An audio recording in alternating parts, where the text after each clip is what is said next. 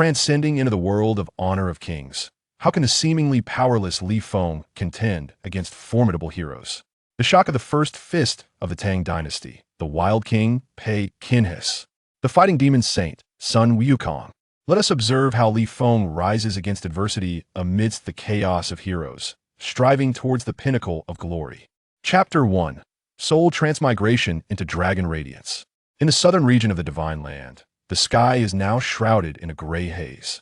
In a bustling metropolis, myriad lights begin to illuminate the city, and the streets gradually immerse in the vibrancy of the night market. Viewed from above, it resembles a serpentine dragon adorned with flickering sparks of starlight, meandering endlessly. At this moment, within a university dormitory of the city, in a room shared by four, sits a young man clad in a checkered shirt and knee-length shorts. He lounges in a chair, crossing his legs, engrossed in the latest Apple smartphone, his thumbs furiously tapping the screen. He is alone in the dormitory as it is the National Day holiday, leaving the space eerily quiet. Damn it, can this mage even play? The mid lane is in shambles. I might as well take on the role myself. Li Feng, initially engrossed in the game, suddenly erupts in frustration, his agitation palpable as he gazes at the prolonged black screen of over 40 seconds, resentment surging within him. He retrieves a pack of cigarettes from his pocket, lights one up, and inhales deeply. Contemplating the black screen, Li Feng's discontent grows. He had been performing well in the early game, dominating the top lane single-handedly, only to find himself in a disadvantaged position now. Exhaling a plume of smoke, he vents his fury into the chat, typing a string of insults before taking a deep breath and waiting for the last few seconds of the black screen to pass. As the screen finally lights up, Li Feng eagerly jabs at the controls, ready to showcase his skills in the top lane.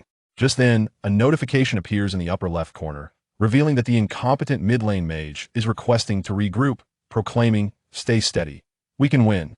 Li Feng's fury ignites further upon reading this. Had it not been for this player, they would have already secured victory.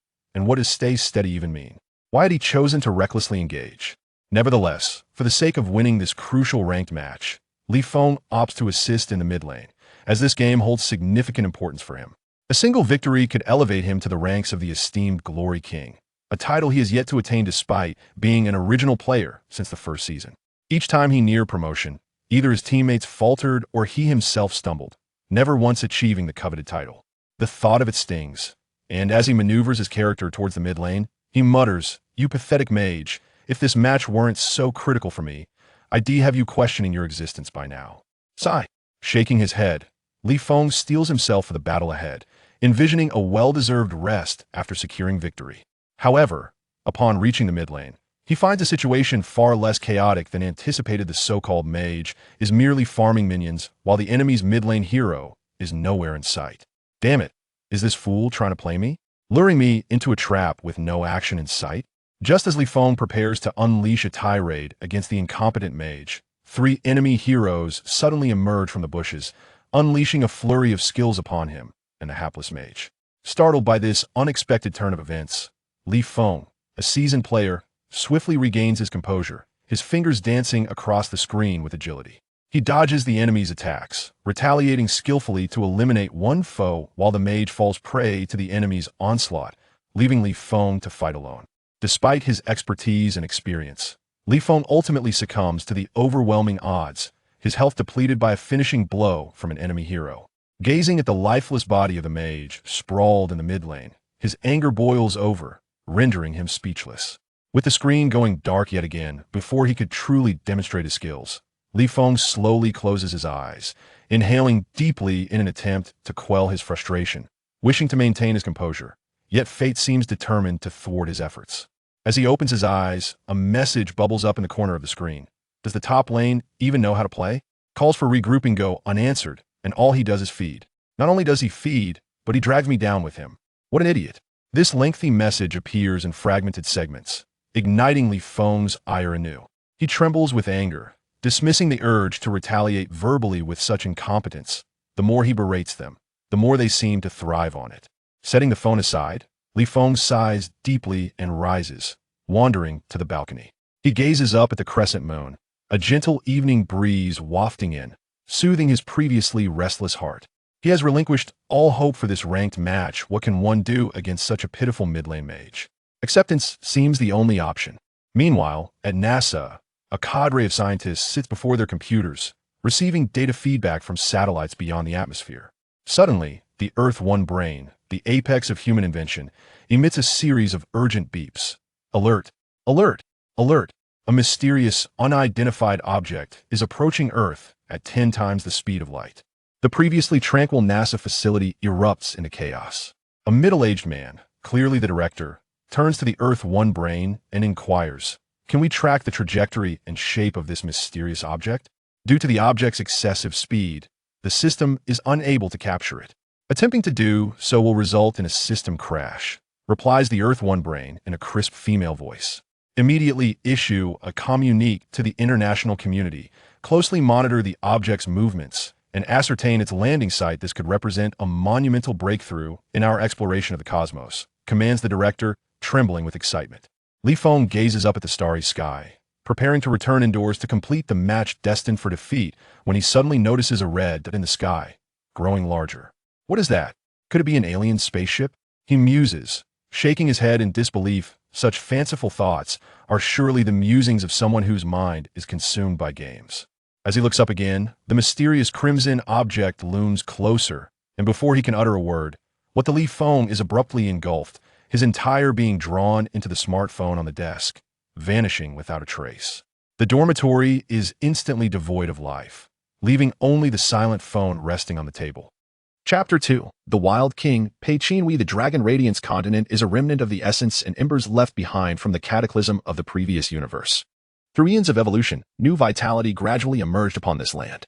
Here, the populace dedicates themselves to the path of cultivation, with aspirations to become cultivators. Yet, fate is oftentimes unkind, for not everyone possesses the innate capability to cultivate. To embark on this path, one must inherently possess a divine seed, a cerebral nucleus that evolves through extraordinary means during gestation. Once an infant is born and matures, they may then step onto the path of cultivation. Despite the continent having reached its zenith through various evolutions, rendering it exceptionally conducive for cultivation, unforeseen events still transpire, resulting in a greater number of ordinary individuals than cultivators. The cultivation practices on this continent can be classified into two paths, that of the warrior and that of the mage. Warriors harness the divine sea within their minds to capture and attune to the 9 elemental runes birthed from the primordial chaos of the universe. These elemental runes consist of wind, thunder, fire, water, metal, wood, earth, light, and darkness. Warriors refine these ethereal runes into their own indomitable forms, assimilating the elemental powers to achieve greatness. Conversely, mages seek to harmonize with these elemental runes, transforming them into forces they can command. Through the incantation of ancient spells, they unleash devastating power derived from the runes under their control. The distinction between these two paths lies primarily in their physical forms. Warriors, having integrated the elemental runes into their bodies, typically possess robust physiques, while mages tend to be more fragile. However, within the same tier, mages can inflict greater overall damage than warriors, each possessing their unique advantages, rendering it difficult to determine superiority.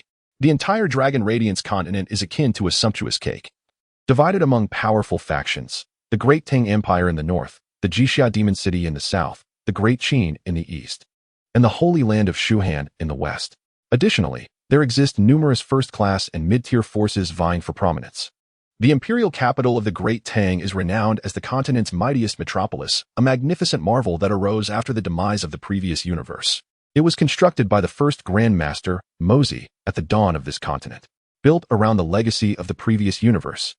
The colossal city is adorned with countless intricate mechanisms, capable of levitating in extraordinary circumstances, instilling pride in both mortals and cultivators residing within. Other factions, envious of this metropolis, have been deterred from attempts to seize it, wary of the Great Tang Empire's formidable strength and the city's unique attributes. At the heart of the continent lies the Phantom Gorge, a forbidden realm coveted by all factions yet approached with trepidation. Legend has it that this site was once the battleground of ancient ancestors, a place teeming with the remains of the fallen, a veritable necropolis of the powerful. Any force that dared to encroach upon this area has mysteriously faced annihilation, the reasons remaining shrouded in secrecy. Over time, the Phantom Gorge has become a no-go zone, even for the 4 superpowers, who have never contemplated conquest of this territory. Despite the terror the Phantom Gorge instills, it is rife with opportunities. It is said that those who can safely navigate its depths will emerge as unparalleled champions. Thus, many lone cultivators and powerful factions venture into its perilous embrace, seeking fortune. Within the depths of the Phantom Gorge, a range of mountains undulates like a surging green tide, crowned by cotton-like clouds that obscure their peaks. Among these mountains stands a towering formation resembling a celestial pillar, its crystalline surface gleaming with otherworldly brilliance, exuding a divine essence. Surrounding this crystalline mountain, the lesser peaks seem to bow in reverence. Sunlight dances across the landscape, illuminating the crystal mountain in a breathtaking spectacle. This mountain is the sanctum within the Phantom Gorge, known only as the Crystal Emperor Mountain, a place untouched by human presence until now. At this moment, halfway up the Crystal Emperor Mountain, a shadowy entrance to a cave beckons, nearly imperceptible to the untrained eye. Standing at the cave's mouth is a middle-aged man clad in simple attire, his weathered face etched with the passage of time. His deep-set eyes gaze contemplatively into the distance, hands clasped behind his back, lost in thought. Should anyone behold him, they would be astounded that such a fearsome realm harbors a resident. The knowledge of this would undoubtedly incite a frenzy among various factions, yet this secluded area remains undisturbed. Those with strength avoid such risks, while the weak dare not venture here. From behind the middle-aged man, a glimpse reveals a young man lying within the cave's depths. Suddenly, the youth stirs, his starry eyes fluttering open, filled with confusion and wonder. He surveys his surroundings, a frown creasing his brow. Speaking softly to himself, he questions his whereabouts. Where am I? What happened? Wasn't I just in my dormitory playing ranked matches? Did that mysterious red orb bring me here? This young man is Li Feng. After being struck by the enigmatic red orb, he promptly lost consciousness, awakening in this unfamiliar realm. As he gazes around the crystalline cave, it takes him a moment to regain his composure. Slowly closing his eyes, he opens them once more, a mix of emotions swirling within. He murmurs to himself, could it be that I have traversed into another world? While Li Feng is an avid gamer, he possesses awareness of the fantastical tales and literature. Yet it perplexes him that such a narrative could transpire in his own life. Now, Li Feng is certain that this is not the world he once knew. Moreover, he can distinctly sense a mysterious energy permeating this realm, an essence akin to the spiritual qi often depicted in novels. Though he harbors deep longing for his former life, he recognizes that he must adapt to his new circumstances. With a heavy sigh, he shakes his head, resolving to take things one step at a time. Rising from the stone bed, he gazes toward the distant cave entrance, gradually standing up and approaching it. Li Feng intends to venture outside to uncover the nature of this strange world. Chapter 3. Apprenticeship with Pei Qinhus. Li Feng gazes at Pei Qinhus' retreating figure. Momentarily lost in thought, after a brief pause, he descends into contemplation. In the game Honor of Kings, Pei Qinhus is a newly introduced hero, though Li Feng is not particularly familiar with him, merely having a vague understanding. It is said that this hero is a unique hybrid demon, the first true dual-form character, embodying the essence of man and tiger, with capabilities for both offense and defense. Little did he expect that the first hero he would encounter upon entering this world would be Pei Qinhus. Li Feng understands that since he has arrived in this realm, the prospect of returning to his previous life is likely futile. The only course of action available to him is to grow stronger. In this new world, survival hinges upon strength. If he remains weak, he may not even comprehend the circumstances that lead to his demise. Li Feng recognizes that this is not a mere game where skill and time can suffice. This is a tangible world, fraught with unpredictability. To navigate these uncertainties, one must possess sufficient power. Given his current state, his sole path to strength lies in the guidance of the man before him. Suddenly, Li Feng gazed at Pei Qinhus' retreating figure, knelt on one knee, and clasped his fists, saying, Senior Pei, I humbly request that you take me as your disciple. I will strive diligently in my training and will not disappoint you, nor tarnish your reputation. Li Feng thought to himself, this is how one pledges to a master in novels. It must be correct. His heart was filled with trepidation, yet tinged with anticipation. If this individual were to refuse him, what would become of him? Moreover, this forbidden land was fraught with peril, as a mere mortal devoid of any skills. How could he possibly escape? Upon hearing Li Feng's words, Pei Qinhus turned around, his gaze fixed intently upon him. His expression was calm, yet within, turmoil brewed. Since that incident long ago, little had brought him joy. Yet, the sight of this young man in such a posture filled Pei Qinhus with a sense of delight, and his gaze softened slightly. What legendary warrior would not yearn to take a prodigious disciple, to pass down their martial legacy? Furthermore, after the events of a decade past, Pei Qinhus vowed never to leave the Crystal Abyss Mountain unless he achieved a breakthrough, although he was now but a step away from that breakthrough.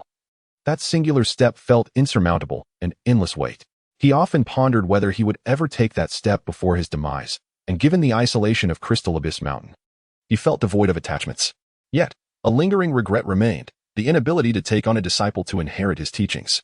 Fortunately, fate had smiled upon him, delivering a remarkably gifted individual who was still a blank slate, untouched by the negativity of the outside world. Li Feng trembled under Pei Qinhus's scrutinizing gaze, yearning for a response. Will you accept me? He thought anxiously. Pei Qinhus stepped forward, his hands trembling slightly as he helped Li Feng to his feet, declaring, "From this day forth, you shall be my personal disciple." A sigh of relief washed over Li Feng as he knelt once more, striking his forehead 3 times before Pei Qinhus. Disciple pays respects to master. This time, Pei Qinhus did not stop him but allowed him to finish his bow before helping him up. Since you have taken me as your master, let me introduce you to the realms and methods of martial cultivation. By the way, disciple, do you still remember your name? Pei Qinhus gazed at Li Feng with a hint of kindness. Regarding this disciple, Pei Qinhus was already quite satisfied with his character, aside from his talents. My name is Li Feng. Li Feng felt a flush of embarrassment upon realizing he had not introduced himself to his master until now. Very well, Fenger, listen closely, Pei Qinhus instructed, casting a glance at Li Feng. Upon hearing the name Fenger, Li Feng momentarily froze, his eyes slightly glistening. This name was frequently uttered by his mother, but after entering university, he had not heard it again. Hearing Pei Qinhus call him by that name stirred deep emotions within him. Mother, when will I see you again? Perhaps I never will. Please take care of yourself. Your son is unworthy. As Li Feng bowed his head, tears streamed uncontrollably down his cheeks, whispering with guilt. Noticing Li Feng's distress, Pei Qinhus inquired with concern, "What troubles you, disciple?" "It's nothing, just memories of my mother. I don't know when I will see her again." Li Feng replied, wiping away his tears.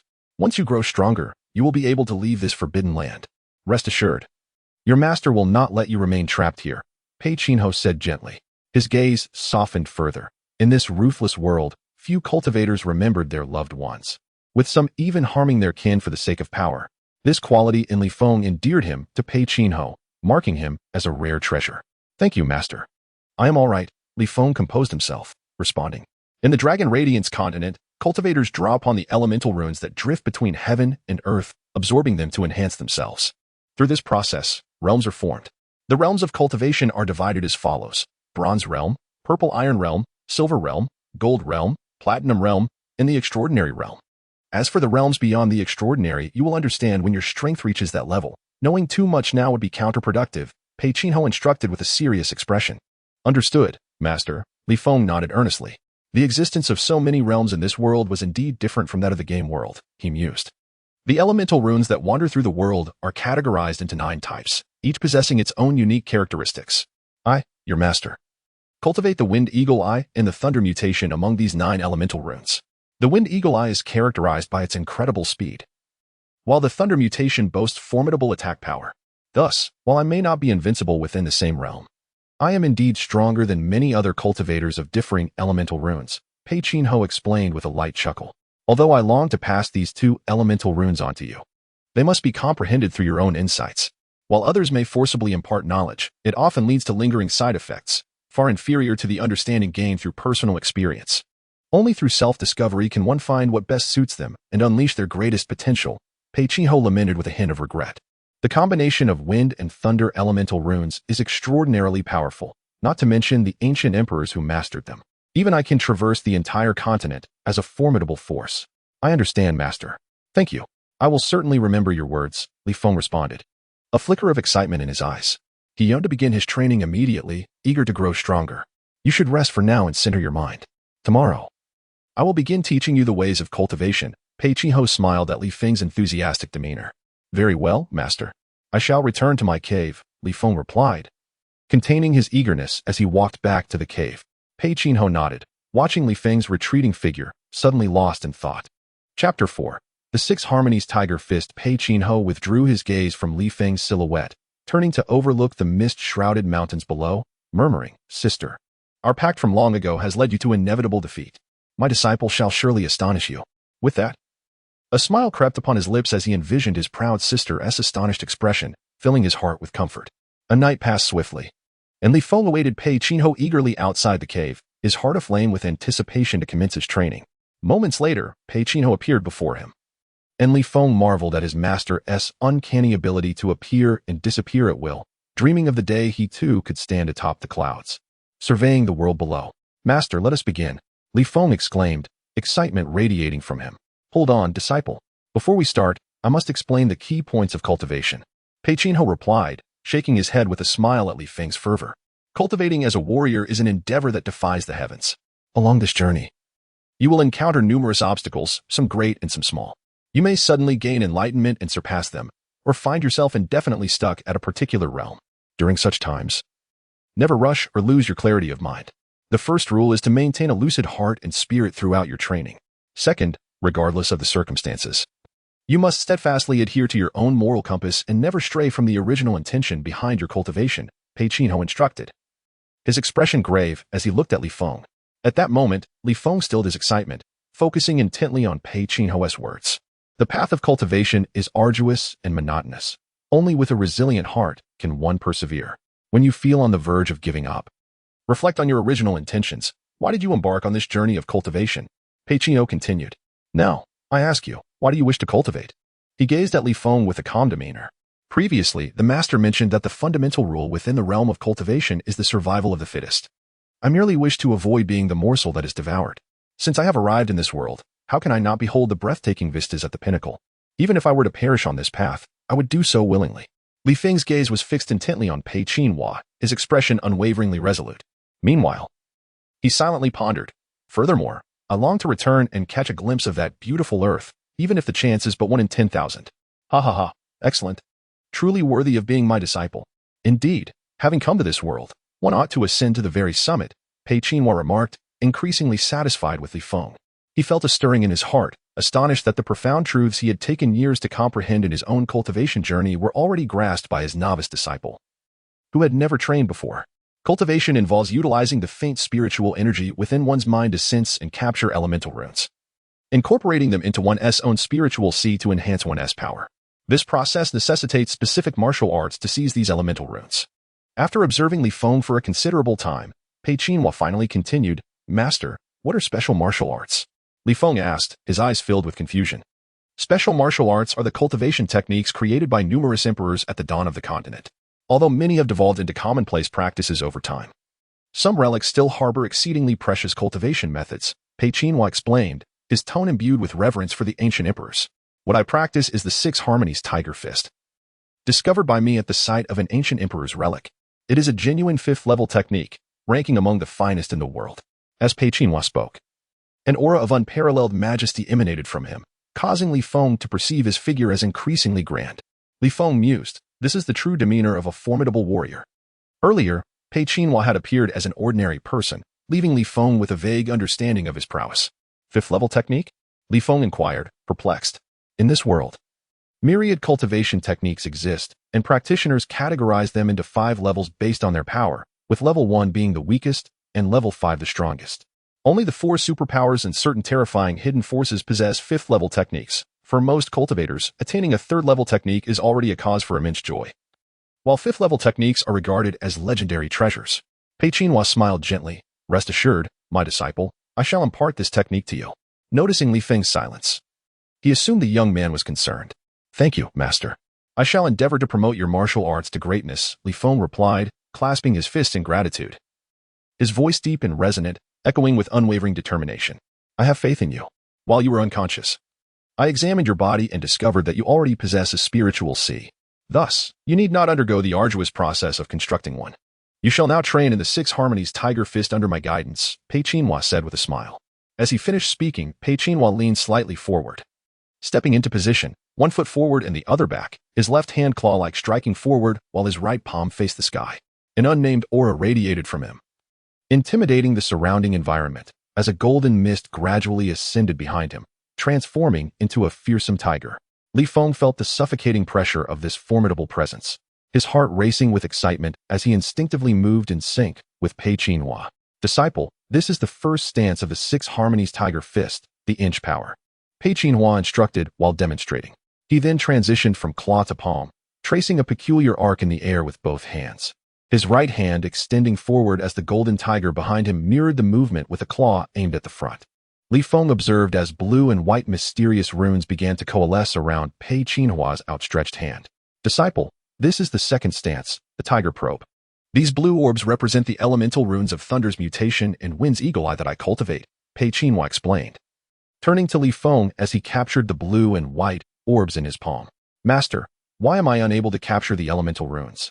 Li Feng asked, a hint of disappointment in his expression as he gazed at his empty palm.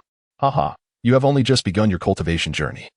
Capturing elemental runes is not so easily achieved. Once I teach you the entire set of the 6 harmonies Tiger Fist with diligent practice, you will gradually learn to capture them." Pei Qinhua chuckled, shaking his head at Li Feng's disheartened demeanor, realizing the young man mistakenly believed cultivation to be effortless. "Well then, Master, let us continue," Li Feng declared, shaking off his discouragement and restoring his fighting spirit. As Li Feng began to immerse himself in the path of cultivation, a few unexpected visitors arrived outside the Phantom Gorge. 3 men and 1 woman, each emanating an aura of great strength, clearly disciples of a powerful faction. After a considerable time, Li Feng finally emerged from his stupor, realizing that the 5th-level technique, the 6 harmonies Tiger Fist, which Pei Qinhua had forcibly imparted to him, had vanished from his mind.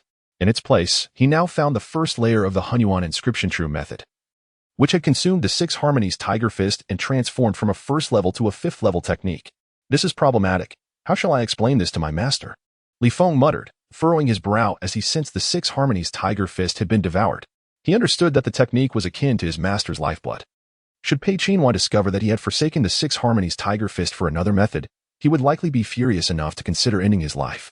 However, the current circumstances were beyond Li Feng's control. Unless he abandoned cultivation altogether, he had no choice but to practice the Hunyuan inscription true method. Although it might provoke a severe reprimand from his master, Li Feng chose to pursue this legendary method, feeling a surge of excitement as he cast aside his previous concerns, his soul attuning to the newfound first layer of the technique.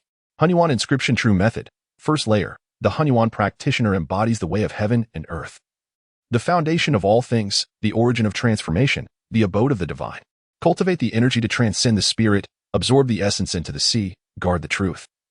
Return to the source, gather essence to attain the void, refine the spirit to unite with the path, and enter the sacred realm of the extraordinary. Li Feng murmured the principles he sensed, his expression filled with perplexity. Although this method appeared formidable, its depth was daunting and incomprehensible, posing a significant challenge for a novice like him. Without anyone to consult, he could only rely on his own understanding. And he was not yet prepared to disclose this to Pei Qinhua, for this technique was exceedingly extraordinary, and the more individuals who were aware of it, the greater the peril he would face. Even though Li Feng had only just arrived in this world and found himself in a forbidden zone, he understood the principle that a common person may suffer for possessing a treasure. Subsequently, Li Feng sat cross-legged on the platform outside the cave, closed his eyes, and immersed himself in the comprehension of the Hunyuan inscription true method. Amidst the towering, enigmatic Yaojing Emperor Mountain and the distant serpentine peaks that roared like a chorus of dragons, Li Feng appeared as if he were an enlightened immortal, radiating an ethereal glow. Gradually, the setting sun sank behind the winding mountains, casting the Phantom Gorge into silence, save for the haunting cries of ghosts intermingled with the howling winds, sweeping through the gorge like an unstoppable tide, ruthlessly tearing at the few remaining trees within. The war demon sage, Sun Wukong, and Daji, along with their companions, traversed the gradually darkening Phantom Gorge, where the ground was strewn with countless corpses, resembling an ocean of bones. Among them lay the remains of practitioners who had perished recently in the gorge, alongside countless others from ages past, their dried blood staining the earth and casting a dark red hue over the landscape, as remnants of dismembered bodies sprawled in every direction. Beneath the feet of Sun Wukong, not far away, lay a severed head, caked in dark red mud, its eyes wide open, a clear testament to an untimely demise. Beside this head, broken hands, shattered arms, and contorted bodies formed a macabre heap of lowly graves, a sight both terrifying and grotesque. In this ghostly canyon, once a battlefield of ancient times, the themes of dismemberment and death reigned eternal. My lord Demon Saint, one of the men in black robes trembled as he surveyed the horrific scene. We have searched far and wide, yet found no trace of the demon seed. Perhaps it has yet to be born. Should we not return and wait until dawn to continue our search? Indeed, my lord, another robed figure quickly concurred. It is said that the Ghost Canyon becomes even more perilous after nightfall, with numerous blue demons and red fiends emerging to roam and hunt. Upon hearing their words, Sun Wukong abruptly halted, turning to fix a piercing gaze upon the 2 men in black. As denizens of my Jixia demon city, how can you exhibit such cowardice? How could mere blue demons and red fiends deter the steps of the fighting demon saint? His tone was laced with disappointment for the 2 behind him, juxtaposed with unwavering confidence in his own formidable prowess, exuding an aura that seemed to disdain the very essence of life itself. The 2 men, initially gripped by fear, now displayed expressions of shame, recalling the words of the peerless demon god. With a single battle spanning 3,000 miles, a staff once stood against 1,000,000 troops. If one ascends to immortality, no demons shall remain. If one becomes a demon, no immortals shall exist. The lawless, fighting saint, Sun Wukong. They remembered the reverence in the peerless demon god's voice, a being who stood at the pinnacle of the continent and ruled over Jixia Demon City. Clearly in awe of the man before them, a testament to his terror. "My lord demon saint," one of them ventured cautiously. "Your prolonged seclusion has rendered you unfamiliar with the dangers of the outside world. Do not fault them. Their concerns are not without merit. It is said that deep within this ghost canyon lie two terrifying monsters, remnants of antiquity, the sovereign demon dragon and the dark tyrant. Even those at the pinnacle of kingship would divert their paths upon encountering them, save for the peerless demon god and the heavenly demon king, who alone possess the qualification to confront such entities." At that moment, Daji's alluring voice echoed through the shadowy and eerie woods, like a gentle breeze carrying a fragrant allure. "Oh, then I must take a closer look," Sun Wukong replied, a spark of interest igniting within him. Daji, observing his reaction, sighed and rolled her eyes. "Do not forget our purpose. Though it is just the three of us now, once the demon seed truly emerges, the other great powers will undoubtedly swarm here. How will you contend with them then? I understand your strength is formidable," she continued. "But are you certain you can handle both those monsters and the forces of the major powers?" Her captivating charm seemed to hold no sway over Sun Wukong, a man whose mind was solely focused on battle. Yet, Daji's words caused him to furrow his brow, the eagerness in his demeanor dissipating. In a flash, he soared towards the outskirts of the Ghost Canyon, while Daji, with a slight smile of resignation, followed suit. Within the Yujing Imperial Mountain, Li Feng sat cross-legged, suddenly enveloped by a mysterious mist. As this aura emanated from him, numerous elemental runes began to swirl around, converging upon him, until he was encased in a sphere of blue-tinged red energy. Above his head, a fiery sun-like silhouette emerged, radiating heat akin to that of a true sun, causing the temperature around him to rise significantly. Beside it, a blue crescent moon silhouette appeared, exuding a chilling aura that countered the intense heat. Chapter 7. The startling Pei Qinhus within the Yujing Imperial Mountain. Li Feng remained immersed in his cultivation. Had it not been for the appearance of the crescent moon, the scorching heat of the sun would have incinerated him to ashes. The elemental runes manifested above his head. Just then, Pei Qinhus materialized beside Li Feng, his eyes widening at the sight above him, unable to suppress his astonishment. He held his breath, fearing he might disturb Li Feng. It is common for cultivators to experience unique phenomena during their practice, influenced by their techniques and innate gifts.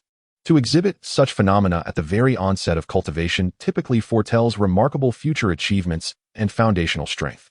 In the entirety of Longhui continent, those who could demonstrate such phenomena from the outset were exceedingly rare. Even Pei Qinhus had not reached this level until he had attained the 5th-tier technique, the 6 Harmonies Tiger Fist. Often, cultivators who displayed phenomena early in their journey were hailed as prodigious geniuses, eagerly sought after by various powers, whether through coercion or temptation. They would do anything to recruit such talents, and if all else failed, they would resort to violence to eliminate any potential threats to their status. Even that exceptionally talented senior sister of his was not exempt from this fate. Pei Qinhus mused, recalling her unparalleled beauty and pride. Pei Qinhus' astonishment did not end there. A colossal circular silhouette suddenly appeared above Li Feng. Unlike the fiery sun, this disk presented in shades of black and white, emanating a profound and timeless energy, as if it could obliterate the vicissitudes of life.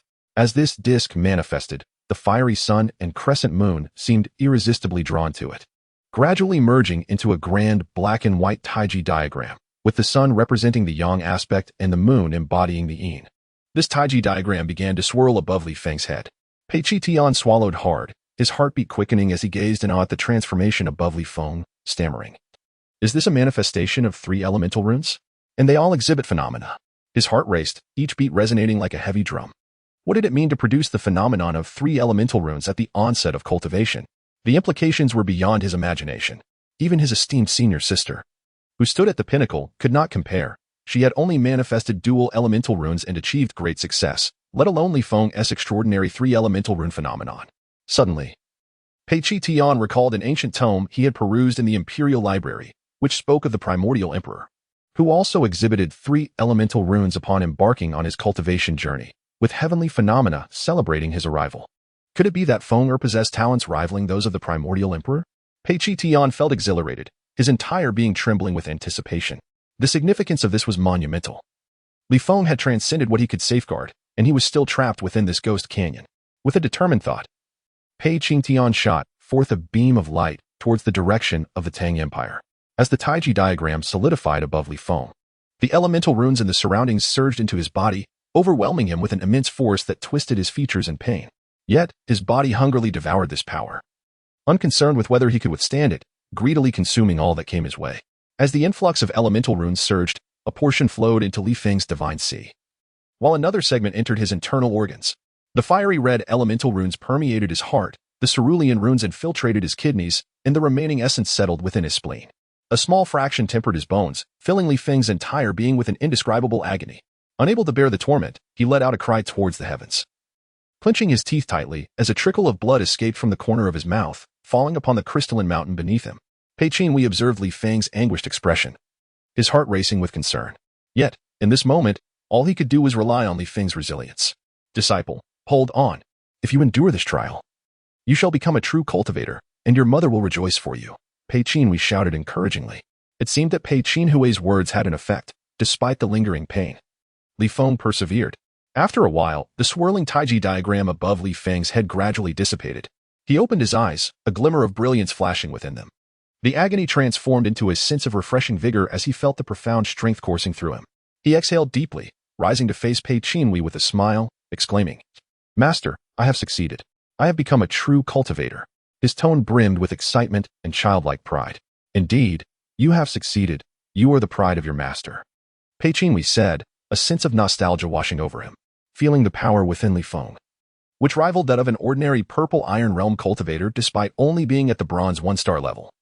He pondered, could it be that the three-elemental anomaly truly possessed such terrifying potential? Observing the elated Li Feng, he realized that his disciple's future achievements were beyond his imagination. At the moment Li Feng attained the bronze realm, a brilliant red light erupted within his divine sea. Unbeknownst to him, this explosion of crimson energy conjured a dark red mist in the skies above the Wukong Emperor Mountain, illuminating the night with its radiant glow. Waves of demonic energy surged forth from the mist, shrouding the skies in darkness. Thunderous roars echoed as lightning danced within the demonic aura, revealing a fearsome dragon prowling amidst the chaos, its terrifying growls resonating across the heavens, while myriad phenomena manifested, transforming the skies above Wukong Emperor Mountain into a scene reminiscent of hell. "Master, what is happening?" Li Feng asked, his voice tinged with panic as he gazed at the terrifying spectacle above. "It is nothing but the manifestation of your breakthrough," Pei Qinhus replied, his expression betraying a hint of concern, though he maintained a calm demeanor. Despite his curiosity regarding Li Feng's anomaly, he knew he must remain composed. The emergence of this phenomenon indicated that Li Feng's presence could no longer be concealed. He needed to prepare for the potential battle that loomed ahead. He gazed at the awe-inspiring sight, silently hoping for timely intervention. As Li Feng pondered Pei Qinhus's words, a thought struck him. Could this be the treatment reserved for protagonists? Chapter 8. The Demon Saint in the Wild King outside the Phantom Canyon. Sun Wukong and his companions, initially intent on departing, sensed a disturbance deep within the canyon. The figure in the black robe excitedly exclaimed to Sun Wukong, "Lord Demon Saint, the demon seed has emerged. Let us go." Sun Wukong replied, his demeanor grave as he regarded the ominous aura billowing from the depths. Despite his arrogance and disregard for rules, he was not foolish. He understood that seizing the demon seed would entail a fierce battle. With a surge of destructive energy, he darted towards the depths of the Phantom Canyon, moving with the swiftness of lightning. As he passed, the wandering blue demons and red fiends were obliterated by his overwhelming presence. Daji watched Sun Wukong's impulsive actions and shook her head, exclaiming with a hint of exasperation, "This foolish monkey has been in seclusion for so long, yet remains so rash." She followed closely in his wake. At that moment, in a grand and majestic hall in the northern region of the Dragon Radiance continent, a regal and ethereal empress sensed something amiss in the direction of the Phantom Canyon. The demon seed descends, the great era approaches. "Junior brother, it is time for your return," she murmured. Simultaneously, a beam of light shot forth from the distant void, akin to an arrow racing towards her exquisite visage. Just as it seemed poised to collide with her, she merely flicked her finger, halting the beam midair as if it were obstructed by an invisible barrier. Sensing a familiar essence, a smile graced her lips. "Junior brother, just as I was speaking of you, you have arrived." Her soul resonated with the information contained within the beam. "What? Junior brother, how should I describe your fortune?" The message within the light startled the Empress, her eyes reflecting an incredulous glimmer.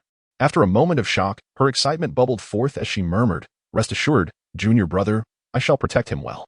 Dear Engia, Li Bai, come forth to see me." The Empress's voice, authoritative and undeniable, echoed throughout the palace. As soon as the command was issued, two figures swiftly approached.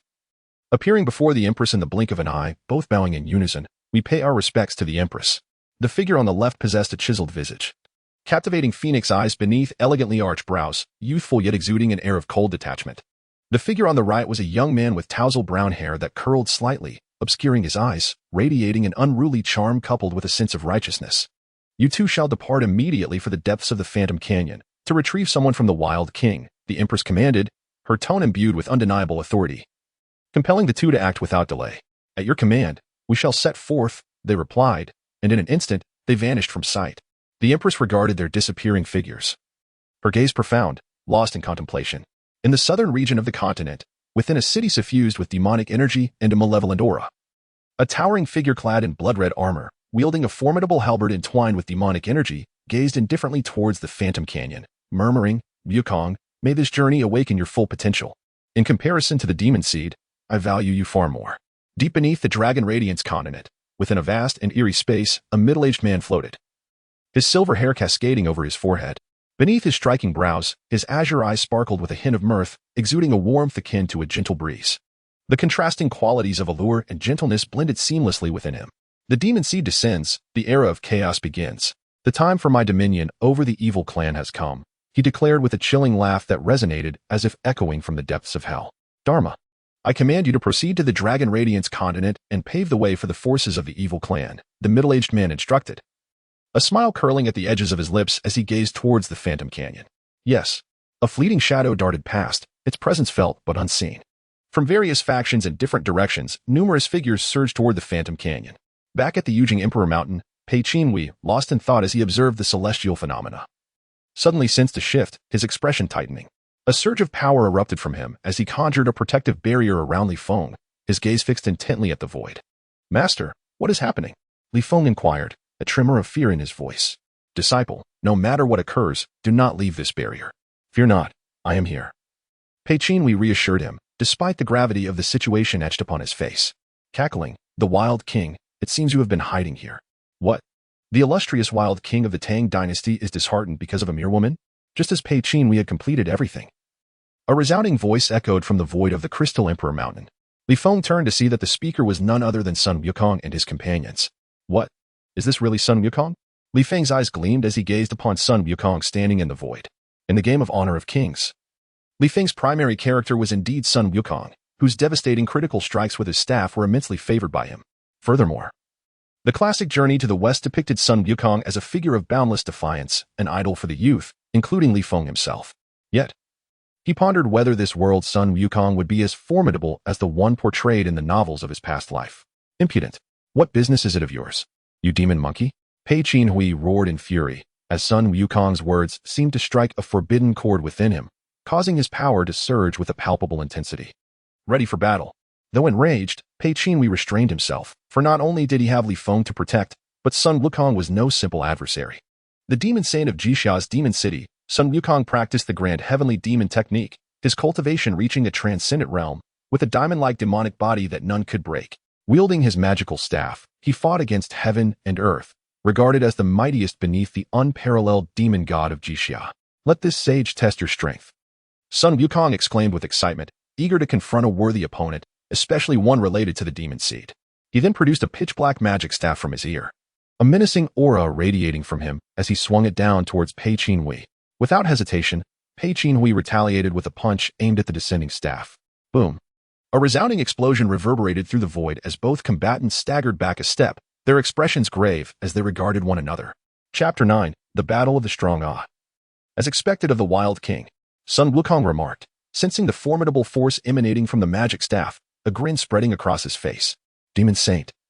The person beside the Wild King is the demon seed. At this revelation, all present turned their gazes towards Li Feng, including Pei Qinhus. The pressure from the strong made Li Feng feel as though he were buckling under its weight, his body bending involuntarily as he was drawn towards the crystalline ground. Seeing this, Pei Qinhus waved his hand, alleviating Li Feng's predicament. Oh, Wild King, if you hand over that person to me, I shall depart immediately, Sun Wukong stated, his eyes fixed intently on Pei Qinhus, disregarding Li Feng entirely. To him, Li Feng was merely a minor cultivator of the Bronze Realm, as insignificant as a mere ant, easily crushed beneath his boot, even if he were the demon seed. Sun Wukong believed that other major forces must have already sent people to search for him. Although he yearned for a fierce battle with Pei Qinhus, he feared unforeseen complications. Thus, resolving the matter without conflict was certainly the best course for his current situation. You speak nonsense. He is my disciple, and if you wish to take him, you must first step over my corpse. Pei Qinhus barked, his countenance dark with anger. It was absurd to let Sun Wukong take Li Feng so easily. After all, Li Feng was his student. Li Feng felt moved by Pei Qinhui's resolute words. In this unfamiliar world, perhaps only Pei Qinhus would stand by him like this. Overwhelmed with emotion, Li Feng could no longer contain his curiosity and asked, Master, what is the demon seed? What is his origin? He was acutely aware that this was not a mere demon seed, and if Sun Wukong and the others were mistaken, it would be disastrous for Master to engage in a futile battle. Pei Qinhus, initially furious, calmed himself upon hearing Li Feng's inquiry. Legend has it that the demon seed is a powerful force severed from the cosmic Tao, a formidable power abandoned by the universe. Every epoch, this power seeks a host. And each demon seed that is born ultimately becomes an emperor, unmatched in strength, invincible. The previous host of the demon seed was the demon lord Qinhus, who dominated the entire primordial era. Even the Yellow Emperor and Flame Emperor, who had both attained the status of emperor, were defeated by him. As he established the Li clan, overwhelming the entire primordial era, gazing down upon all. Therefore, anyone possessing the demon seed is pursued by all major forces. However, since Demon Lord Qinhus, no cultivator possessing the demon seed has emerged. Pei Qinhus concluded, his tone laden with emotion. Perhaps my disciple truly possesses the demon seed. He mused, recalling the circumstances of Li Feng's arrival. As Pei Qinhus spoke, Sun Wukong and his companions stood silently in the void, listening to Pei Qinhui's words. Their expressions reflecting a mix of admiration for the demon lord of the primordial era. I, Sun Wukong, shall also become a figure like the demon lord. Sun Wukong secretly vowed in his heart. Since you refuse to recognize the situation, I shall take matters into my own hands. Prepare to face my staff. With that, Sun Wukong raised his magic staff high, unleashing a torrent of elemental runes, and in the blink of an eye, he struck down towards Pei Qinhus. Not one to be trifled with, Pei Qinhus conjured a pair of gauntlets engraved with fierce tigers, and once dawned, he resembled a fierce tiger awakening, exuding an overwhelming aura as he struck towards the descending magic staff. Boom! An explosive sound resonated throughout the void of Crystal Emperor Mountain. Fissures radiating outward from the two combatants, a tempestuous wind carrying the weight of annihilation sweeping across the mountain, sending the few trees below flying like splinters.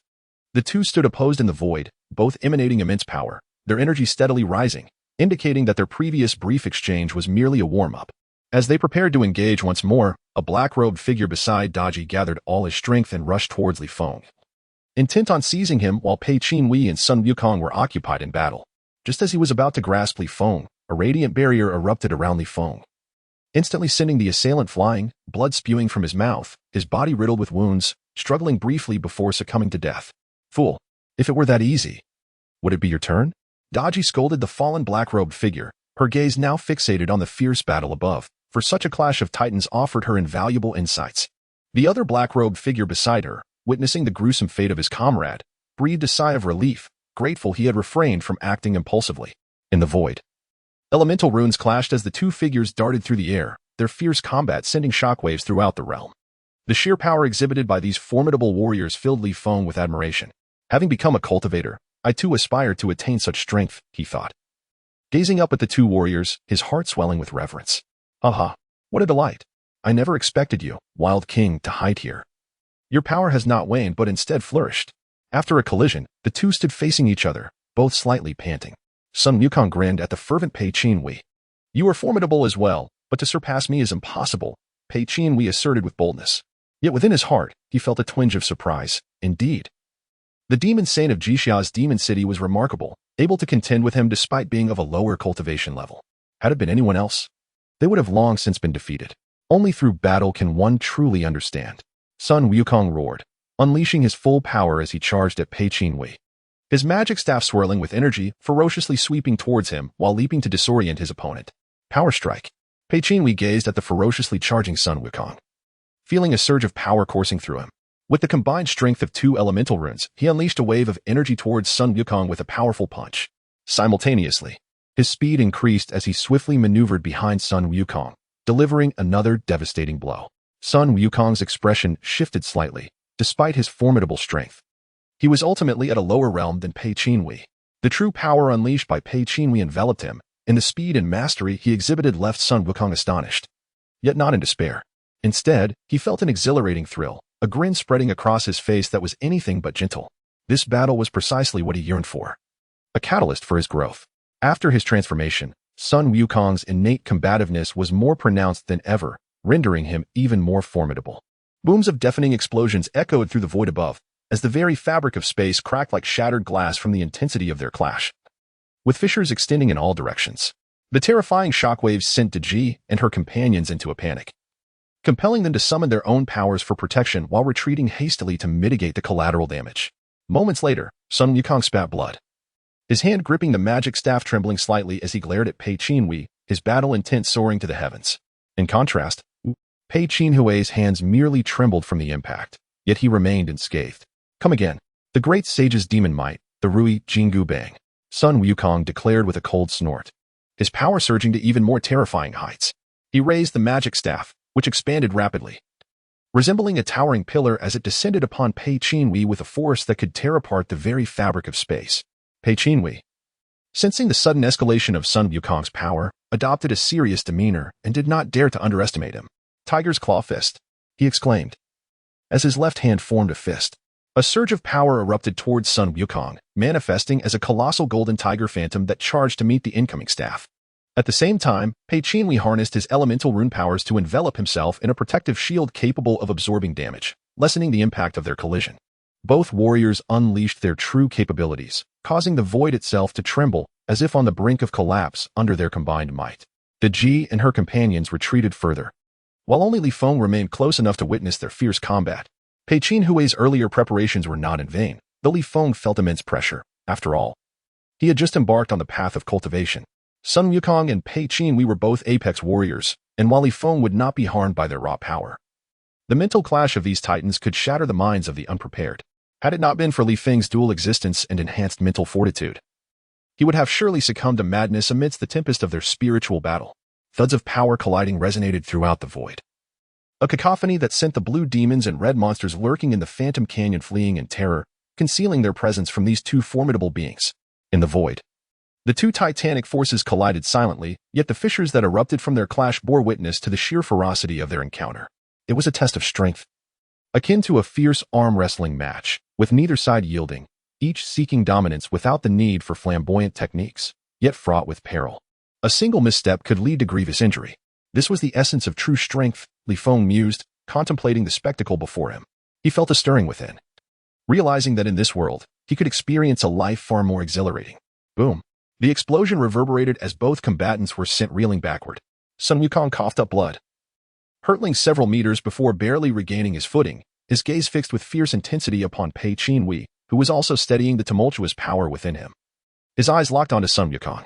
Do you truly wish to oppose me? The Tang Dynasty and the Demon City have always maintained a respectful distance. Are you seeking to ignite a conflict between our two great powers? Pei Qinhus questioned gravely. I, the great sage, represent the Demon City in its entirety. Can you, Wild King, claim the same for the Tang Dynasty? Sun Wukong retorted with a scoff. Yet, deep down, he understood that unless unforeseen circumstances arose, extracting the demon seed from the Wild King's grasp would be impossible. However, surrendering without a fight was even less likely. Enraged, Pei Qinhus's power surged violently, preparing to teach this reckless demon monkey a lesson. Just then, a voice like thunder echoed from the void, revealing a man clad in silver-white armor. Standing 8 feet tall with a striking presence, his brows thick and eyes bright, he wielded a gleaming lance, exuding an air of majesty. Zhao Zilong, the martial god of Shu. Both Pei Qinhus and Sun Wukong exclaimed in unison, their expressions reflecting astonishment. The name Zhao Zilong resonated in their minds, conjuring images of legendary prowess and resilience. In that moment, both warriors regarded Zhao Zilong with heightened vigilance. What an impressive entrance, Li Feng admired, his gaze filled with reverence as he beheld his favorite hero. In the game Honor of Kings, he had mastered Zhao Zilong, achieving numerous accolades, and seeing him in person ignited a thrill within him. I see you are all here. A mocking voice broke the tension, revealing a figure clad in blood-red armor with a billowing black cloak. His rugged visage and piercing eyes radiated a sense of both ferocity and shrewdness. The towering scythe he carried emanated an ominous aura, as if echoing the wails of countless souls, instilling terror in the hearts of the faint-hearted. Bai Qi, the god of war of the Qin Dynasty. A gasp escaped from Ji and her companions, who had retreated some distance away. Zhao Zilong and the others turned their gazes toward the source of the voice, their brows furrowing in concern. How did this god of war arrive here? Li Feng observed Bai Qi with newfound composure, having gradually acclimated to this world. Witnessing the earlier clash between Pei Qinhus and Sun Wukong, he had begun to form a vague understanding of these top-tier warriors, and thus, he merely felt admiration for their strength. Who would have thought we would gather in such a place? Zhao Zilong remarked, casting a glance at Bai Qi, Sun Wukong, and Pei Qinhus, his tone laden with reflection. The other three nodded in agreement. Even as potential adversaries, they held mutual respect for one another. Suddenly, Zhao Zilong's expression sharpened, and he called out, "Since you have come, why not step forward and reveal yourself?" The others furrowed their brows, their gazes fixed on a particular part of the void. As if unable to withstand the weight of their attention, the space began to warp, and from it emerged a formidable middle-aged man, 7 feet tall, with dark brows and sharp features. The moment he stepped forth, a wave of sanguine energy enveloped the area, as if he had emerged from a sea of blood. His crimson-patterned robe accentuating his menacing presence. How intriguing. I never expected the Wild King Pei Qinhus of the Tang Dynasty, the demon sage Sun Wukong of the Demon City, the god of war Bai Qi of the Qin Dynasty, and the martial god Zhao Zilong of Shu to converge in this ghostly realm. The man bellowed with a hearty laugh. Chapter 11. The Great Conflict upon the Summit of the Yujing Emperor Mountain. The arrival of a figure sent waves of shock through the gathered crowd, their faces etched with gravity as they fixed their gaze upon the middle-aged man, Pei Qinhus. Observing this individual and the menacing figures of Sun Wukong, Zhao Zilong, and Bai Qi surrounding him, felt an overwhelming sense of dread. It seemed that ominous times lay ahead. Surely, these individuals cannot all be here for me, he pondered. Li Feng gazed anxiously at the powerful beings hovering in the void above, his heart racing with trepidation. Ah! The Blood Clan's Grim Reaper, Cao Cao. You dare to emerge from your secluded existence within the Blood Clan? Sun Wukong scoffed at the newcomer. The Blood Clan? Li Feng's brow furrowed in confusion. The Blood Clan, an ancient lineage established by the blood-mad emperor, had dwindled after their progenitor succumbed to his own reckless pursuit of power, leaving only a few remnants. Now, the only true powerhouses remaining were the man before them and the clan leader, Su Fu. Cao Cao, master of the blood god technique, wielded the fearsome Bloodfang sword. A being born of bloodshed, whose sword strikes could terrify even the gods. This was the Blood Clan's esteemed appraisal of Cao Cao. Pei Qinhus, sensing Li Feng's bewilderment, transmitted a message. Though this world revolves around the glory of kings, it remains distinct. After all, a game is merely that, a game, inferior to the true realm we inhabit. Li Feng received the message with a quiet acknowledgement, reflecting, this audacious monkey remains as arrogant as ever. Cao Cao sneered at Sun Wukong, you seek your own demise. Incensed by Cao Cao's words, Sun Wukong raised his magical staff and struck down upon him. A terrifying force surged forth, causing the very void to tremble as it fissured like a spider's web. Only Zhao Zilong and Pei Qinhus managed to maintain their footing amidst the chaos. Cao Cao regarded the incoming staff with disdain, producing a massive crimson sword from thin air, its serrated edges reminiscent of a beast's fangs, evoking a palpable sense of dread. With a swift motion, he countered Sun Wukong's strike, resulting in a resounding explosion that sent Wukong sprawling, blood spilling from his mouth. Staggering to regain his balance, Sun Wukong stared in disbelief at Cao Cao, unable to fathom his swift defeat. Pei Qinhus, taken aback by the spectacle, mused, I underestimated his profound cultivation. Amidst the onlookers, only Zhao Zilong maintained a calm demeanor, while even Bai Qi eyed Cao Cao with unease. The revelation of Cao Cao's formidable strength, one that could best even Sun Wukong, was staggering. Li Feng looked on, astonished. In the realm of King-esque glory, he believed that a fully equipped Sun Wukong would eclipse a similarly outfitted Cao Cao, as the latter was better suited for one-on-one confrontations. However, a properly coordinated Sun Wukong could turn the tide of battle even in dire circumstances. If the unmatched demon god were here, perhaps I would consider him a threat. But you lack the qualification. Cao Cao taunted, eyeing the fallen Sun Wukong mockingly. Prepare to meet your end. Sun Wukong roared, veins bulging as he summoned his strength, his staff enlarging as he swung it toward Cao Cao, creating a tempest that reverberated through the air. Cao Cao, now serious, summoned a surge of blood energy, transforming him into a figure of dread as he unleashed a flurry of blood-red sword energies toward Wukong. The ensuing clash birthed a storm that engulfed the battlefield, compelling the onlookers to shield themselves. Pei Qinhus quickly conjured a protective barrier around Li Feng as the others vanished from sight. In the aftermath, Sun Wukong emerged from the chaos, his attire tattered and blood streaming from his wounds. I warned you, you are not my equal, Cao Cao proclaimed, unscathed and exuding dominance. Frustrated but realizing his disadvantage against Cao Cao's superior cultivation, Wukong seethed. Wild King, surrender the demon seed to me, and I shall ensure you remain unharmed. Cao Cao addressed Pei Qinhus, who stood protectively over Li Feng. Dream on. Pei Qinhus retorted fiercely, his thoughts racing with concern. He alone could not stave off these powerful foes. Then let us fight. The last one standing shall claim the demon seed. With that, Cao Cao unleashed a torrent of sword energies that filled the air, a symphony of lethal intent echoing through the void. Li Feng, witnessing the onslaught, felt indignation rise within him. You truly see me as merely an object. Should I survive this ordeal, the first to face my wrath shall be you, Blood Clan. His resolve to become powerful solidified. He no longer wished to remain a mere pawn. Impudent. Bai Qi, incensed by Cao Cao's arrogance, brandished his scythe and leapt into action, evading the oncoming sword energies with a sweeping strike. Zhao Zilong, calm yet resolute, countered with precision, dispersing the blood-red blades with ease before joining the fray. His own eagerness for battle ignited. Stay safe, my disciple. Even if it costs me my life, I shall protect you. Pei Qinhus vowed to Li Feng before surging into the conflict, his aura swelling with determination. Master. Li Feng's voice trembled with emotion as he watched Pei Qinhus, his only support in this world, charge forward into the fray, the image of his unwavering back imprinted in Li Feng's mind. Tears welling in his eyes as he felt utterly powerless. Chapter 12. The Anomaly Master. In this lifetime, you are my sole mentor, akin to a father. Li Feng cried out, tears glistening as he called after Pei Qinhus. Hearing Li Feng's voice, Pei Qinhus' heart trembled, but he did not turn to look. Instead, he unleashed a greater surge of power, fiercely advancing toward the tumultuous battlefield. In the void above, a maelstrom of sword lights and elemental energies clashed violently. As the combatants' powers soared, fracturing the very fabric of space, Li Feng, observing the cataclysmic scene reminiscent of an apocalypse, felt an overwhelming sense of dread for Pei Qinhus. Lamenting his own insufficient strength to assist his master, the guilt weighed heavily on him, knowing that this conflict had arisen because of him. Amidst the turmoil, Pei Qinhus, now engaged in battle, unleashed a powerful punch that manifested as a massive golden fist, striking forth with the force of a tempest. The few combatants, like ancient titans, surged forward to engage in battle. Sensing the overwhelming force of a punch, the fighters did not dare to be complacent, each unleashing their own powers to counteract the onslaught. In an instant, a kaleidoscope of energies erupted, painting the entire space in vibrant hues. Seizing the moment while the others were preoccupied, Pei Qinhus concentrated a tremendous momentum into a single fist. The golden radiance shone brilliantly in the dark of night, forming a fearsome golden tiger, which, propelled by Pei Qinhus' might, charged toward Cao Cao. The surrounding void trembled under the weight of this terrifying aura, creating a massive rift in the fabric of space as the punch advanced. Excellent.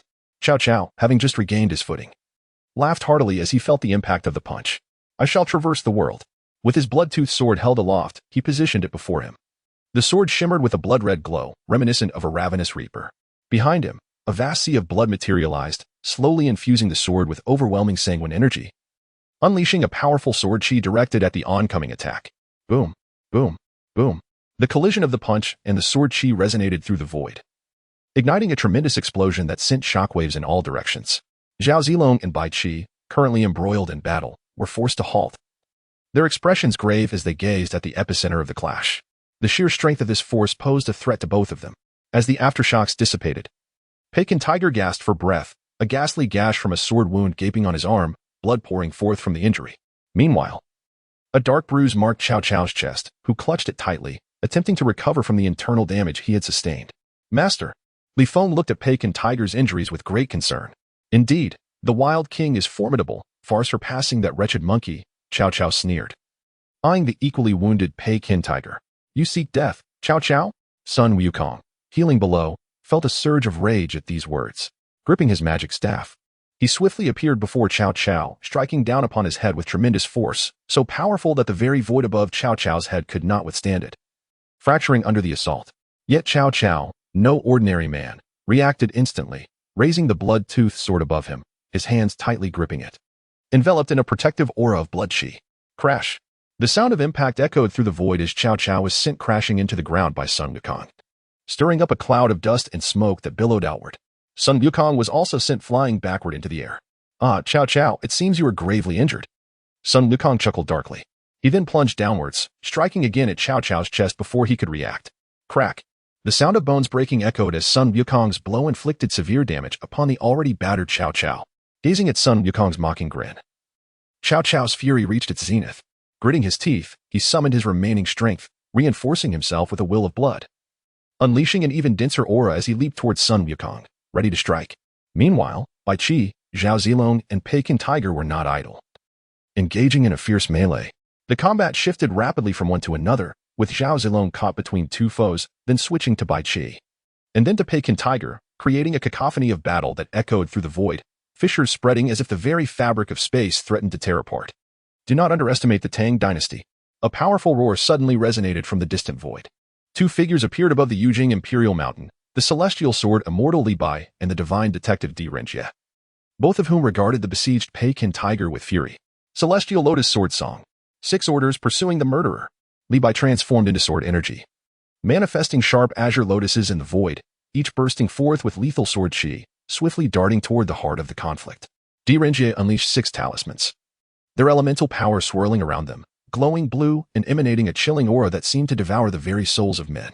The talismans united as one, racing toward the center of the melee, their passage accompanied by howling winds and rupturing voids. Such formidable sword chi, such ominous talismans. Both Cao Cao and Sun Wukong, engaged in their own struggle, were startled, recognizing the gravity of these new forces. They quickly joined the fray, for their purpose was to acquire the demon seed. And at that moment, the collective strength of the Tang Dynasty far surpassed their own. They had to exploit this chaos to weaken the Tang's power, enabling themselves to seize the demon seed. In an instant, the entire void quaked with the ferocity of their battle, powerful energies erupting and pummeling the Yujing Imperial Mountain, leaving gaping holes in its structure. Li Feng, witnessing the arrival of Li Bai and Di Renjie, felt a surge of hope. His master was no longer fighting alone. A burden lifted from his heart. Though they may not triumph, surely his master would be safe. This was the legendary Li Bai, once a titan in the wilds. As Li Feng gazed transfixed at the sword energy radiating from Li Bai, he failed to notice the entire Yujing Imperial Mountain trembling perilously. The rift spreading from the center of the conflict now spanning the sky, with devastating energies erupting like a volcanic eruption. Suddenly, a crack from the void surged toward Li Feng at an alarming speed, leaving him no time to react. Feeling the power within the rift, despair washed over him. If struck, he would surely perish. Master! Li Feng cried out, his voice hoarse. No sooner had he spoken than he was consumed by the rift, vanishing from the Yujing Imperial Mountain. Disciple, Pei Qinhus, amidst battle, witnessed Li Feng being absorbed by the rift and let out a heart-wrenching roar.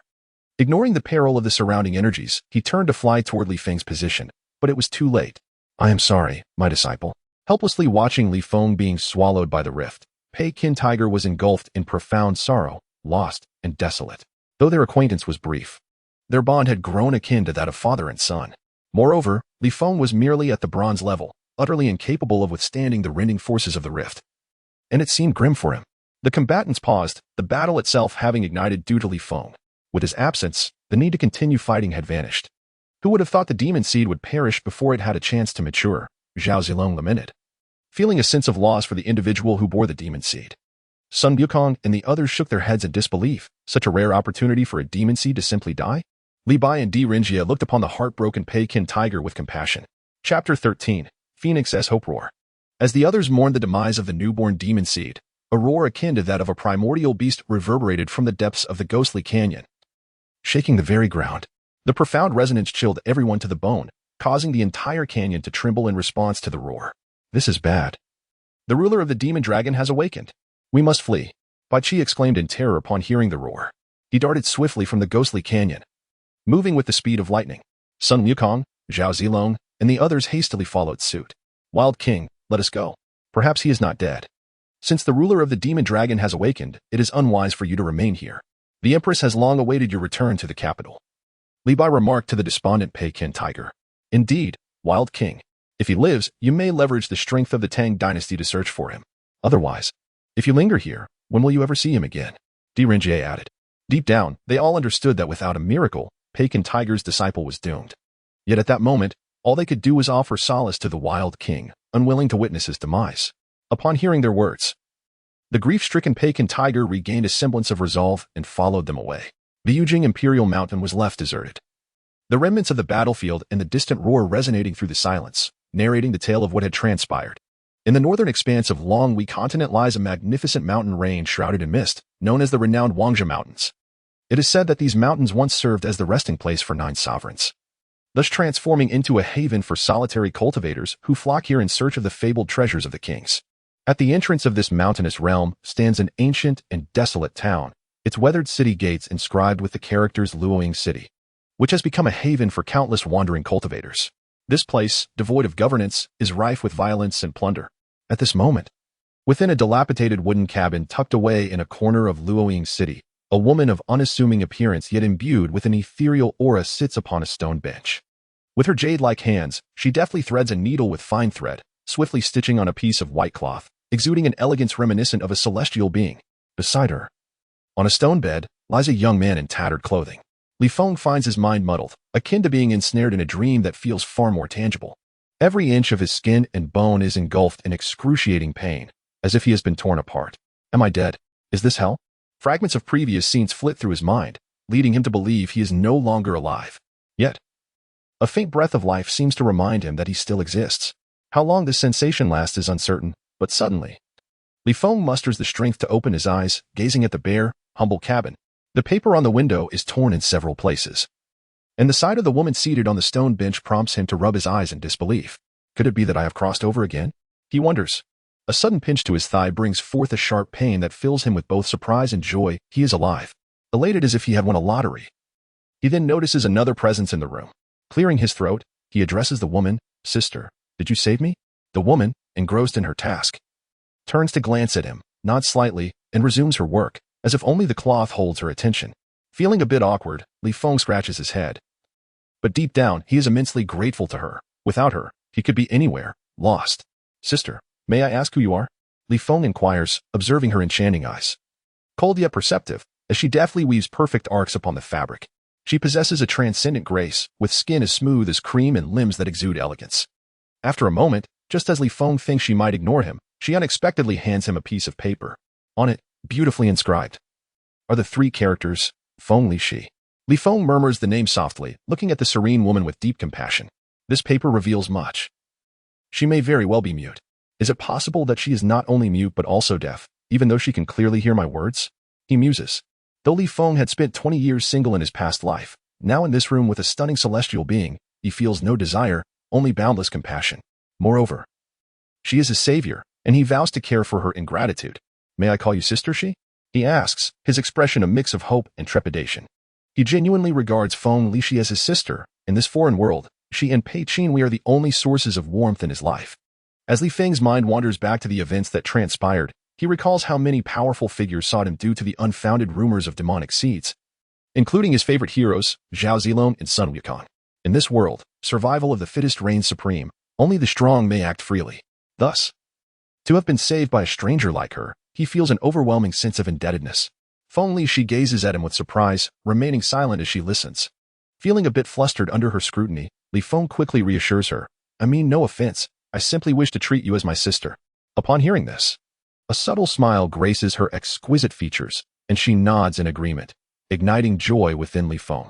Seeing his cheerful demeanor, Feng Li Shi's gaze softens, as if recalling something profound.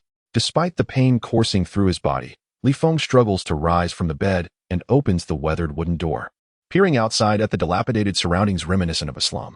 From this place, the name Li Feng shall echo throughout the continent, he declares with unwavering determinations, his eyes gleaming with an ambition that seems poised to pierce the heavens. Feng Li Shi, seated behind him, senses this fierce resolve, her expression shifting slightly as she studies him with an enigmatic look, her lively eyes sparkling with a depth akin to the cosmos. The moment Li Feng turns to face her, she regains her composure, lowering her gaze to continue her work. Confusion dances in Li Feng's eyes. That fleeting glimpse of her presence felt akin to facing a formidable being like Pei Qinhus, perhaps even stronger.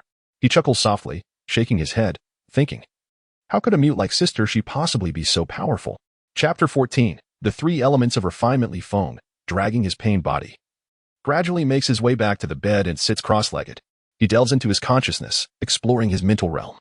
It appears as if he has entered an expansive starry sky, where countless elemental runes twinkle like stars scattered across the firmament, mysterious and unfathomable.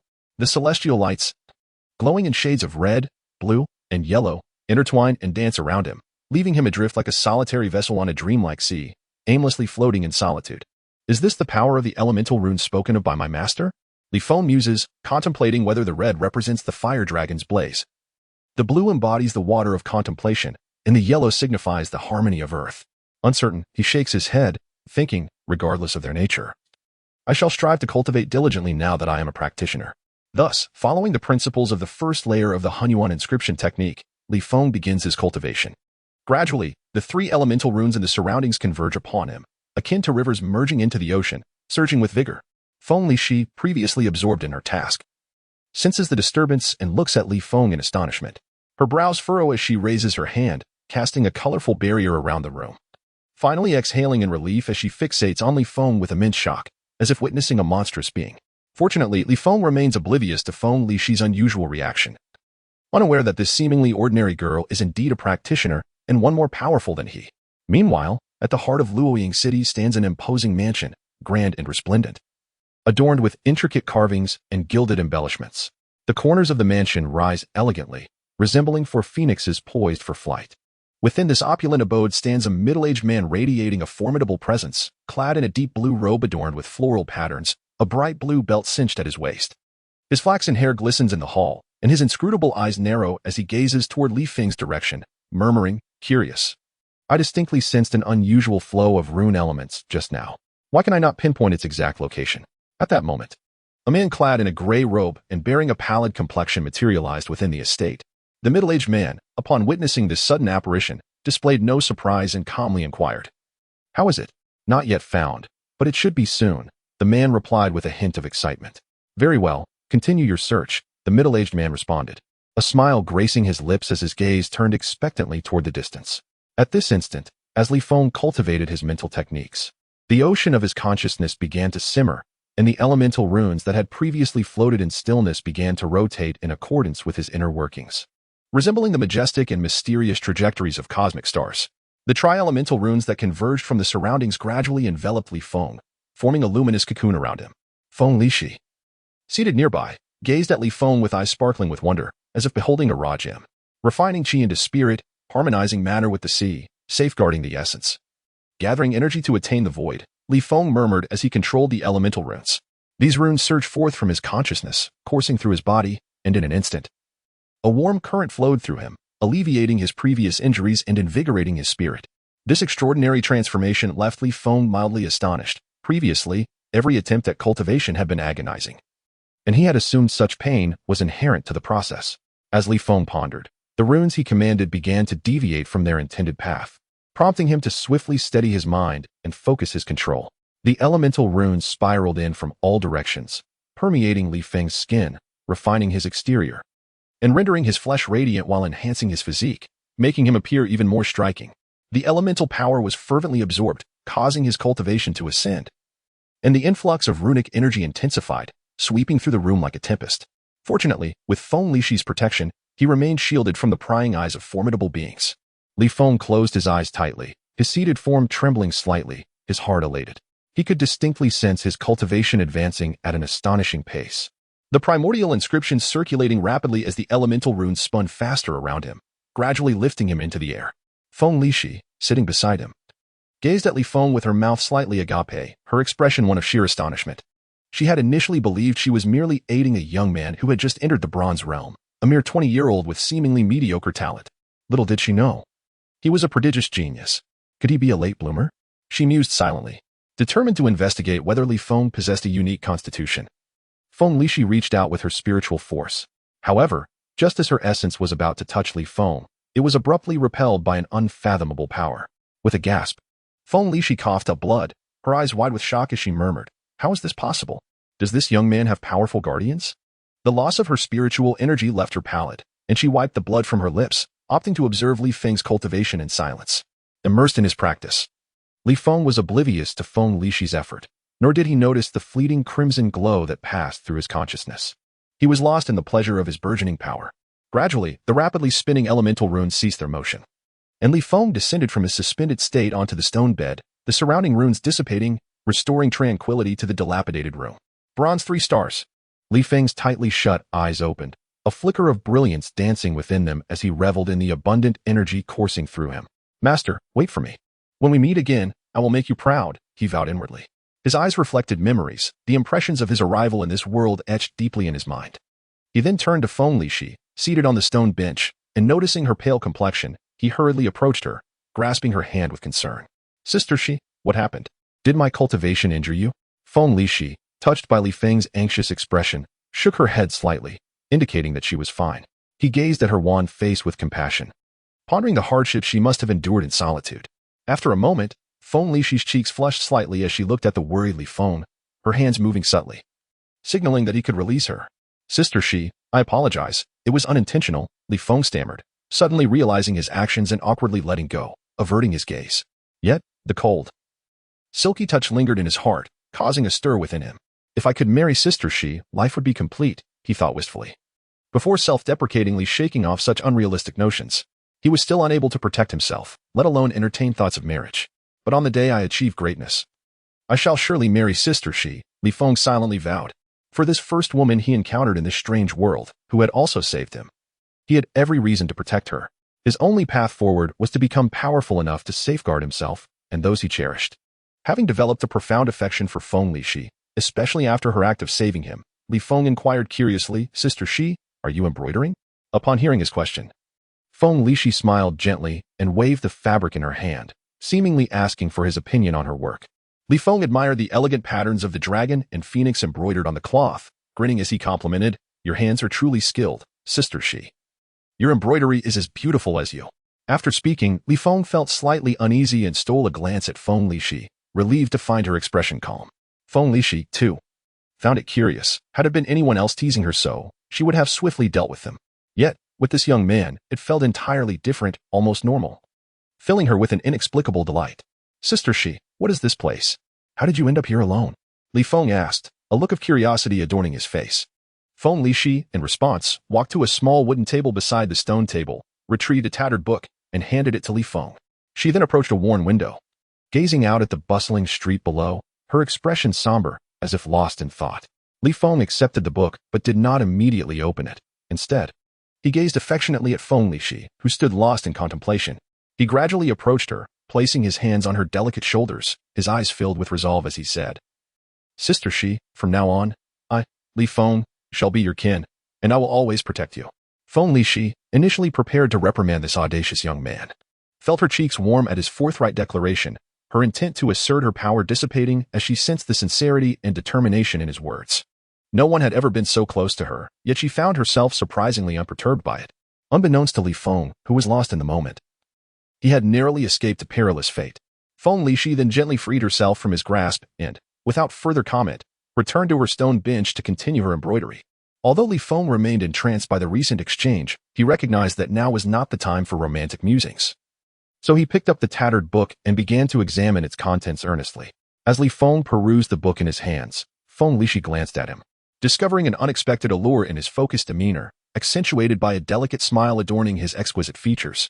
With each turn of the page, his understanding of this realm deepened. The Wangzhe Mountains, Luoying City, the most blood-soaked territory of the continent, devoid of any semblance of order, a haven for those who had offended powerful forces. Li Feng murmured to himself, a surge of vitality swelling within him, his blood boiling with fervor. In his previous life, he had been engrossed in the game of honor of kings, but his heart yearned for the visceral thrill of battle. A longing to immerse himself in the chaos and brutality of this world, a fitting crucible for his growth. Though danger loomed, he paid it no heed. Having faced death once, he feared nothing. If he could survive in this realm, he believed he would become a formidable being, akin to his master. Yet, Li Feng was acutely aware that his current cultivation level was insufficient to thrive here. Should he step outside, he would likely perish within mere steps, lacking any means to defend himself.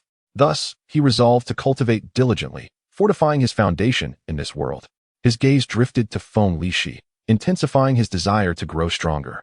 With that, Li Feng settled into a meditative posture, consolidating the realm he had just broken through.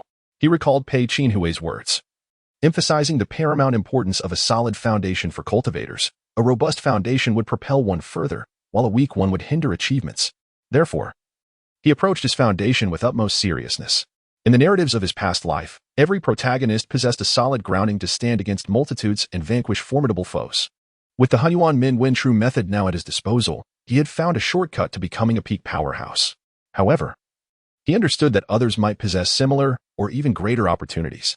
To surpass them, he must strive harder and excel beyond others. Observing Li Feng's unwavering dedication, Feng Lixi's heart swelled with satisfaction, silently affirming her belief in him. She was filled with anticipation for Li Feng's future, with such extraordinary talent and resolute will. He was destined to emerge as a supreme powerhouse, and during his ascent, she would remain as his steadfast guardian. Witnessing the birth of a peak martial artist from a position of humility, a profound insight into the martial path. Meanwhile, within a resplendent palace in the Tang imperial capital, the Wild King Pei Qinhus stood with his hands clasped behind his back, gazing at the horizon. His enchanting red eyes reflected an abyss of sorrow, and his fiery orange hair seemed to shimmer with strands of white. "Disciple, where art thou?" He lamented silently, but no answer came. In the vast emptiness of the hall, memories of his days with Li Feng flooded his mind. Though ordinary, those moments were etched indelibly in his memory. Li Feng had become the most significant person in his life, and the guilt of not having protected him weighed heavily on his heart. At that moment, Li Feng and the tranquil Feng Lishi were oblivious to the emergence of numerous black-robed figures in Luoying City, each at least of the Purple Iron Realm. Seemingly in search of something, wandering shamelessly through the city, a dark tide surging throughout Luoying. Chapter 16. A year. Time slipped by swiftly, and a year had passed in the blink of an eye. During this time, Li Feng had never stepped outside that dilapidated abode, immersing himself in cultivation and the simplicity of life with Feng Lishi. Throughout this year, their mutual recognition blossomed into a deep bond. It could be said that this period was the most beautiful memory for Li Feng in this world and marked the beginning of his cultivation journey. At this moment, Li Feng sat cross-legged upon the stone bed, drenched in sweat, gritting his teeth as if enduring some excruciating ordeal. Beside him, Feng Lishi clenched her delicate hands, her face etched with concern as she watched him.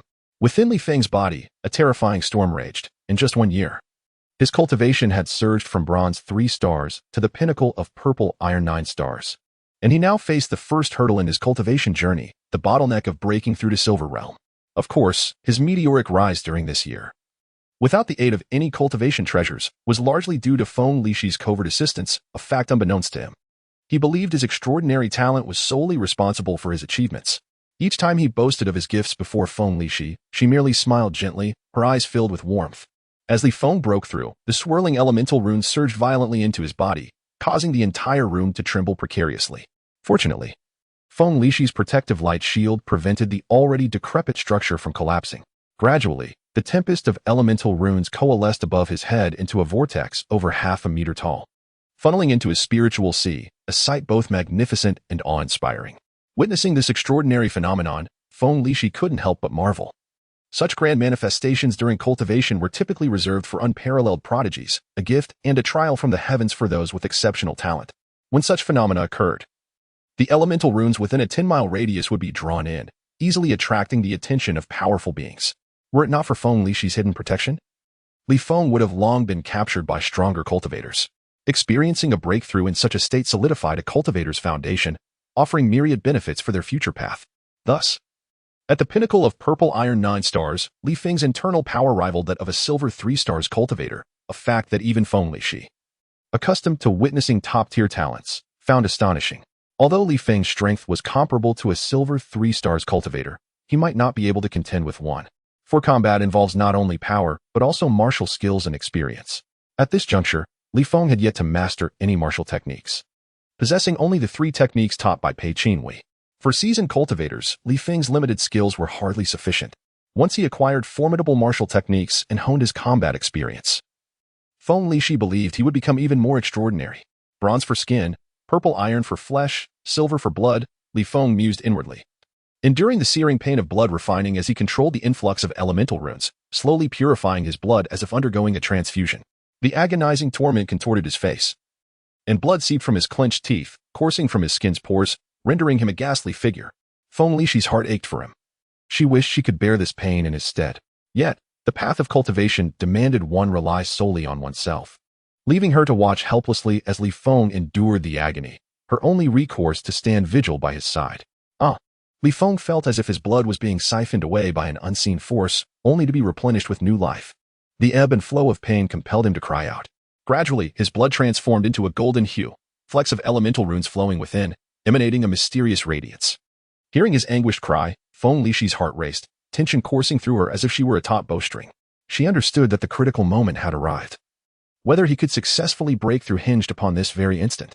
As Li Feng silently chanted the trajectory of his mental technique, the elemental runes of power suddenly broke free from his control, forcefully veering off course. They surged from Li Feng's divine sea into his internal organs. with 3 distinct types of elemental rune powers refining his heart, spleen, and kidneys. This intense refining process rendered Li Feng nearly faint, his face turning ashen. Just as he was on the brink of collapse, the image of a graceful figure materialized in his mind, allowing him to endure the dual onslaught of pain. Gradually, as the 3 elemental runes refined his heart, spleen, and kidneys, a small divine sea began to form within him, absorbing the incoming elemental rune power. The elemental force that roamed the heavens intensified, converging toward Li Feng, draining the surrounding elemental runes of their energy. Feng Lishi sensed Li Feng's unusual state and was filled with concern. This surge of power exceeded her expectations, despite her efforts to conceal it. The drained elemental rune energy would undoubtedly raise the suspicions of powerful individuals. Meanwhile, in a mansion at the heart of the city, a middle-aged man abruptly lifted his head, suddenly appearing above the mansion, gazing in the direction of Li Feng with curiosity. Who is cultivating with such astonishing vigor? He wondered aloud. He then bellowed, "Bring me information." In response, numerous figures clad in black robes materialized beside him, swiftly heading toward Li Feng's location. "Ah!"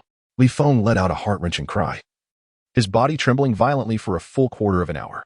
Blood flowed from the corners of his mouth, a result of his own biting. Low growls escaped him, akin to the roars of a wounded beast. The path of cultivation is fraught with challenges. It is said that to defy the heavens as a cultivator is to endure unspeakable trials. Gradually, a warm current enveloped Li Feng, washing away his previous agony. Yet, the blood on his body had yet to dry. He took a deep breath. Although he had broken through to the silver realm, the earlier pain still left him apprehensive. Feeling the surging power within him, Li Feng abruptly opened his eyes, which seemed to flash with a terrifying lightning. He gazed at the worried Feng Lishi, a slight smile gracing his lips as he rose and embraced her. In that moment, feeling her tense body from anxiety, Li Feng suddenly found that all the pain he had endured was worth it, although they had not exchanged a single word in the past year. Their unspoken feelings allowed them to understand each other's thoughts with a mere glance. "Shijie, I have worried you," Li Feng said gently, stroking Feng Lishi's smooth hair. Looking at the person in his arms, he felt that if they could remain like this forever, it would be enough. Feng Lishi leaned against Li Feng's chest, shaking her head slightly, her eyes filled with affection. Then, as if recalling something, she left his embrace, walked to a stone table, and picked up a piece of embroidery she had worked on for a year, presenting it to Li Feng. Receiving the embroidery, Li Feng gazed at the exquisite dragon and phoenix design, each stitch seemingly a tender confession from Feng Lishi. The dragon and phoenix depicted appeared to be imbued with life, poised for flight. "How beautiful! Is this a gift for me, Shijie?" Li Feng asked, his eyes captivated by the artwork.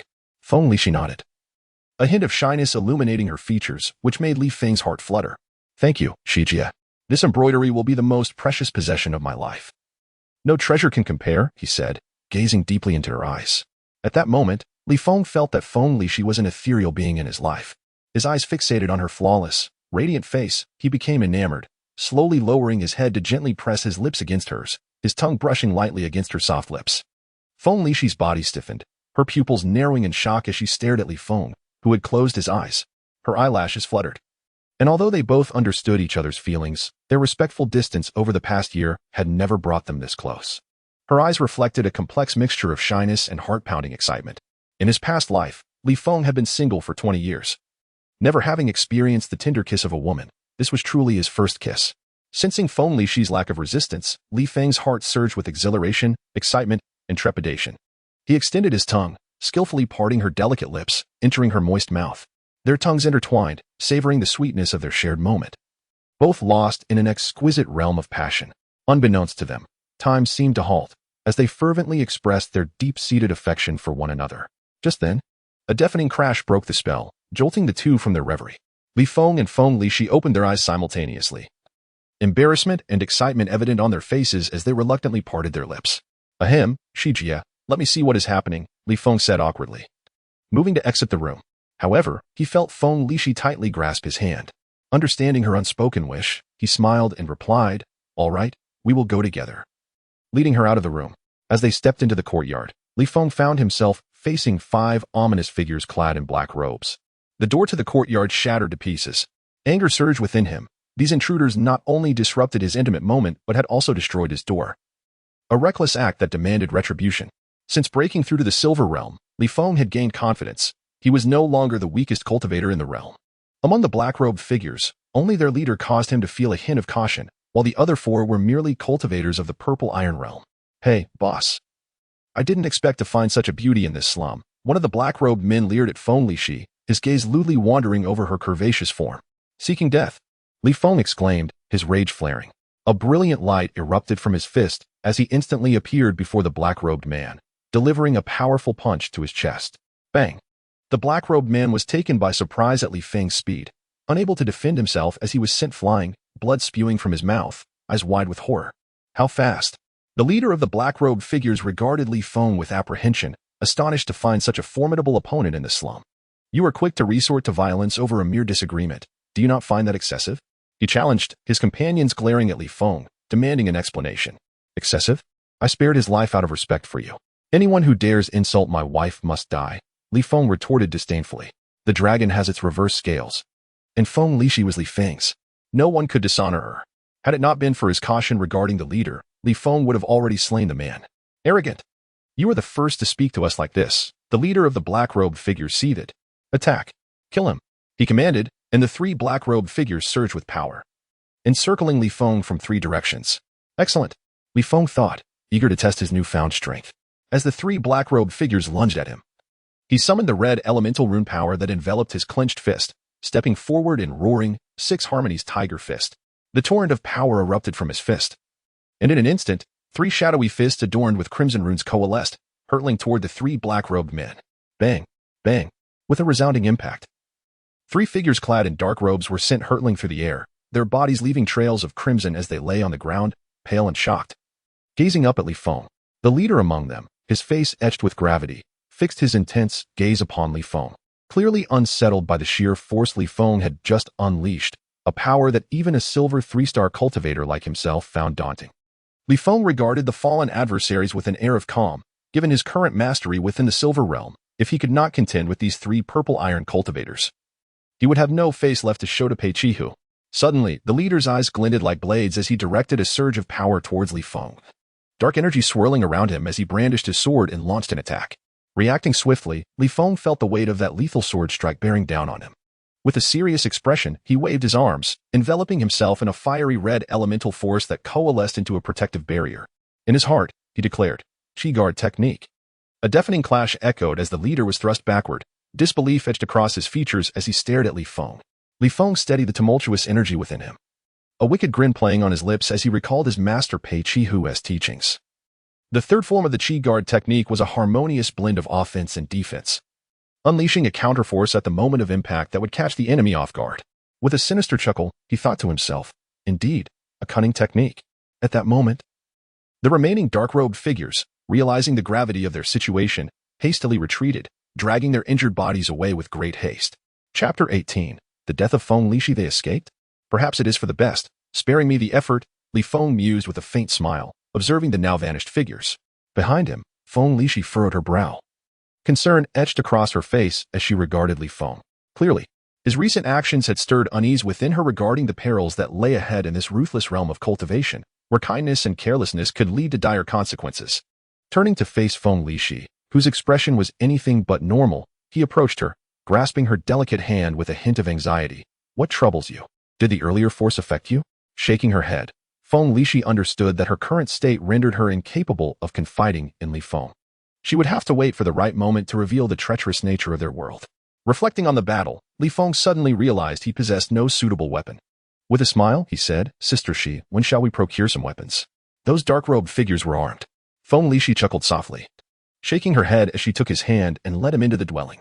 Li Feng, slightly bewildered, pondered aloud, Sister Shi, you aren't worried about finances, are you? With my current silver realm prowess, I should be able to earn some money outside. Feng Lixi guided him to a stone bed, where she began to search beneath it. Moments later, she emerged with a wooden box, ancient and inscribed with mysterious characters, measuring over 1 meter in length. Li Feng glanced at it, feeling as if his very soul was being drawn into the box, causing him to hastily avert his gaze, startled. Sister Shi, what is this? He inquired, confusion clouding his features. With a gentle smile, Feng Lixi slowly opened the box. In an instant, a brilliant light erupted, prompting Li Feng to instinctively shut his eyes. When he finally opened them, he beheld a sword resting within the box. It measured 3 feet and 8 inches in length, adorned with lightning-like dark patterns, inscribed with the ancient words Heavenly Thunder Spring. Its blade was not straight. Instead, it tapered elegantly, exuding an icy aura that felt as sharp as a razor's edge. Li Feng gazed at the sword, elated. "Sister Shi, where did you find this sword?" he exclaimed, running his fingers along the icy blade, a chill coursing through him. Feng Lishi watched Li Feng with quiet joy, a smile gracing her lips, her eyes filled with affection. For her, Li Feng's happiness was the greatest reward, rendering the sword's significance secondary. Suddenly, Feng Lishi's brow furrowed, as if sensing an impending calamity. Li Feng, momentarily entranced by the heavenly thunder spring sword, noticed her distress and asked softly, "What is it, Sister Shi?" She shook her head, her gaze fixed intently on the ceiling, her expression serious. Boom. A terrifying force descended from above, obliterating the dwelling in an instant. Li Feng barely had time to react, instinctively scooping up Feng Lishi to evade the collapsing structure. A surge of fury ignited within him as he set her down, his eyes narrowing upwards at a middle-aged man clad in a cerulean robe. His flaxen hair billowing in the wind, exuding an aura reminiscent of a ferocious beast.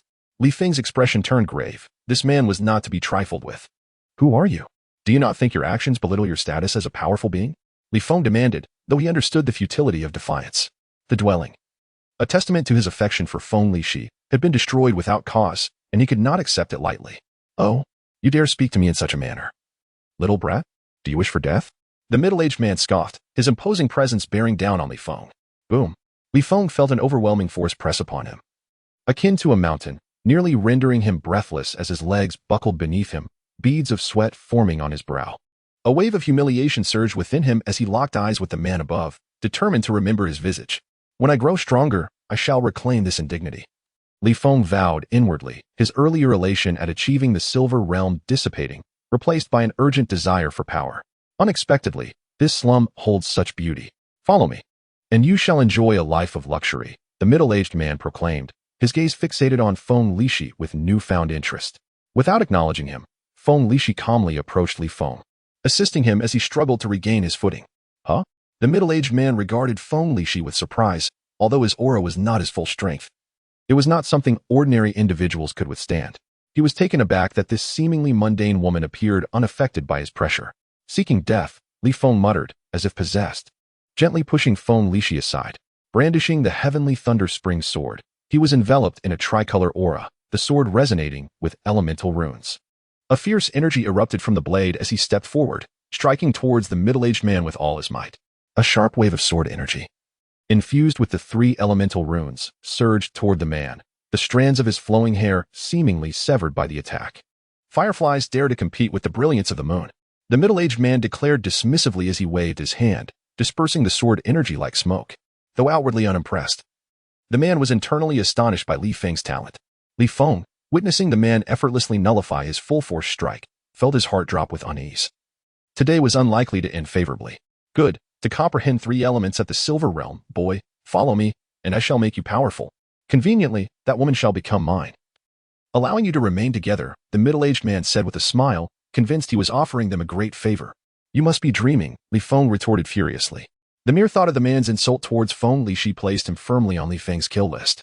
"Presumptuous," the middle-aged man replied impatiently, sending forth a wave of power towards Li Feng.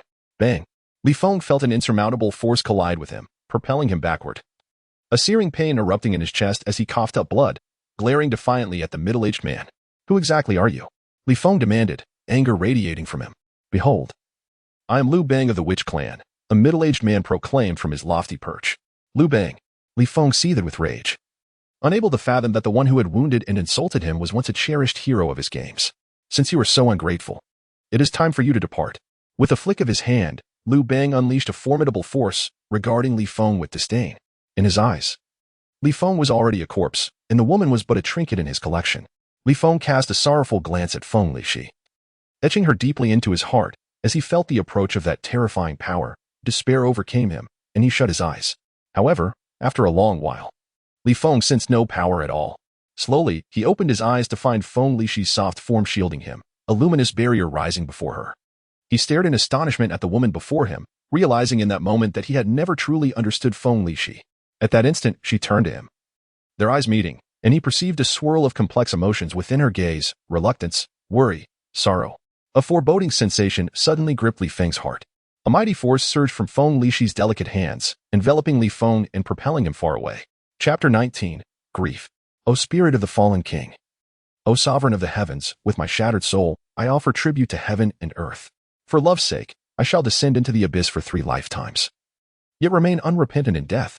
Feng Lishi silently cried out, emanating a cataclysmic aura that shook the very foundation of falling Petal City, rending the void with fissures. No. Li Feng screamed hoarsely, summoning every ounce of strength to break free from the binding force. Yet, this power was far beyond his capacity to resist, and in an instant, he was whisked away. The sudden eruption of Feng Lishi's energy caused Liu Bang above to change countenance, overwhelmed by an unassailable sensation.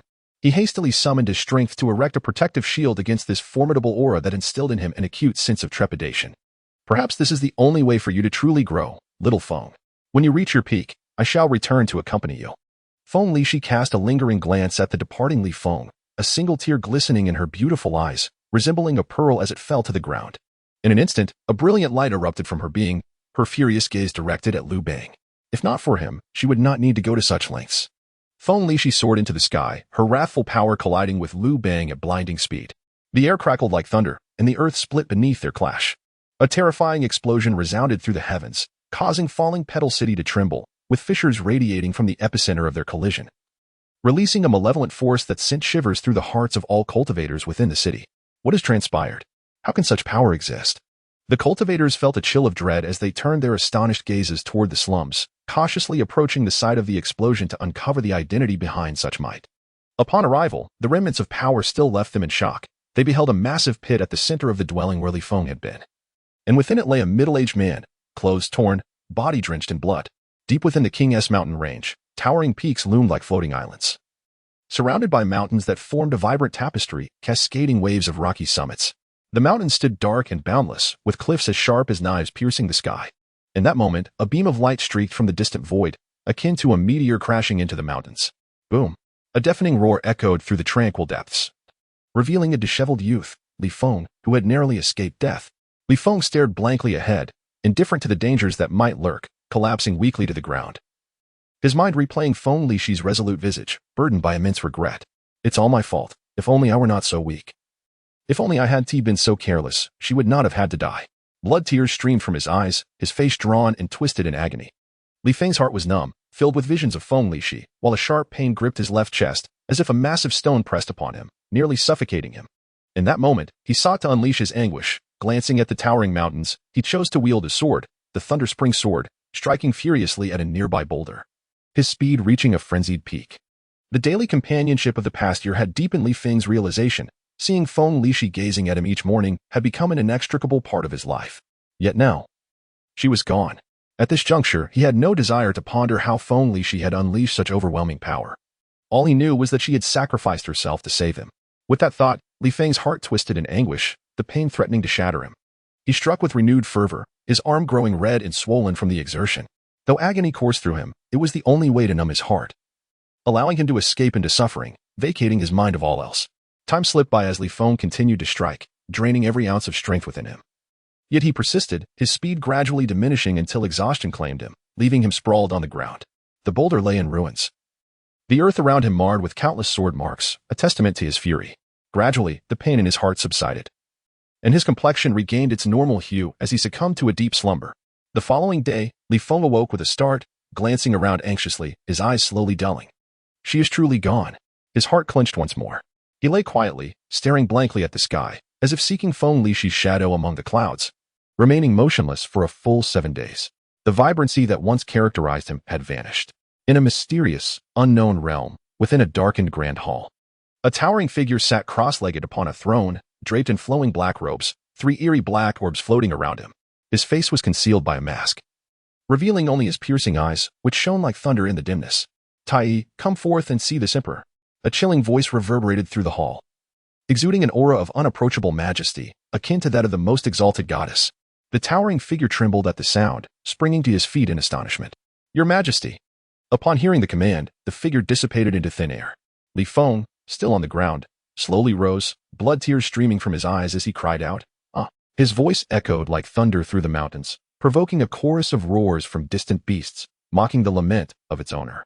A look of deep sorrow etched across Li Feng's face as his once lustrous black hair transformed into snow-white strands, cascading down his shoulders, fluttering in the wind. "Xia, my heart is dead from this moment onward. I shall live solely to save you." Wiping the tears from his eyes, he spoke with unwavering resolve. An astonishing will erupted from him, dispersing the clouds that hung in the sky. Suddenly, Li Feng recalled tales from novels in his past life, wherein the strongest could possess the power to defy death. Although he knew little of this world, he believed it could not be vastly different. This was his sole opportunity to reunite with Feng Lixi. Even if the chance were but a millionth, he would gladly give everything for it. Meanwhile, deep within the King's mountain range, atop a high peak, stood a pale old man clad in simple robes. He raised his head in astonishment, his murky eyes gazing ahead as he murmured, "Such a powerful will." Li Feng, attuned to the power within him, understood that his current state made rapid advancement impossible unless he encountered a miraculous treasure or opportunity. Could this be King's mountain? He surveyed his surroundings, recalling the ancient texts Feng Lixi had shown him, pondering if this place could expedite his cultivation. "From this day forth, you shall be the only one by my side." Li Feng gently caressed the thunder spring sword in his hand, murmuring softly as a resonant sound echoed from the blade, seemingly responding to his presence. He shook his head slightly, gripping the sword with increasing strength. It was the sole memento left to him by Feng Lixi. With deliberate steps, he ventured deeper into the forest, embarking on his journey to become a formidable warrior. His flowing white hair danced in the air, and in the stillness of the mountains, his slender silhouette appeared desolate. Chapter 20. The Crimson Dragon Fox. Li Feng strolled through the perilous and steep mountains, surrounded by ancient trees towering like a sea of green. His knowledge of the royal mountain range was limited to what he had gleaned from an ancient tome. It was said that bizarre demonic beasts inhabited these lands, diverse in type. Furthermore, as these beasts thrived on the soil where kings had perished, their blood and flesh were immensely valuable, imbued with the elemental runes that had dissipated upon the king's death. If a cultivator managed to slay one and consume its flesh, they could enhance their physical strength and deepen their understanding of elemental runes. Most precious of all were the hidden treasures left behind by the kings. Acquiring one would be akin to inheriting the legacy of a monarch. However, despite the multitude of cultivators traversing this area, few could ever attain such rewards. Now deep within the royal mountain range, Li Feng found himself in a territory where the demonic beasts had developed a sense of domain, rendering them fewer in number than in the outskirts. Typically, those capable of surviving in this inner sanctum were at least of Silver Realm cultivation. Suddenly, a deafening roar shattered the silence, causing Li Feng's hair to stand on end, a chill creeping down his spine. His gaze hardened as he focused ahead, realizing he had encroached upon the territory of a demonic beast, likely alerted by his scent, a warning from the guardian of this realm. Perched atop a towering ancient tree was a live figure, leaping with agility. Yet, due to the distance, Li Feng could only discern a silhouette. But the frigid aura of murderous intent bore down upon him, locking him in place. Gasping, Li Feng felt the suffocating pressure of that killing intent, his body momentarily stiffening as disbelief washed over him. Before him stood a fox, its fur a vibrant crimson, blood-red eyes fixated on him, its silky coat billowing in the wind. Its claws were like daggers, embedded firmly into the earth, while its fiery tail flickered like a flame in the air. The Crimson Dragon Fox, possessing a trace of the ancient divine beast's bloodline, was born at the pinnacle of the Bronze Realm, characterized by its swiftness and cunning, a true sovereign of these mountains. Yet, this particular specimen seemed newly born, as it was merely a 3-star beast, equivalent to a Silver Realm cultivator in human terms. Adult Crimson Dragon Foxes typically boasted at least 5 stars. Li Feng regarded the fox with a grave expression. Although they were both of Silver Realm, the innate physical prowess of demonic beasts posed a considerable challenge, and the speed of this Crimson Dragon Fox made it a formidable adversary. "Human, why have you trespassed into my domain?" the fox questioned, its voice laced with intelligence, indicating it was on the cusp of reaching the 4-star realm. "I am lost in these woods and did not intend to offend," Li Feng replied calmly. "Since you are here, do not expect to leave," the fox cackled, its eyes ablaze with hunger. Human cultivators were regarded as a substantial source of nourishment for them, beneficial in enhancing their own strength.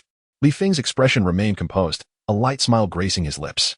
"Oh, I fear you lack the capability to enforce that." The fox narrowed its eyes in suspicion.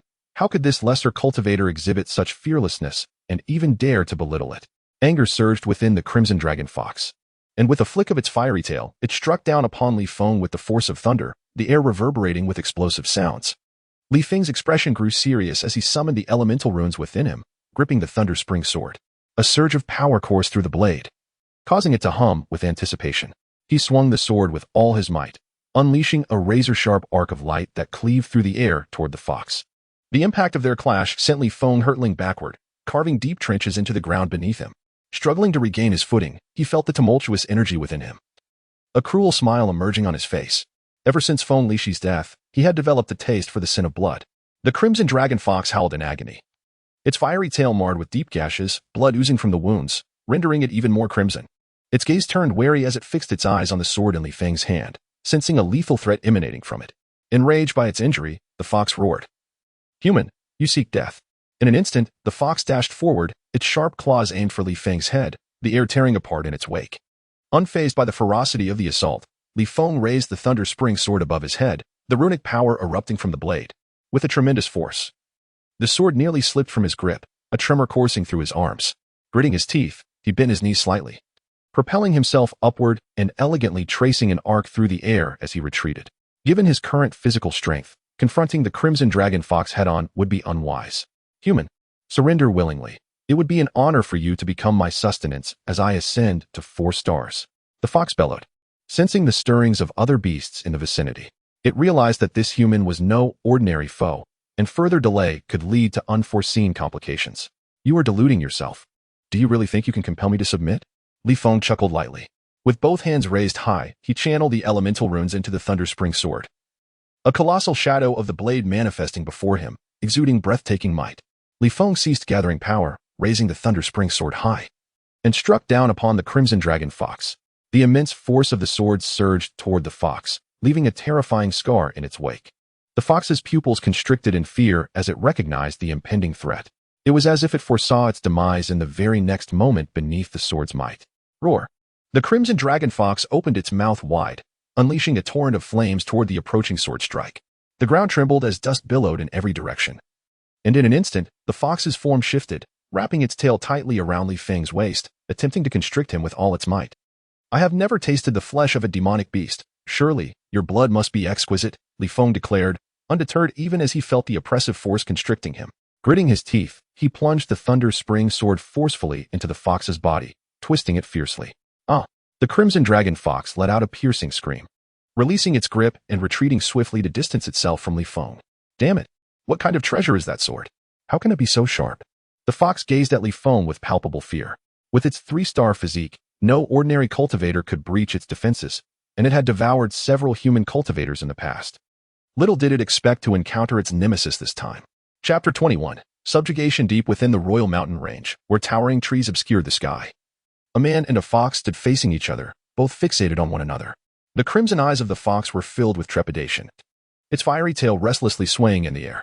Even though this human was beneath it in cultivation, he had managed to inflict injury upon it with that razor-sharp sword. Li Feng donned a flowing white robe, his hair, pale as snow, danced in the air.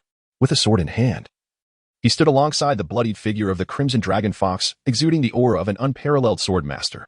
The Tian'e spring sword, one of the divine weapons of the Dragon Radiance continent, was known as the Sword of Thunder, capable of meting out rewards and punishments to all living beings. It was the most radiant sword in existence, possessing an edge of unparalleled sharpness. How could a mere 3-star beast withstand the brilliance of the Tian'e spring sword? If not for Li Feng's insufficient cultivation preventing him from unleashing its full might, with a single strike, he could cleave the crimson dragon fox in twain.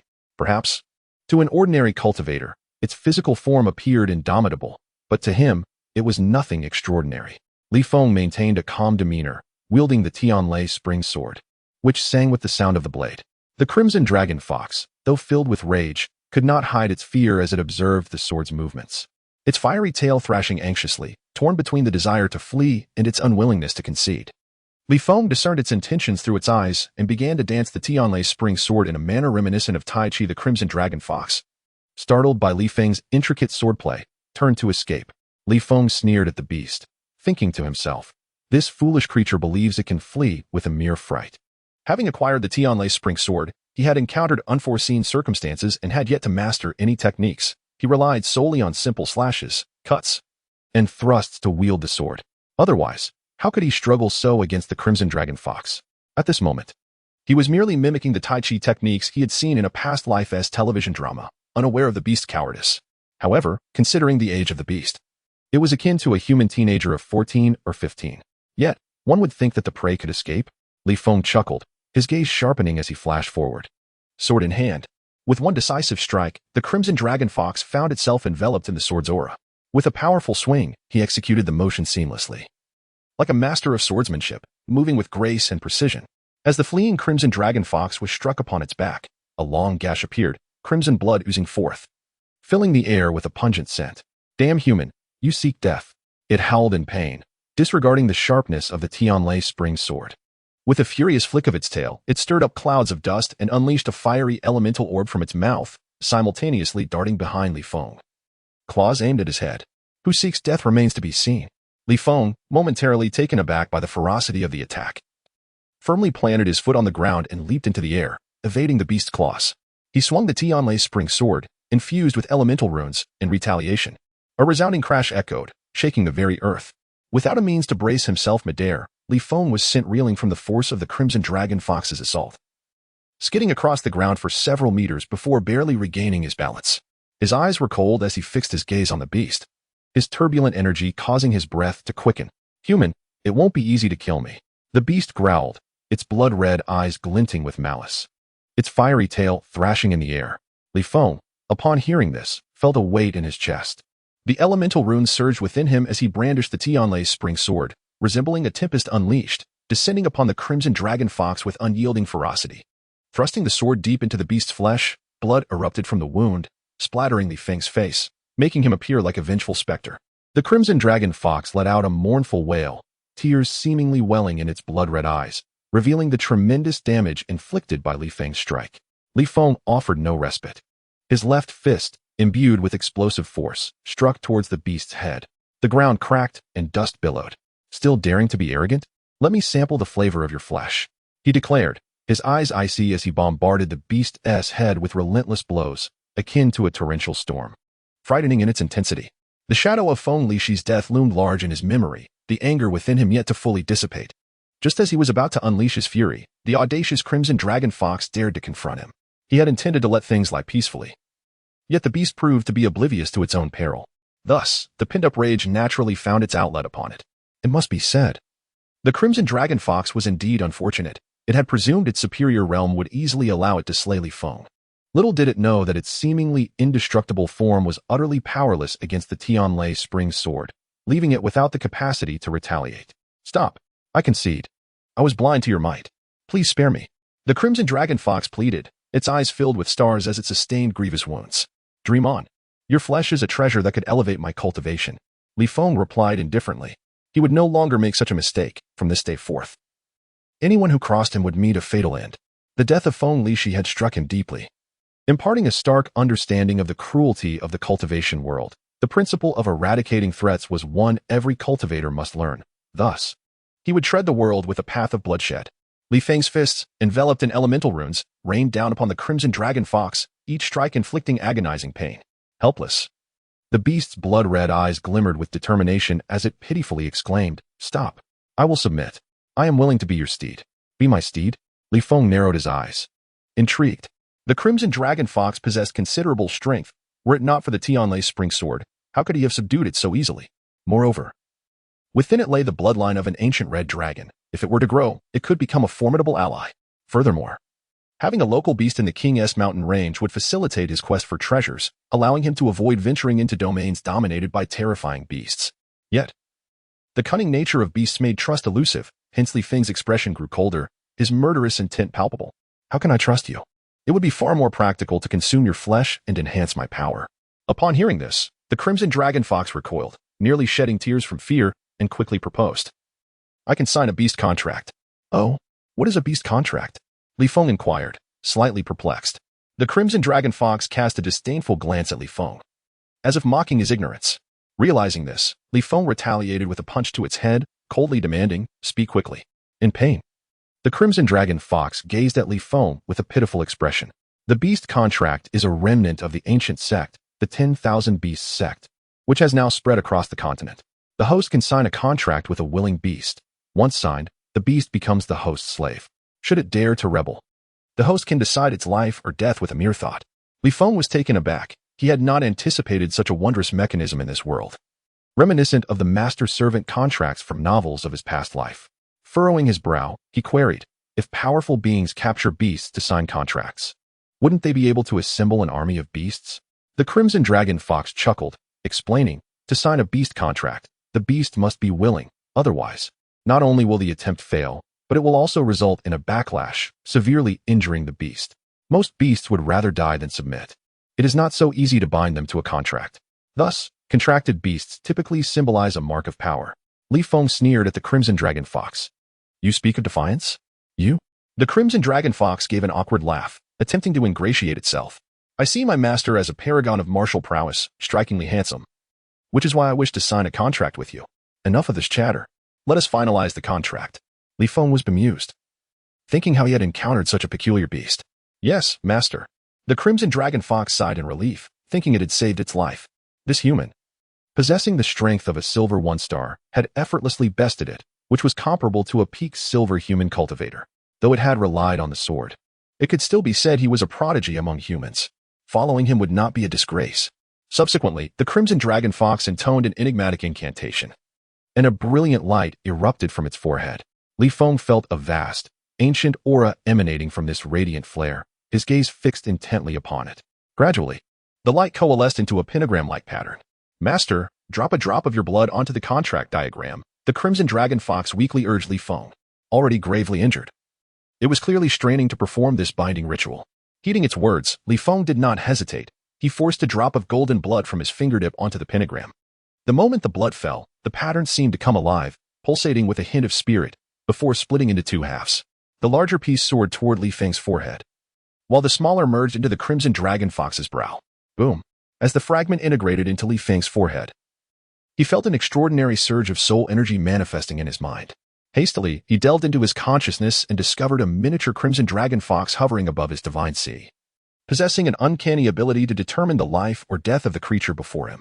Relieved, Li Feng noted that the Crimson Dragon Fox remained compliant, not seizing this opportunity to escape. You should tend to your wounds. Once you have recovered, we shall depart from this place, Li Feng instructed the blood-soaked Crimson Dragon Fox. Yes, master, the fox replied, its tone tinged with grievance. Seeing its state, Li Feng chuckled lightly. Once you heal, we will seek vengeance upon your enemies, and I shall share some beast meat with you. Upon hearing this, the Crimson Dragon Fox's spirits soared, and it nodded vigorously before retreating to heal. Li Feng settled onto the ground, focusing on his own recovery, for a great battle loomed ahead, and he dared not relax. At present, his strength rivaled that of an average silver-tier cultivator, a feat achieved through the forcibly opened divine sea within his organs by the primordial inscription technique, granting him power several dozen times greater than that of his peers. However, his lack of formidable martial skills remained his greatest shortcoming. Roar! A beastly howl echoed through the tranquil mountains, jolting Li Feng from his reverie. What a ruckus! Let South leave this place, he retorted irritably. Yes, master. Please climb onto my back. I shall carry you, the Crimson Dragon Fox eagerly replied.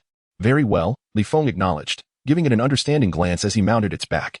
The Crimson Dragon Fox inhaled deeply, leaping gracefully between the towering ancient trees, racing toward the distance.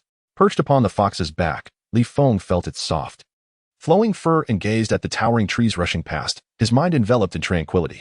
The primordial inscription technique activated automatically, and the drifting elemental runes surged into Li Feng's body. The influx of elemental energies flowed into his divine sea like rivers merging into the ocean, causing gentle ripples across the expanse. Streams of energy coursed from his mind toward the divine sea within his organs. Bang! A resounding crack echoed within Li Feng as his cultivation barrier shattered, advancing him to silver tier 3 stars. The Crimson Dragon Fox, sensing Li Feng's sudden surge in power, marveled at the ease with which he shattered his cultivation bottleneck. The King S Mountain Range represented a realm rife with both peril and opportunity. It was divided into several zones: the outskirts, the outer perimeter, the deeper outer region, the inner depths, and the central core. At present, Li Feng found himself merely at the outermost edge of the deeper region, where the beasts generally ranked at 3 stars. Further in lay the territory of 4-star beasts, while the central area was dominated by 5-star creatures. Legends spoke of terrifying 9-star beasts lurking in the deepest recesses, rendering this place exceedingly dangerous. Typically, only disciples from powerful factions dared to venture here, while lone cultivators were relegated to the periphery unless exceptionally strong ones risked the depths. Li Feng and the Crimson Dragon Fox sped toward the central area of the outskirts. Initially, the path was calm. Most beasts fled at the sight of the Crimson Dragon Fox, unwilling to provoke them. However, the subsequent days turned harrowing, as they traversed the territory of the fox's enemies and faced relentless provocations. The adversaries of the Crimson Dragon Fox were typically of a similar caliber. Yet Li Feng and the fox swiftly dispatched the obstructing beasts. It was during this time that Li Feng first savored the taste of beast flesh.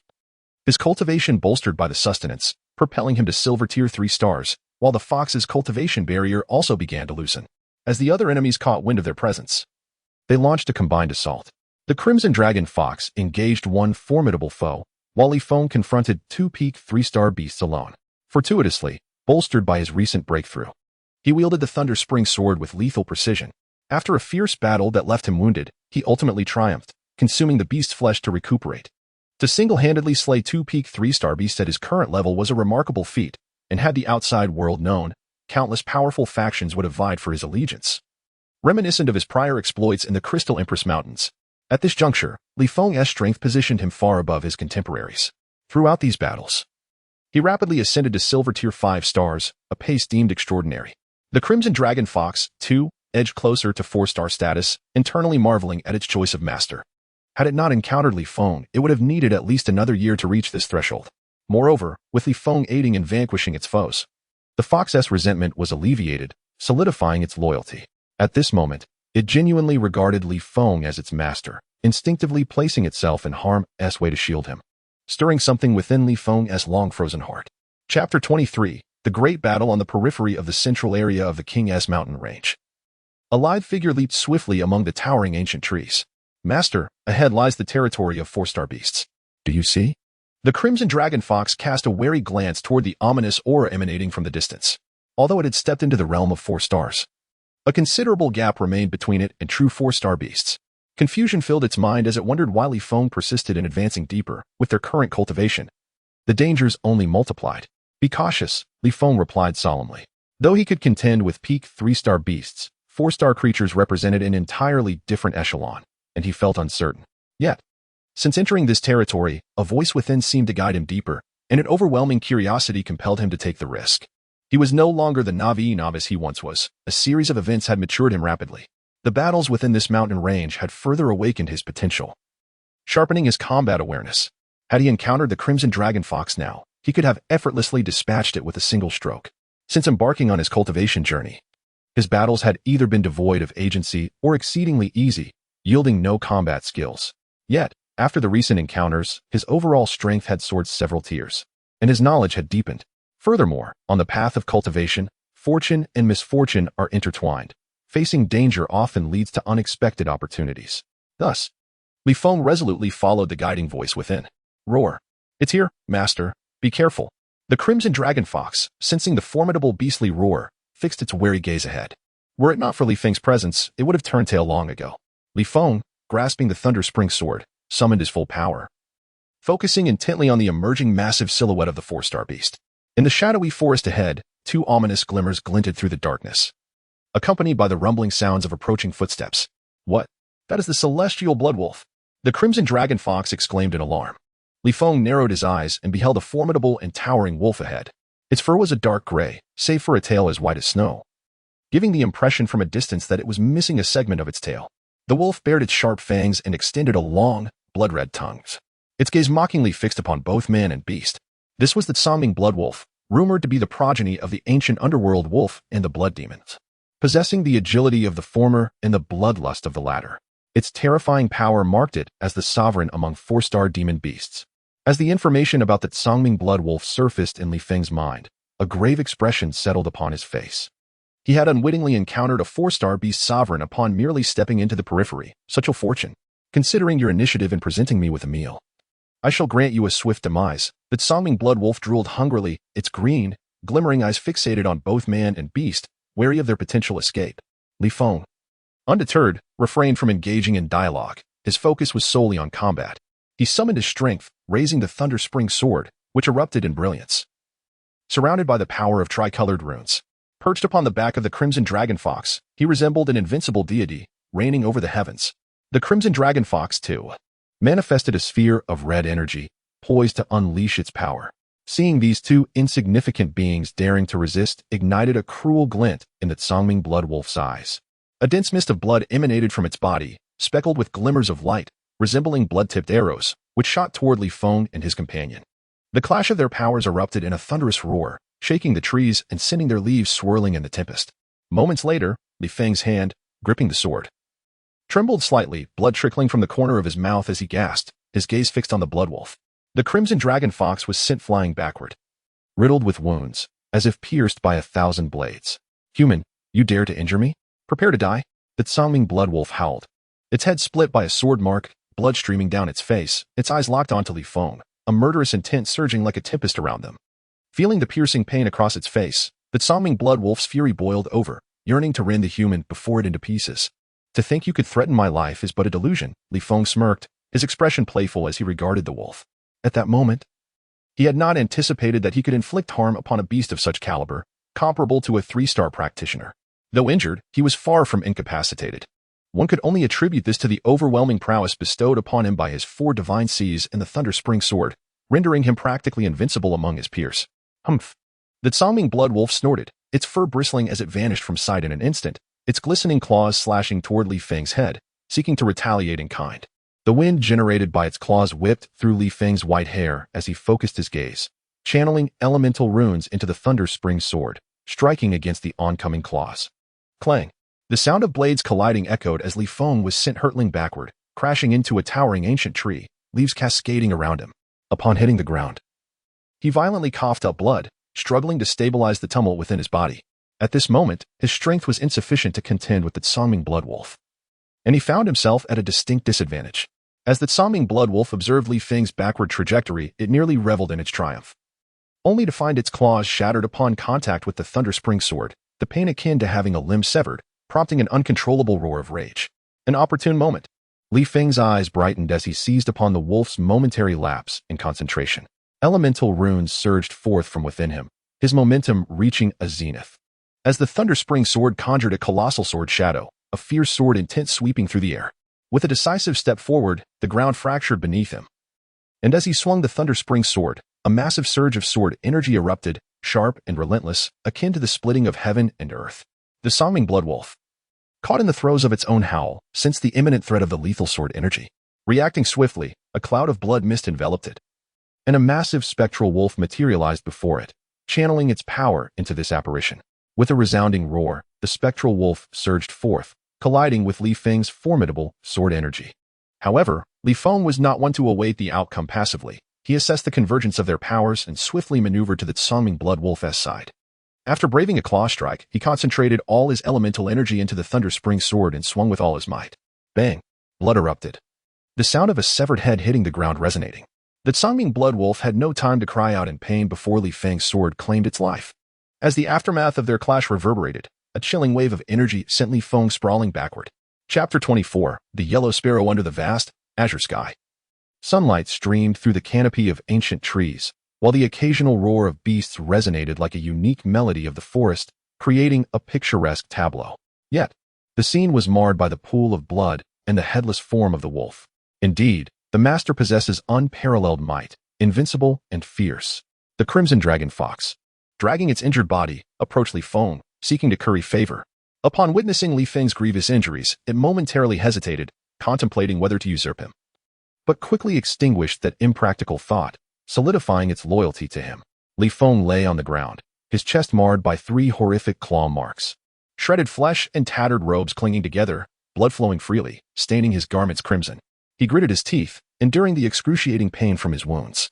With no strength left to speak, he struggled to sit up, channeling elemental energy to heal himself, the Thunder Spring sword quietly beside him, occasionally glimmering as if invigorated by bloodlust. "Hurry, it's just ahead." A voice echoed through the forest, accompanied by the sound of approaching footsteps. Li Feng, startled from his meditative state, sensed the potential threat posed by the approaching cultivators. The consequences could be dire. With no time to flee, he signaled the Crimson Dragon Fox to conceal itself and resumed his recovery. The fox understood, vanishing from the sanguine scene in an instant. Moments later, 2 men and a woman emerged from the depths of the forest.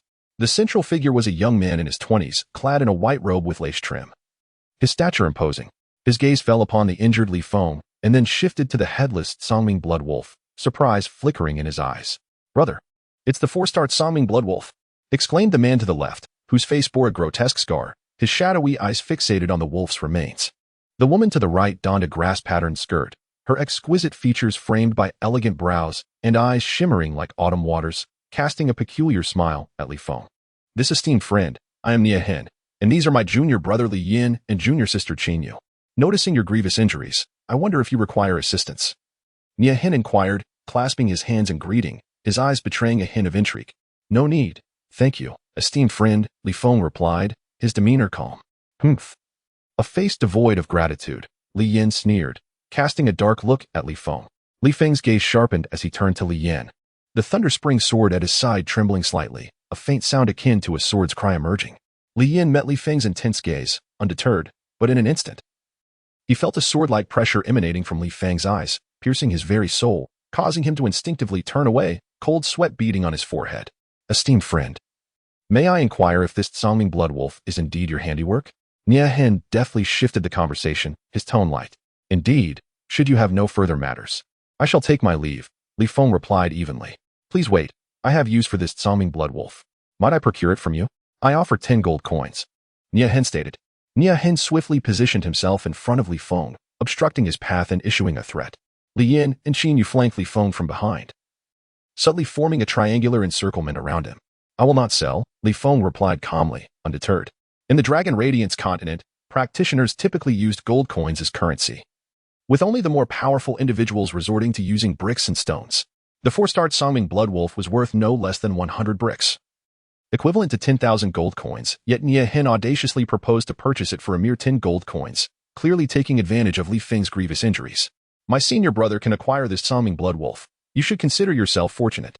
He is a disciple of Liu Bang, an elder of the Witch clan. And one of their foremost talents," Li Yan declared arrogantly, his gaze dripping with disdain as it fell upon Li Feng. As Li Yan spoke, an overwhelming aura of murderous intent enveloped him, causing him to tremble in fear as he looked at Li Feng. A disciple of Liu Bang from the Witch clan? This is indeed an unexpected twist. Li Feng's expression contorted into a feral snarl, his eyes narrowing dangerously at Nie Hen as a wave of killing intent radiated from him, his internal power surging tumultuously. Nie Hen gazed at Li Feng in astonishment, unable to fathom the source of his intense agitation. Yet his desire for the Tsangming blood wolf remained unwavering. Li Feng drew the Thunderwell sword, suppressing the pain in his chest, pouring the power of runes into the blade. In an instant, an astonishing sword aura erupted from the Thunderwell sword as he lunged forward, unleashing a wave of sword energy towards Nie Hen. "You seek death?" Nie Hen shouted in fury, astonished that Li Feng dared to strike first.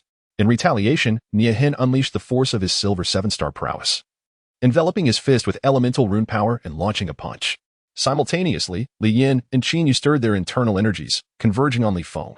As Li Feng faced the two oncoming adversaries, his body twisted in midair, sending forth 2 waves of sword energy towards them. Boom, boom, boom. The sounds of violent collisions echoed as the 6 forces collided, stirring up clouds of dust, while leaves from ancient trees were violently severed and fell to the ground. Li Feng spat out a mouthful of blood, his gaze icy as he faced forward. Severely injured, he found himself somewhat overmatched against these 3 adversaries of equal standing. Yet the murderous intent surging within him was nearly suffocating. The haunting memory of Feng Lixi's death loomed large in his mind, and he struggled to suppress the recollection, only to unexpectedly encounter the disciples of his enemies. The flood of memories surged forth like a tidal wave, inflicting profound agony upon him, as the dual pain of body and spirit threatened to render him unconscious. As the dust settled, revealing Nie Hen and the others, it became evident that only Nie Hen remained unscathed, while Li Yan and Qinhus bore significant injuries. After all, the two were merely silver 2 stars. And even in his weakened state, Li Feng was beyond their capacity to withstand. Nie Hen's gaze sharpened. He had not anticipated that this injured individual could unleash such formidable power, truly astonishing. "Fellow cultivator, what I said still stands. Might you reconsider?" Nie Hen's apprehension grew in the face of Li Feng's strength, suspecting he might also be a disciple from a great power. A sinister smile crept across Li Feng's bloodied visage, resembling a demon emerging from a sea of blood. "Crimson Dragon Fox!" he roared, his gaze fixed on Nie Hen and his companions as if regarding the dead.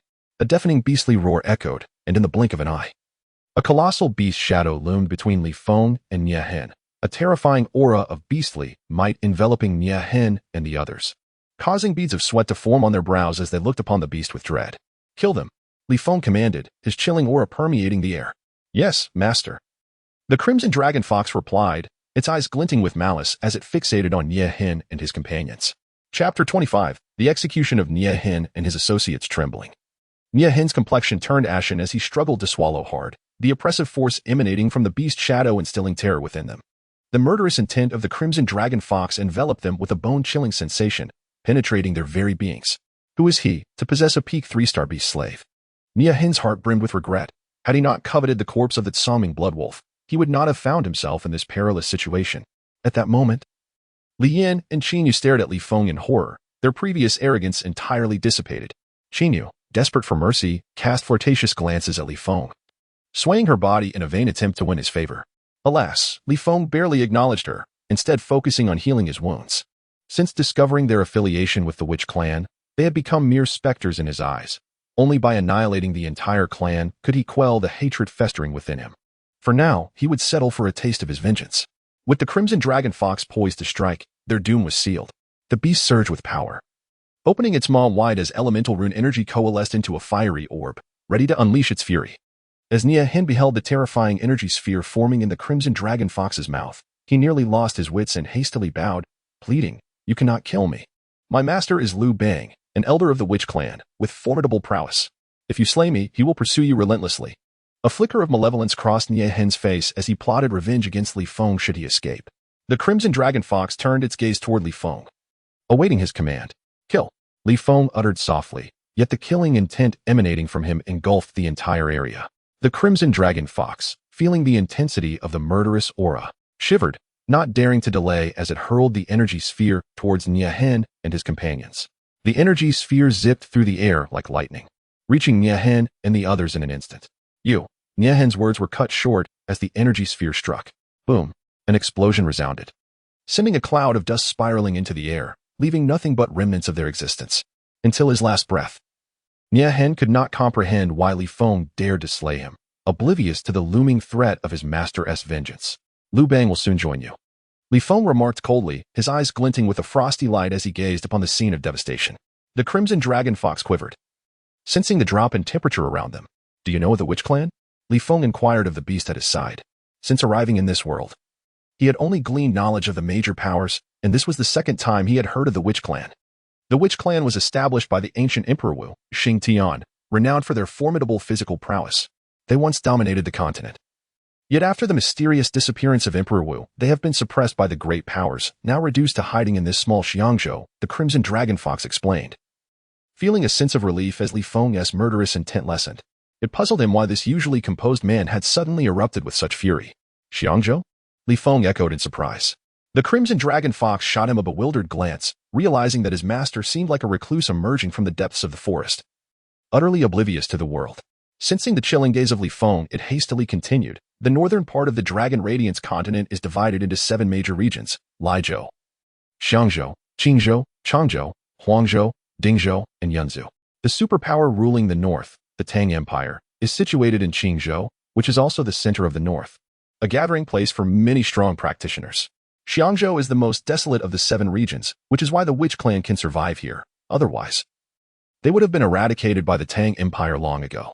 The Crimson Dragon Fox paused momentarily before continuing. "Generally, only those who reach the Platinum Realm can leave their home region, as only Platinum-level practitioners can fly. Otherwise, one would need to walk for an eternity to reach another region." "The northern 7 states?" Li Feng murmured, realizing that this world was even grander than he had anticipated. "What is the strength of the witch clan?" This was the inquiry Li Feng was most eager to explore. Even though he suspected his master might be in Qizhou, he could not face Feng Lixi without dealing with Liu Bang. Therefore, he must eradicate the witch clan before he could face Pei Qinhus. In this generation, the leader of the witch clan is Genghis Khan, whose profound cultivation is unfathomable. Under his command are 4 esteemed elders, each a formidable transcendent, alongside 10 platinum guardians and numerous disciples. The individuals encountered earlier were likely newcomers to the clan. Otherwise, only those with at least golden-level cultivation could aspire to be elder disciples. The Red Dragon Fox spoke solemnly, aware that Li Feng might harbor some resentment towards the witch clan, and thus endeavored to impart all that it knew to its master. Upon hearing this, Li Feng's expression turned grave. With his current silver 5-star strength, he could not even contend with the guardians, let alone Elder Liu Bang. It seemed that revenge would require some time. Suddenly, Li Feng appeared to recall something, his eyes brightening. "Is there a restriction on the beast-slave contract? If there are none, I could capture some magical beasts within the King's mountain range, subduing them if they resist, thereby augmenting my own power." The Red Dragon Fox, seeming to anticipate Li Feng's intentions, replied, "If one's mental strength is formidable, there are no limitations. Mental strength can be enhanced with the elevation of one's realm. So this is merely a minor issue for most powerful beings. The most challenging aspect is persuading the magical beasts to willingly sign the contract." Li Feng closed his eyes in contemplation, pondering. This indeed poses a dilemma. However, if I can identify the weaknesses of each magical beast, there might be a chance. His gaze then fell upon the corpse of the Tsangming Bloodwolf, a glimmer of inspiration flashing in his eyes. Perhaps this Tsangming Bloodwolf's body can be utilized. With that, Li Feng calmly declared, "Let us depart with the Tsangming Bloodwolf's remains." He then leaped onto the back of the red dragon fox, sitting cross-legged to heal. The red dragon fox picked up the Tsangming Bloodwolf's corpse, licking the blood that dripped from it, its demeanor somewhat excited. Consuming the flesh of this wolf would undoubtedly secure its breakthrough to 4 stars. With a swift leap, it sped forward. In the central hall of Luoyang City, Liu Bang sat in meditative posture, elemental runes swirling into his body from the surroundings. The horrific scars adorning his body began to mend slightly under this influx of elemental power. Who was that woman to unleash such terrifying strength? Liu Bang murmured, still shaken by the earlier scene. Had he not self-destructed his weapon at the last moment to counter her, he would have perished beneath that power. Suddenly, he seemed to sense something, his gaze sharpening with anger. Who dares to slay my disciple? A wave of killing intent emanated from him, enveloping the entire hall in an icy chill. As if touching an open wound, Liu Bang's lips twitched, his eyes fixed on the direction of the King's mountain range. Vowing silently, "Once I recover, I shall avenge my disciple." He resumed his cultivation, utilizing the elemental runes of heaven and earth to heal himself. As Li Feng sat cross-legged on the back of the red dragon fox, resting his chin on his hand, he gazed into the rapidly passing trees, lost in thought. He had fully recovered from the battle, and his cultivation had ascended to silver 6 stars, radiating with vigor and distinction. "Little fox, do you know of any 4-star magical beasts that have yet to fully develop their intelligence?" Li Feng inquired, patting the red dragon fox's head. "Allow me to think." The red dragon fox replied, a hint of annoyance at being called little fox lingering in its heart, though it could only bear with it due to Li Feng's imposing presence. "Oh, deep within the outskirts, there is amidst, rumored to be a descendant of the ancient fierce beast and the soaring serpent. Due to its potent bloodline, its intelligence is low, yet it has achieved the pinnacle of 4 stars. With our current strength, the red dragon fox voiced its concerns. Although Li Feng was comparable to a 4-star magical beast, the amidst was at its peak and not something they could confront. "Take me there. I have my methods," Li Feng said, a subtle smile playing on his lips, his eyes glinting with determination. He was uncertain of success. But cultivation was inherently a gamble with one's life. The red dragon fox, with no choice, quickened its pace into the depths of the forest. Moments later, the red dragon fox halted atop a towering ancient tree, its gaze wary as it sensed an overwhelming force approaching. "We have arrived." Li Feng, seated in meditation, instantly opened his eyes, his expression solemn. He could hear the deep snoring of a magical beast, sensing its formidable aura, which was formidable and insurmountable. "Little fox, drop the Tsangming Bloodwolf and seek out this herb. Remember, do not smell or bite it. Wait for an approaching female magical beast, the uglier, the better. Be cautious." Li Feng conjured the image of an herb using elemental runes, issuing his instructions to the red dragon fox. "Understood, master." Although the red dragon fox was unsure of Li Feng's intentions, it recognized his command as law and turned to depart. Li Feng watched the red dragon fox's retreating figure, a profound smile gracing his lips. Recalling the herb he had seen in ancient texts, he formulated this plan, though it was somewhat unscrupulous. He felt compelled to pursue any means necessary to enhance his own power. Li Feng then enveloped the Tsangming Bloodwolf's corpse in elemental runes, concealing the scent of blood to avoid alerting the amidst, and he settled in to await the red dragon fox's return. In Luoyang City, 5 figures soared through the distant skies before swiftly arriving at the city gates. One young man surveyed the bustling streets with disdain, remarking, "Such a small place. The energy is pathetically weak." The others nodded in agreement, their expressions filled with contempt for the passers-by, while the leading woman maintained her composure, stating, "Enough. With the emergence of this relic, other major forces will undoubtedly send their disciples. Do not underestimate them." Her gaze shifted towards the city's center, a flicker of intrigue crossing her features as she led the way into Luoyang City. "Yes, senior sister," the 4 men echoed in unison. Their eyes filled with fervor as they looked at her. The red dragon fox landed softly beside Li Feng, careful not to make a sound. Li Feng slowly rose, turning to face the red dragon fox, observing the diminutive magical beast wrapped in elemental runes at its side. A smirk crept across his lips. He felt increasingly confident in his scheme. Next to the red dragon fox stood a small pig-like magical beast, roughly the size of 2 people. With one eye larger than the other, its nose and mouth nearly fused, and a tail that arched high. Its body was speckled with dark spots, and Li Feng struggled to fathom where the red dragon fox had procured such an unattractive creature. Li Feng lifted his hands, channeling elemental runes to envelop the herb in the claws of the red dragon fox, crushing it and allowing it to gradually merge into the Tsungming Bloodwolf's corpse. Once the herb had completely integrated, Li Feng continued his actions, encasing the wolf's head and affixing it to the body, disguising it as if it had not been decapitated. Little fox, step back and conceal yourself. Your magical aura is too obvious and will easily alert the MNYNTing. Li Feng instructed the red dragon fox, who promptly leaped backward. Taking a deep breath, Li Feng hurled the Tsungming Bloodwolf forward with force. He then concealed himself among the towering ancient trees, blending in with the foliage. Holding his breath and awaiting the arrival of his quarry like a seasoned hunter. With a thud, the sound of a body hitting the ground stirred up a cloud of dust.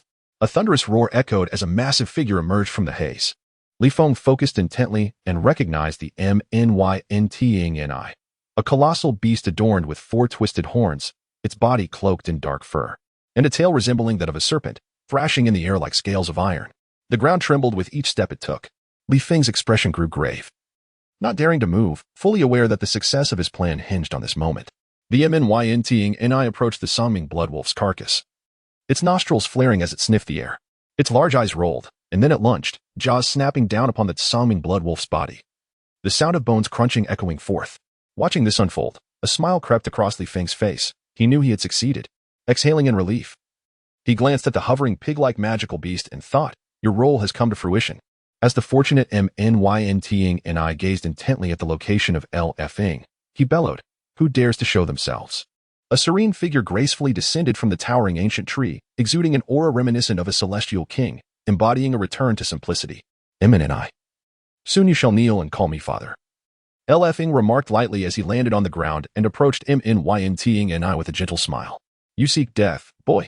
MNYNTing, filled with rage, roared upon sensing the weaker aura emanating from Li Feng. Calm down, calm down. Do you not feel a wave of heat surging through your body?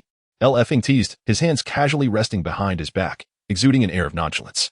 Upon hearing this, MNYNTing hesitated, feeling the unbearable heat within, and, upon seeing the corpse of the sea, Sueling, realized the truth. Human, you dare to deceive me, he roared, realizing that it was not luck that favored him, but rather a cunning scheme devised by this human. A torrent of fury surged within him, as he yearned to rend this human to shreds. Just a trivial trick, do not be so amused. Li Feng responded with a smile, a commanding presence enveloping him, causing his robes to flutter slightly, showcasing his extraordinary demeanor. Do you know what you ingested? MNYNTing's eyes reddened as he fixed his gaze on Li Feng, his body's unusual condition stifling any rash movements. Otherwise, he would have already crushed this loathsome human. Observing the murderous glint in MNYNTing's eyes, Li Feng calmly stated, what you consumed is the YNHN grass, a potent herb that even a 6-star beast cannot withstand. Without a remedy within a quarter of an hour, you will. His gaze shifted to the pig demon behind him, which he slowly pushed before MNYNTing. Damn it, you despicable human. MNYNTing understood the substance he had ingested and, gazing at the grotesque pig demon, felt a wave of nausea, as if he might vomit the flesh of the seeing Sueling he had consumed earlier. Submit to me, and I shall grant you the antidote. Otherwise, you shall be left with this pig demon, Li Feng said firmly, as MNYNTing prepared to unleash his power. Li Feng remained unfazed, calmly advising, you should think carefully. With your bloodline, if such an event were to occur, how would you survive among your kin? Follow me, and I shall ensure you are well treated. Trust me, you will be grateful for your decision in years to come.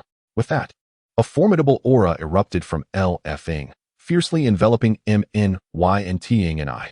The latter, initially poised to roar, felt a sense of trepidation upon sensing the comparable might emanating from Li Feng, and, feeling the escalating heat within, reluctantly lowered his head.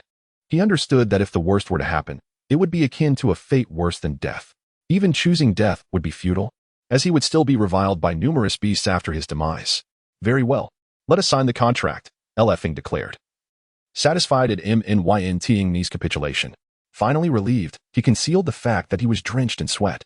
MNYNTing, resigned, emitted a radiant glow from his forehead, and the demon slave contract materialized once more. Seeing this, Li Feng's hand trembled slightly as he swiftly squeezed out a drop of blood to seal the contract. A moment later, Li Feng sensed the presence of the miniature MNYNTing in his mind. A smile of satisfaction spreading across his face as he beheld this 4-star beast. Master, please give me the antidote. MNYNTing implored innocently, his tone tinged with a hint of despair. It was hard to fathom that a peak 4-star beast could be reduced to such a state. Haha, little cow. You must learn well from me.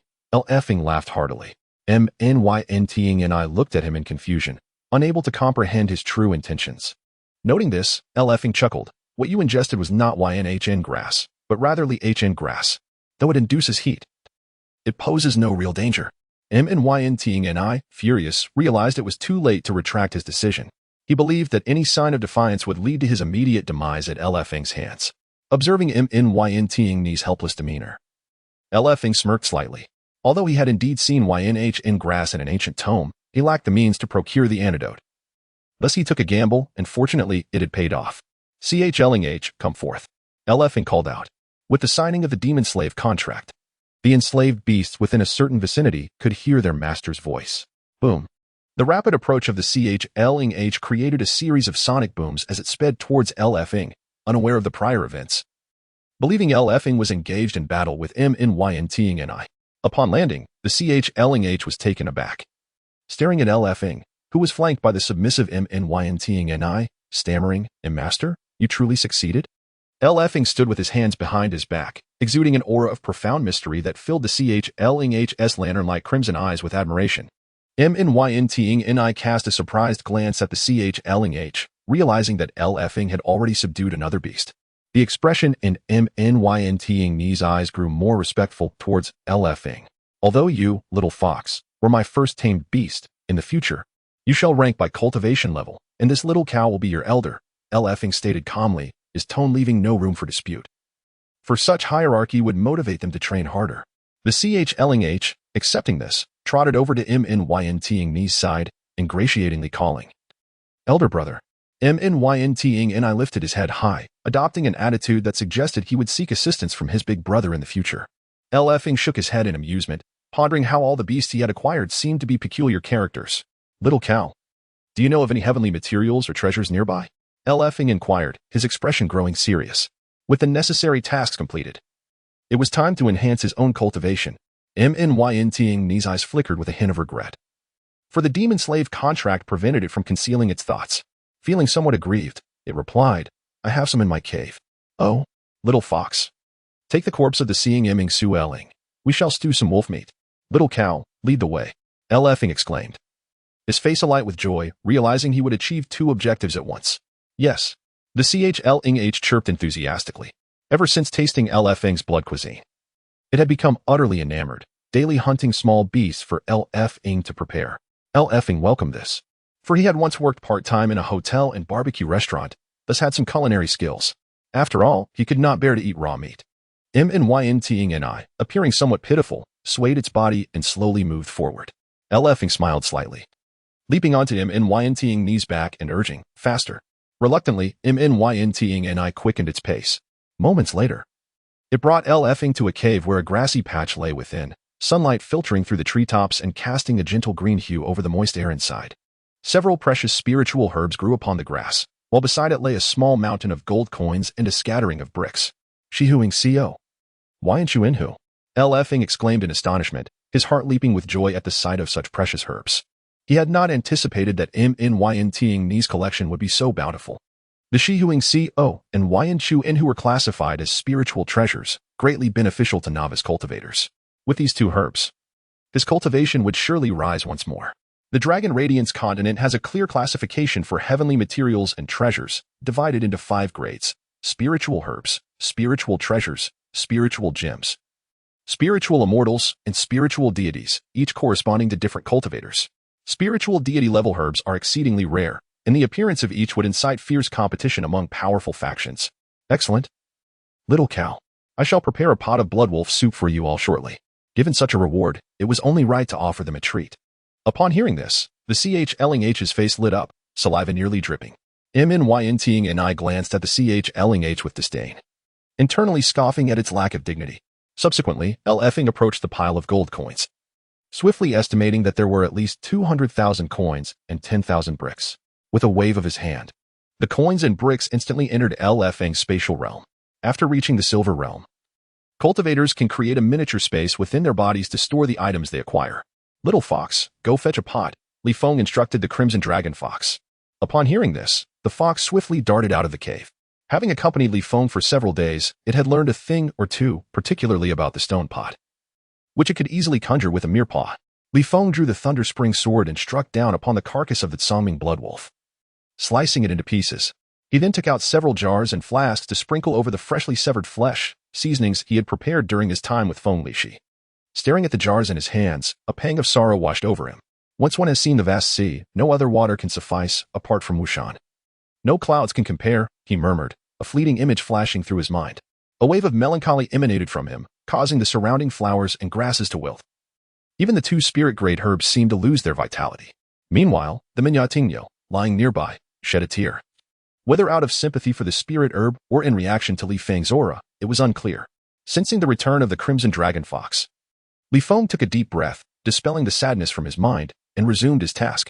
The fox returned, carrying a massive stone pot, which had dropped to the ground with a resounding thud that reverberated through the cave. Li Feng summoned a fiery red elemental power, enveloping the stone pot in flames, while tossing the chunks of flesh into it alongside the spirit herbs, fueling the pot with fervent energy. As the flames consumed the contents, the pot began to bubble, releasing streams of crimson vapor that filled the cave with a rich, savory aroma. The crimson dragon fox stared hungrily at the pot, saliva dripping from its mouth, while the Manya Tengyo could barely contain itself, nearly diving headfirst into the pot. Had it not been for Li Feng, it would have devoured the contents in one gulp. It had never encountered such fragrant food since its birth. The two beastly creatures gazed eagerly at Li Feng, their expressions pitiful. Moments later, the liquid in the pot thickened into a paste, prompting Li Feng to retract his elemental power. He fished out pieces of beast flesh and tossed them before the two creatures. Then, with a leap, he plunged into the boiling pot. As the two beasts scrambled for the meat he had discarded, devouring it piece by piece, Li Feng felt the searing heat of the broth. Grimacing as he endured the burning pain while harnessing the essence within the pot using the primordial engraving technique. Boom! The pot trembled, creating a whirlpool centered around Li Feng. Elemental power extracted from the Songming bloodwolf's flesh, and the medicinal essence of the spirit-grade herbs surged into Li Feng's body.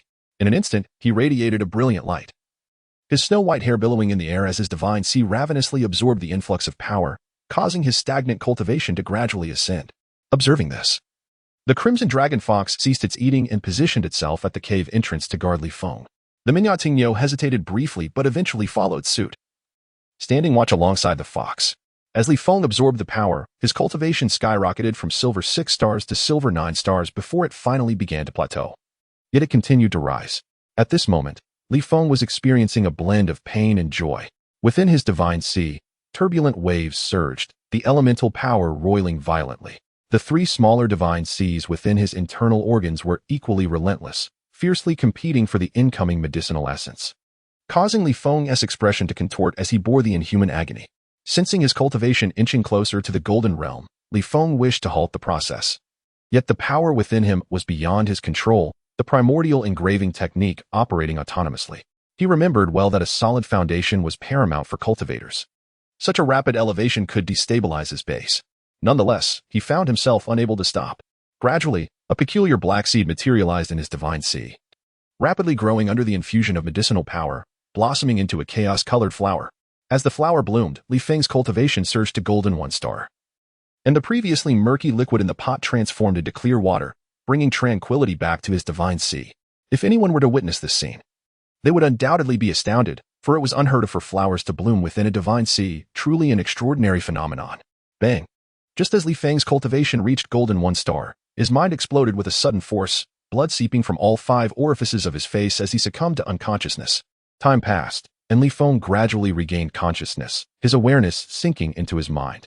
Upon sensing the changes within, he was momentarily stunned to find the boundless expanse of his divine sea replaced by an abyssal darkness, where only a red light hovered. As he attempted to investigate the source of this light, he felt an unseen force obstructing him. Suddenly, a melodious female voice resonated within his mind. "Congratulations, player, on becoming the first internal tester of this game." "What?" Li Feng's heart raced, his expression one of disbelief. Sensing his confusion, the voice continued. "This game is a collaborative creation of the International Game Association and a renowned enterprise. On the day of its successful development, it was unexpectedly influenced by an unidentified object, resulting in an anomaly.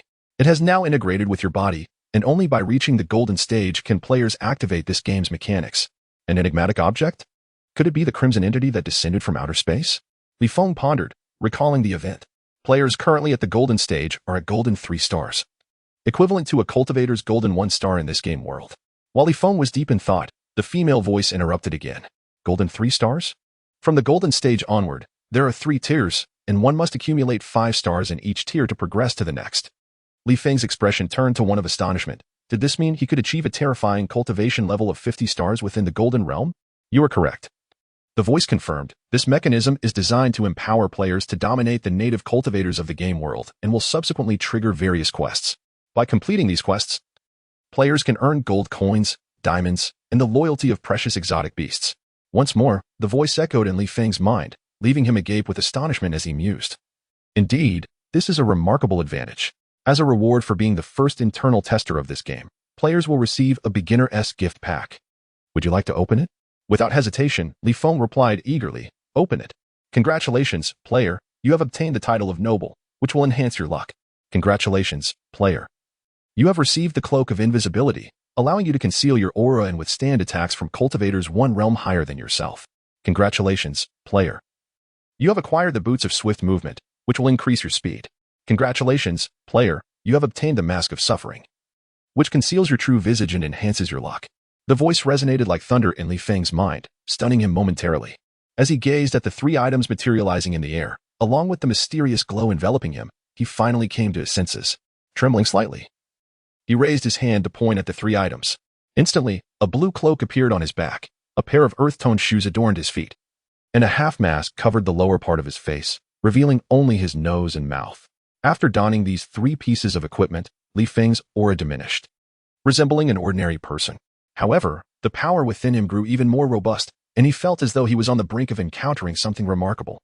The first task has now been announced. Ancient ruins are about to emerge in the majestic King's Mountain. Should players venture into these ruins and retrieve treasures, they will be rewarded with 500,000 gold coins and 10,000 bricks, along with the loyalty of the divine beast, Bai Zhe. However, failure will result in a penalty based on the player's level of completion. This is a mandatory quest that players cannot refuse. As Li Feng reveled in secret joy, a feminine voice resonated in his mind, sending a chill down his spine. A penalty for failure? Could it be more treacherous? Are there no hints? Li Feng mused inwardly. At this juncture, he had no choice but to brace himself and accept the task, having noted the mandatory designation. As he spoke, a luminous screen appeared before him, displaying a map of the outskirts of King's Mountain. A quick glance revealed a red dot deep within the periphery, likely indicating the site of the upcoming ruins. Li Feng pondered. Then, as if struck by a thought, he excitedly inquired, if I complete the task, what will be the realm of Bai Zhe's loyalty? Due to the limitations of the player's cultivation, Bai Zhe would pledge allegiance at a realm significantly higher than the player's.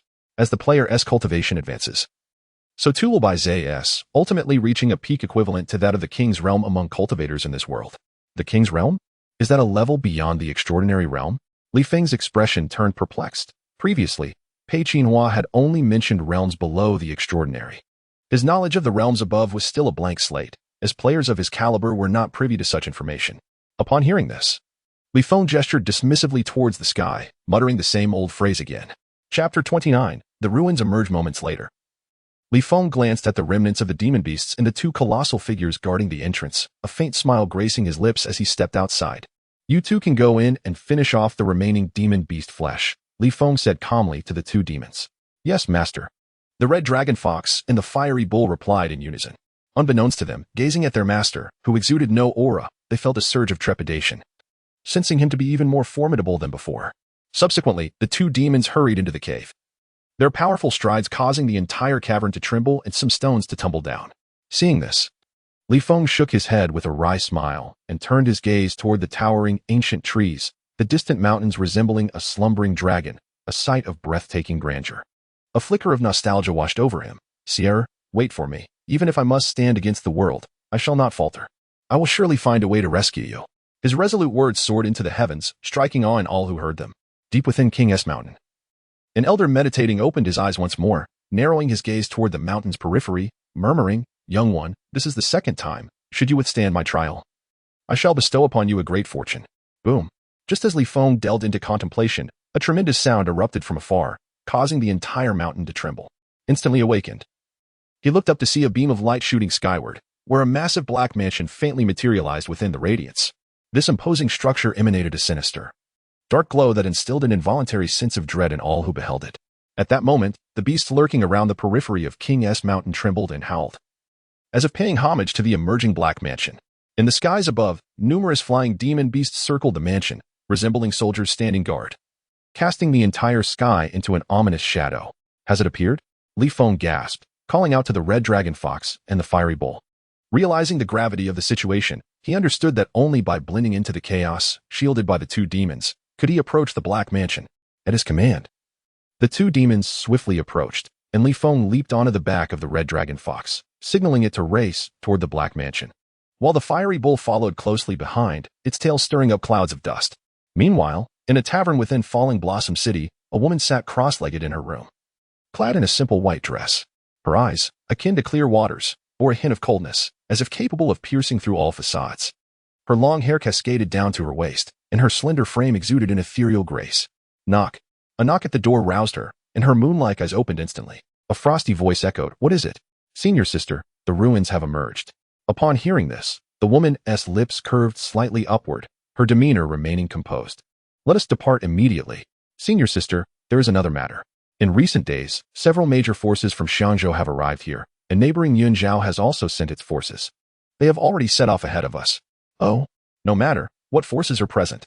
The woman appeared intrigued, a light laugh escaping her lips. "The witch clan of Xiangzhou, Qinyun Pavilion, the Buddhist Academy, and the Wuji Palace. From Yunzhou, the Blood Clan S Branch, Moondance Pavilion, and the Yunyue Ingfen Pavilion." The voice trembled slightly. "Interesting. In that case, we shall also set off. Let them scout the way," the woman commanded, her expression turning serious. With the protection of the red dragon fox and the fiery bull, Li Feng navigated through the throng of demon beasts unscathed until he reached the site of the ruins. Before him lay a series of translucent jade steps, shimmering with mysterious light, extending from the ground to the Black Mansion above, approximately 100 steps in total. Beside the steps stood a black stone tablet, inscribed with ancient characters. As Li Feng glanced at it, his eyes widened in shock, and it took him a moment to regain his composure. The message resonated in his mind, sending a jolt of surprise through him. "I, the Emperor of the Abyss, sought to pursue the great Tao, attempting to forge a path through my own being. Alas, my efforts faltered, leading to my demise. In my final moments, I left behind my legacy, awaiting a fated individual. Those jade steps are my trial.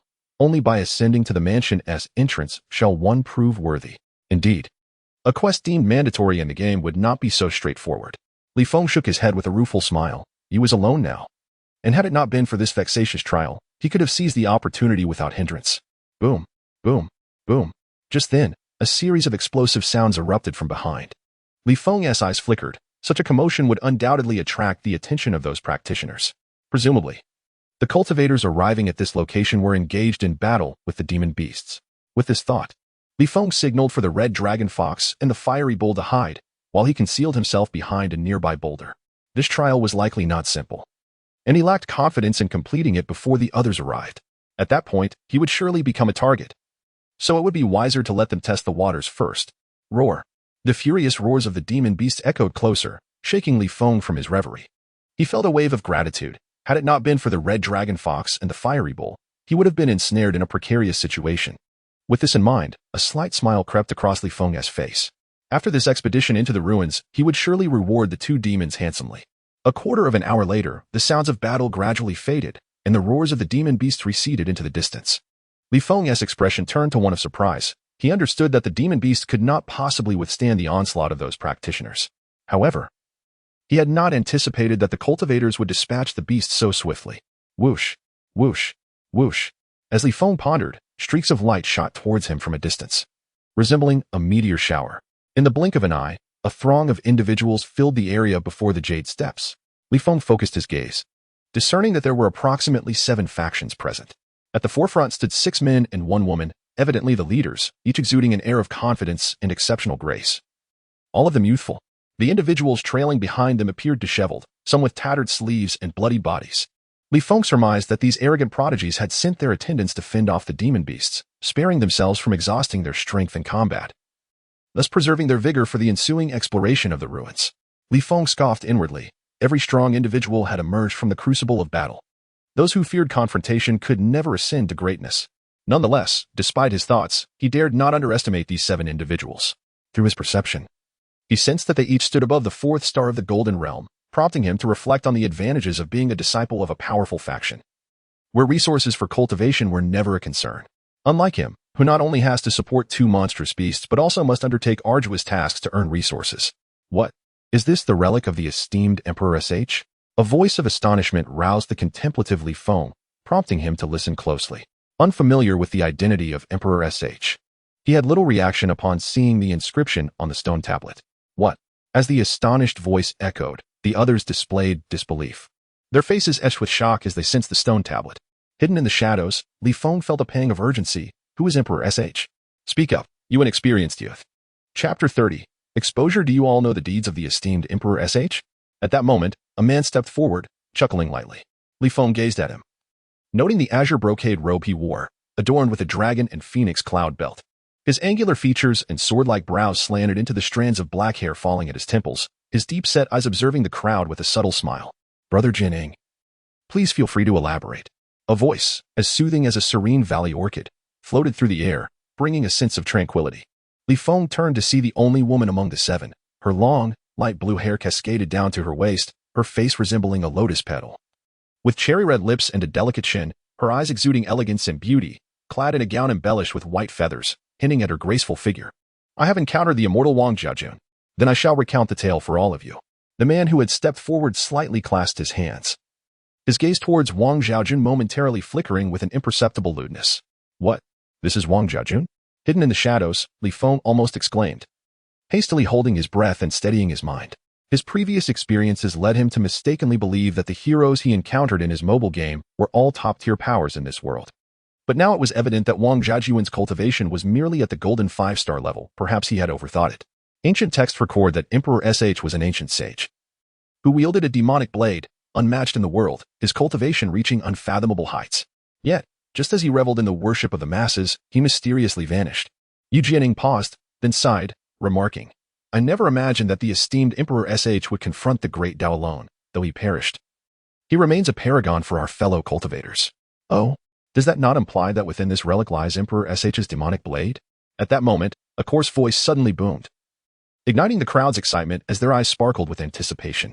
Even Yi Jianying's eyes flickered with intrigue. Had it not been for the other six, he would have been the first to step into the relic. You all desire the treasures of the relic, and since the esteemed Emperor SH has set trials, why not let us rely on our own abilities? A short, fierce-looking man stepped forward, grinning wickedly. His gaze lingered on Wang Jiajun with lascivious intent, causing her to frown slightly, a glimmer of murderous intent flashing in her beautiful eyes. Indeed, what Brother Wuzheng said is quite valid, Yi Jianing replied calmly, confidence radiating from his demeanor. With that, he leaped toward the steps, the others following suit as they employed their techniques to ascend the jade staircase. As soon as they set foot on the jade steps, they felt an overwhelming pressure descending upon them, as if from an ancient beast. The group changed color, each employing their skills to resist the onslaught, slowly making their way up the steps. Witnessing this, Li Feng felt a surge of urgency. Just as he was about to reveal himself, he sensed something and abruptly turned to the distant void, holding his breath once more, concealing his presence. Whoosh! A white figure flashed across the void, silently landing before the jade steps, gazing at the 7 figures on the staircase, murmuring, Wu Clan's Wu Zheng, Qianyan Tower's Yi Jianing, Buddhist Institute's Yuan Kong, Wuji Palace's Zhao Wan, Blood Clan's Blood Demon, Moon Dance Tower's Wang Jiaojun. In the Yuing Division's Gu Kuei, the icy woman's eyes shimmered with battle intent. These individuals were all geniuses of her caliber, particularly Gu Kuei, who evoked her wariness. Wu Clan. Li Feng's eyes reddened at the mention, a wave of hatred surging within him as he clenched his fists, scanning the figures on the steps, attempting to identify the member of the Wu Clan. Who? Step forward. The icy woman sensed Li Feng's agitation and narrowed her gaze. Tell me, which one of them is from the Wu Clan? Li Feng's aura brimmed with murderous intent, his eyes locked on the woman, as if ready to strike at any moment. Who are you? The icy woman questioned, sensing the malice radiating from him, her brow furrowing slightly. Repeat that. Who is the Wu Clan member? Li Feng's figure flickered, silently appearing before the woman, their distance barely half a meter apart. The woman's heart raced at his speed. The proximity allowed her to feel the chilling malice emanating from him, her hand instinctively pointing toward a figure on the jade steps. Following her gaze, Li Feng discovered it was the short man, who had now ascended to the 10th step. Seeing this, Li Feng prepared to ascend the jade steps. He had vowed that upon encountering a Wu Clan member, he would kill. Jing Lianhan from the Great Tang Hidden Dragon Academy. Are you perhaps afraid to reveal your true self? Jing Lianhan remarked lightly, observing Li Feng. Her previous instinctive action had unsettled her, and his masked face ignited a desire to unveil the mystery surrounding him. Li Feng. Upon hearing this, Li Feng did not turn around but continued forward. A faint voice escaping his lips. Li Feng. Jing Lianhan murmured, watching Li Feng's retreating figure, searching her mind for notable factions, finding no mention of his name. Could he be a disciple of a hidden master? Li Feng's speed and murderous intent left her feeling unsettled. An ordinary loose cultivator could never evoke such a sensation in her. Hold on. Who is this young cultivator daring to compete with us for the relic? A loud voice erupted as numerous guards who had been trailing the seven swiftly approached Li Feng, blocking his path. Only the guards behind Wang Zhaojun and Gu Kuei did not move to obstruct him. Step aside, Li Feng shouted, desperate to confront the Wu clan member. Paying no heed to these minor obstacles, seeking death, the guards were infuriated, as elite members of the prominent forces in Xiangzhou and Yunzhou. They could not tolerate such disrespect from an unknown junior. They unleashed their full aura, elemental runes surging toward Li Feng. In an instant, it felt as if a torrential downpour of colors rained down upon him, his slender form appearing insignificant amidst the deluge of power. Yet, even surrounded by this overwhelming force, Li Feng maintained a calm demeanor, steadily moving forward as if standing against the very forces of heaven and earth, leaving onlookers in awe. Behind, Jing Lianhan's cold gaze flickered with seriousness. She was unafraid when they were scattered, but facing so many together required caution. However, Li Feng's actions astonished her. He showed no inclination to evade. Jing Lianhan focused intently on him, curious to see how he would contend with the torrent of power unleashed by the numerous Silver Realm cultivators. Boom. Waves of force collided at Li Feng's location. The ground fracturing, dust swirling. As the dust settled, Jing Lianhan's pupils constricted in shock. There stood Li Feng, mere steps away from the first staircase. Behind him a pockmarked ground and a multitude of groaning guards. Moments later, Jing Lianhan regained her composure, murmuring, Li Feng, who exactly are you? Never had anyone stirred such a compelling desire to uncover their identity within her. Even the prodigies of the Hidden Dragon Academy had only earned her admiration. But they could not shake her resolve. Yet, this Li Feng, time and again, unsettled her thoughts, not only with his unfathomable strength but also with his mysterious aura. The sight of his white hair evoked a sense of sorrow within Jing Lianhan. Chapter 31. The Fall from the Steps. Li Feng gazed at the jade steps before him, his expression tightening as he sensed an ancient aura emanating from them that made his heart race. The recent attacks from the guards may pose a challenge to others, but for him, equipped with the cloak of invisibility and the boots of swiftness, evading their strikes and dispatching them was a trivial matter. Li Feng took a deep breath, calming his thoughts, and stepped onto the jade steps. Boom. In an instant, an overwhelming pressure descended upon him, akin to the weight of the world pressing down. Under this force, Li Feng felt as if he were bearing the weight of Mount Tai, beads of sweat forming on his forehead as he struggled to maintain his composure. His eyes narrowed with cold determination. He was eager to eliminate that shaman from the witch clan and would not be constrained by these mere steps. If you seek battle, then let us fight, Li Feng murmured resolutely. With that, an astonishing fighting spirit erupted from him, though it felt minuscule in the face of such tremendous pressure. It persisted like a resilient blade of grass against a boulder. An extraordinary phenomenon resembling a blossoming lotus of energy appeared at the first step, leaving Jing Lianhan in the distance utterly astonished. Is this the emergence of the lotus of momentum? She muttered, as if carved from stone. Meanwhile, those above Li Feng remained oblivious to the unusual occurrence below, continuing their ascent as if they inhabited entirely different realms. Suddenly, the oppressive battle aura seemed to intensify, as if angered by Li Feng's defiance, extinguishing his fighting spirit in an instant and causing him to spit out blood, staggering to the edge of the steps. Fight. Li Feng raised his head with a cold smile, calling out defiantly. His will to battle reignited, clashing against the descending weight of pressure. Although his fighting spirit remained minuscule, it momentarily halted the oppressive force. Seizing the opportunity, Li Feng swiftly lifted his foot and stepped onto the second step. At this moment, Jing Lianhan regained her senses and glanced at the figures above Li Feng, murmuring with uncertainty, could it be that this trial varies from person to person? From Li Feng's earlier performance, she doubted any among the figures above could surpass him. If he struggled so, how could they ascend? While she pondered, Li Feng had already reached the sixth step, casting a narrowed gaze at the shaman standing on the 12th step, a murderous intent gleaming in his eyes as he muttered. Only 6 steps remain. With that, he stepped onto the 7th step. To his surprise, he felt no pressure from the subsequent steps, prompting a flicker of astonishment within him. Was this an illusion? At that moment, Yu Jianying stood on the 17th step, Yuan Kong and Wang Zhaojun on the 18th, Zhao Wen on the 16th. Shuemo on the 18th, and Gukue on the 19th step. Roar. Upon reaching the 10th step, Li Feng was nearly stunned by a sudden roar from a beast. He turned to behold a myriad of beastly figures, including dragons and phoenixes, rushing towards him like a tidal wave. Any ordinary person would surely be terrified by such an overwhelming presence. However, Li Feng remained composed, unyielding amidst the chaos. Moments later, as the spectral beasts dissipated, Li Feng ascended, his murderous aura swirling around him, rendering him akin to a deity of death. The shaman, gazing at those above him, felt a surge of resentment. The pressure from the steps made his already diminutive stature appear even smaller. He forcibly unleashed his 4-star golden aura, raising his right foot to ascend. Die. Li Feng's murderous intent enveloped the entire step as he struck forcefully at the shaman's back. With just a single utterance, the shaman was struck down by Li Feng. Tumbling down the steps, having forcefully enhanced his power, he was utterly defenseless against Li Feng's sudden attack. As he crashed to the ground, the shaman coughed up blood, his eyes blazing with fury as he glared at Li Feng above. You shall perish. The witch clan shall perish. Li Feng regarded the frenzied figure below with an air of calm, feeling a tinge of regret for not having ended his life. Though the shaman could not hear Li Feng's words, he deciphered them from his lips and was consumed by rage. Attempting to ascend the steps once more to eliminate Li Feng. Bang! The moment his foot touched the step, a colossal force hurled the shaman away, crashing him against a nearby tree, causing it to tremble and shed its leaves. Undeterred, the shaman, despite his injuries, prepared to ascend again. But a line of words appeared on the adjacent stone tablet, halting him in his tracks. Every cultivator has but one chance. If touched, death awaits. Clearly, the previous incident was merely a warning. He had no doubt of the stone tablet's authenticity. Should he continue, he would surely meet his demise. With a resentful glare fixed upon Li Feng's back, the shaman was enveloped in a murderous aura as he sat down to heal. I advise you not to be enemies with that person. Just as he prepared to recuperate, a cold voice interrupted him, igniting his already raging fury. He turned, ready to teach the speaker a lesson. How could it be you? The shaman stammered in fear, recognizing the formidable presence of Jing Lianhan. In the past, he had foolishly attempted to flirt with her, only to be severely punished, saved only by his master's timely intervention. Since that day, he had dreaded encountering her. Why? Just because you can come, I cannot? Feeling the chill in Jing Lianhan's words, the shaman shook his head in fear.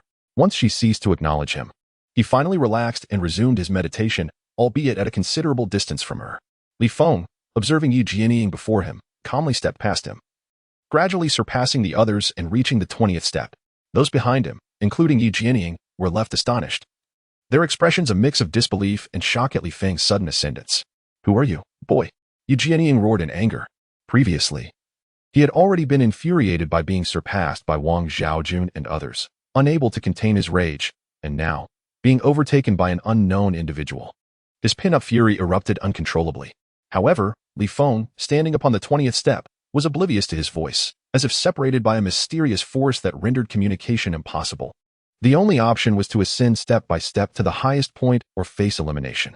Chapter 32. The 10 Trials. Just as Li Feng set foot on the 20th step, a seductive, corrupting aura flooded the area, and enchanting figures began to materialize around him. Gorgeous beauties of every demeanor, some alluring, some delicate, some regal, and others haughty. Each could easily cause a cultivator to lose their reason with thoughts of dying under the peony and lingering as a ghost. Li Feng's expression turned cold, his snow-white hair gently flowing as he appeared like a proud celestial being. Calmly regarding the enchanting figures before him, his eyes held only tranquility. Perhaps for other cultivators, especially female ones, this would be an overwhelming trial. Yet for him, it felt as insipid as a mere phantom, devoid of any stirrings of desire. All that remained was a pure appreciation for beauty. Since the death of Feng Lishi, his heart had perished alongside her, leaving only a singular focus on becoming stronger. Thus, this trial held no significance for him. Li Feng effortlessly stepped past the 20th step, moving as if he were a deity traversing the void, graceful and unfettered. Below, Gukue was already dumbfounded. Having witnessed Li Feng's ease and comfort in ascending, he was left wide-eyed with disbelief. He was one who had faced the temptations of the 20th step, fully aware of its seductive power, and even his own resolve had faltered. Gukue never anticipated that someone could remain so composed in the face of such temptations. Even his fellow disciples could not manage it. Could this individual be the one his master spoke of? Gukue pondered, a sense of familiarity washing over him as he observed Li Feng's silhouette, reminiscent of the one his master had described. Gradually, Li Feng arrived before the 30th step. Rather than hastily ascending, he took a deep breath to steady himself. Having discerned the nature of this trial, the test could be divided into 10 stages, from the 1st to the 10th and the 20th, and once he surpassed these steps, The remaining ones would pose little challenge to him. With a deliberate step, he descended. A palpable aura of lethal intent surged towards Li Feng, enveloping him and invading his consciousness. His expression shifted, the oppressive presence caused his heart to race. And the elemental power of his runes surged violently to shield him from this malevolence. Just as he managed to withstand the pressure, a wave of ferocity descended from above, invading his mind with an unstoppable force. This intrusion turned Li Feng's eyes bloodshot, as if possessed. Seizing this moment, the lethal aura infiltrated his consciousness. Under the assault of these two menacing forces, Li Feng's mental state flickered like a dying candle, wavering precariously. Am I to perish? Perhaps it is for the best. A faint whisper echoed in his mind as he gazed skyward, envisioning Feng Lishi beckoning him. A smile unconsciously graced his lips as he succumbed to a trance. No, I cannot die. Suddenly, Li Feng's eyes flew open, a terrifying will emanating from his mind, soaring towards the heavens. The encroaching lethal and ferocious auras were instantly dispersed, merging into Li Feng's own killing intent. I have yet to avenge you, nor have I found a way to save you. How could I possibly die? A flash of thunder danced in his eyes as he murmured. Reflecting on the recent past, the fear still lingered within him. Had he not recalled Feng Lishi and his unfinished quest for revenge, he would have been consumed by those two sinister forces, transformed into a mindless killer. In the depths of the King S Mountain, in an unknown realm, an elderly figure suddenly opened his eyes, a look of delight creasing his wrinkled face. Ha, young one. You have not disappointed me. I specifically devised this trial to test your will, and yet you have succeeded. The elder did not close his eyes again, but instead focused intently on the direction of the ruins, as if sensing the events unfolding there. Meanwhile, the others behind Li Feng had long since been eliminated. Yu Jianying, Blood Demon, Zhao Wan, and others glared at their fallen companions, seething with rage. Who harmed you? One of the guards, bloodied and trembling, raised a hand pointing at Li Feng on the steps. That person. Fear was evident in his eyes. What? A nameless nobody has reduced you to this state? Yu Jianying bellowed, failing to realize that he too had been bested by Li Feng in this trial. Wu Zheng. You weren't also injured by that brat, were you? The blood demon inquired, astonished, turning to the healing Wu Zheng. Upon hearing this, Wang Zhaojun and the others turned their attention to Wu Zheng. Noticing their gaze, Wu Zheng flushed with embarrassment and spat. Humph. That brat ambushed me on the jade steps. His words were laced with animosity towards Li Feng. Had circumstances permitted, he would have charged forward to slay him, rather than endure this humiliation. At this, the blood demon and the others exchanged amused glances, surprised to see Wu Zheng in such a predicament. They were relieved that they were not the ones ambushed. Had they been, they would surely have suffered the same fate. At this moment, Wang Zhaojun noted the still figure of Jing Lianhan at the back and exclaimed, I never expected the esteemed senior sister of the fourth generation from the Tang Dynasty's Qianlong Academy to appear in this place. The blood demon, Yu Jianying, and others turned to glance at Jing Lianhan, their eyes reflecting a deep wariness.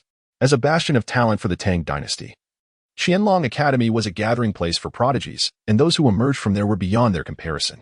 Moreover, as the fourth-generation senior sister, Jing Lianhan must possess formidable strength to command respect among her peers. You, the legendary dancer of the Moon Dance Tower, have come here as well? Jing Lianhan's cold voice resonated, radiating an air of aloof superiority. Wang Zhaojun smiled faintly, choosing not to elaborate further. The blood demon glanced at the sole remaining figure on the steps, a sly smile creeping onto his face. Since we have all been eliminated from this trial, let us observe how far that young one can advance. If he succeeds, Yu Jianying and the others exchanged knowing glances. Their eyes filled with mockery as they anticipated Li Feng's downfall, their earlier discontent fading away. Only Gu Kuei, Jing Lianhan, and Wang Zhaojun maintained their composure. Their eyes fixed on Li Feng, unwilling to miss a single detail. Let me see how far you can go, Jing Lianhan murmured. Her gaze imbued with a complex mix of combativeness, anticipation, and indignation. Wang Zhaojun, catching Jing Lianhan's words, expressed surprise, glancing at Li Feng with newfound interest. Anyone who could attract the attention of the esteemed senior sister of Qianlong Academy must be extraordinary. Gu Kuei, too, was puzzled, yearning to rush forward and see Li Feng's face, to discern if he was indeed the person spoken of by his master. Though he did not understand his master's fervent interest in that individual, he knew he must fulfill the order given. In the 33rd chapter, the final 3 trials, Li Feng had already ascended to the 79th step, gazing with excitement at the Black Mansion merely 20 steps away. Should he complete this trial, he would not only acquire the Relic Ash treasures but also receive rewards for his quest.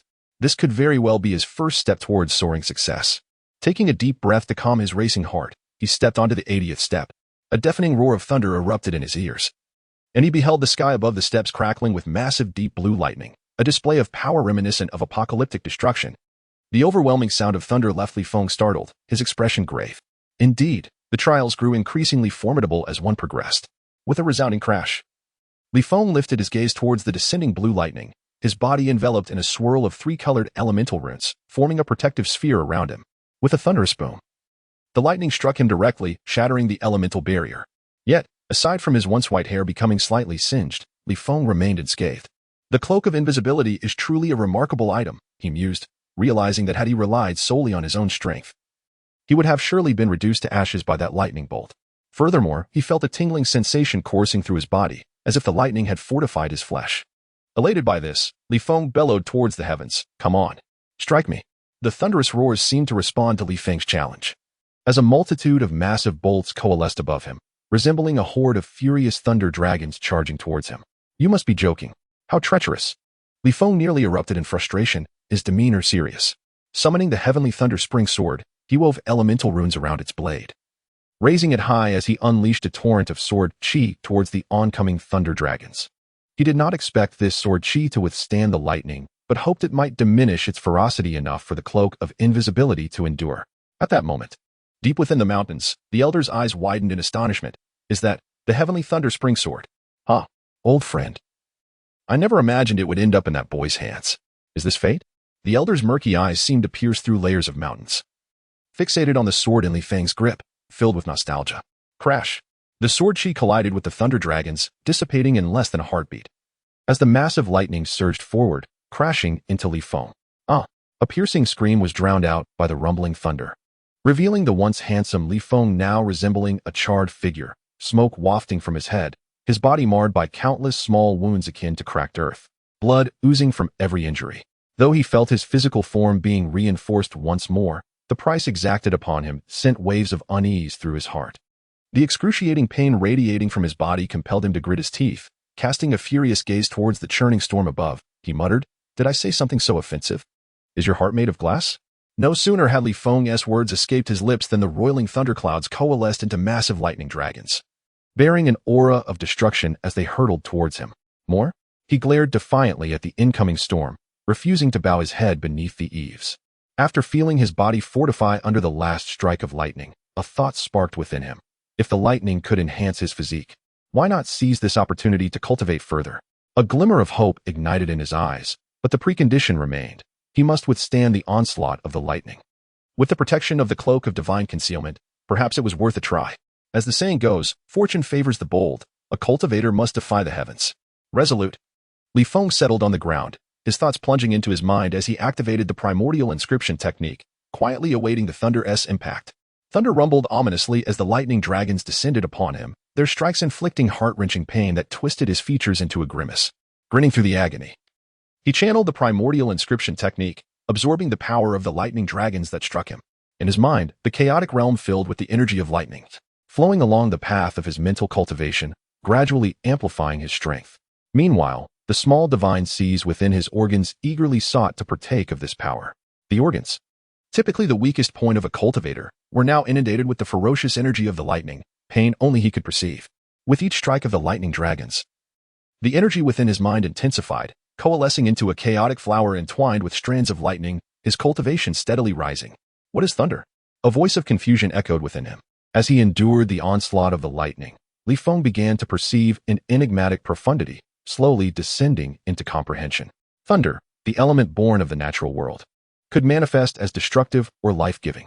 Yet, what defined destructive thunder? What constituted life-giving thunder? Time seemed to pause in that moment as Li Feng sat in meditation, lost in understanding. Suddenly, a whisper emerged. Destructive thunder obliterates all. Life-giving thunder nurtures all. The pinnacle of destruction is life. The pinnacle of life is destruction. These forces are interdependent yet antagonistic, evolving to become the anomaly of thunder. As Li Feng gradually grasped the elemental runes of thunder, intricate lines began to dance across his skin, resembling tiny bolts of lightning coursing through his body, a sight both awe-inspiring and terrifying. Deep within the King's mountain, an elder abruptly rose, his wrinkled face etched with astonishment, murmuring, "To comprehend the elemental runes of thunder through this experience, this youth's capacity for understanding is formidable." He then shook his head in bemusement. "I have unwittingly aided your growth."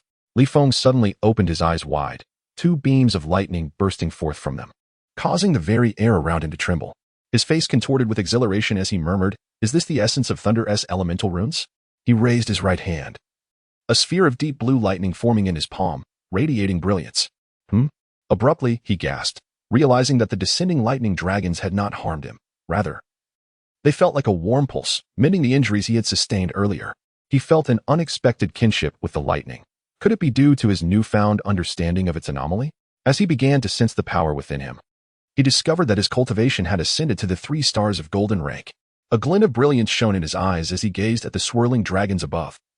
Finding them unexpectedly endearing, he understood that if these forces intensified during his comprehension, they would surpass the limits of the cloak of divine concealment, jeopardizing not only his understanding of the elemental runes but also his very safety. Unbeknownst to him, all of this was orchestrated by the Elder in the shadows.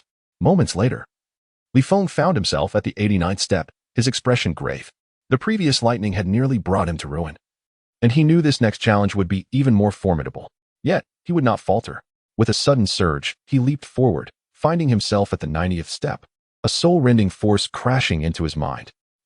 Caught unprepared by this transformation, he collapsed to the ground, clutching his head in anguish, enduring the soul-tearing pain. He settled into a lotus position, delving into his consciousness. He perceived tiny, pitch-black entities, akin to ants, ravenously gnawing at his soul, fortuitously having lived 2 lives. His spiritual resilience was greater than ordinary, preventing his soul from being shattered, though the torment was nearly overwhelming. Li Feng summoned the power of elemental runes from his mind, striving to repel the vile creatures. However, those dark entities were extraordinarily resilient. His elemental attacks barely grazed them. Damn it, I refuse to be bested by these pests. He gritted through clenched teeth. Once more, he called upon the elemental runes, this time channeling the newly comprehended anomaly of thunder. The deep blue energy transformed into tiny lightning dragons that surged towards the malevolent entities. As if sensing a threat, the dark creatures hastened their assault, causing Li Feng to cry out in pain. The thunderous elemental energy raged forth, crashing into the entities. Agonizing shrieks reverberated in his mind as the dark creatures, struck by the lightning, fell away and disintegrated. Moments later, Li Feng lay on the ground, pallid and utterly drained of strength. The ordeal had been more harrowing than death itself, leaving him with no desire to endure such suffering again. As he regained a modicum of strength, Li Feng was taken aback to discover that his soul felt more substantial. Could enduring the torment of those creatures enhance his spirit? A spark of realization ignited within him. Though the memory of that agony prompted a bitter smile, indeed, the path of cultivation demanded immense suffering at every turn. As the saying goes, only through enduring great hardships can one rise above others. Once revitalized, Li Feng surged forward, ascending the stairs with each determined step, swiftly reaching the 99th step. Gazing at the dark mansion that loomed just ahead, he felt an unusual calm wash over him. As one approaches success, haste must be tempered with patience. Below, Jing Lianhan, Wang Jiajun, and others stared in disbelief at Li Feng's ascent. Had he truly reached the final step? Wang Jiajun knew all too well the perilous trials of the Jade Stairs. Even she had faltered after merely 20 steps, leading her to wonder if this man surpassed her. Li Feng shut his eyes tightly, then reopened them to find himself atop the 100th step.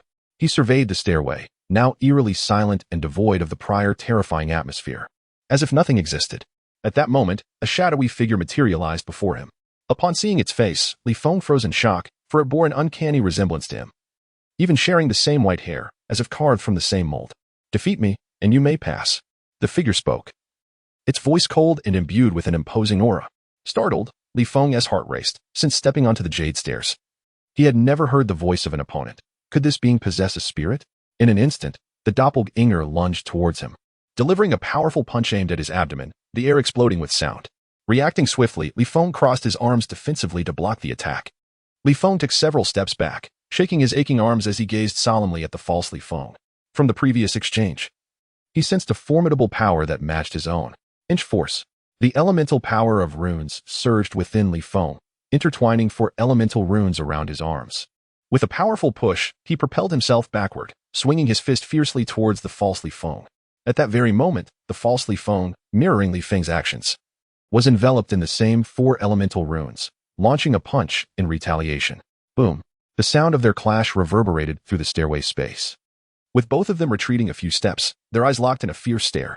Li Feng squinted, recognizing that facing this opponent was akin to confronting a mirror, leaving him with no avenue of attack. Taking a deep breath, he summoned the Heavenly Thunder Spring Sword, feeling the uncontrollable surge of lightning elements erupting within him, coiling around the sword as if drawn to it. The sword trembled slightly, resonating with a clear, crisp sound that echoed through the jade staircase space. At that moment, Li Feng's expression froze as he noticed that the false Li Feng also wielded a heavenly thunder spring sword, its aura reminiscent of his own. Could it be? Is this truly a trick?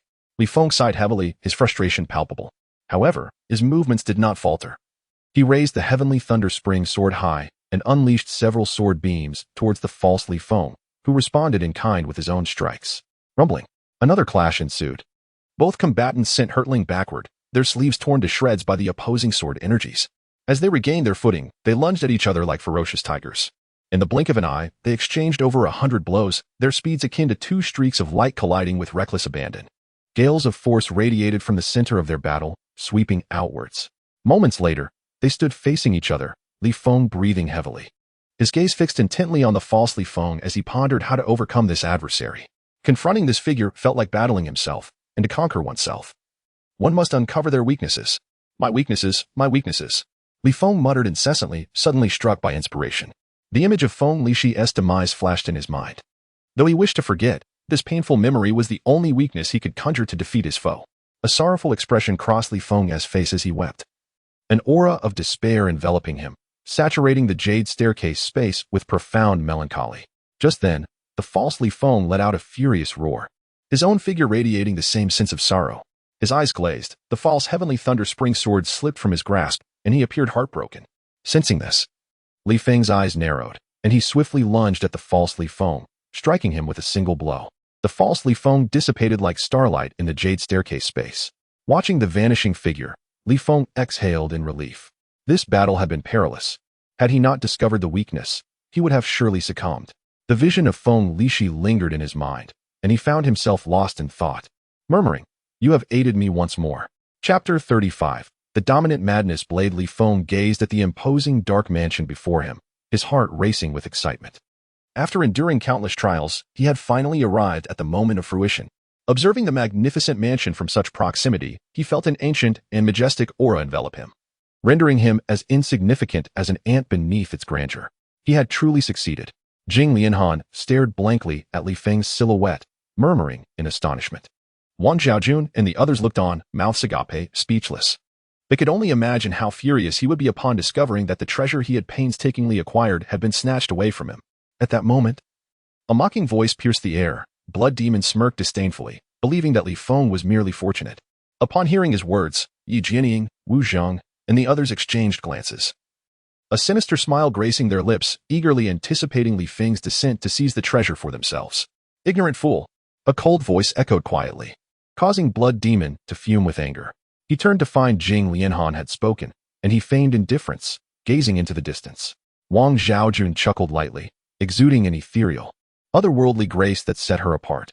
Deep within the mountains, an elder observed with excitement, murmuring, "Young one, whether you can seize it depends solely on you. Though I have acknowledged you, you must still possess the strength to wield it." With trembling hands, Li Feng pushed open the grand doors of the mansion and stepped inside. For towering pillars stood within, each adorned with carvings of unknown ferocious beasts that seemed to roar towards the heavens. In the center of the hall lay a solitary black blade, silent and still, with nothing else in sight. Could this blade be the treasure of the ruins? Li Feng wondered in astonishment. He detected no extraordinary qualities in the blade, yet inexplicably felt a sense of kinship towards it. Approaching the blade, he examined it closely, discovering its exquisite design. The blade measured 14 inches in length, its spine curving gracefully, with ancient, mysterious runes etched along its sides. The handle spiraled, resembling a phoenix's tail, and bore 3 blood-like streaks. As he beheld the blade, a compelling call resonated within him, as if it longed for him to grasp it. An overwhelming sense of lingering melancholy emanated from the blade, filling the hall with its sorrowful essence. The treasured blade lay dormant, feeling the weight of its loneliness. Li Feng murmured softly. The blade seemed to respond to his words, trembling as a melodious ringing filled the hall. "Ah, excellent. From this moment, you shall accompany me," Li Feng exclaimed, gripping the handle firmly and pulling it free. Instantly, the entire hall trembled violently, a force akin to cleaving the heavens surged forth with his actions, splitting the dark clouds above. As Li Feng grasped the blade, a profound sense of sorrow surged through him, threatening to overwhelm his senses. This sorrow unearthed buried memories within him, and soon, a similar aura of despair radiated from him, mingling with the blade's own sorrow. Deep within the mountains, the elder laughed heartily, a formidable blade's might emanating from him as he declared, My dominant madness has finally seen the light of day. With that, he vanished into the mountains, leaving behind a terrified beast, prostrate on the ground. Ding. Congratulations, player, for completing the main storyline task, Journey to the Ruins. You have earned 500,000 gold coins, 10,000 bricks, in the allegiance of the divine beast by Zhe. A melodious female voice roused Li Feng from his reverie. Feeling the influx of 500,000 gold coins and 10,000 bricks within him, he couldn't help but feel elated. Suddenly recalling something, he sprang up, brandishing the blade at the void, shouting in anger, "Where is the promised divine beast? Where is it? I see nothing. It hasn't been lost, has it?" His barrage of questions left the female voice momentarily speechless, before she finally replied, "Please remain calm, player. The divine beast by Zhe will pledge allegiance to you upon your exit from the ruins." Hearing this, Li Feng sighed in relief, turning to leave. Having acquired the treasure of the ruins, there was no purpose in lingering. It was paramount to obtain the divine beast. "Young friend, do not be in such haste." A venerable voice suddenly resonated within the hall. "Who?" Li Feng gasped, spinning around to demand. He beheld an elderly figure, grinning widely, his eyes nearly slitting into mere lines. This mysterious individual had appeared silently behind him, and Li Feng was certain he had entered the ruins alone. "Greetings, esteemed elder." Li Feng bowed respectfully, wary of this enigmatic figure. "My young friend, do you not wish to know the origins of this blade?" The elder's murky eyes regarded Li Feng with a gentle smile. "Oh, I would be grateful for your enlightenment." Li Feng responded, astonished. Though he had acquired the fabled blade, he remained oblivious to its origins. This blade, known as the BGFing-Do, embodies the profound sorrow of the universe, infused with the essence of the divine meteorite, and forged over 99,999 years to emerge as a weapon of awe. When revealed, it astonished the world, yet no one could wield it, as they could not bear the sorrow it contained, until the emergence of the Emperor of Erosion allowed its true power to manifest. A flicker of nostalgia glimmered in the old man's eyes as he murmured, "BGFing-Do." Li Feng echoed softly, tightening his grip on the blade. "Younger friend, might you unveil your Thunder Spring sword for me to behold?" The elder implored, his eyes filled with longing. "How do you know I possess the Thunder Spring sword?" Li Feng replied, warily. This man appeared ghostly and seemed to know him intimately, prompting caution. "When you first ventured into the mountains, unbeknownst to you, a transformation occurred, unleashing sorrow that resonated with the BGFing-Do. From that moment, I began to observe you. Your subsequent feats have left me in awe of your extraordinary talent. After guiding you to the ruins, I devised trials tailored to your circumstances. If you pass unscathed, the BGFing-Do shall be yours." The elder spoke slowly, secretly contemplating, "and my allegiance as well." "And if I fail?" Li Feng inquired, astonished. In response, the elder cast a peculiar glance at Li Feng and chuckled enigmatically. "You would be reduced to ashes." A chill coursed through Li Feng. Leaving him shaken, he exhaled deeply, relieved at having passed. "Then, could you now show me the Thunder Spring sword?" the elder urged. Had it been anyone else, he would have seized it by force, but towards Li Feng, such thoughts did not arise. Li Feng summoned the Thunder Spring sword into his hands and presented it to the elder. The elder extended his weathered hand, trembling as he accepted the sword, gently caressing its blade as if greeting an old friend after many years. The Thunder Spring sword seemed to respond to the elder's presence, vibrating and singing throughout the grand hall. "Where did you acquire this sword, young friend?" the elder queried, a flicker of perplexity crossing his murky eyes. Despite its tumultuous history, this sword was not easily attained by ordinary individuals. A glimmer of sorrow crossed Li Feng's gaze, and he chose silence. Observing this, the elder refrained from further inquiries and continued to stroke the Thunder Spring sword, lost in sentiment. The sword and the BGFing-Do are a pair of divine weapons, intertwined in their essence. The Thunder Spring sword represents the utmost yang, while the BGFing-Do embodies the utmost yin, both crafted by the same enigmatic grandmaster. Upon its emergence, the Thunder Spring sword was seized by the mightiest of warriors, whereas the BGFing-Do, due to its limitations, was pursued yet remained elusive. Conversely, the Thunder Spring sword could still be wielded by those who were powerful enough to suppress it, igniting a bloody tempest until it was ultimately claimed by a legendary figure. As the elder recounted this, his expression turned grave, reflecting the tragic fate of divine weapons, which lay in their attunement with their rightful masters rather than being forcibly subdued. Since that powerful warrior, the Thunder Spring sword had changed hands numerous times, and, during an ancient cataclysm, it underwent a transformation, rendering it an ordinary divine weapon. Li Feng listened in silence, astonished to learn that the Thunder Spring sword gifted to him by Feng Lishi bore such a convoluted tale. "And who might you be, esteemed elder?" Li Feng respectfully inquired. This mysterious elder seemed profoundly knowledgeable about the Thunder Spring sword and the BGFing-Do, indicating he was no mere individual. Although he sensed no hostility from him, Gaining clarity was prudent. Throughout the ages, lamentable yet poignant. A single blade can cleave through all obstacles, embodying the essence of dominance, sorrow, and madness. I am the spirit of the BGFing. The resonant proclamation echoed throughout the hall, as the elder radiated an aura of blinding sharpness, akin to a divine blade poised to strike. What? Li Feng exclaimed, astonished. He had not anticipated that this elder was the spirit of the blade itself. He had heard of such beings. Legend spoke of divine weapons possessing sentience. Each powerful weapon birthing intelligence, taking on a distinct form that exists independently yet is intrinsically linked to the weapon, a symbiotic existence termed divine spirits. When the weapon is destroyed, the spirit perishes.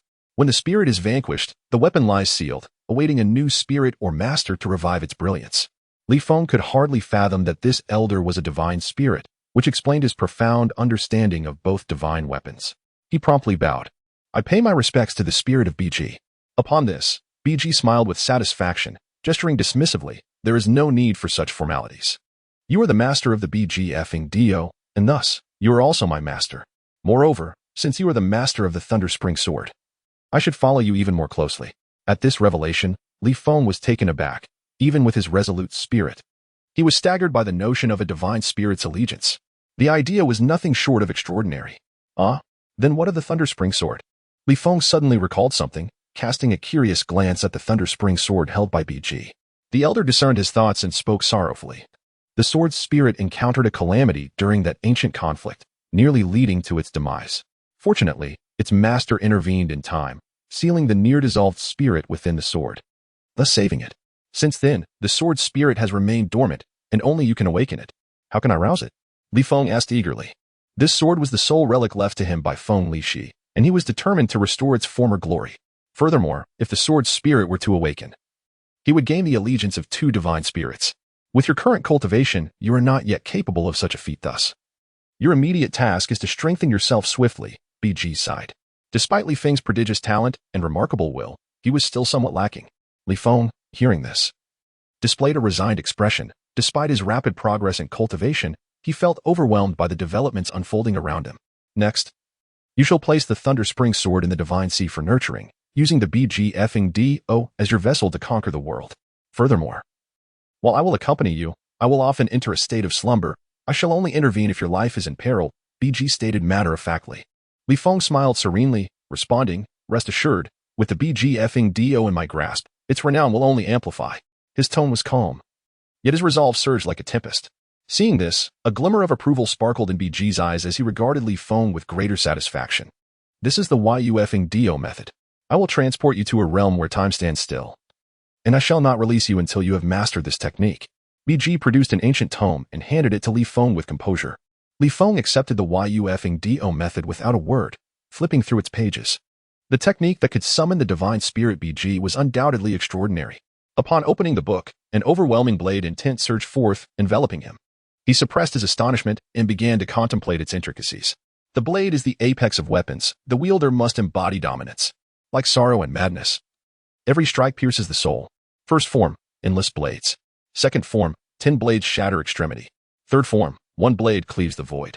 With just a glance, Li Feng felt an intense, frenzied aura, as if the formidable blade intent was piercing his very soul. These seemingly simple 3 forms concealed profound complexities that were difficult to comprehend. Such intricacy was something Li Feng had only felt while practicing the primordial inscription technique. Even his Master S 6 Harmony's Tiger Fist paled in comparison. How do you find it? BG chuckled lightly, a hint of playfulness in his tone. I cannot comprehend it, Li Feng admitted, bewildered. He truly did not know where to begin. Haha, to learn the blade, one must first enter the blade. BG laughed. If you could grasp it at a mere glance, I would be concerned. To learn the blade, one must enter the blade, Li Feng muttered. A glimmer of understanding flashing in his eyes. Esteemed elder, take me there. Li Feng, filled with eagerness, felt the spark of comprehension ignite within him, compelling him to seize the opportunity to master the blade technique. Haha, very well. Remember, only with the blade in your heart can you truly master it. BG advised earnestly. The frail hand waved repeatedly, emanating an aura of profound antiquity as if it had traversed countless epochs. In that moment, all was silent, and he alone remained.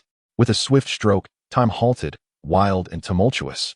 Baggio bellowed fiercely, his hand forming a blade, slicing forward, causing the void to instantaneously rend open a fissure from which an ancient and enigmatic essence flowed forth. Enter. Upon hearing this, Li Feng dared not linger, leaping into the chasm, vanishing from sight. As he gazed at the slowly closing rift, a glimmer of brilliance flickered in Ba Jiu's murky eyes. Only upon your triumphant return shall you be deemed worthy to wield the blade. Chapter 37. The blade. As Li Feng leaped into the fissure, he was assailed by a blinding light, prompting him to instinctively shut his eyes. Moments later, as the discomfort abated, he cautiously reopened them, only to find a towering, pitch-black monolith before him, devoid of any other presence. "What is happening?" he exclaimed, discovering that he possessed not a fragment of power within. As if he had never trained at all. "I have sealed your cultivation. Only when you, in the form of a mortal, can cleave that stone shall you emerge." At that moment, Ba Jiu's aged voice resonated throughout the space. Upon hearing this, Li Feng cast aside his trepidation, gripping Ba Jiu's mad blade, and approached the dark stone, delivering a forceful strike. The sound of hard substances colliding echoed, and Li Feng stood in stunned silence, observing the stone, unmarred by even a trace of damage. Disbelief washing over him as he struck again. "This is absurd," he thought, rubbing his eyes in astonishment. "Where is the promised divine weapon? I cannot even split a mere stone." He glanced at the mad blade in his hand, shaking his numbed wrist, disdain etched across his face. The blade emitted a mournful chime as if voicing its grievances. "I want to go home. How long must I endure this?" Li Feng lamented, his expression one of frustration. Only in solitude could he fully indulge himself. The outside world was rife with constraints and distractions, yet here, time stood still, allowing him to squander it freely. Li Feng reclined, gazing at the dark spatial barrier, and gradually closed his eyes, yearning for a restful slumber. He had endured too much recently, leaving him utterly fatigued. Outside the ruins, Blood Demon seethed with impatience, exclaiming, "Why has this brat not emerged yet?" Eugenie chuckled lightly. "What is the hurry? It merely allows the treasure to linger in that boy's possession a while longer," his eyes gleaming with avarice for the relic. Wu Zheng wore a sinister expression, filled with murderous intent towards Li Feng, his earlier ambush igniting a desire to torment him to death. The treasure of the ruins no longer his primary concern. Jing Lian's cold gaze flickered with derision. She held no interest in these so-called geniuses who failed to grasp the situation. Only Li Feng piqued her curiosity. "What is a blade?" A soft voice resonated in the silent expanse, and Li Feng abruptly opened his eyes, a flicker of confusion crossing his features as he entered a state of comprehension. His hand instinctively wielded the mad blade. "A blade is what I hold. If the heart is a blade, then all things are blades. Where the heart directs, there the blade points. The path I tread is the way of the blade." Li Feng felt an enigmatic understanding envelop his mind, and, with the mad blade in hand, he could not help but cleave towards the dark stone. Crack! To his astonishment, a fissure appeared in the stone, a glimmer of hope igniting within him. He then retrieved the techniques of the mad blade, contemplating them deeply. As wild as madness, each strike penetrates the soul. To instill the blade into the soul, one must first embrace madness. The first move, endless blades, Li Feng murmured, a hint of mania flashing in his eyes. The faster the strike, the greater the force. To strike swiftly, one must endure rigorous training. With that thought, a smile graced his lips. The deep slumber had rejuvenated him, and it was time for arduous training. His gaze hardened as he gripped the mad blade, launching an aggressive strike against the dark stone. Bang! The stone quivered slightly, revealing a faint blade mark. Seeing this, Li Feng's eyes turned icy. He withdrew the blade and struck again, only to find yet another mark. Once more, he shouted, "Whoosh!" Again. The sounds of strikes and shouts reverberated throughout the space as Li Feng relentlessly attacked the dark stone, seemingly tireless in his fervor. Only when his wrist ached and his body grew weak did he finally pause, panting heavily.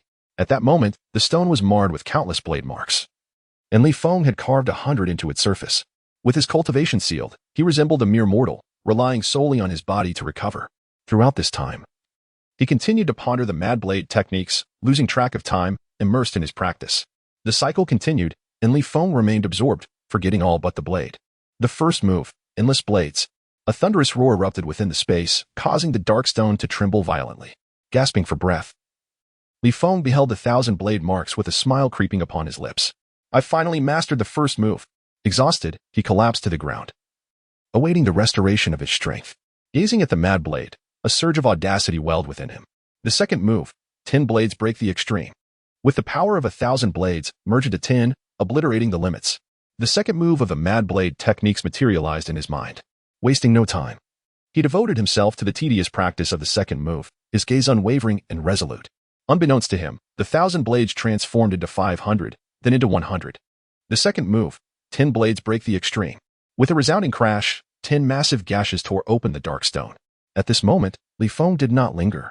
immediately delving into the third move, eager to escape this desolate place. Only with unwavering determination could he endure such solitude. Others would have succumbed to madness.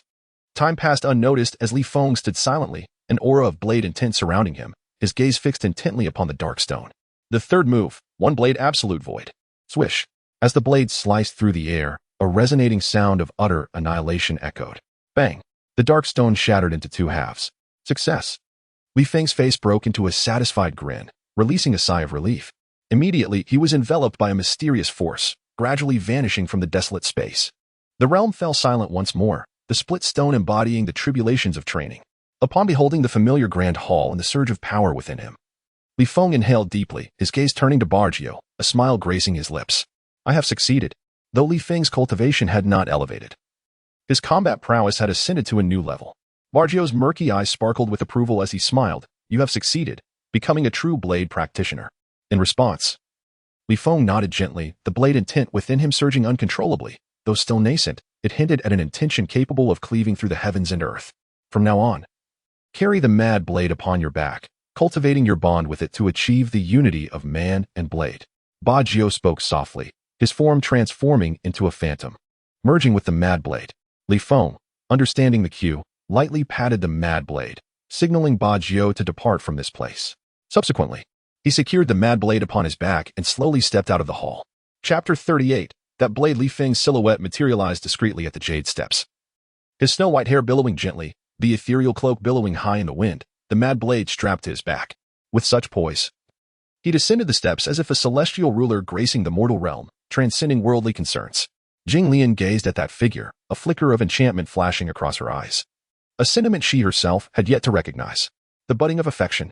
Ah, this brat has finally emerged, Blood Demon snarled. His face twisted in a malevolent grin as he beheld Li Feng descending. It seemed the treasure of the ruins had fallen into his grasp. Yu Jianying and the others wore sinister smiles, observing Li Feng as though he were a specter. Wu Zheng, brimming with murderous intent, radiated power, poised to strike the moment Li Feng reached the ground. Unbeknownst to them, the jade steps had already lost their efficacy the moment Li Feng grasped the Ba Yao Feng Dao, transforming into mere ordinary stairs, retaining only their outward appearance. At this moment, Li Feng's spirit soared. Were it not for the inappropriateness of the surroundings, he might have found himself humming a cheerful tune while strolling. Not only had he acquired the relic's treasure, completed the game task, and reaped the rewards, but he had also gained the allegiance of a divine being. It could be said that the relic had come into existence solely for his benefit. Just as Li Feng set foot upon the ground, a formidable surge of murderous intent erupted from the distance, jolting him into alertness. He looked up to behold Wu Zheng, enshrouded in elemental runes, radiating a fierce killing intent as he charged towards him with ferocity. The treasure was obtained effortlessly. It was regrettable that he had not dispatched you. How unexpected that you would seek your own demise. Upon recognizing Wu Zheng, a cruel smile crept upon Li Feng's lips, his eyes chilling as he gripped the Ba Yao Feng Dao and struck at the advancing Wu Zheng. In an instant, a flash of white light flitted by, enveloping the area in a nascent blade intent that vanished as swiftly as it appeared. Bang! Wu Zheng coughed up a mouthful of blood, propelled backward 10 meters. His face as pale as death. The once grinning blood demon, Yi Jianying, and the others stood frozen in disbelief, glancing between the seemingly unperturbed Li Feng and the fallen Wu Zheng, rubbing their eyes to confirm they were not dreaming. What transpired? Was Wu Zheng truly this weak? Blood Demon and Yi Jianying exchanged puzzled looks, unanimously concluding that Wu Zheng's cultivation was subpar, regarding him with disdain as he bled. At that moment, Wu Zheng was engulfed in shock, his pupils constricting as he gazed at Li Feng in disbelief. Moments ago, he had merely registered a fleeting white light before being struck by an overwhelming force, seemingly a blade-s aura. Wu Zheng, uncertain, glanced at his chest to find his robe neatly severed in two, a horrifying gash marking his torso, a wave of excruciating pain coursing through him, nearly rendering him unconscious. In his eyes, shock and dread were palpable. Only Jing Lianhan sensed the ephemeral blade intent, murmuring in astonishment, "Blade intent? Is this your innate gift?" In the realm of cultivation, the level of comprehension achieved is termed intent, and among the myriad of intents, sword and blade intents are regarded as the sharpest and most domineering. Those capable of grasping them are invariably profound practitioners of the sword and blade paths. Even she, having merely brushed against the threshold of intent, was hailed as the foremost prodigy of the Qianlong Academy. Yet here was a peer, already having comprehended the most tyrannical blade intent, rendering her almost incapable of fathoming the extent of his talent. Hand over the relic's treasure. Yu Jianying interposed before Li Feng, tauntingly. The blood demon, Wukong, and Zhao Wen encircled Li Feng, forming a quadrilateral formation. Only Jing Lianhan, Wang Zhaojun, and Gu Kuei refrained from obstructing Li Feng, as did the bloodied Wu Zhang, who was now filled with trepidation. Jing Lianhan believed that Li Feng's prowess was more than sufficient to handle the four, while Wang Zhaojun opted to observe the unfolding events. Gu Kuei, on the other hand, appeared dazed, lost in thought. Is it merely you lot? Li Feng's lips curled into a sinister smile, disdain evident in his tone. At this moment, with his golden third-stage 3-star cultivation, complemented by his comprehension of the blade path, dealing with these golden 4th and 5th stage adversaries felt akin to swatting flies. A mere flick of his hand would suffice. You seek death. The blood demon, seething with rage, could not fathom why this nameless wretch would not kneel and present the relic as treasure, instead daring to treat them with contempt. The other three echoed his fury. The blood demon, shrouded in blood energy, bore a ghastly expression as his golden 5th stage cultivation erupted forth, launching a powerful punch infused with dense elemental rune energy towards Li Feng. The remaining trio followed suit, unleashing their strength in a concerted assault on Li Feng. At that moment, four terrifying attacks converged upon Li Feng from all directions, a display so grand that even Wang Zhaojun and Gu Kuei were taken aback. Li Feng remained serene, unfazed even as the four assaults neared their target. Suddenly, his gaze hardened as he gripped the Ba Yao Feng Dao. Here it comes. Observing Li Feng's movements, Jing Lianhan felt a surge of excitement, her beautiful eyes fixed intently on him, hoping to glean insight from his blade intent. To cross the threshold of comprehension. As the attacks approached within a mere meter, he drew the Ba Yao Feng Dao and slowly slashed forward. This time, everyone witnessed his actions distinctly, and the clarity of his movements only heightened their astonishment. With a single downward stroke, a dense swarm of blade energy materialized around him, cleaving through the oncoming four assaults, which burst apart like mere bubbles upon contact, the relentless blade energy surging towards Yi Jianying and the others. Bang!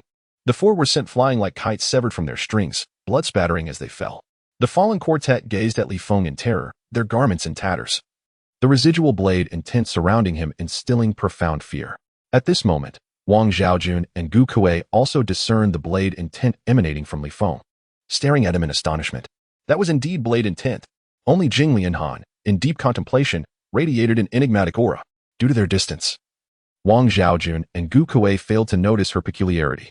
Only Li Feng, sensing something, cast a glance at Jing Lianhan, recognizing her extraordinary talent for comprehending intent through his blade intent. While he could easily sever her understanding with a single strike, she hailed from the Tang Dynasty. And without any animosity between them, he had no intention of committing such an unkind act. Do you still desire my relic's treasure? Li Feng taunted. We dare not. We dare not. Please spare our lives. Yi Jianying and the others pleaded, their dignity cast aside. Yet inwardly, they thought, once I escape this calamity, I shall ensure my brothers surround and slay this man. Go on, I shan't slay you. Li Feng replied indifferently. Upon hearing this, Yi Jianying and the others were elated, enduring their grievous injuries as they turned to flee. Whoosh! At that moment, four blades of energy sliced through the air, striking the backs of the four, causing their blood to erupt like a fountain. The four bore expressions of unwillingness, turning back to gaze at Li Feng before collapsing helplessly. Apologies, a slip of the hand. Li Feng chuckled lightly. From the very beginning, he had been toying with them. Feng Lishe's demise had imparted invaluable lessons. Subsequently, Li Feng, with a visage darkened by intent to kill, approached Wu Zhang, having previously declared that he would slay every member of the Wu clan.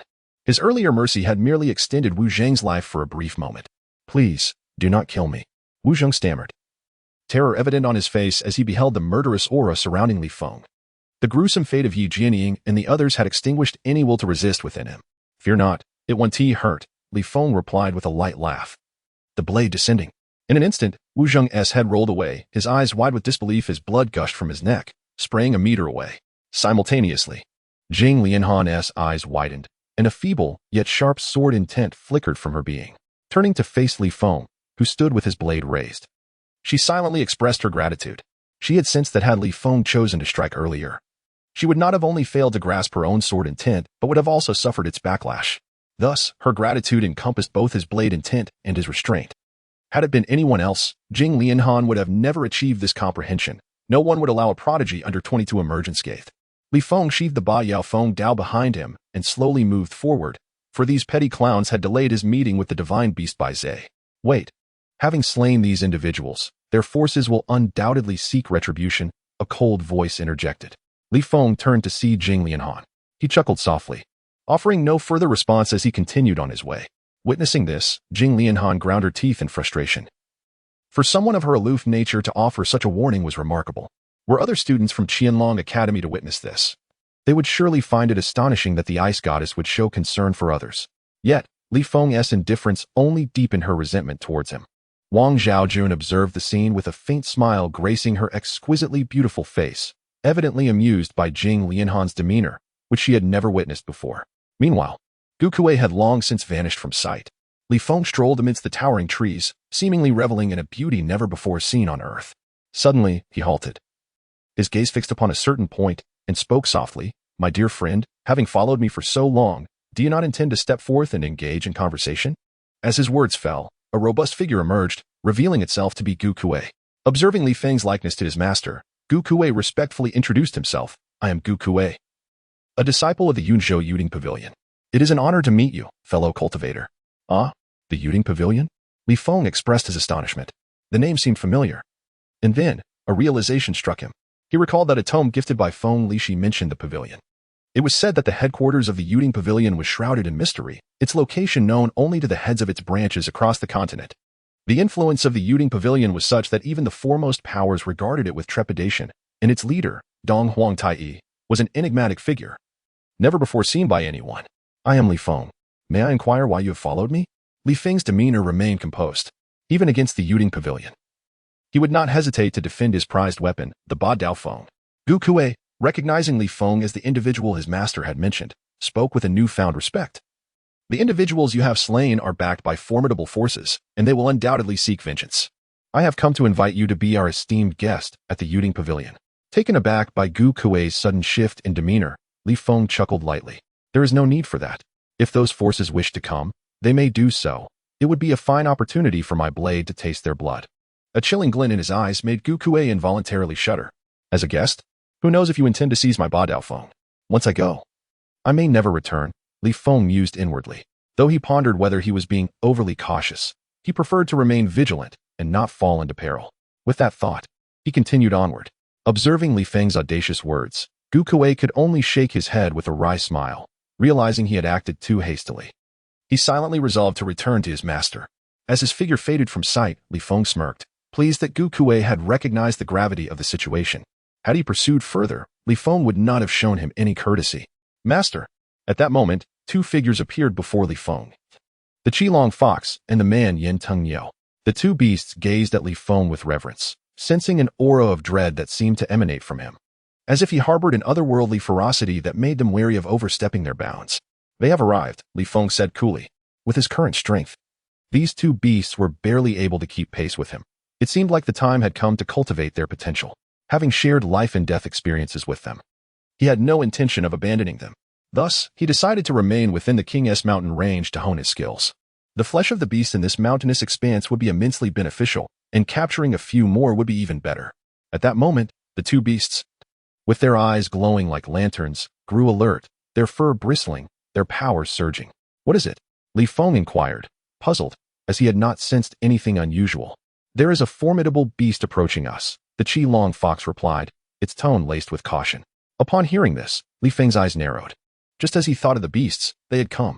How considerate of them. Gradually, a figure materialized before Li Feng's eyes, a creature resembling a lion, adorned with two horns, a beard reminiscent of a goat's, and wings sprouting from its back, standing majestically before the two beasts. Roar.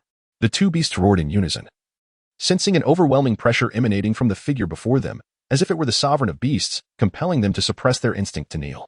Upon recognizing the beast, Li Feng relaxed, exhaling in relief, and chuckled lightly. "Bai Zhe."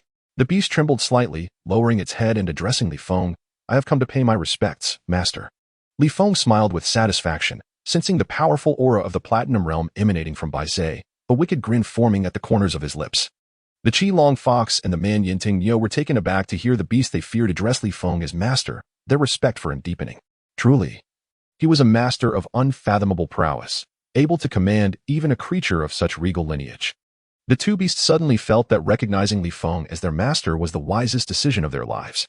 Contemplating the magnificent Bai Zhe, Li Feng felt a surge of excitement. He leaped onto its back, gently patting it to signal their departure. Bai Zhe understood and leaped forward, covering great distances in an instant. Mindful of the two beasts, it refrained from soaring into the sky. knowing that doing so would make them targets for numerous attacks from other beasts. In his previous life, Bai was revered in mythology, regarded as an auspicious symbol, a creature capable of comprehending the essence of all things. Now, sitting upon its back, Li Feng felt exhilarated. If he were to return to Earth with Bai, he would undoubtedly make an extraordinary impression. Chapter 40. The mission perched upon Bai's back. Li Feng observed the two beasts with a thoughtful expression. During his time within the ruins, the Qi Long Fox had quietly advanced to the rank of a 4-star beast, while the man Yinting Niu had crossed into the 5-star tier.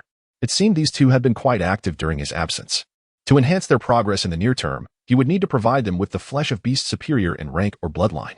With Bai's presence, this task would not prove too challenging.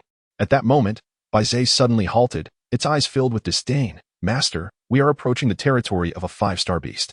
Upon hearing this, Li Feng's eyes lit up with intrigue. What do you propose? With your strength combined with mine, we can execute a surprise attack and eliminate it with a single blow. Bai asserted confidently, its tone dripping with contempt for the 5-star beast. Given its divine bloodline, it felt no concern for a creature of the same rank. Excellent, Li Feng exclaimed, his expression animated as he gestured for the Qi Long Fox and the man Yinting Niu to remain behind. Understanding his intent, the two beasts halted, seeking cover in nearby concealment. As they drew closer to the beast, Li Feng held his breath, his gaze sharp, as the Ba Dao Feng quietly materialized in his hand. Before him lay a massive, coiled serpent, awaiting its prey, its scales glistening ominously. The Jiaoming snake, a beast possessing a trace of dragon blood, known for its venomous nature. Roar. Bai leaped fiercely, unleashing its peak 5-star power, a divine pressure radiating from it like an emperor among beasts. Enveloping the Jiaoming snake. Awakened by the overwhelming presence, the Jiaoming snake, alarmed, flicked its tongue nervously, sensing the aura of an upper tier being emanating from Bai, rendering it incapable of resisting. Why have you entered my territory? The Jiaoming snake hissed warily. In that moment, Li Feng sprang off Bai, brandishing the Ba Dao Feng high above his head, channeling his strength into the blade. A radiant arc of destructive energy surged forth, cleaving down towards the Jiaoming snake. Roar. The Jiaoming snake howled in agony, its massive tail striking towards Li Feng like a dragon-esque sweep. In response, Bai radiated a brilliant light, its formidable presence erupting forth as it opened its gaping maw, akin to a bloodthirsty abyss, lunging at the Jiaoming snake's tail. Caught off guard, the Jiaoming snake was seized by Bai's jaws, shrieking in pain, as Li Feng's blade cleaved through its massive form, splitting it in two. The ground beneath them cracked open, leaving a 5-meter-long gash, dust swirling in the aftermath. Breathing heavily, Li Feng gazed at the severed Jiaoming snake, a smile creeping across his face. The Qi Long Fox was fortunate to encounter a beast with dragon lineage, and this encounter would surely elevate its prowess. Considering this was a 5-star beast, Bai spat out the serpent's blood, his eyes filled with disdain. As a divine beast, how could he possibly covet the flesh and blood of the Jiaoming serpent? Moreover, his power was inherently formidable. He merely lay sealed and required no further cultivation. As long as Li Feng improved, he would naturally advance alongside him. Just as Li Feng skillfully dismembered the Jiaoming serpent, preparing to cook it for consumption, a cold voice resonated in his mind. The first main quest has been released. Due to the player having slain the Blood Clan S branch, Qinyan Tower, the Buddhist temple, Wukong, and the geniuses of the Witch Clan, you have offended these major forces. If the player can eradicate these factions within a year, a reward of the Platinum Noble title, 100,000 bricks, 1 million gold coins, the Divine Sword Pajun, and the allegiance of the Divine Beast Zhu Long will be granted. Additionally, the first side quest, 10 kills, requires the player to slay 10 5-star beasts in the Wangzhe mountain range, with the reward being the blood-sucking scythe. The second side quest, 100 kills, involves killing 100 5-star beasts for the reward of the Weeping Bloodblade. The third side quest, Super Kill, is triggered due to the player having killed several geniuses, inciting the wrath of their masters who will pursue the player. If the player manages to slay the incoming foes, a reward of the Blade's Soul Stone will be given. Special note: enemies are expected to arrive within a month. The fourth side quest requires the player to elevate the Qi Long Fox and the Man Yinting Niu to 5-star beast within a month, rewarding the player with a Sky-Soaring Spirit Talisman. The series of cold proclamations left Li Feng in a daze. The preceding rewards filled him with delight. Yet the final Sky-Soaring Spirit Talisman puzzled him. This talisman, developed to safeguard a player's life, could be activated using one's own vital essence to temporarily enhance one's cultivation. The more vital essence used, the greater the enhancement, with a maximum of 2 major realms. Wow, this is truly astonishing, Li Feng exclaimed, nearly leaping with excitement. Did this not mean that by using the Sky-Soaring Spirit Talisman, he could swiftly attain the extraordinary realm? The mere thought sent waves of exhilaration coursing through him.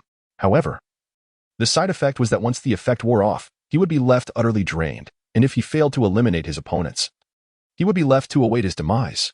The talisman's effect lasted for 1 hour. This voice, akin to a splash of cold water, instantly cooled Li Feng's fervor, prompting him to grumble, "Could you not deliver the news all at once? My heart can't take it."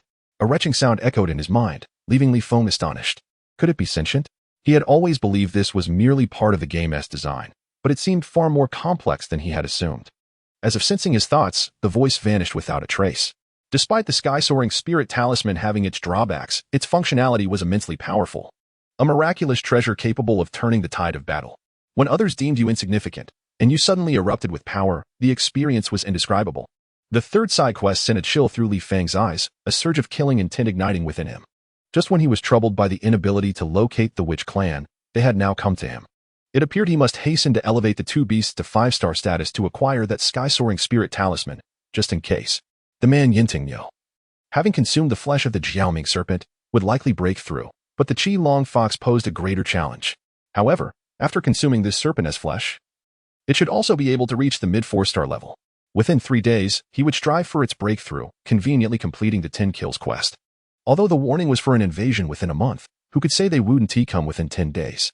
With Li Feng's current strength, he could not contend with such formidable foes. His only hope lay in that sky-soaring spirit talisman. Subsequently, Li Feng commenced cooking the Jiaoming serpent, and the aroma wafted through the air. The two beasts, drawn by the scent, quickly approached him, gazing longingly at the pot of serpent flesh. Even Bai Zhe, despite his pride as a divine beast, could not help but cast glances at the enticing dish. This scene elicited a chuckle from Li Feng as he intentionally intensified the fragrance, teasing Bai Zhe, "Can you resist it any longer?" Chapter 41. The essence of weapons. After Li Feng finished cooking the serpent flesh, the Qi Long Fox and the man Yintingyou drooled, eagerly watching him. Even Bai Zhe swallowed hard, fixated on the golden, tantalizing meat within the pot. This sight left Li Feng both amused and exasperated. He had raised 3 gluttons. He served himself a hearty bowl and then set the pot before the 3 beasts. In an instant, they pounced upon the fragrant flesh like famished creatures. At that moment, even Bai Zhe's divine pressure seemed ineffective, as the 2 beasts frantically competed for the Jiaoming serpent's blood and meat. Seeing this, Bai Zhe could only let out a howl of frustration, unleashing his 5-star beast power to forcefully push the 2 aside. The Qi Long Fox, with a mournful expression, scampered to Li Feng's side, lamenting, "Master, it's bullying me."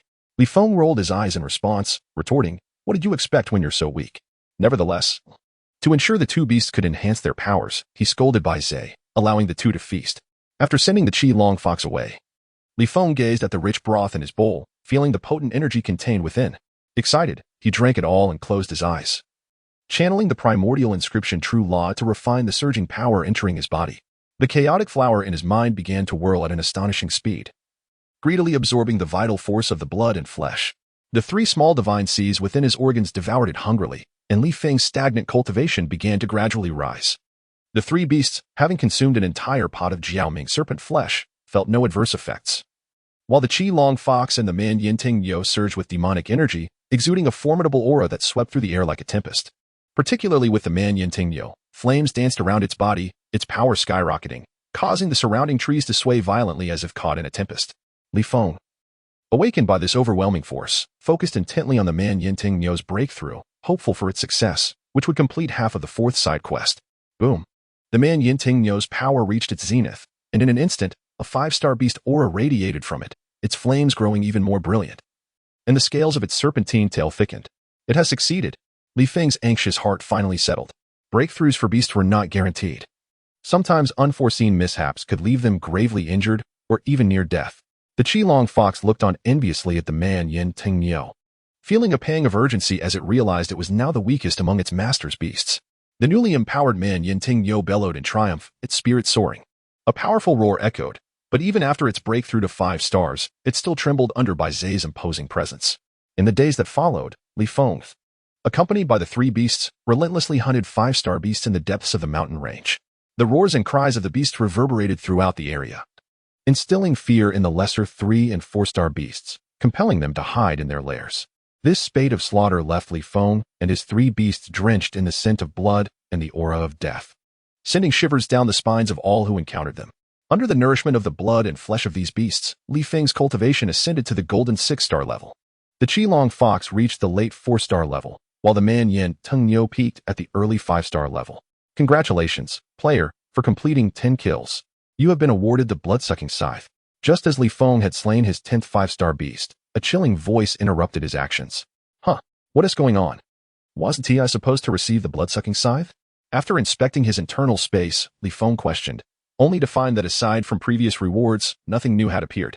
Due to detecting that the player already possesses a divine weapon, the reward has been dispensed in the form of weapon essence, which has automatically integrated into the player's divine weapon. Upon hearing this, Li Feng's expression turned to one of confusion. What is weapon essence? The equipment rewarded to the player has been transformed into the essence of weaponry, merging with the divine weapon the player possesses, granting it the characteristics of the weapon essence. The blood-sucking scythe possesses the ability to absorb the vital essence of beasts or cultivators, refining it into the player's body to enhance their physical vitality. In other words, the Bai Yao Feng Dao now possesses this characteristic. What? Li Feng was taken aback, his face reflecting sheer astonishment. The voice resonated like a celestial melody, igniting a wild excitement within him. Not only was the power of this weapon extraordinary, but upon acquiring the overwhelming spirit talisman, he, armed with the dominant mad blade, would no longer be plagued by the inadequacy of vitality that had hindered his ascension through 2 significant realms. The blood-draining scythe could only siphon 20% of the vitality from beasts or cultivators, whereas the blood-crying blade could absorb 50%. This revelation quelled Li Feng's fervor. His eyes gleaming with a hint of madness, even a mere 20% was fearsome, compelling him to hasten the completion of his 100 kills to obtain the blood-crying spirit. The vitality of demonic beasts far surpassed that of cultivators. If Li Feng continually absorbed the vitality of these beasts, he might cultivate the most formidable corporeal form. With this thought, he summoned the 3 demonic creatures, resembling ferocious beasts on a hunt, to continue their search for 5-star beasts. In Yunzhou, atop the highest floor of the Yuying Pavilion, Gu Kuei knelt reverently before a young man. The youth had short green hair and wore a simple gray robe. His features sharply defined and remarkably handsome. An ethereal aura surrounded him, lending an air of mystique. Master, I have located Li Feng, Gu Kuei said softly, lowering his gaze. Oh, where is he? The young man's voice was warm, echoing throughout the upper floor. In the depths of the outer Wangzhe Mountains. He has slain Wu Zheng of the Wu clan, Yi Jianying of Qianyun Tower, Yuan Kong of the Buddhist Institute, Zhao Wen of Wuzhigong, and the blood demon of the Blood Clan's branch. Gu Kuei recounted slowly, still astounded by Li Feng's prowess. Such audacity. The young man chuckled lightly. And then his figure vanished, leaving Gu Kuei in contemplation. Who exactly are you, to compel my master to rush to your aid? Li Feng, with a grave expression, faced a demonic beast, the flowing cloud-bone tiger, which had 1 foot already within the 6-star realm. A cut that cleaves the void. He roared, his entire being emanating a fierce blade intent. Elemental runes intertwined with the dominant mad blade, the terrifying blade light appearing as if it could shatter space. Instantly reaching the flowing cloud-bone tiger. The red dragon fox and the fierce flame bull surged with power, launching towards the beast. Roar. The flowing cloud-bone tiger bellowed. Its claws, imbued with terrifying strength, slashed at the incoming attack. With a resounding explosion, the ground fractured, debris flying. Baize stood triumphantly atop the demonic beast's form. The flowing cloud-bone tiger now on the brink of death, its gaze filled with unwillingness directed at the trio. Days of battle had forged a seamless cooperation among the group. Li Feng drew the ire of the enemy while the red dragon fox and the fierce flame bull provided support, with Baize lurking nearby, waiting for the opportune moment. Chapter 42, Transcendence in the World. Li Feng, gripping the dominant mad blade, approached the flowing cloud-bone tiger and struck down mercilessly. Crimson blood splattered across his face, rendering him a figure of dread. The beast's vitality was swiftly absorbed by the blade, enveloping Li Feng in a mist of sanguine vapor. The influx of vitality was so pleasurable that he nearly cried out in delight. The 3 demonic creatures were unfazed, having witnessed such spectacles. They now viewed their master as an enigmatic force, a profound respect etched into their hearts. Exhaling deeply, Li Feng acknowledged that the flowing cloud-bone tiger was nearly a 6-star beast. Even 20% of its vitality was immense, propelling Li Feng's cultivation past the 3rd tier to the 2nd star of the Golden Realm, equating to the cultivation of a 7-star cultivator. With this acquisition, the red dragon fox's breakthrough to 5 stars was all but assured. Li Feng deftly began preparing the blood and flesh of the flowing cloud-bone tiger. The 3 creatures watched with glimmering eyes, eagerly anticipating the culinary prowess of their master, whose dishes were akin to unparalleled treasures, never tiresome to consume. Moments later, a fragrant soup made from the beast's blood and flesh emerged, the rich aroma revitalizing the surrounding flora. This was the flesh of a beast on the brink of 6 stars, vastly superior to any 5-star creature. This time, Li Feng intended to feed the entire concoction to the red dragon fox, withholding it from Bai Zhe and the fierce flame bull. The red dragon fox, now at the pinnacle of 4 stars, eagerly opened its maw, lunging at the pot of meat. Bai Zhe and the fierce flame bull looked on enviously, wishing to join in, yet Li Feng's piercing gaze deterred them.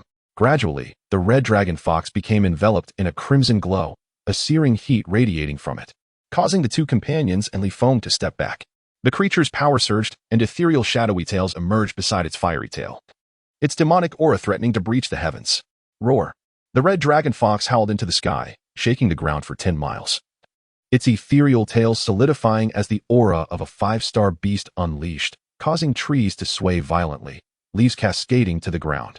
The newly ascended red dragon fox glowed with a fierce red hue, its 3 tails dancing in the air, exuding an air of nobility.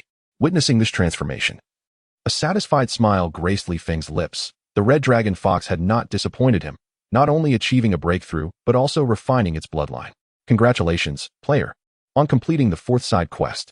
Reward: Overwhelming Spirit Talisman has been automatically issued to the player's internal space. A cool voice resonated, igniting excitement within Li Feng. He delved into his internal space, discovering a golden talisman inscribed with mysterious symbols, suspended within.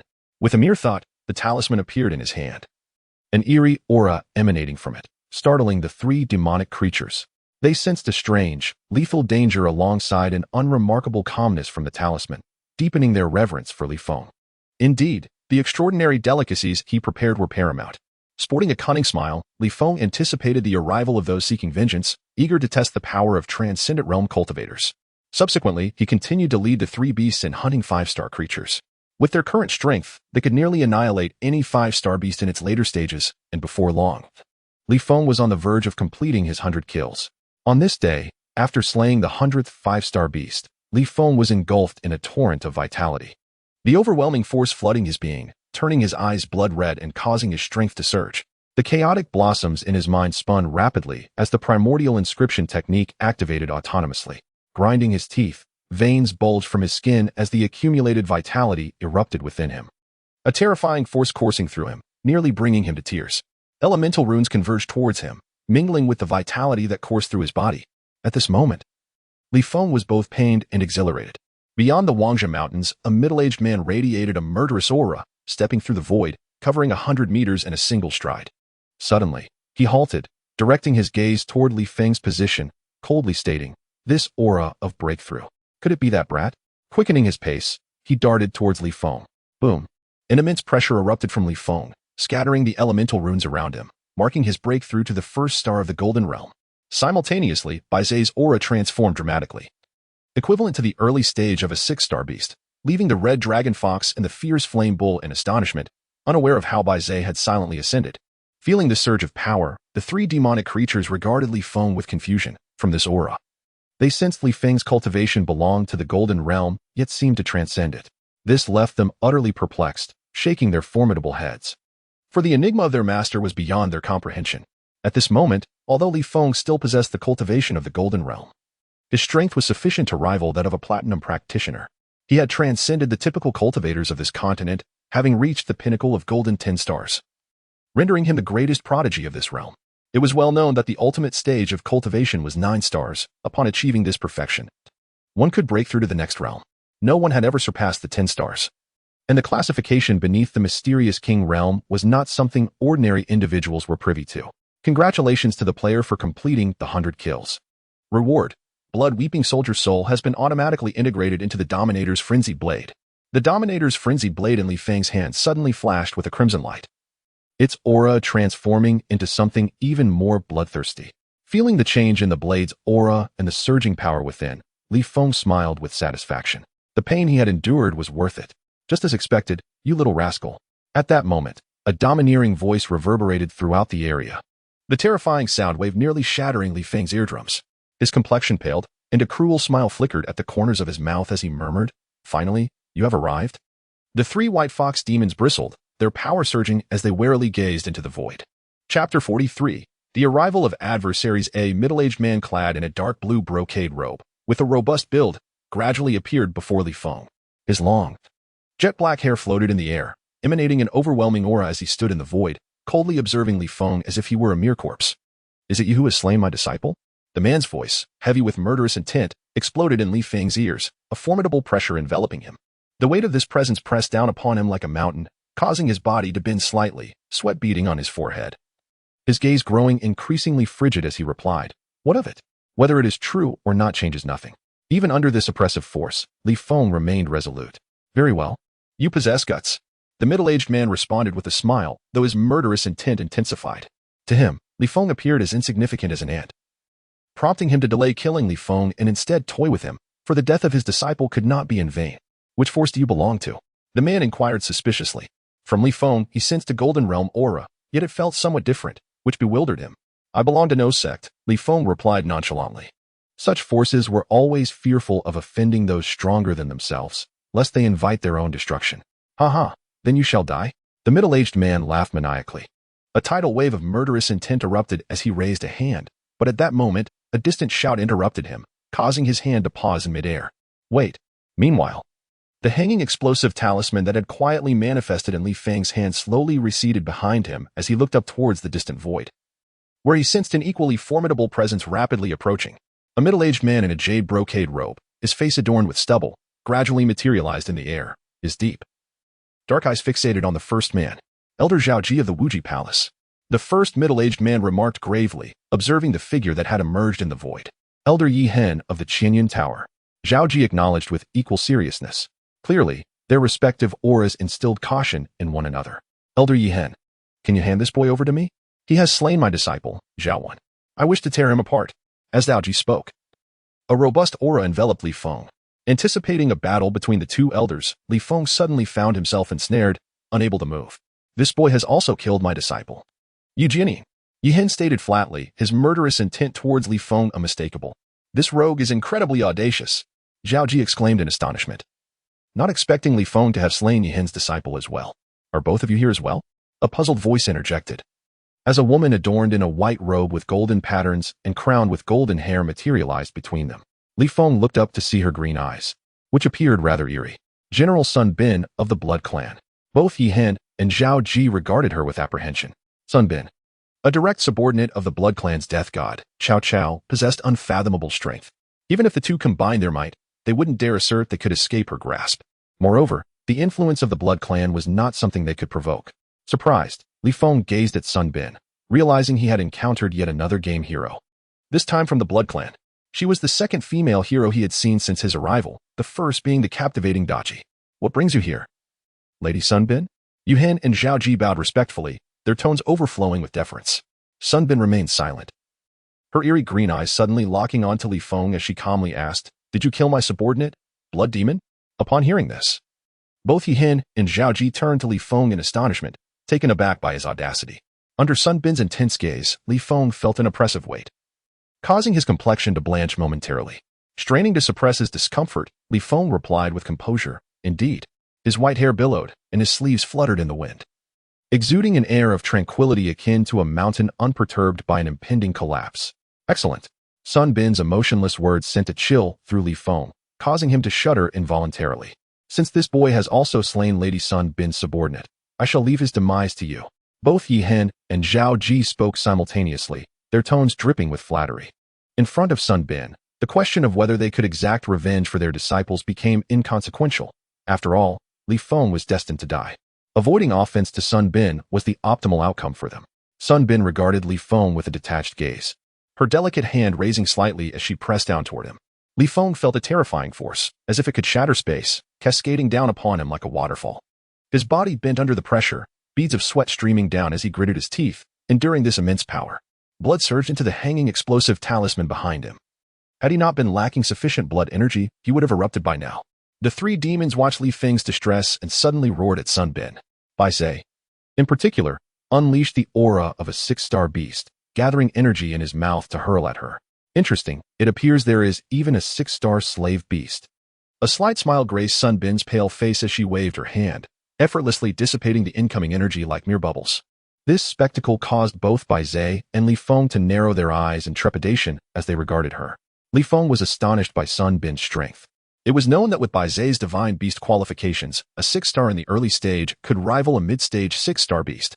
The ease with which she dismissed Bai Zai's attack left him awestruck. Yi Hen and Zhao Ji, meanwhile, stared at Li Feng in shock. For neither of them possessed a 6-star slave beast. They had not anticipated that this boy who had slain their disciples would have won. Bai Zai's aura had been so well concealed that the three had not sensed it until Bai Zai unleashed his might. They began to speculate about Li Feng's true identity, wondering how he had acquired a 6-star slave beast. Typically, disciples from ordinary forces lacked the qualifications for such beasts, unless they had stumbled upon extraordinary fortune, and even then, it would only be a weaker slave beast. Yet here was Li Feng, with a slave beast of a whole realm above his cultivation, leaving them utterly astonished. Sun Bin regarded Li Feng with newfound interest, as even she possessed only a 5-star slave beast, while he had both a 6-star and 2 5-star slave beasts. Tell me how you obtain these slave beasts, and I shall spare your life. Sun Bin's eyes glimmered with a peculiar light as she looked at Li Feng. Upon hearing this, Yi Hen and Zhao Ji gazed at him with greedy eyes, their hearts racing with excitement. If they could procure their own slave beasts through this, what would it matter if they spared Li Feng's life? Li Feng earnestly gazed at Sun Bin, his eyes brimming with sincerity, as if to convey that he was not jesting. In the distance, the Qi Long Fox and the man Yinting Yo rolled their eyes in unison, feigning ignorance of Li Feng's words, secretly scornful of the machinations at play. Chapter 44. The enraged Li Feng seeking death. Sun Bin's brows furrowed, her emerald eyes glaring fiercely at Li Feng, her delicate hand pressing down forcefully. A tremendous force descended upon Li Feng, causing his knees to buckle, nearly bringing him to the ground, his complexion growing pale. Internally, he was anxious, wondering why help had not yet arrived. At that moment, a flurry of blue butterflies enveloped him, and with their appearance, he felt an immediate release from the overwhelming pressure. As he beheld the dancing blue butterflies, a dreamy aura enveloped him, rendering the life and death crisis non-existent, as if he were amidst a paradise of beauty. Sun Bin, suspended in the void, narrowed her beautiful eyes, sensing a familiar presence. Yi Hen and Zhao Ji also focused intently on the scene before Li Feng. Suddenly, a handsome young man clad in a simple gray robe emerged silently before Li Feng. Upon his arrival, the fluttering blue butterflies swirled gracefully around him, creating an enchanting tableau. It was Zhuang Zhou, the master of the Yuing division. Sun Bin's expression turned grave. The newly appeared young man was indeed Zhuang Zhou, a peer of hers. And the Yuing pavilion wielded immense power. Even her blood clan dared not provoke them. Yi Hen and Zhao Ji's pupils constricted. The Yuing pavilion was a formidable entity to them, and as the master of the Yuing division, Zhuang Zhou was a prominent figure in Yunzhou. Even their own leader would show deference in his presence. Li Feng was taken aback to find Zhuang Zhou coming to his aid. It was the first time he had encountered 2 game heroes in one day since the Phantom Canyon. This young man is under the protection of our pavilion, Zhuang Zhou declared with a calm smile, his confidence unwavering even in the face of 3 formidable adversaries. This statement caused the 3 in the void to narrow their eyes and ponder deeply. Li Feng was astonished. He was certain he had no ties to the Yuing pavilion, yet Zhuang Zhou was staunchly defending him, reminiscent of the earlier intervention by Gu Kuei. This filled Li Feng with gratitude. Regardless of Zhuang Zhou's motives, his willingness to assist him in a moment of peril was enough to evoke a sense of appreciation. What if I insist on killing him? Sun Bin's icy voice cut through the tension, her murderous intent palpable as she fixed her gaze on Zhuang Zhou. You may certainly try, Zhuang Zhou replied lightly. Their eyes locked, and an oppressive atmosphere enveloped those present, causing their breaths to quicken as they observed the standoff. Given the aura emanating from both, Li Feng realized that even with his powerful talisman, he would stand no chance against them. Today, I shall grant you this favor. Next time, he may not be so fortunate. Sun Bin suddenly retracted her aura, addressing Zhuang Zhou with a calm demeanor before vanishing in an instant. Zhuang Zhou chuckled lightly, then turned to Yi Hen and Zhao Ji, his voice cold. Are you not leaving? An intense pressure radiated from him, causing beads of sweat to form on their foreheads as they hastily bowed in farewell. Without hesitation, they turned and fled, their speed akin to lightning, disappearing in the blink of an eye. Li Feng could only chuckle wryly, internally deriding their superficiality. He discreetly stowed away the talisman, which had absorbed blood energy upon Zhuang Zhou's arrival, rendering it now useless. He felt a twinge of regret. He had hoped to experience the power of the extraordinary realm. You certainly know how to stir up trouble, Zhuang Zhou remarked, turning to Li Feng with an amused scold, his expression revealing an appreciation for him. Senior, do you know me? Li Feng asked in surprise. Could it be that my handsomeness has become renowned across the continent? That is of no concern to you. In the future, should you require assistance, you may seek out the Yuing Pavilion. With your face, you shall receive a 50% discount, Zhuang Zhou replied, his demeanor calm. Although he did not comprehend why someone of such stature took such an interest in this young man, he felt satisfied upon seeing Li Feng. Beyond that, he could not speculate further. Could it be that I am truly this handsome? Li Feng exclaimed, astonished. His incredulity nearly prompted Zhuangzhou to lose his temper. Subsequently, uninterested in Li Feng's antics, he leaped away, vanishing from view. At this moment, Li Feng was no longer in danger. It was time for him to depart. Fearing that if he lingered, he might succumb to the urge to strike the young man. Still somewhat dazed, he turned to the three demons behind him and inquired, "Am I truly handsome?" Upon hearing this, the three demons all looked skyward, pretending to know nothing, internally pondering. Has the master been affected by something? You brat. I have finally found you. A cold voice echoed from the void as a middle-aged man stood arrogantly, hands clasped behind his back, his flaxen hair billowing in the wind. His icy gaze fixed on Li Feng. Li Feng looked up, his eyes instantly turning crimson, a murderous intent surging forth as if it could pierce the heavens. That figure. Even in ashes, he would recognize. Lu Bang. He spat, his voice as frigid as ancient ice. The three demons behind him trembled involuntarily, terrified by Li Feng's fury. It was the first time they had witnessed such rage. At this moment, Li Feng seemed more fearsome than the man hovering above them. Lu Bang had arrived earlier but had concealed himself upon seeing Zhuangzhou protecting Li Feng, only revealing himself after Zhuangzhou's departure. It seems the death of that woman has hit you hard. Your hair has turned white. Do not worry. I will soon send you down to meet her. Lu Bang sneered at the sight of Li Feng's white hair. Li Feng's fists clenched tightly, his veins bulging, his gaze fixated on Lu Bang with a deeper rage. His aura coiling around him like a tangible force. If you tell me how to acquire a slave beast, I may spare your life. Lu Bang's greedy eyes fixated on Li Feng. The three slave beasts he possessed made Lu Bang covetous. Slave beasts were a symbol of power. And as an elder of the witch clan, Lu Bang had none. To him, this insignificant brat possessing 3 5-star or higher slave beasts was astonishing. And his desire intensified as he scrutinized Li Feng, convinced he must possess some secret. Dream on. Li Feng bellowed, summoning the talisman in an instant. Slamming it against his forehead. Boom. An extraordinary aura erupted from Li Feng, a power so immense it threatened to rupture the very fabric of space. His snowy hair soaring skyward. The sight left the Baizhe trio momentarily stunned, gazing at Li Feng in disbelief. Even Lu Bang's pupils contracted, his expression one of shock. This insignificant being had transformed into a giant in an instant. Lu Bang's greed only intensified. What kind of treasure could elevate one to such heights so swiftly? Roaring with the ferocious power surging within him, Li Feng unleashed a deafening shout towards Lu Bang, stamping his right foot fiercely, causing the ground to crack. A formidable blade appeared in his hand, slicing through the air towards Lu Bang. Chapter 45. The battle against Lu Bang. Li Feng's unleashed power compelled Lu Bang to act with urgency. He raised his right hand, channeling a terrifying force of elemental runes, and struck out towards the oncoming Li Feng. A colossal handprint, akin to the palm of a celestial being, thundered towards Li Feng. Boom. The earth-shattering explosion reverberated through the mountains, the terrifying sound waves cascading outward. Below, the Qi Long Fox and the Man Yinting Yo were nearly deafened, blood seeping from their ears as they retreated several hundred meters. Li Feng's body spun through the air, evading Lu Bang's assault, and charged back at him. Fury blinding his reason. All he desired was to rend Lu Bang to pieces. Lu Bang's brow furrowed slightly. The aura emanating from Li Feng startled him. With a fierce kick in the air, he thrust both fists forward like twin dragons, meeting Li Feng's onslaught with a thunderous explosion. Bang! Bang!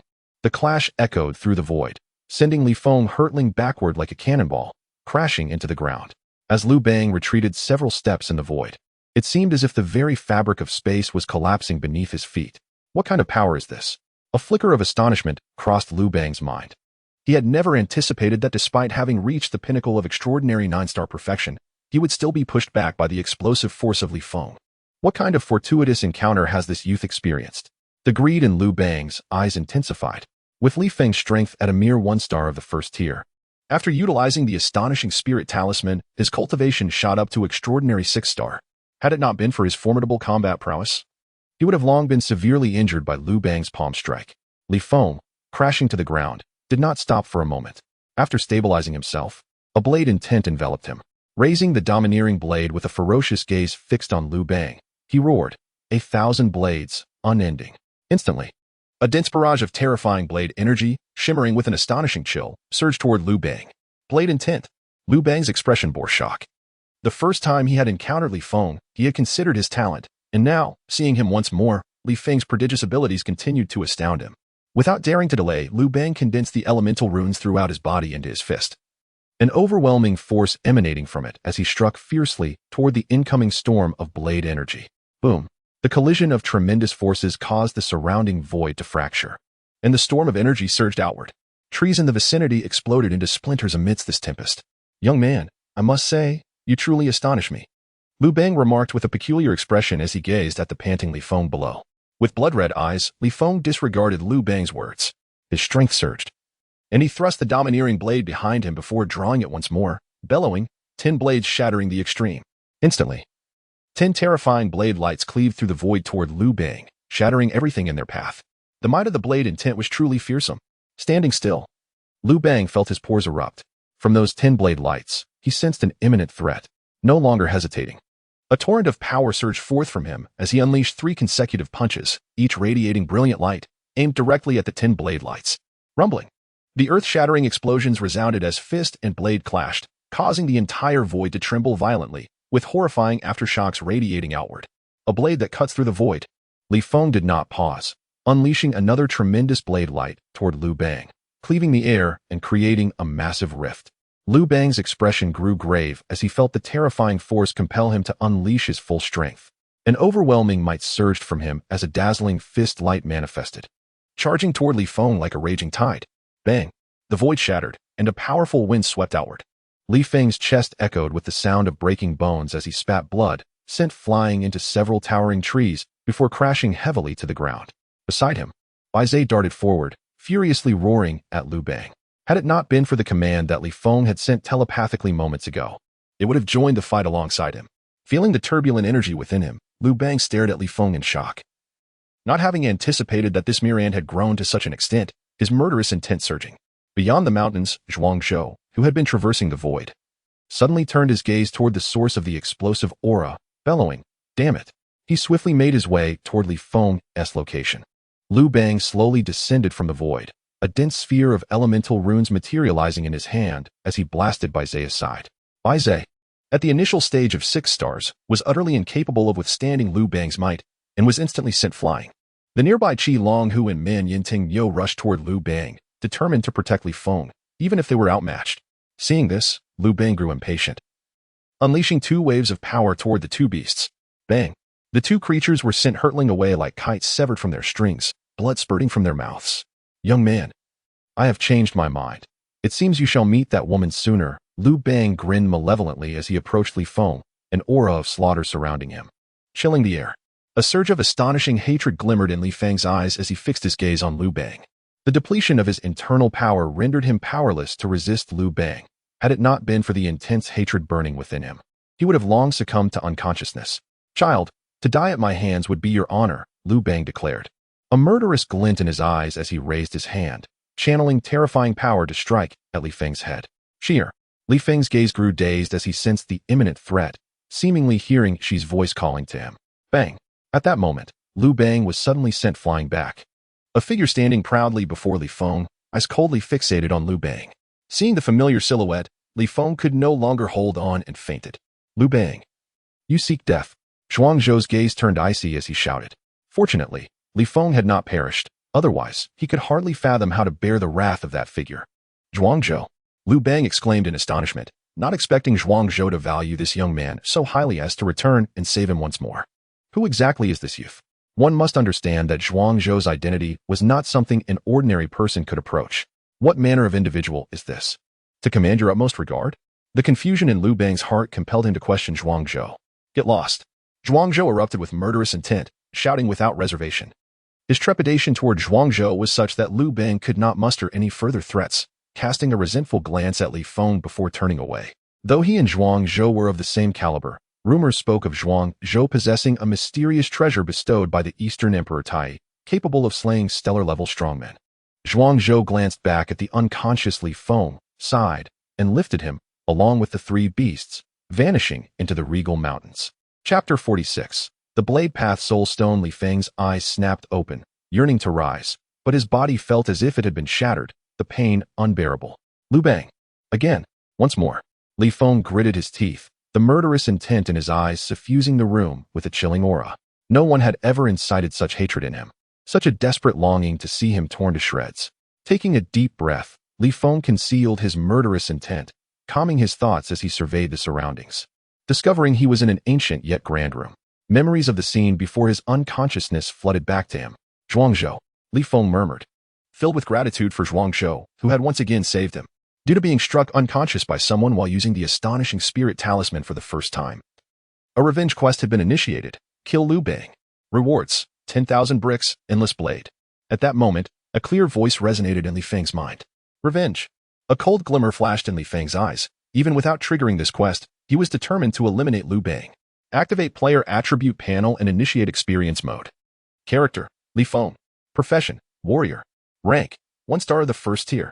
Cultivation method, primordial inscription true method, level 5. Experience, 1,000 10,000 skills. Inch force, tiger probe, chi guard.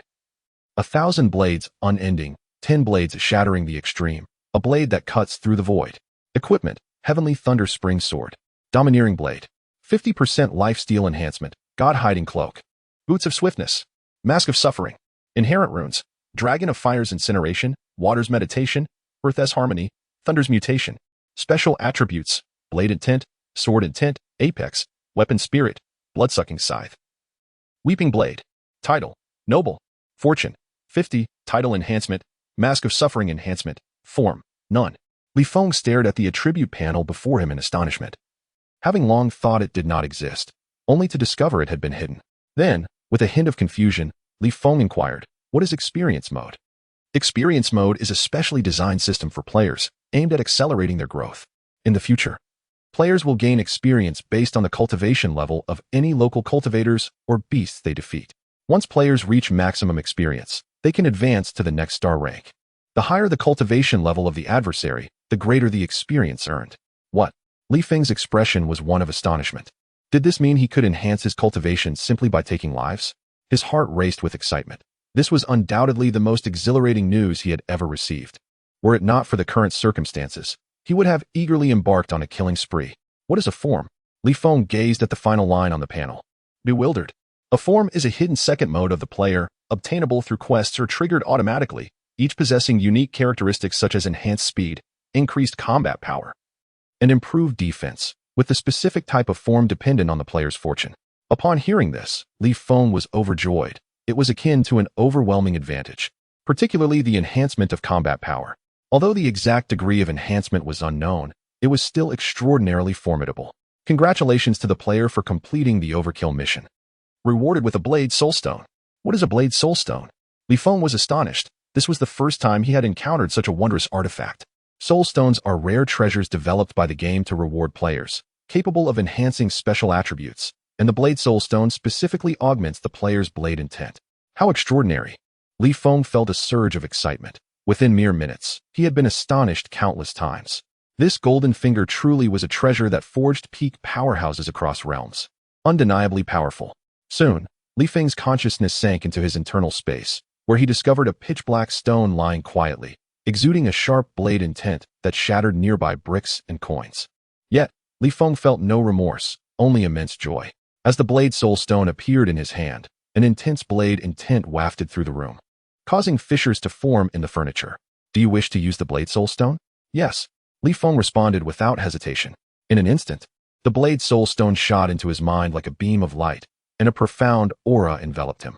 The intricate and esoteric essence of blade intent was simplified into comprehensible patterns by a mysterious force, granting Li Feng numerous insights, and his blade intent began to ascend steadily. An overwhelming blade intent erupted from him, soaring toward the heavens. Fortunately, a mysterious force seemed to safeguard the room, preventing any attention from others. After a moment, Li Feng's eyes snapped open, appearing as if thousands of blade energies manifested, shaking the very heavens and earth, reminiscent of a blade emperor.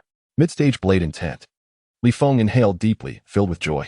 To think that he had made such progress shortly after grasping blade intent, he was nothing short of a prodigy. However, he owed much to the Blade Soulstone. At that moment, Li Feng suddenly yearned to trigger more quests to acquire additional Blade Soulstones, as that would expedite his blade intent's enhancement. Although the progression of blade intent became increasingly challenging, the existence of the Blade Soulstone provided him a significant advantage over others. Nonetheless, the quantity of Blade Soulstones required in the end would undoubtedly be unimaginable. The power of intent is categorized into 6 tiers: initial, mid, peak, unity of intent and self, heart as intent, and the ultimate state of all paths as intent. The strongest in the entire Longhui continent has merely reached the level of heart as intent. No one has achieved the ultimate state of all paths as intent. This illustrates that the power of intent is not something that mere talent can attain. Even with comprehension, further enhancement remains elusive. At that moment, a figure quietly appeared in the room. Li Feng looked up to see Zhuangzhou. "Thank you, senior." Li Feng clasped his hands in respect towards Zhuangzhou, his benefactor who had saved him twice and thus deserved such reverence. No need for such formalities. Zhuangzhou waved his hand and took a seat in front of Li Feng. "Your talent astonishes our pavilion at your age. Grasping blade intent and attaining mid-stage is truly exceptional." Zhuangzhou marveled at Li Feng. "Truly, you are someone of remarkable distinction. Just luck." Li Feng chuckled lightly, acknowledging that without the blade soul stone, he could not have reached this level so swiftly. "You are humble. In the path of cultivation, there is no room for luck." Zhuangzhou slightly shook his head, casting a curious glance at Li Feng. Given Li Feng's previous demeanor, it was surprising to hear such humility from him, leaving Zhuangzhou perplexed. "What about Liu Bang?" Li Feng inquired coldly. "We have let him go." Zhuangzhou replied calmly, his gaze fixed intently on Li Feng. "I will personally deal with him," Li Feng declared icily, an air of killing intent unconsciously radiating from him. Zhuangzhou, witnessing this, nodded in satisfaction. Li Feng's demeanor did not betray his expectations. His earlier decision to spare Liu Bang was intended to allow Li Feng the chance to confront him, to better understand his inner demons. Chapter 47. The Martial Arts Conference. Li Feng regarded Zhuangzhou, and a sudden thought flickered in his mind. Silently, he inquired, "Can I view Zhuangzhou's data? With the player's current cultivation, viewing permissions are granted." A cold voice resonated within Li Feng's mind. Upon hearing this, Li Feng felt a surge of excitement and quickly said, "View." As his cultivation grew stronger, the game's unlocked features had also become increasingly powerful, granting him heightened permissions. Zhuangzhou's data was as follows: Profession, Mage, Cultivation, Star Radiance 1 star, Technique, Carefree Dream, Level 4, Skills, Transforming Butterfly, Myriad Dream Butterflies, Dream Soul Snatch, Celestial Dream Domain, Weapons, Dream Weaving Staff, Star Radiance Level, Butterfly Dream Shadow Shield, Star Radiance Level, Comprehended Runes, Dark Hunting, Water Meditation, Special Attribute, Dream Butterfly Intent, Form, Cloud Dream Builder, Companion Beast, Dream Kuan. Li Feng gazed at the translucent panel hovering in the air. Momentarily entranced, no wonder he could repel Liu Bang and Sun Bin. Zhuangzhou was indeed formidable. Yet, why was he so powerful as a support-type hero, unlike others? Zhuangzhou was the esteemed master of the Reading Pavilion's branch, with a prestigious status and a powerful background, thus naturally possessing superior cultivation. Players should not compare with the data of the previous experimental game. What? The King's Glory game was merely an experiment? Li Feng exclaimed in disbelief. Such a wildly popular game across the Shenzhou continent was just an experiment? Are you jesting? Indeed, this game is the true core game. Secretly developed by a renowned company and the International Gaming Association, investing immense human, material, and financial resources to create a dream world for humanity. However, an unforeseen event occurred on the day of its successful development. A tone tinged with melancholy resonated in Li Feng's mind, yet he remained too astonished to perceive the strangeness. What is a cloud dream builder? Li Feng snapped back to reality, questioning inwardly. This was the first time he had encountered a hero with a form. Perhaps he had seen others before but lacked the ability to discern them.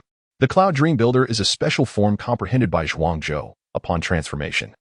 The effects of Dream Butterfly Intent double, enveloping him in dream butterflies, as if standing upon a cloud. The skills emanating Dream Butterfly Intent gain double the power, capable of causing individuals to succumb into a dream and perish silently. So powerful? Li Feng was aghast, yearning even more for a form. Yet he had no inkling of how to comprehend one. Observing Li Feng in his daze, Zhuangzhou felt an urge to strangle him. Did Li Feng consider him invisible? Ahem. A light cough startled Li Feng from his reverie. He looked up to find Zhuangzhou glaring at him unfavorably, causing a chill to run down his spine. Embarrassed, he replied, "Senior, my apologies. I was lost in enlightenment just now." Understanding Zhuangzhou's strength instilled a sense of reverence in Li Feng. Upon hearing this, Zhuangzhou rolled his eyes at Li Feng's awkward expression and chose to ignore him. Such absurd statements could only come from him. Lost in thought while claiming enlightenment? Why not ascend to the heavens? Zhuangzhou inwardly scoffed at Li Feng, yet found himself at a loss for how to deal with him. He couldn't strike him down or eliminate him. What a predicament. "I have a matter I wish to request your assistance with." Zhuangzhou suddenly straightened his demeanor, speaking gravely. Li Feng, upon hearing this, ceased his lightheartedness and regarded Zhuangzhou seriously. The serious expression on Zhuangzhou's face indicated that what he was about to say was of utmost importance. It must be something significant for the master of the Reading Pavilion's branch to act in such a manner. The top-tier power in the northern region, the Tang Dynasty, is hosting a martial arts conference aimed at selecting genuine prodigies. Zhuangzhou wore a grave expression, his eyes glimmering with a hint of anticipation as he gazed at Li Feng. The martial arts tournament? Li Feng exclaimed in surprise. The tournament was a grand event held once every decade in the Tang Dynasty, where all powers from the 7 major states participated. Each iteration of the tournament featured different rules. This time, 7 unique spaces crafted by the most formidable masters of the Tang Dynasty would be established in the main cities of each state, where the various factions would engage in the preliminary round of the tournament to select 7 victorious teams that would advance to the grand finals in the imperial capital of the Tang Dynasty. The rules for this year dictated that each team would consist of 5 individuals, who would enter a designated space created by the Tang Dynasty for chaotic battles, aiming to protect their team's crystal while destroying the opponents. The crystals would be distributed to the team captains on the day of the competition, and if a crystal were destroyed or seized, the team would be eliminated. All participants must be under the age of 30. Zhuangzhou's expression was heavy. The new rules had caught their factions completely off guard. In previous tournaments, the Yuying Pavilion had consistently reached the finals, but this year, he felt no confidence whatsoever. Perhaps Zhuangzhou looked at Li Feng, his eyes flashing with brilliance. Interesting. Li Feng's lips curled into a subtle smile. He found the martial arts tournament quite intriguing. Are there any rewards? He inquired with a grin, as this was his primary concern. The state champion would receive the Tang Dynasty's support for their faction for 10 years, which explained why so many factions were eager to compete. Gaining such backing would allow the faction to grow to an astounding level within that decade.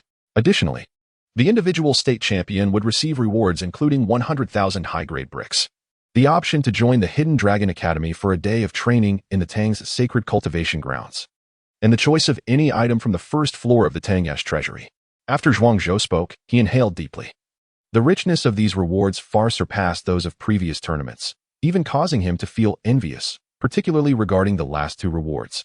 The sacred cultivation ground. Li Feng gasped in astonishment. Zhuangzhou gazed intently at Li Feng and slowly explained. The sacred cultivation ground was personally created by the Empress of the Tang Dynasty. A single day of training there is equivalent to a month of training in the outside world, as the elemental runes are incredibly potent, and the Empress has placed insight stones there, which greatly aid in comprehending the elemental runes. What? Li Feng exclaimed, astonished. Such a terrifying place truly deserved its title. Only a power of the Tang's caliber could possess it. He secretly coveted the opportunity to cultivate there for 10 or 8 years, which would be utterly transformative. Sparks of excitement danced in Li Feng's eyes. What about the Grand Champion's reward? He asked, returning to the conversation. We don't know yet. I've only heard that it is a treasure that even the mighty envy. Zhuangzhou remarked with a hint of nostalgia. However, only those under 30 can participate. Otherwise, I would have wished to join myself. Don't be deceived by my youthful appearance. I am already several hundred years old. It is merely my formidable cultivation that allows me to maintain this youthful visage. In the path of cultivation, age is of little concern. Even those at the Golden Realm can live for hundreds of years, not to mention someone of my prowess. Upon hearing this, Li Feng was taken aback. He had now grasped the specific levels of cultivation. Above the Transcendent Realm lay the Stellar Shine Realm, and above that was the King Realm. As for what lay beyond the King Realm, it belonged to the realm of legends, knowledge he was not yet worthy to possess. The fact that the Grand Champion's reward could stir envy, even among powerful kings, indicated its astounding nature. By the way, didn't you mention needing my assistance? Li Feng asked, sensing that it likely pertained to the martial arts tournament. I wish for you to be the captain of my Yuying Pavilion's team in the tournament. Zhuangzhou expressed with anticipation, having great faith in Li Feng's talent, which he believed far surpassed the other prodigies of the pavilion. This was not only his wish, but also that of a certain esteemed individual. Oh, Li Feng was taken aback, surprised by Zhuangzhou's high regard for him.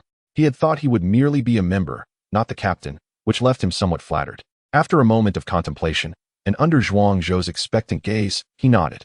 This was not only a way to repay Zhuangzhou's life-saving grace, but the allure of the state champion and grand champion rewards was undeniably enticing. Moreover, he was eager to witness the many prodigies within the Tang Dynasty, and his fighting spirit began to surge. Seeing Li Feng's affirmative response, Zhuangzhou let out a sigh of relief. He had truly feared Li Feng would decline. leaving him uncertain about how to report to the esteemed individual. Now, the weight on his heart had finally lifted. Zhuang Zhou then looked at Li Feng and said with a light chuckle, "The state competition will begin in 3 months. During this time, you should stay in the pavilion to cultivate. In 10 days, I will take you to meet the other 4 competitors." Li Feng nodded, suddenly recalling something important. "Where's this place?" he asked, having been so overwhelmed by a series of revelations that he had forgotten to inquire about his surroundings. Zhuang Zhou smiled gently and replied, "This is the main city of Yunzhou, Lingyun City, where the Yuing Pavilion is located. Our pavilion is the largest trading house on the continent, offering a variety of treasures, techniques, beasts, and weapons. During your time here, you may also explore the pavilion to see if there are any treasures you desire. I have instructed that any items you purchase will be available at a 50% discount." After a brief pause, he continued, "We also sell captured beasts?" Li Feng asked in surprise. "Indeed," Zhuang Zhou confirmed. "Our pavilion's experts capture the young of magical beasts, raise them, and then sell them. The higher the level of the beast, the more expensive it is." Zhuang Zhou stated calmly. Only a power like the Yuing Pavilion could manage such a feat, though the 4 major elite factions were an exception. Upon hearing this, Li Feng finally understood. It made sense now. He had initially thought the Yuing Pavilion to be so formidable that even magical beasts would willingly submit to them. Nevertheless, the pavilion's power was undeniable. By the way, the Blood Clan's branch is also in Lingyun City. Be cautious when you venture out. Should you encounter a powerful foe, just shout, and our pavilion will rush to your side," Zhuang Zhou suddenly advised, expressing his admiration for Li Feng's knack for attracting trouble. The Blood Clan. A trace of coldness flickered in Li Feng's eyes as he nodded. He then chuckled lightly. "When the time comes, I shall unleash my unique skill. A roar that shakes the mountains and rivers." Zhuang Zhou had no words to retort and gracefully drifted away. Moments later, a voice echoed from the distance. 10 days from now, I shall return to find you." Li Feng smiled faintly, fully aware that those of high status were invariably busy, a sign of their importance. He then began to circulate his mixed element inscription technique, nurturing his body. His battle with Liu Bang had left him gravely injured, suffering not only from the aftermath, but also from Liu Bang's assault. His internal state was chaotic, necessitating careful recuperation. Just then, a voice echoed in his mind, prompting him to pause his movements. Trigger the second main quest. Achieve the state championship in the martial arts tournament hosted by the Tang Dynasty. Quest reward: 1 sword Dao Soul Stone, swift boots, advanced, speed increased by 40%, guardian armor, and a double experience card, 7 days. Trigger the third main quest. Achieve the grand championship in the martial arts tournament hosted by the Tang Dynasty.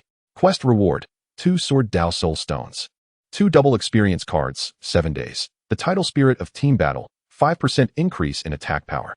And the dazzling Mech Guardian, immune to all attacks below the king level for 30 seconds, usable only once. Li Feng stared in astonishment at the translucent task panel that had appeared, his excitement nearly overwhelming him, especially regarding the Grand Champion's quest rewards, which caused his breath to quicken and his complexion to flush, reminiscent of being surrounded by stunning maidens. Steadying his emotions, Li Feng's gaze hardened with resolve. He was determined to claim the Grand Championship. The rewards from the Tang Dynasty alone were enticing, and the quest rewards were enough to spur him into action. First, however, he needed to restore his health. Li Feng contemplated deeply, his thoughts sinking within as he began to heal his wounds. 3 days later, a young man clad in black with flowing white hair and a strikingly handsome visage stood before a magnificent pavilion. The pavilion boasted soaring eaves and azure tiles, adorned with glazed creatures atop its ridge, while the columns were intricately carved with enigmatic symbols. Flanking the entrance were 2 couplets. The left read, "Admiring the treasures of heroes like falling stars," while the right proclaimed, "Casting aside scholars like fleeting smoke." The final horizontal inscription declared, "Dragons soaring, phoenixes dancing." Upon seeing this, the handsome youth rolled his eyes and remarked, "How ostentatious," before stepping into the pavilion. This audacity was only permissible within the confines of the Yuing Pavilion. Had it been any other faction, they would have been swiftly expelled. As Li Feng traversed the interior, he was greeted by a resplendent grand hall, spiraling upwards with numerous chambers nestled within its coiling architecture. Gazing upward from the center of the hall, he beheld a vast skylight. The hall bustled with visitors, many elegant female cultivators enthusiastically attending to their guests. Li Feng found himself momentarily dazzled. Such an exquisitely crafted pavilion could only be conceived by the wealthiest of establishments, the Yuing Pavilion. Furthermore, he noticed that the female cultivators here possessed a minimum cultivation level of Silver Realm, which left him astounded. A cursory glance revealed at least hundreds of these practitioners, not to mention others. The sheer power of just one branch of the pavilion was indicative of the Ying Pavilion's formidable reputation. "Greetings, esteemed guest. How may I assist you?" A sweet, melodious voice jolted Li Feng from his reverie. Turning, he found that one of the attending female cultivators had approached him without his notice. This surprised him. Even a mere attendant exuded such an impressive aura? "I am visiting for the first time and am somewhat unfamiliar. Could you provide me with an introduction?" A subtle smile graced Li Feng's lips, his long, snow-white hair lending him an unusual charm, rendering the attendant momentarily entranced, her cheeks flushing as she averted her gaze. "Hello, esteemed guest. I am Xiaozhu. Our pavilion is divided into several areas: the treasures zone, the elixirs zone, the weapons zone, the beast zone, the techniques zone, the trading zone, and the auction zone. Which area would you like to explore?" Xiaozhu replied with a warm smile, eagerly guiding Li Feng. "Let us first visit the beast zone." Li Feng mused before responding with a light chuckle. Wrapped in a cloak of concealment, he exuded no presence, appearing as an ordinary person yet receiving such deference, a testament to the rigorous training the attendants at Ying Pavilion underwent, far surpassing other establishments in comfort. "Very well. Please follow me," Xiaozhu said gently, beckoning for him to follow as she led the way. Li Feng nodded, trailing her up the spiral jade staircase to the second level, passing through several doors until they arrived at a vast chamber. At that moment, Li Feng's heart raced. He had noticed that each door they passed was guarded by 2 sentinels. Each of these guardians was of Golden Realm cultivation, deepening his understanding of the pavilion's might. "Welcome to the beast zone of Ying Pavilion. What level of beast are you seeking?" Xiao inquired, her cheeks slightly flushed as she gazed at the striking young man, inexplicably captivated by the charming aura emanating from him. "Take me to see the 6-star beasts," Li Feng replied after a brief moment of contemplation. At this stage, 5-star beasts held little value for him. Only the 6-star beasts could contend with his adversaries. "Ah, very well," Xiaozhu exclaimed, startled. She had not anticipated that this seemingly ordinary young man would request a 6-star beast. Though she maintained her respect, a hint of skepticism flickered in her eyes as she led him to the designated area. Li Feng observed this reaction with indifference. Well aware that few could afford a 6-star beast, typically, only those of considerable strength or influence could do so. His unassuming demeanor naturally invited suspicion. He smiled lightly, following Xiaozhu. Compared to other zones, the beast zone appeared relatively quiet, as it was primarily frequented by those who could afford such luxuries. Even with the fair pricing of the Ying Pavilion, a 3-star beast cost a staggering 300,000 gold coins, and each subsequent star doubled the price. A 7-star beast could only be exchanged for rare treasures. With Li Feng's current wealth, he could barely afford a 6-star beast, though this was without considering the discounts he had received from Zhuangzhou, with rewards from his tasks amounting to 700,000 gold coins, along with 20,000 inferior spirit stones, and the 80,000 gold coins and 10,000 inferior spirit stones earned from defeating 4 prodigies outside the ruins. Li Feng had amassed a modest fortune, 150,000 gold coins and 30,000 inferior spirit stones. Such wealth was something even ordinary cultivators could scarcely dream of.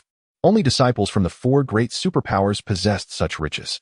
Spirit stones were categorized into inferior, superior, extraordinary, and divine grades. Inferior spirit stones were relatively common, obtainable even by Golden Realm cultivators.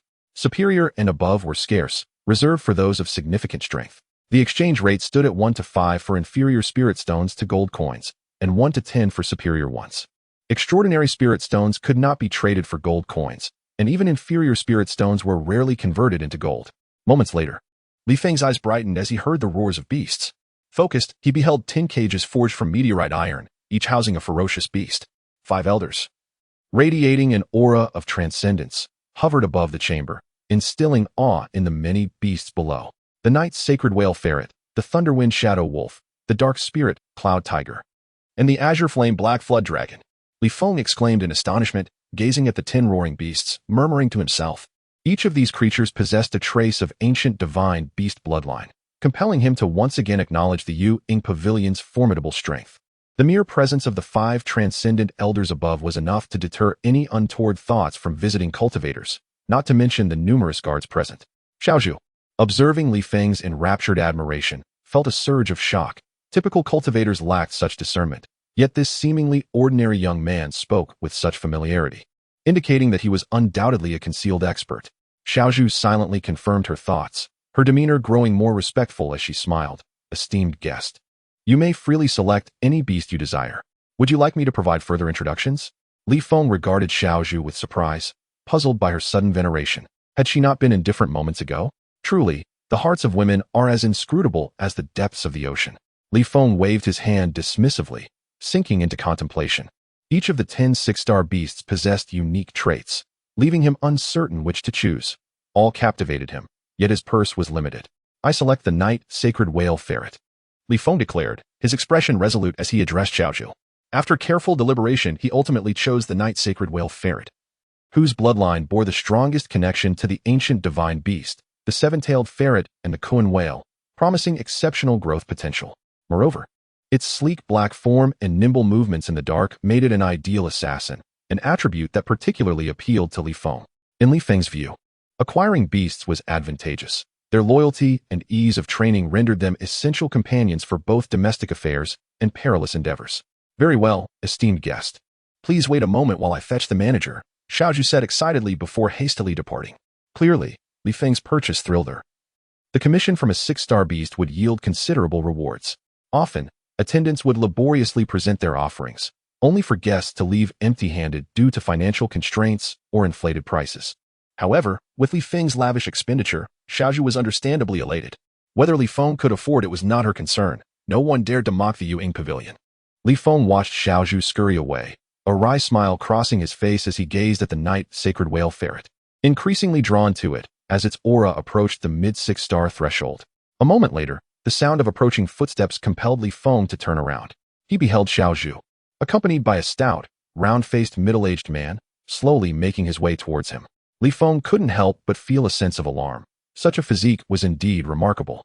How could someone of such stature cultivate to the pinnacle of the golden 9 stars? Li Feng silently derided the man, pondering how much sustenance one must consume to attain such a magnificent body, estimating him to weigh at least 400 to 500 pounds. Just as Xiaozhu was about to introduce Li Feng, the middle-aged man hurriedly approached him, bending awkwardly at the waist, and respectfully said, "I greet you, young master. The maid is lacking in manners and has neglected you. I hope you will forgive her." This scene left Xiaozhu wide-eyed in disbelief as she gazed at Li Feng, and she promptly followed suit, bending at the waist as well. Li Feng looked at the nearly crumpled middle-aged man and quickly said, "There is no need for such formality." He genuinely feared that the man might not be able to stand upright again. He had anticipated this moment, knowing it was surely a directive from Zhuangzhou, and that Xiaozhu was likely not yet deemed worthy of such knowledge. "Thank you, young master. I am Yu Fu, the steward of the Beast Servant District," the middle-aged man said with great difficulty as he stood up, eager to curry favor with Li Feng. The individual before him was a distinguished guest personally appointed by the pavilion master, and he dared not offend him. "Yu Fu," Li Feng smirked, finding the name fitting for such a grand figure. Indeed, in a vast forest, all kinds of birds can be found. Li Feng mused that the Yuying pavilion must be a gathering place for countless extraordinary talents. "I hear you wish to purchase a night Saint Whale ferret?" Yu Fu inquired cautiously. The mention of a six-star beast immediately astonished him. It was evident that he was well informed, given that the pavilion master had summoned him. Li Feng nodded nonchalantly, his demeanor calm. To Yu Fu and Xiaozhu, however, this scene seemed profound and enigmatic, as he did not even blink at the staggering price of over 1 million gold coins. The price of the night Saint Whale ferret was 240,000 gold coins, but the pavilion master had personally stated that anything purchased by the young master would enjoy a 50% discount, amounting to 120,000 gold coins. Yu Fu slowly conveyed this to Li Feng, and upon hearing of the pavilion master's generous discount, he was astounded and resolved to treat Li Feng with utmost care. Xiaozhu, upon hearing this, gasped in astonishment, her cherry lips parting to reveal a glimpse of her delicate tongue, silently speculating about Li Feng's true identity. Even the highest-level VIPs of the Yuying pavilion received only a 30% discount. "Is that sufficient?" Li Feng nodded, and with a wave of his hand, 120,000 gold coins appeared before him, piled up like a small mountain, glittering and dazzling. "That will suffice," Yu Fu hastily replied, waving to gather the mountain of coins. He approached the night Saint Whale ferret with a calm expression and stated, "Your master has arrived. Follow him, and you shall not suffer." With a fierce cry, the small night Saint Whale ferret raised its head and fixed its pitch-black eyes on Li Feng, seemingly assessing him. Li Feng, in response, strolled toward the ferret, a flicker of an unparalleled sword intent passing through him, causing the ferret's pupils to constrict sharply as it gradually lowered its head, and the beast's servant contract erupted forth. Li Feng smiled with satisfaction. extending a finger to let a drop of his blood fall onto the contract, and instantly, a miniature knight Saint Whale ferret appeared in his mind. At that moment, 5 extraordinary realm experts above glanced open-eyed towards Li Feng, exchanging looks of astonishment as they whispered amongst themselves. "Greetings, master." The knight Saint Whale ferret leapt from its cage, landing before Li Feng with a bow. Li Feng gestured to his shoulder, indicating for it to perch there. The ferret understood, and, with a flash, settled on Li Feng's shoulder, turning to Yu Fu and saying, "Take me to the elixir area." "Yes," Yu Fu replied respectfully, leading Li Feng toward the elixir area, while Xiao Zhu attended to other guests, as she was no longer qualified to serve Li Feng. For cultivators, aside from the aid of rare materials, elixirs are the most commonly utilized resources in their training, categorized by levels: spirit grade, king grade, emperor grade, sovereign grade, and supreme grade. Yu Fu guided Li Feng into a room adorned with ancient charm, where the rich scents of elixirs mingled with sandalwood, creating a refreshing atmosphere. Li Feng took a deep breath, feeling a faint power rush into his body, leaving him somewhat astonished. What kind of elixirs must this room contain to have such an effect? The elixir area was evidently far more bustling than the Beast Servant District, with people coming and going, some at the Silver Realm, others at the Golden Realm, and even a few at the Platinum Realm. Li Feng even spotted several extraordinary realm cultivators. "Young master, what type of elixir do you seek?" Yu Fu inquired respectfully, knowing he could not miss this opportunity to ingratiate himself with Li Feng. "Healing elixirs," Li Feng replied after a moment of contemplation. With his newly awakened experience model, he had no concerns regarding cultivation, but healing elixirs were particularly useful for him at this time. "Certainly, please follow me," Yu Fu said with a light smile, leading the way to a designated area within the room. "Who is that young man? Why does the steward of the Yuing Pavilion show such deference? He must be a disciple of a significant power, or perhaps a descendant of a reclusive master," the surrounding guests speculated, their curiosity piqued. Even the extraordinary realm experts were taken aback, discreetly committing Li Feng's visage to memory. Anyone treated with such respect by the steward of the Yuing Pavilion was undoubtedly not to be trifled with. "Young master, these are the healing elixirs. What grade do you require?" Yu Fu pointed to a wooden cabinet crafted from golden sandalwood, addressing Li Feng. 10 emperor grade, 2 sovereign grade, Li Feng calculated, knowing that with his resources, this was all he could afford. The emperor grade healing elixirs included the infinite return elixir, the innate solidifying elixir, and the wishful mysterious elixir. For the sovereign grade, there were the 9 revolutions golden elixir and the 9 orifices origin elixir. These are the finest healing elixirs at their respective grades. "What do you think, young master?" Yu Fu gestured towards the compartments of the cabinet. "Take a few of each," Li Feng replied casually, trusting that Yu Fu would not dare deceive him. "Understood," Yu Fu replied respectfully, retrieving 5 translucent jade vials, within which floated several elixirs. "Young master, each emperor-grade healing elixir costs 50,000 gold coins, while each sovereign-grade healing elixir is 10,000 lower-grade spirit stones. Altogether, that amounts to 250,000 gold coins after discounts. Is 30,000 gold coins acceptable?" Li Feng maintained a calm expression, and with a wave of his hand, 30,000 gold coins cascaded down, forming yet another small mound. "That works perfectly," Yu Fu hastily confirmed. Had it been anyone else, he would not have shown such courtesy. But with Li Feng, it was an entirely different matter. "I will mention you to the pavilion master, rest assured," Li Feng said with a light smile, understanding Yu Fu's intentions and feeling no qualms about offering him assistance.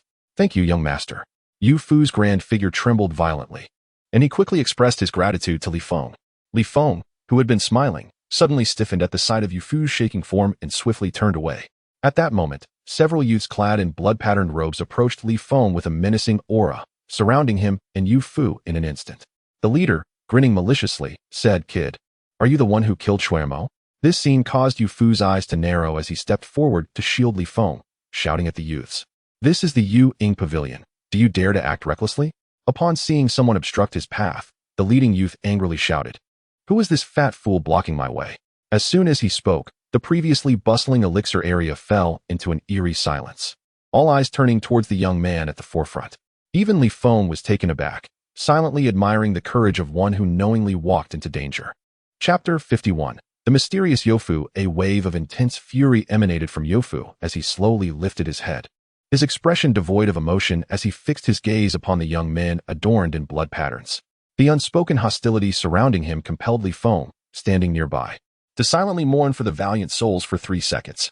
In an instant, Yofu's figure flickered, and the encircled youths were sent hurtling 10 meters away, collapsing on the ground in pain, their eyes filled with hatred as they stared at Youfu.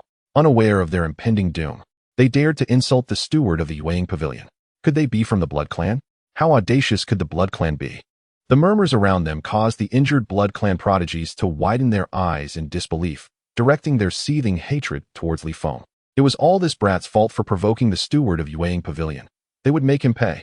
Unable to retaliate against the steward, their wrath shifted entirely to Li Feng, who had merely intended to make things difficult for him, but now wished for nothing less than his dismemberment. Li Feng could only helplessly shrug. He was caught in the crossfire and had little to say. He then cast a curious glance at Youfu, noting that the sudden surge of power he had displayed did not seem typical of the Golden Realm. Was he concealing his true strength? Li Feng's expression hardened. The commotion had attracted no attention from the stewards of the Elixir District, indicating that Youfu was indeed formidable. With a composed demeanor, Youfu clapped his hands and coldly ordered, "Take them away. They are never to set foot in Yueying Pavilion again." As his words fell, a group of guards rushed in to carry the Wailing Blood Clan youths out of the Elixir District. Subsequently, Youfu turned to Li Feng and apologized. "I apologize for the disturbance. It is of no consequence. This matter arose because of me." Li Feng waved his hand dismissively, feeling somewhat helpless. Li Feng had already placed the Blood Clan on his list of enemies. Had Youfu not intervened, he would have dealt with the Blood Clan youths without mercy, even within the confines of Yueying Pavilion. "In Yueying Pavilion, your matters are my matters," Youfu said, flattering Li Feng, lacking the earlier air of a powerful figure. "Thank you," Li Feng replied with a light smile. Regardless of whether Youfu's warmth was due to Zhuangzhou or other reasons, gratitude was in order. "Is there anything else you require, young master?" Youfu inquired, aware that stewards and attendants in Yueying Pavilion favored patrons like Li Feng, whose extravagant spending greatly contributed to their performance metrics. "None needed," Li Feng replied calmly, as he had exhausted his funds. The remaining 30,000 bricks had to be reserved for emergencies. In the blink of an eye, Li Feng, once somewhat affluent, found himself empty-handed. This left him feeling quite helpless, for cultivation consumed wealth, and the more resources one possessed, the more one could acquire. Unless one belonged to a major power. In that case, wealth was intrinsically linked to one's cultivation level, both being indispensable. "I hear this is your first visit to Lingyun City. Would you like me to arrange a tour?" Youfu offered gently, demonstrating his attentiveness towards Li Feng, not only because he was a guest of the Pavilion Master, but also due to his admiration for Li Feng's character. "Perhaps next time. I have matters to attend to," Li Feng replied, his eyes momentarily brightening before dimming again. This was his first visit to a cultivator's town, although he had previously been in Luoying City. He had never left home, leaving him with little understanding of cultivator towns. Curiosity stirred within him, yet the martial arts competition was set to commence in 3 months. He needed to return and prepare. If he could elevate himself to the Platinum Realm, his confidence in winning would increase. Thus, this was not the time for leisure. Moreover, in 7 days, Zhuangzhou intended to introduce him to the members of his team.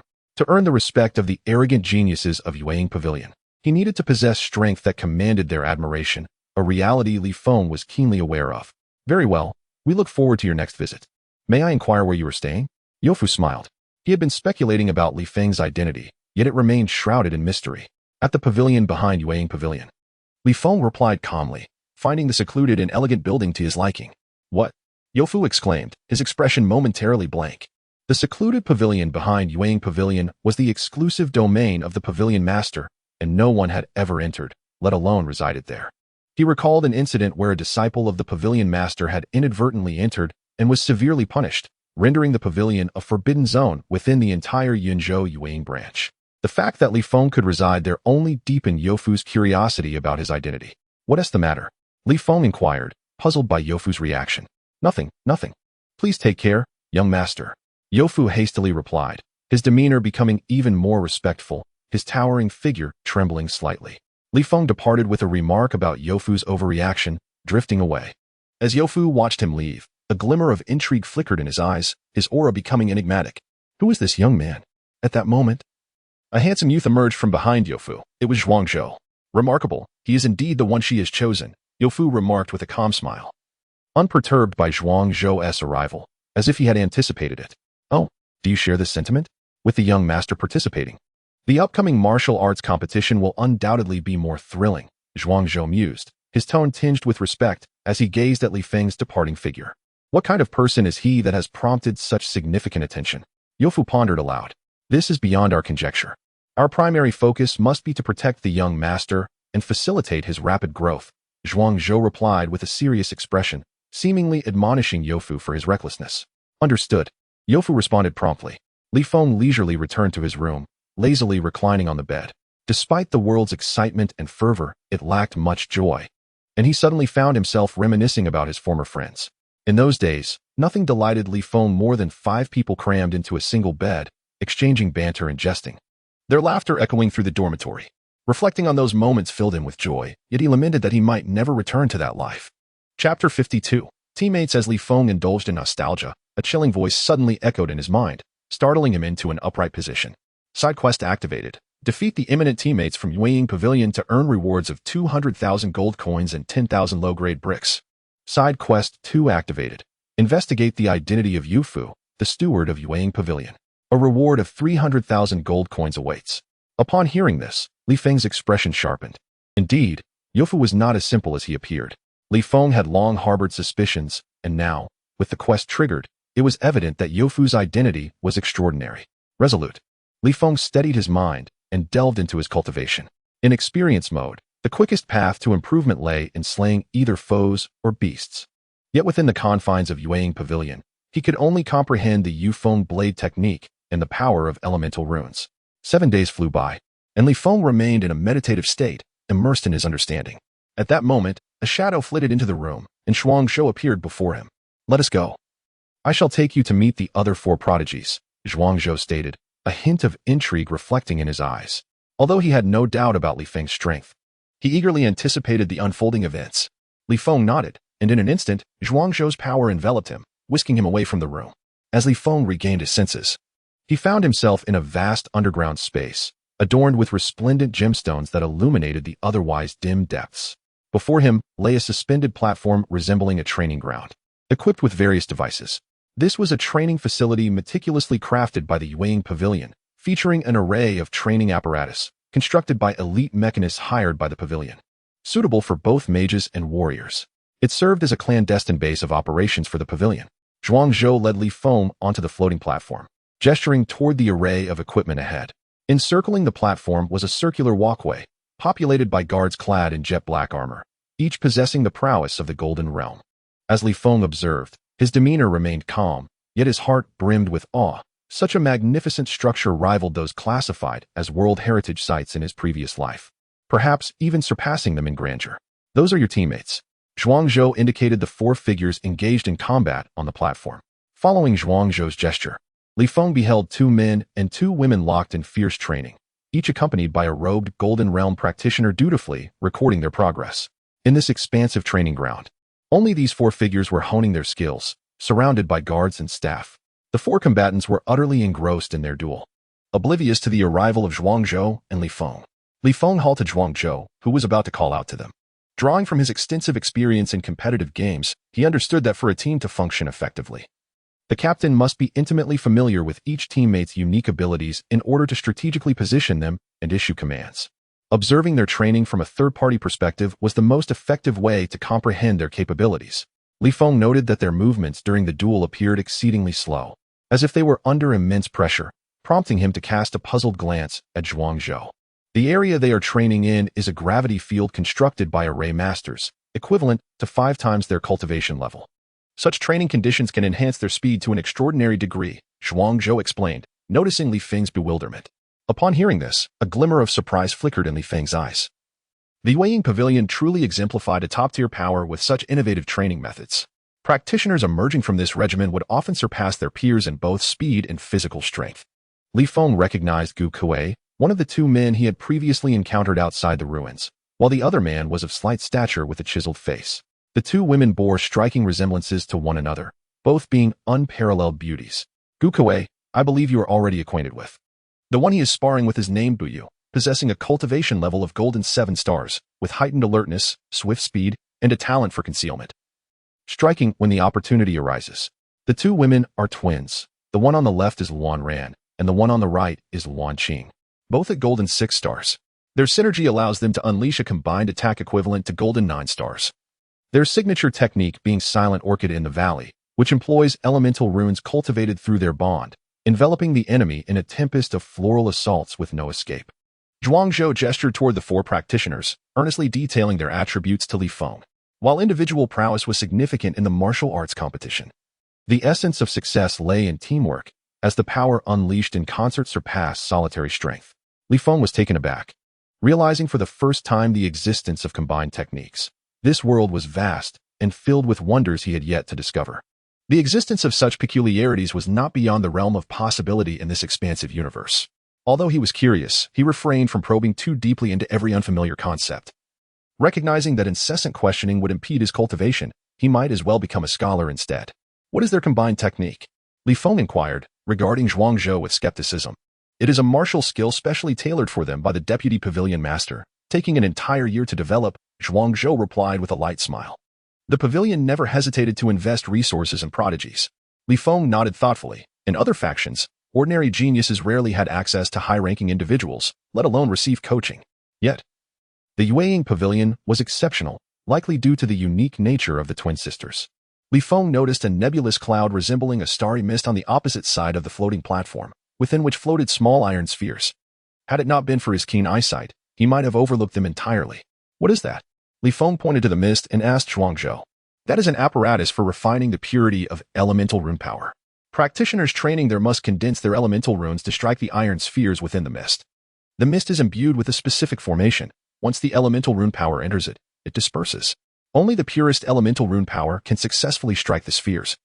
Zhuangzhou explained with a smile, recalling his own experiences from this training ground. What a remarkable place! Li Feng exclaimed with admiration. As long as you desire it.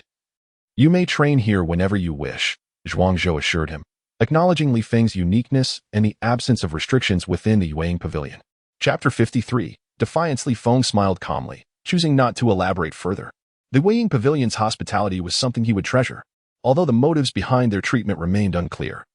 Given his current cultivation level, he could not alter the situation. It was best to observe and wait. Zhuangzhou led Li Feng into the training arena. Yet the four practitioners remained intensely focused, their energy wholly devoted to their training, unaware of Li Feng and Zhuangzhou's presence. Gather. Zhuangzhou's authoritative voice resonated throughout the expansive training ground. In an instant, the four originally engaged in training swiftly aligned before Zhuangzhou. Their movements, so rapid they left a trail of afterimages across the open space. Li Feng silently nodded, perceiving echoes of military discipline in their actions, cohesive coordination and strict adherence to protocol, a testament to the excellence cultivated by the Yueying Pavilion. Li Feng felt a deep sense of satisfaction. A team devoid of rigorous discipline and mutual understanding could hardly hope to prevail in combat. No matter how formidable individual strength might be, it ultimately fell short against the might of a well-coordinated team. Especially within the unique rules of the martial arts competition where individual power was rendered nearly insignificant. Those selected by various factions to participate in the martial arts competition were predominantly exceptional talents, making individual prowess less critical. Success hinged on the collaboration between teammates. Complementing each other's strengths and weaknesses, this was the path to victory. Of course, if one could single-handedly defeat 5 opponents, that would be another matter entirely. In a past life, Li Feng had once achieved a legendary feat in a ranked match, utilizing advanced techniques and fluid skill combinations to triumph over 5 adversaries, marking the beginning of his fame, earning him the nickname Old Dog among his peers. As he gazed at the 4 young individuals standing before him with solemnity, Li Feng felt a surge of excitement. The martial arts competition bore resemblance to the games of his previous life, evoking a nostalgic sense of returning to the world of gaming, albeit this time with real combatants, heightening the thrill of the experience. Zhuangzhou regarded the 4 practitioners before him, feeling a quiet satisfaction. This was the culmination of a month of training. Though he initially intended to focus on enhancing their individual strengths, the advent of the martial arts competition's rules necessitated a change in strategy. He understood all too well the significance of discipline and synergy within a team under such regulations. Master. The 4 individuals standing before Zhuangzhou chorused in unison, bowing respectfully. To them, Zhuangzhou was not only their master but also their mentor. Their achievements were inextricably linked to his guidance. Zhuangzhou embodied the role of a stern teacher, where any misstep could result in punishment, yet he would later provide healing elixirs, eliciting only gratitude from them. This is your captain, Li Feng. Zhuangzhou gazed coldly at the 4 individuals before him. Li Feng's uniqueness rendered him unable to speak further. The ability to convince them lay solely in Li Feng's hands. Li Feng. The four were taken aback, momentarily stunned, with Gu Kuei exclaiming in disbelief, while the other three were oblivious to Li Feng's true nature. Gu Kuei was well aware of it, the piercing intent of his blade etched deeply in his memory. The remaining three regarded the composed Li Feng, a flicker of cold light flashing in their eyes. Each aspired to be the captain, diligently training in hopes of standing out. Yet now, a newcomer had been appointed as captain, leaving them incensed. This is an order. Zhuangzhou shot a disdainful glance at the trio, his authoritative countenance silencing all but Gu Kuei. All were exceptionally talented, especially the two twins, who had mastered combined techniques. Being commanded to submit to an unfamiliar individual was utterly incomprehensible to them.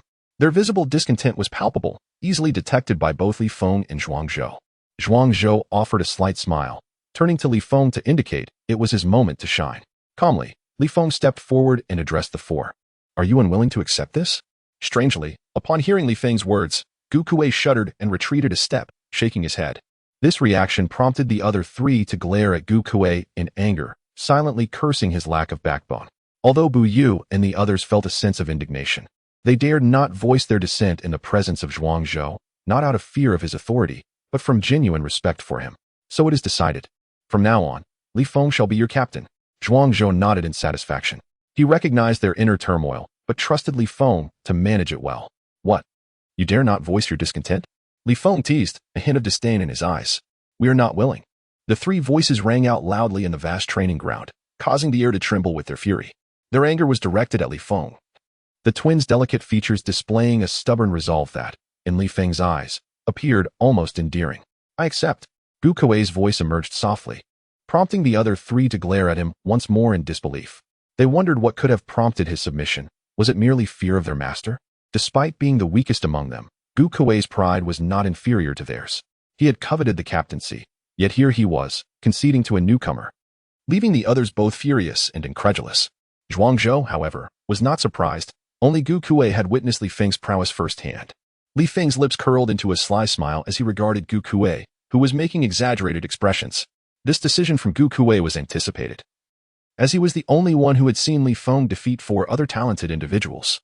Zhuangzhou's expression darkened as he noticed the three before him daring to defy his command. He opened his mouth to reprimand them, but Li Feng interjected, his gaze playfully challenging the two women and the man. Since you are unwilling, I shall offer you an opportunity. Defeat me, and the position of captain will be yours. If you cannot, you must obey my commands henceforth. Li Feng, too, possessed a sense of pride, deeply ingrained yet concealed from others. He found no disdain for their arrogance. Rather, he admired their courage and determination to confront him. Once he earned their respect, they would follow him loyally. Those who feigned compliance while plotting behind the scenes were the ones he truly despised. Is this true? Bu exclaimed, his eyes wide with disbelief as he stared at Li Feng. Even Wan Ran and Wan Qing looked on with astonished expressions, covering their mouths in shock. Absolutely. Li Feng chuckled lightly, confident in his golden first tier, 1-star cultivation level, dismissing the 6 and 7-star talents before him. Very well. Bu Yu shall challenge you. Bu Yu declared, elated and eager to engage Li Feng in battle. Wait. Li Feng shook his head with a smile, bemused by Bu Yu's impulsiveness. What? You're not backing out, are you? Bu Yu questioned suspiciously. I meant you three should attack together. Li Feng replied, his demeanor still calm. Upon hearing this, the other three, save for Zhuangzhou and Gu Kuei, exchanged incredulous glances, questioning whether they had misheard. What? Bu Yu blurted out instinctively. You are to come at me together, Li Feng reiterated, his expression unperturbed, perceiving no shock in his own words. Follow his command. Zhuangzhou's authoritative voice resounded in their ears, sending a chill down their spines. They pondered in silence, astonished by the master's favorable view of this newcomer. Yes. The three replied in unison, promptly taking their stances, their bodies enveloped in elemental runes. Li Feng noticed that Luan Ran and Luan Qing utilized the elemental runes of both metal and water, their powers intertwining harmoniously between them. Bu Yu shrouded himself in an eerie mist of dark energy. Are you ready? He asked Li Feng, excitement gleaming in his eyes, while the two women fixed their gaze on him intently. Make your move. Li Feng replied with a serene smile, radiating an aura of unshakable composure. All right, Bu Yu shouted, his form moving like a phantom around Li Feng. Meanwhile, Wan Ran and Wan Qing unleashed their elemental forces, elegantly positioning themselves before him. In that moment, the trio had devised a strategy, with the two women launching the primary assault while Bu Yu circled around, poised to deliver a decisive blow. Li Feng marveled at their tactics, recognizing their brilliance. The twins' combined technique was formidable, and Bu Yu's dark energy made him an ideal ambusher. Their clear coordination impressed Li Feng. Bu Yu's swift movements whipped up a tempest around the battleground, causing Li Feng's snow-white hair to dance in the wind. Luan ran and Luan Qing elegantly twirled, revealing two gleaming swords that radiated a chilling light, their blades adorned with mysterious engravings, indicating their exceptional quality. Twin spirit sword dance, they exclaimed in unison, their bodies spinning in synchronized harmony, generating two small tornadoes that encapsulated Li Feng, with shining sword energy illuminating the swirling winds. Li Feng's expression shifted as he sensed a faint blade intent emanating from the two tornadoes, suggesting that they were on the verge of mastering sword intent. Nevertheless, the twins would require considerable time to fully comprehend it without extraordinary circumstances. Simultaneously, Bu Yu unleashed a dark mist, enveloping Li Feng in darkness, rendering him oblivious to his surroundings. Li Feng's expression darkened in surprise. He had not anticipated that the petite Bu Yu was a mage. This marked his first encounter with a mage in battle. Gritting his teeth, he summoned the elemental forces within him, unleashing a formidable aura that surged outward, dispersing the encroaching darkness. Suddenly, the dark mist seemed unable to withstand Li Feng's imposing presence, trembling wildly as if on the verge of collapse. Outside, Bu Yu, who had been moving swiftly, abruptly halted, beads of sweat forming on his forehead as he gazed in horror at the black fog. He vaguely sensed that within his domain lurked a peerless, ferocious beast, its aura instilling a profound sense of dread within him. He shouted urgently towards Wan Ran and the other woman, quick. Startled by his unusual panic, the two women immediately waved their hands, summoning two tornadoes imbued with countless sword energies, surging towards Li Feng ensconced within the mist. At that moment, Li Feng detected a faint yet menacing threat ahead. A wicked smile crept upon his lips as he raised his fist, channeling the elemental runes within him into a single, explosive strike. His fist surged forth, unleashing a formidable force that shattered the black mist, charging with unstoppable momentum towards the two tornadoes. A thunderous explosion echoed throughout the training ground, causing Wan Ran and the other woman to spill a trickle of blood from their cherry-red lips, their faces reflecting shock as they stared at Li Feng, a sight that evoked a sense of pity. The dissipating mist also rebounded against Bu Yu, forcing him to cough up blood as he looked at Li Feng in disbelief. Muttering, "How is this possible? A master of dark elements was a terrifying existence, capable of bringing about death without a trace, their domain rendering one utterly hopeless, especially in the cover of night, when they reigned supreme." Yet, Li Feng had shattered his dark domain with a single strike, leaving him incredulous. This scene astonished Gu Kuei, who knew well of Li Feng's strength, but was taken aback by his even greater prowess after just a few days. In contrast, Zhuangzhou remained composed. The fact that Li Feng could contend with Liu Bang for an extended period spoke volumes of his exceptional abilities. In comparison, this moment seemed trivial indeed. Indeed, Li Feng remarked nonchalantly, it is only fitting that the prodigies of the Yu Ying Pavilion possess such remarkable synergy and overwhelming attack power, capable of severely wounding a golden 9-star powerhouse. Had I been within the same realm as them, perhaps it would have been a fierce battle. However, I have now ascended to the golden 10-star level, my power having doubled in this transformative state, leaving even myself uncertain of my current strength. At that moment, Luan Ran and her companions gazed at Li Feng in shock, speechless. They were acutely aware of the potency of their earlier attack, and the ease with which Li Feng had dismantled it was truly staggering, evoking an indescribable sense of awe within them. How is it? Have you come to understand that there are realms beyond your comprehension? Zhuangzhou's authoritative voice resonated in the training ground, prompting the three women, still in shock, to nod instinctively. Observing this, Zhuangzhou shook his head and chuckled. It was the first time he had witnessed such astonishment from the proud youths. Yet, he welcomed it, believing that a touch of adversity would spur them to strive harder, preventing any slackness. Now, does anyone still harbor objections to Li Feng's ascension as captain? Zhuangzhou asked with a serene smile. Li Feng's approach was indeed forceful, subduing them with sheer strength. However, this method bore a flaw. Their submission might not stem from genuine respect. Li Feng was well aware of this, yet he had no intention of letting them off easily, a smirk forming at the corners of his mouth. Though Wan Ran and her companions wore reluctant expressions, they ultimately bowed their heads. "Allow me to witness your combined technique," Li Feng said calmly, his gaze cold as he regarded the two women, who appeared as mere adversaries in his eyes. What? The two women widened their beautiful eyes, thinking they had misheard. Bu Yu, standing nearby, fixed his gaze on Li Feng with intensity. The combined technique was crafted by the Vice Pavilion Master and was exceptionally powerful. Given their current cultivation, they were unable to fully wield it. Thus, they would only resort to it in life-threatening situations, for once unleashed, it would be beyond their control. Hence, hearing Li Feng's desire to test their combined technique left them utterly astonished. Zhuangzhou watched Li Feng with a faint smile, now understanding his intent. The brute force could only secure temporary compliance. True submission would arise from despairing strength that extinguished any rebellious thoughts. Wan Ran and her companion looked toward Zhuangzhou, awaiting his response, uncertain if he would permit it given his usual strictness. Zhuangzhou, maintaining a stoic expression, nodded slightly. He believed Li Feng had the right to test the technique.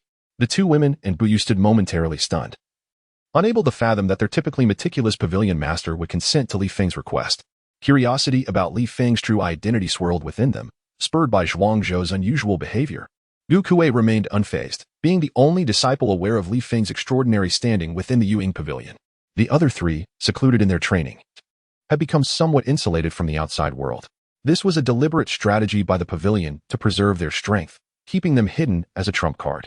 The harsh realities of the cultivation world were beyond ordinary comprehension. Revealing too much could easily attract the attention of hostile forces, potentially snuffing out gifted talents in their infancy. Especially for Wan Ran and her companion, who were rare practitioners of the combined technique and thus vulnerable to assassination.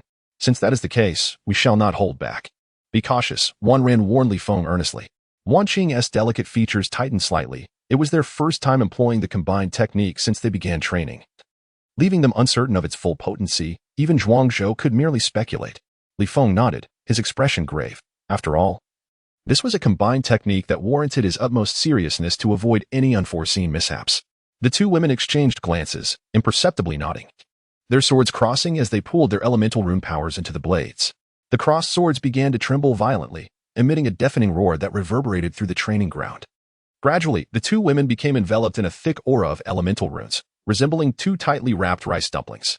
The intersecting swords extended over 3 meters, radiating a breathtaking sword light that left everyone present acutely aware of its razor sharpness.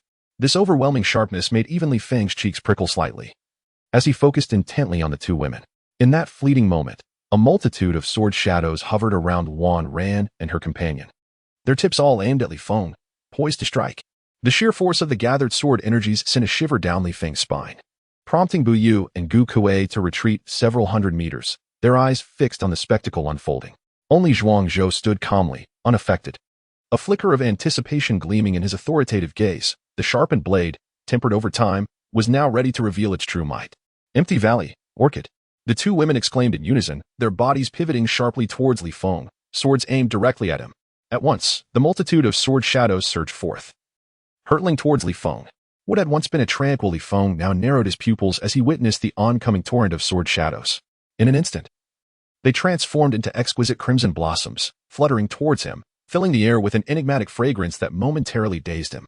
In that instant, the previously unassuming Li Feng erupted with a tremendous force, his body ablaze with power as 4 elemental rune powers coalesced around him, radiant light cascading across his form. An astonishing aura enveloping him, akin to a colossal beast awakening from slumber. The emergence of the 4 elemental rune powers astounded everyone present. Even Zhuangzhou felt a stirring within, repeatedly marveling at Li Feng, the one he had chosen, truly an unparalleled prodigy. To comprehend the essence of elemental runes is no trivial feat. Without extraordinary opportunities and exceptional insight, one cannot possibly grasp the power of more than 2 elemental runes. Mastery of 2 marks one as a genius, 3 denotes an extraordinary prodigy, while 4 is beyond the imagination of Zhuangzhou, a rarity that emerges once in millennia, likely found only among the most elite factions. Could Li Feng be that hidden disciple? Zhuangzhou pondered, as Li Feng remained an enigma, perpetually elusive. Boom. Just as Zhuangzhou and the others were momentarily stunned, the exquisite flowers swirling around finally reached Li Feng's side. The originally beautiful blossoms transformed into voracious entities, exploding around him. A mushroom cloud erupted in the vast training ground as Zhuangzhou and the others fixed their gaze on the mist enveloping Li Feng, obscuring their view of his condition. As the smoke dissipated, Wan Ran and Bu Yu's pupils dilated in shock, their hearts surging with tumultuous waves. There stood Li Feng, proud and unscathed, his aura unruffled. Even his robe remained intact.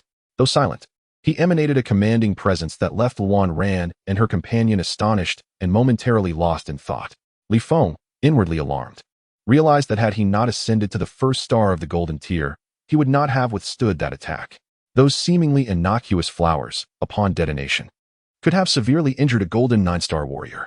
Such a terrifying technique was indeed a combined assault, were the two women even slightly more powerful. He would have found it exceedingly challenging to endure. How could he be so formidable?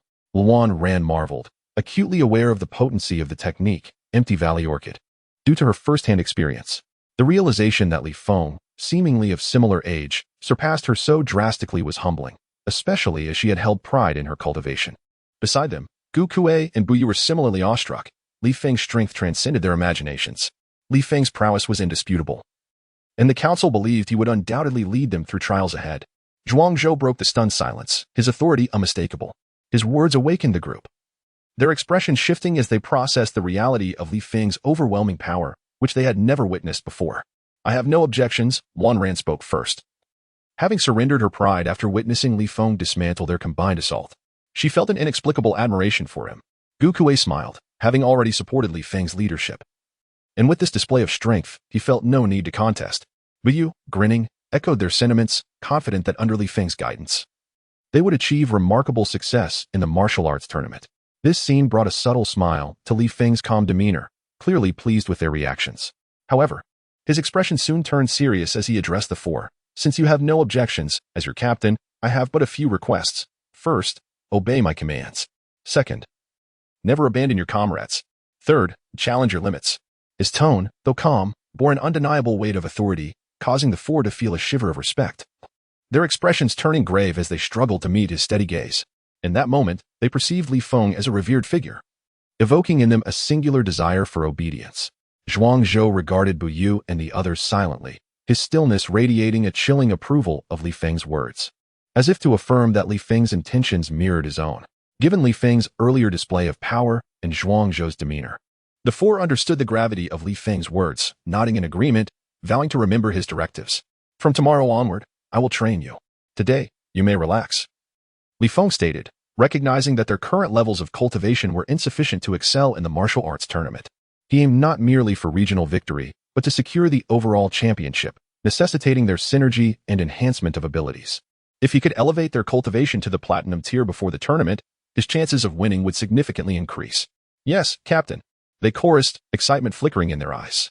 Since the tournament's announcement, they had not relaxed, dedicating themselves to relentless training. The prospect of a brief respite felt like a soothing melody, as the monotony of training in darkness could weigh heavily on anyone. Suddenly, a voice echoed in Li Feng's mind, congratulating him for completing the task of defeating potential teammates, rewarding him with 200,000 coins and 10,000 low-grade stones. Taken aback, he remembered the task and, glancing at the composed Zhuang Zhou, speculated that he might need to extract information about Yu Fu from him.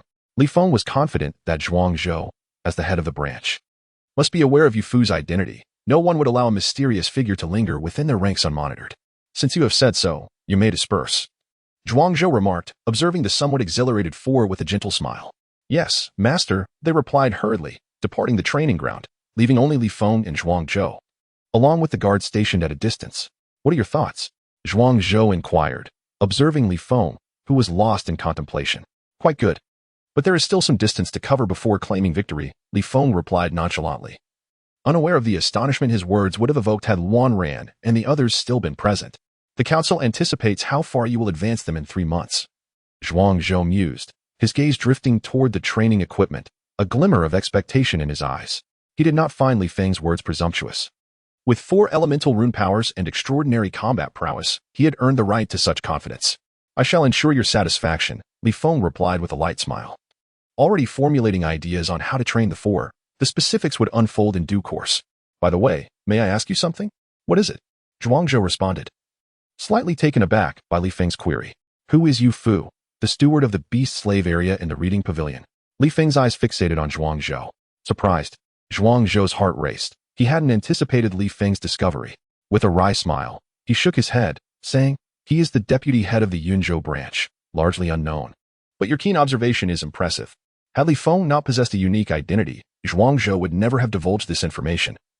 As Yu Fu's identity was classified within the reading pavilion, known only to upper echelons, Li Feng smiled lightly, knowing Zhuang Zhou would possess such knowledge.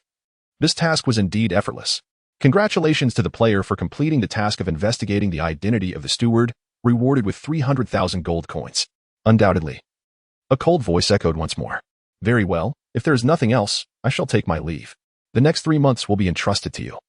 When the time comes, I shall return to collect you." Zhuangzhou's voice resonated throughout the training ground, yet the figure had already vanished without a trace. So elusive was he, that Li Feng could only shake his head and smile wryly. The upcoming 3 months would be another arduous period of cultivation. And he too must seize the time. Li Feng's gaze turned icy. Vengeance was a flame that he had never forgotten. When his strength was sufficient, he would settle the score one by one. "Liu Bang, for now, I shall allow you to live a little longer." Li Feng murmured coldly before turning to depart. Chapter 57. Training. The following day, Li Feng observed Wan Ran and her 3 companions, standing upright with unwavering focus upon him. A smirk curled upon his lips as he jested, "I hope you can endure the upcoming training." Upon hearing this, a hint of a smile broke on the faces of the 4, for they prided themselves on their dedication to cultivation. As hidden talents of the Ying Pavilion, they feared not hardship. If they could not even complete their training, they would have no business attending the martial arts conference. "Before we begin, I have a few words to impart, which I hope you will remember," Li Feng stated, surveying the 4 with eyes as cold as a soulless beast, his expression grave. Faced with his stern demeanor, the 4 felt a shiver run down their spines, instinctively straightening their postures and listening intently, as if confronted by a ferocious predator. Devoid of the earlier innocuousness. To achieve a commendable standing at the martial arts conference, you must remember that you are a team, not solitary heroes. In times of crisis, your first thought should be for your comrades, not reckless self-assertion. Moreover, trust is paramount. You must believe in your companions, fully entrusting your safety to them, just as you shall protect theirs. Pausing, Li Feng observed the 4, who remained rapt with attention, before continuing in a deep tone. "My ambition extends beyond merely winning the state championship. I aspire to seize the overall championship." As these words fell, an aura of indomitable spirit enveloped Li Feng, inexplicably compelling the astonished Wan Ran and her companions to acquiesce. They too had entertained fantasies of such grandeur. Yet the vastness of the Tang region and the multitude of prodigies within it rendered their aspirations daunting. Historically, the overall championship had always been claimed by the Tang royal family's exceptional individuals, leaving others woefully unqualified to contend. However, as they gazed upon Li Feng, a glimmer of hope sparkled in their eyes. His extraordinary prowess made his ambitions irrefutable, leaving them with no choice but to forge ahead through trials. "Do you possess confidence?" Li Feng inquired, nodding slightly at their unified stance. "Yes." The 4 instinctively responded in unison. "Is that truly the strength of your voices? It is so faint that even a mosquito would struggle to hear it. With such timidity, how do you expect to participate in the martial arts conference?" Li Feng's caustic tone elicited a surge of indignation among them. "Yes," they bellowed, their voices ringing with newfound fervor, echoing throughout the training ground. Drawing the attention of the guards stationed above. "Excellent. Wan Ran, Wan Qin, you shall practice in this manner for the next 10 days, Li Feng commanded. His gaze shifting to the 2 women, he conjured a slender cord woven from the power of 4 elemental runes, binding their feet together. "What is this?" they queried in confusion, glancing at Li Feng.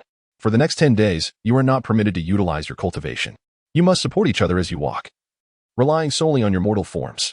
If you can navigate with agility and unity, your training will be deemed successful. Otherwise, you shall continue." Li Feng's demeanor remained stern, showing no mercy despite their breathtaking beauty. Though the 2 women were stunning, having experienced the ups and downs of life, Li Feng's singular focus was on becoming stronger. With no thoughts of romantic entanglements, following the previous day's training, he had crafted a regimen tailored to the strengths of the 4. The 3-legged race concept was perfectly suited to Wan Ran and her companion. Although their talents may not have been extraordinary, their deep connection was their greatest asset and a potential game-changer at the martial arts conference. Upon hearing this, the 2 women nodded in bewilderment. Though unaware of Li Feng's true intentions, they understood that the captain's directives must be followed. Meanwhile, Bu Yu and Gu Kuei exchanged glances of confusion, having never encountered such a unique training method before. As Wan Ran and her companion felt the constraints on their feet, they furrowed their brows and attempted to move, nearly toppling over, prompting Bu Yu and Gu Kuei to suppress their laughter. Only under the fierce glares of the 2 women did they manage to contain their amusement, though the redness in their faces betrayed their struggle. "You 2 may practice over there," Li Feng chuckled, nodding slightly at the scene before him, confirming that his strategy was indeed viable. The 2 women cautiously made their way to one side, nearly losing their balance several times along the way. As this peculiar method was entirely new to them, and such mishaps were inevitable. "But you, go and hone your elemental rune power. You will be deemed successful in your training once you hit 100 iron beads," Li Feng instructed, gesturing towards a mist-like apparatus in the distance. Given Bu Yu's characteristics, he was well suited to become an assassin. To achieve that, One must possess keen eyesight and solid elemental rune power, and that apparatus was the optimal training tool for him. Of course, speed was also essential for an assassin, but training must be approached incrementally. Ryu gazed at the misty apparatus, a grimace crossing his face. It was the most tedious and mentally exhausting equipment in the entire training ground. Presently, he could only strike 50 iron balls, and Li Feng had effectively doubled the expectation, leaving him feeling despondent. Yet, he had no choice but to obey Li Feng's command, shaking his head and trudging towards the apparatus. In the center of the training ground, only Li Feng and Gu Kuei remained. Li Feng stroked his chin, circling Gu Kuei, who possessed a physique akin to iron. His eyes sparkled with intrigue, and a mischievous smile crept onto his lips. Under Li Feng's intense scrutiny, Gu Kuei felt an inexplicable sense of dread wash over him, his spine tingling with unease as he gazed at Li Feng. From now on, you shall spar with me. Once you can withstand 10 exchanges, you will be considered successful in your training, Li Feng remarked with a light chuckle, his intentions far from benevolent. Li Feng held no particular regard for Gu Kuei, who was merely suited to serve as a meat shield. What? Gu Kuei exclaimed in shock, his eyes widening in disbelief as he looked at Li Feng. Just moments ago, he had felt an unexplainable apprehension, and now it was clear that trouble was imminent. Contemplating Li Feng's formidable strength, Gu Kuei lamented his fate. To live as a hero and die as a ghost, he cried, charging at Li Feng with the ferocity of a wild bull. The friction between his powerful frame and the air produced a resounding whoosh. Li Feng regarded the oncoming Gu Kuei with indifference, slowly raising his right hand. Concentrating elemental rune power in his palm, he unleashed a powerful strike. Instantly, a massive four-colored palm shadow materialized before him, seemingly shattering the very fabric of space as it surged towards Gu Kuei. Bang! Gu Kuei's robust form was sent hurtling backward, crashing against the training ground with a thunderous impact that reverberated throughout the area. Chapter 58. Ruthless Training. The thunderous sound drew the attention of Wan Ran and her companions, who turned in unison to witness Gu Kuei's unfortunate plight. They felt a pang of sympathy and were relieved it was not themselves. But their resolve intensified as they returned to their training. For the remainder of the session, the training ground echoed with resounding thuds, captivating the guards stationed above, who watched the absurd spectacle below with bemusement, while also marveling at Li Feng's prowess. It was important to note that Gu Kuei was already a top genius of the Yunzhou Yuing Pavilion, and apart from Wan Ran and her companions, no one from the younger generation could match him. He had even garnered considerable fame in Lingyun City, yet despite this, he was utterly overwhelmed by Li Feng. Can we take a break? Gu Kai gazed at Li Feng with pleading eyes, his body ablaze with pain that rendered him nearly incapable of movement. His tattered sleeves a testament to his disheveled state. A wicked smirk curled at the corners of Li Feng's mouth as he regarded Gu Kai with a look steeped in meaning. With a swift motion, he appeared at Gu Kai's side. The sight of this devilish figure sent a shiver through Gu Kai, his heart swelling with ominous premonitions. Li Feng chuckled softly, raising his right hand to grasp Gu Kai, and, with a powerful throw, sent Gu Kai's robust form spiraling through the air like a boulder. In an instant, Li Feng leapt upwards, positioning himself above Gu Kai, and with a fierce rotation, his left foot struck Gu Kai's abdomen with the force of a battering ram. A deafening scream echoed through the air as Gu Kai shot towards the ground like a cannonball. Just before impact, the nightmare figure reappeared before Gu Kai, and he could distinctly see the sinister grin on Li Feng's face. With a resounding thud, Gu Kai was propelled skyward once more, caught in a relentless cycle of agony, his cries reverberating across the expansive training ground. Wan Ran and her companions watched in horror at Gu Kai's pitiful state, their perception of Li Feng utterly transformed. Their fear of him escalated, and they silently resolved to avoid provoking this demon, committing themselves to diligently complete the tasks he assigned. Struggling to maintain their composure, they shut off their hearing, for Gu Kai's agonizing wails were overwhelming. Li Feng, observing the spinning Gu Kai, smiled wickedly. To mold him into a worthy shield, he must endure relentless trials. The more Gu Kai faltered, the harsher the punishment would be, pushing him to transcend his limits. With that thought, Li Feng leaped forward, fists clenched, unleashing a storm of blows upon Gu Kai. In midair, Gu Kai, lacking any leverage, could only raise his arms to shield his head. The overwhelming force, akin to a mountain, elicited more anguished roars from Gu Kai, his sturdy form being toyed with like a mere plaything. Even if he wished to retaliate, he found himself utterly powerless. For an entire day, the training ground was filled with Gu Kai's heart-wrenching cries, and Wan Ran and her companions could only reflect on Li Feng's terrifying prowess, their fear reaching its zenith. They had witnessed firsthand how mercilessly Li Feng toyed with Gu Kai. With a thunderous crash, Gu Kai's body landed heavily on the training ground, his face bruised and battered, every inch of him marred by injury. Meanwhile, Li Feng descended gracefully from the air, his demeanor unperturbed. The elegant figure caused Wanran and her companion to exchange glances of astonishment, while Buyu shuddered, gaining a profound understanding of Li Feng's ferocity. "We shall continue tomorrow," Li Feng stated coldly, observing Gukai, who lay gasping on the ground. With those words, Gukai, still conscious moments before, rolled his eyes back and fainted. Wanran and her companions felt a chill run down their spines at this pronouncement, gazing compassionately at the unconscious Gukai. Simultaneously, anxiety gripped them. They feared that once Gukai recovered from Li Feng's treatment, he would emerge a formidable force. If they did not act swiftly, the weakest among them could become the strongest. A notion they found unacceptable, despite their camaraderie. "Bring him down, and treat him with the finest medicinal bath," Li Feng commanded, and 4 guards patrolling above promptly bowed in respect before escorting Gukai away. The guards, taken aback by the multitude of Gukai's wounds, could not help but shudder in admiration. Despite such torment, he had endured an entire day without succumbing. "You have witnessed Gukai's trials. I chose this method to temper his formidable physique. I hope you two will dedicate yourselves to your training. In 10 days, I expect to see a new version of you," Li Feng said with a frosty gaze directed at the 3 standing before him. "Yes, Captain. We will not disappoint you," Wanran and her companions responded eagerly. For their own sakes, they would commit to their training. "Then continue your training," Li Feng replied with a light chuckle, recognizing their determination and feeling inclined to support their efforts. The 3 paused, momentarily taken aback, their expressions growing solemn under Li Feng's steely gaze before returning to the training ground to resume their practice. Once a cultivator enters the Golden Realm, they shed all mortal traits. They can survive solely on the essence of their practice without food or drink, though some cultivators nostalgically reminisce about those flavors. Meanwhile, in the reading pavilion, Zhuangzhou smiled as he listened to the guard's report, intrigued by Li Feng's unique training methods. He mused that perhaps this approach would yield extraordinary results and promptly ordered full cooperation with Li Feng. On the training ground, observing Wanran and Wanqing, who had begun to walk with increased agility, Li Feng nodded approvingly. Their innate connection allowed them to more readily embrace this unconventional training regimen. Had it not been for the 5-fold gravity in the training area, he believed they would already be running freely. Then, Li Feng strolled over to Buyu, who was intensely focused, oblivious to Li Feng's arrival. The elemental runes in Buyu's hands coalesced into a fine, concentrated force, striking the iron balls hidden in the mist repeatedly. By the end of the day, Buyu had improved from hitting 50 to 55 iron balls, a significant enhancement. Intrigued by this remarkable apparatus, Li Feng concentrated, summoning elemental runes to his fingertips, and began to strike the iron balls concealed within the mist. One by one they fell, a phenomenon that startled Buyu from his reverie. He looked in astonishment at Li Feng, who effortlessly toppled an impressive 300 iron balls, leaving Buyu in awe of their stark contrast. Little did Buyu know, Li Feng had ceased simply out of boredom, not feeling the slightest pressure from the task.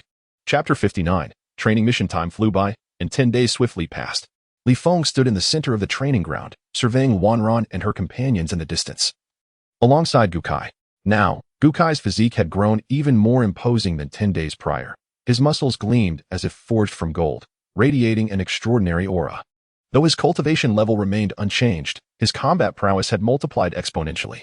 After enduring Li Feng's relentless training for 10 days, Gukai alone understood the grueling experience. Yet he felt an overwhelming gratitude towards Li Feng, yearning for another decade of such rigorous training. The surging physical power within him made him want to roar with exhilaration. He felt capable of defeating his past self with a single punch. 10 days, merely a span of 10 days, had brought him such tremendous growth, filling him with admiration for Li Feng. Li Feng paid no heed to Gukai beside him. Instead, he focused on the training ground, satisfaction gleaming in his eyes. There, Wanran and Wanqing raced with remarkable speed, appearing as fleeting shadows, their rapid movements barely allowing Li Feng to catch a glimpse of their heaving chests. Meanwhile, at the misty apparatus, Buyu remained fixated on the iron balls, continuously summoning elemental runes. The ground beneath him was littered with over 130 iron balls. A remarkable completion of his training task, prompting Li Feng to nod in approval. Over the past 10 days, he had closely observed the relentless efforts of the 4 individuals. And even he felt a slight astonishment at their perseverance, although he had not engaged in any cultivation during this period. Witnessing their progress filled Li Feng's heart with a joy that surpassed his own breakthroughs in practice. "Gather." With that thought, Li Feng bellowed, his commanding voice resonating throughout the training ground. Whoosh! In an instant, 3 figures streaked through the air, appearing before him, standing at attention. While Gukuei swiftly returned to formation, awaiting Li Feng's instructions. Due to Li Feng's sudden shout, Wan Ran and the other two had not untied the slender ropes binding their legs. Nevertheless, they landed steadily before him, demonstrating that the training over the last 10 days had fused them into a cohesive unit, moving with remarkable fluidity. Beads of sweat, akin to pearls, dripped from their exquisite faces, and with each breath, the intensity of their exertion became more palpable. Fortunately, Li Feng's resolve remained unshaken amidst the turmoil. At that moment, Wan Ran and the two women felt an overwhelming gratitude towards Li Feng, accompanied by an inexplicable emotion blossoming within them. The training had deepened their understanding of one another. A mere glance was sufficient to comprehend each other's next moves, a level of tacit understanding they had never experienced before. Bu Yu was equally exhilarated. He had never imagined he would one day strike down over 130 iron balls. He sensed that his mastery of the dark elemental power was becoming increasingly refined. Previously, a technique that required 5/10 of his strength could now be executed with merely 1/10. Thus, despite the peculiarity of Li Feng's training methods, the results were remarkably effective, inspiring profound admiration from the four. First and foremost, congratulations on enduring 10 days of rigorous training. Next, we shall venture to the King's Mountain range for further cultivation. You will have 1 day to prepare, Li Feng said with a calm smile. Having enhanced their individual attributes, it was time to elevate their cultivation levels as well. Yes, Captain, the four responded in unison, their hearts now filled with obedience to Li Feng's commands. With that, they dispersed, excitement evident on the faces of the three, marking their first venture beyond the confines of the Yuying Pavilion. Previously, they had either been confined to this underground space or restricted to the pavilion. Unable to step outside, Li Feng shook his head with a wry smile, feeling as though he were guiding novices in a game from his past life. Gradually, he exited the underground space, intending to seek out Zhuang Zhou for a more in-depth conversation. The vast training ground fell into silence, the only sound being the footsteps of patrolling guards on the elevated walkways. Moments later, Li Feng's figure materialized within the shadowy pavilion. Observing the meditative figure before him, Li Feng smiled slightly, knowing that the guards had likely already informed Zhuang Zhou of his movements. I hear you plan to take Wan Ran and the others to the King's Mountain range? Zhuang Zhou said softly, opening his eyes to regard Li Feng. Over the past 10 days, he had received daily reports on the training achievements of Wan Ran and her companions, which had left even him astounded. Li Feng had indeed delivered an astonishing surprise. The rapid escalation of their combat prowess was something even the Yuying Pavilion could not accomplish. Yet Li Feng had achieved it in just 10 days, leaving Zhuang Zhou in awe. Yes, it is time for them to engage in practical combat and assess the fruits of their training, Li Feng replied with a nod, confident that Zhuang Zhou would acquiesce. However, beneath this decision lay Li Feng's personal ambition. It was only within the King's Mountain range that he could gain experience and swiftly elevate his cultivation. Remaining in the Yuying Pavilion would yield no progress, regardless of how long he practiced. Certainly, but our pavilion will escort you there and wait for your return. How long do you intend to stay? Zhuang Zhou inquired, nodding in agreement. Li Feng, having made numerous enemies, understood the necessity of Zhuang Zhou's caution. Until 3 days before the martial arts tournament, he replied solemnly. With over 2 months until the tournament, he felt it sufficient time to reach the Platinum Realm. The 3-day head start was intended to familiarize himself with his opponents, for as the saying goes, know thyself and know thy enemy, and you shall not fear the result of 100 battles. Very well, when do you wish to depart? Zhuang Zhou asked, gazing at Li Feng. Tomorrow, Li Feng answered, a smile gracing his lips. Unbeknownst to him, a bond akin to friendship had formed between him and Zhuang Zhou, an inexplicable understanding blossoming within them. At his words, Zhuang Zhou nodded slightly before vanishing from the shadowy pavilion. Since Li Feng had taken residence there, Zhuang Zhou had seldom visited. Li Feng chuckled helplessly, accustomed to Zhuang Zhou's elusive nature. Just then, a chilling voice resonated in his mind, announcing the release of a side quest, cultivate your teammates. Before the martial arts tournament, elevate the cultivation levels of your 4 companions to the Platinum Realm. Rewards: 50,000 low-grade gemstones, 200,000 experience points, and 1 rage transformation card. Li Feng was taken aback, realizing that Wan Ran and her companions could trigger quests, and the rewards were exceedingly generous. What is a rage transformation card? He pondered, his mind racing with uncertainty. The rage transformation card allows players to transform their form by merging their inner fury with vengeful power, enhancing their attack strength. The greater the fury, the higher the attack boost, with a maximum increase of up to double the base attack power. The transformation dissipates once the fury subsides. The dispassionate voice left Li Feng utterly stunned. Just days ago, he had been contemplating when he would acquire such a transformation. only to be presented with a card so unexpectedly. Remarkable! Li Feng exclaimed, his body trembling with excitement. The potential to double his attack power was exhilarating. Imagining the strength he would possess in this transformed state filled him with an irresistible eagerness. After a moment, he steadied his thoughts, narrowing his eyes as he murmured, Gu Kuei, golden 5 stars. Bu Yu, golden 7 stars. Luan Ran and her companion, golden 6 stars. Li Feng furrowed his brow, contemplating the daunting task ahead. Elevating the 4 to the platinum realm seemed akin to reaching for the heavens. He realized he must facilitate their advancement, or else his own rage transformation card would be rendered futile. Come forth, he called out sharply. In an instant, 4 figures, each half his height, materialized before him, the white zephyrs for spirits. When Li Feng had been unconscious, Zhuangzhou had brought the 3 spirits to protect him within the shadowy pavilion. Tomorrow, you will accompany me to the King's mountain range. Li Feng addressed the spirits nonchalantly. Initially, he had not intended to bring them along, but now, to expedite Luan Ran and the others' progress, he needed to devise a comprehensive plan.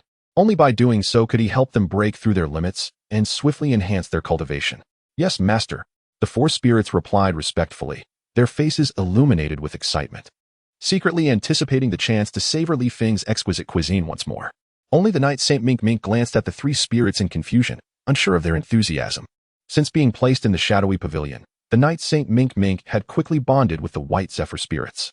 It was astounded to discover that its master possessed 3 beastly companions of 5 stars or higher. It understood that only the strongest among humans could acquire such spirits. And this realization deepened its respect for Li Feng, fully accepting him as its master.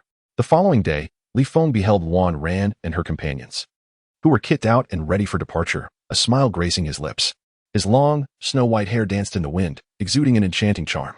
Luan Ran and the 2 women gazed at him with dazed expressions, captivated by his handsome features, ethereal hair, and unfathomable strength. Li Feng was truly mesmerizing.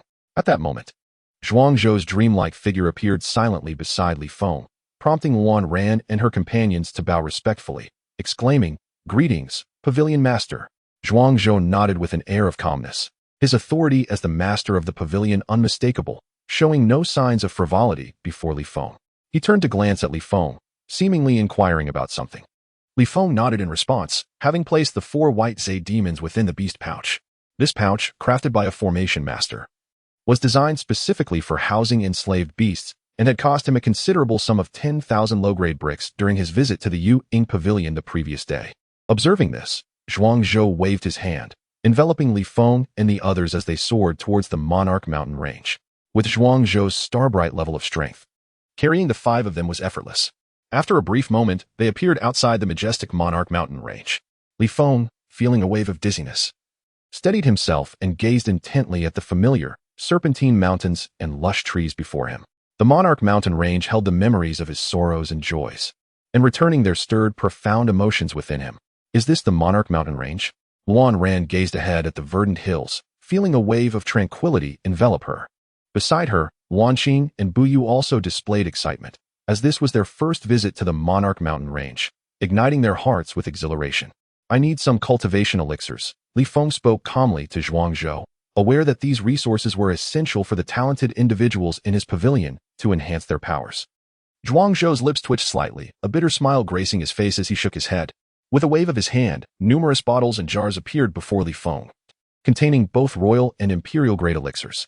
Li Feng chuckled lightly, collecting the elixirs into his possession. For this period, you all must obey Li Feng's commands, Zhuangzhou declared coldly, gazing at the 4 excited individuals. Yes, Pavilion Master. The 4 responded simultaneously, their expressions turning serious upon sensing Zhuangzhou's icy tone. Even without his directive, they would have complied with Li Feng's orders. Zhuangzhou nodded in satisfaction before gracefully departing. With only Li Feng aware that he would remain in Luoying City to protect them, Li Feng waved his hand, and 4 figures appeared before him, the 4 white Zay demons. Addressing Luan Ran and the others with a tranquil demeanor, he stated, These are my enslaved beasts. For the next 2 months, you shall complete your training tasks with them. You have a limit of 10 days, after which I will assess your training results. What? Luan Ran and the others stared blankly, their eyes wide as they regarded the 4 formidable beasts before them. The aura emanating from these creatures sent chills down their spines, leaving them overwhelmed with the realization of their own inadequacy. The fact that these beasts belonged to Li Feng only intensified their awe, solidifying their understanding that his identity was far from ordinary. Little bull, You will team up with Gu Kuei. Night Saint, you will pair with Buyu. Little Fox, you will join Luan Ran and her companion. Li Feng ignored their shock and directed the three demons accordingly. Yes, master. The three demons replied in unison, swiftly taking their positions behind the four. The proximity allowed Luan Ran and her companions to feel the overwhelming energy radiating from the three beasts, causing a tremor of fear to ripple through their hearts. Despite knowing they were Li Feng's servants, they remained apprehensive.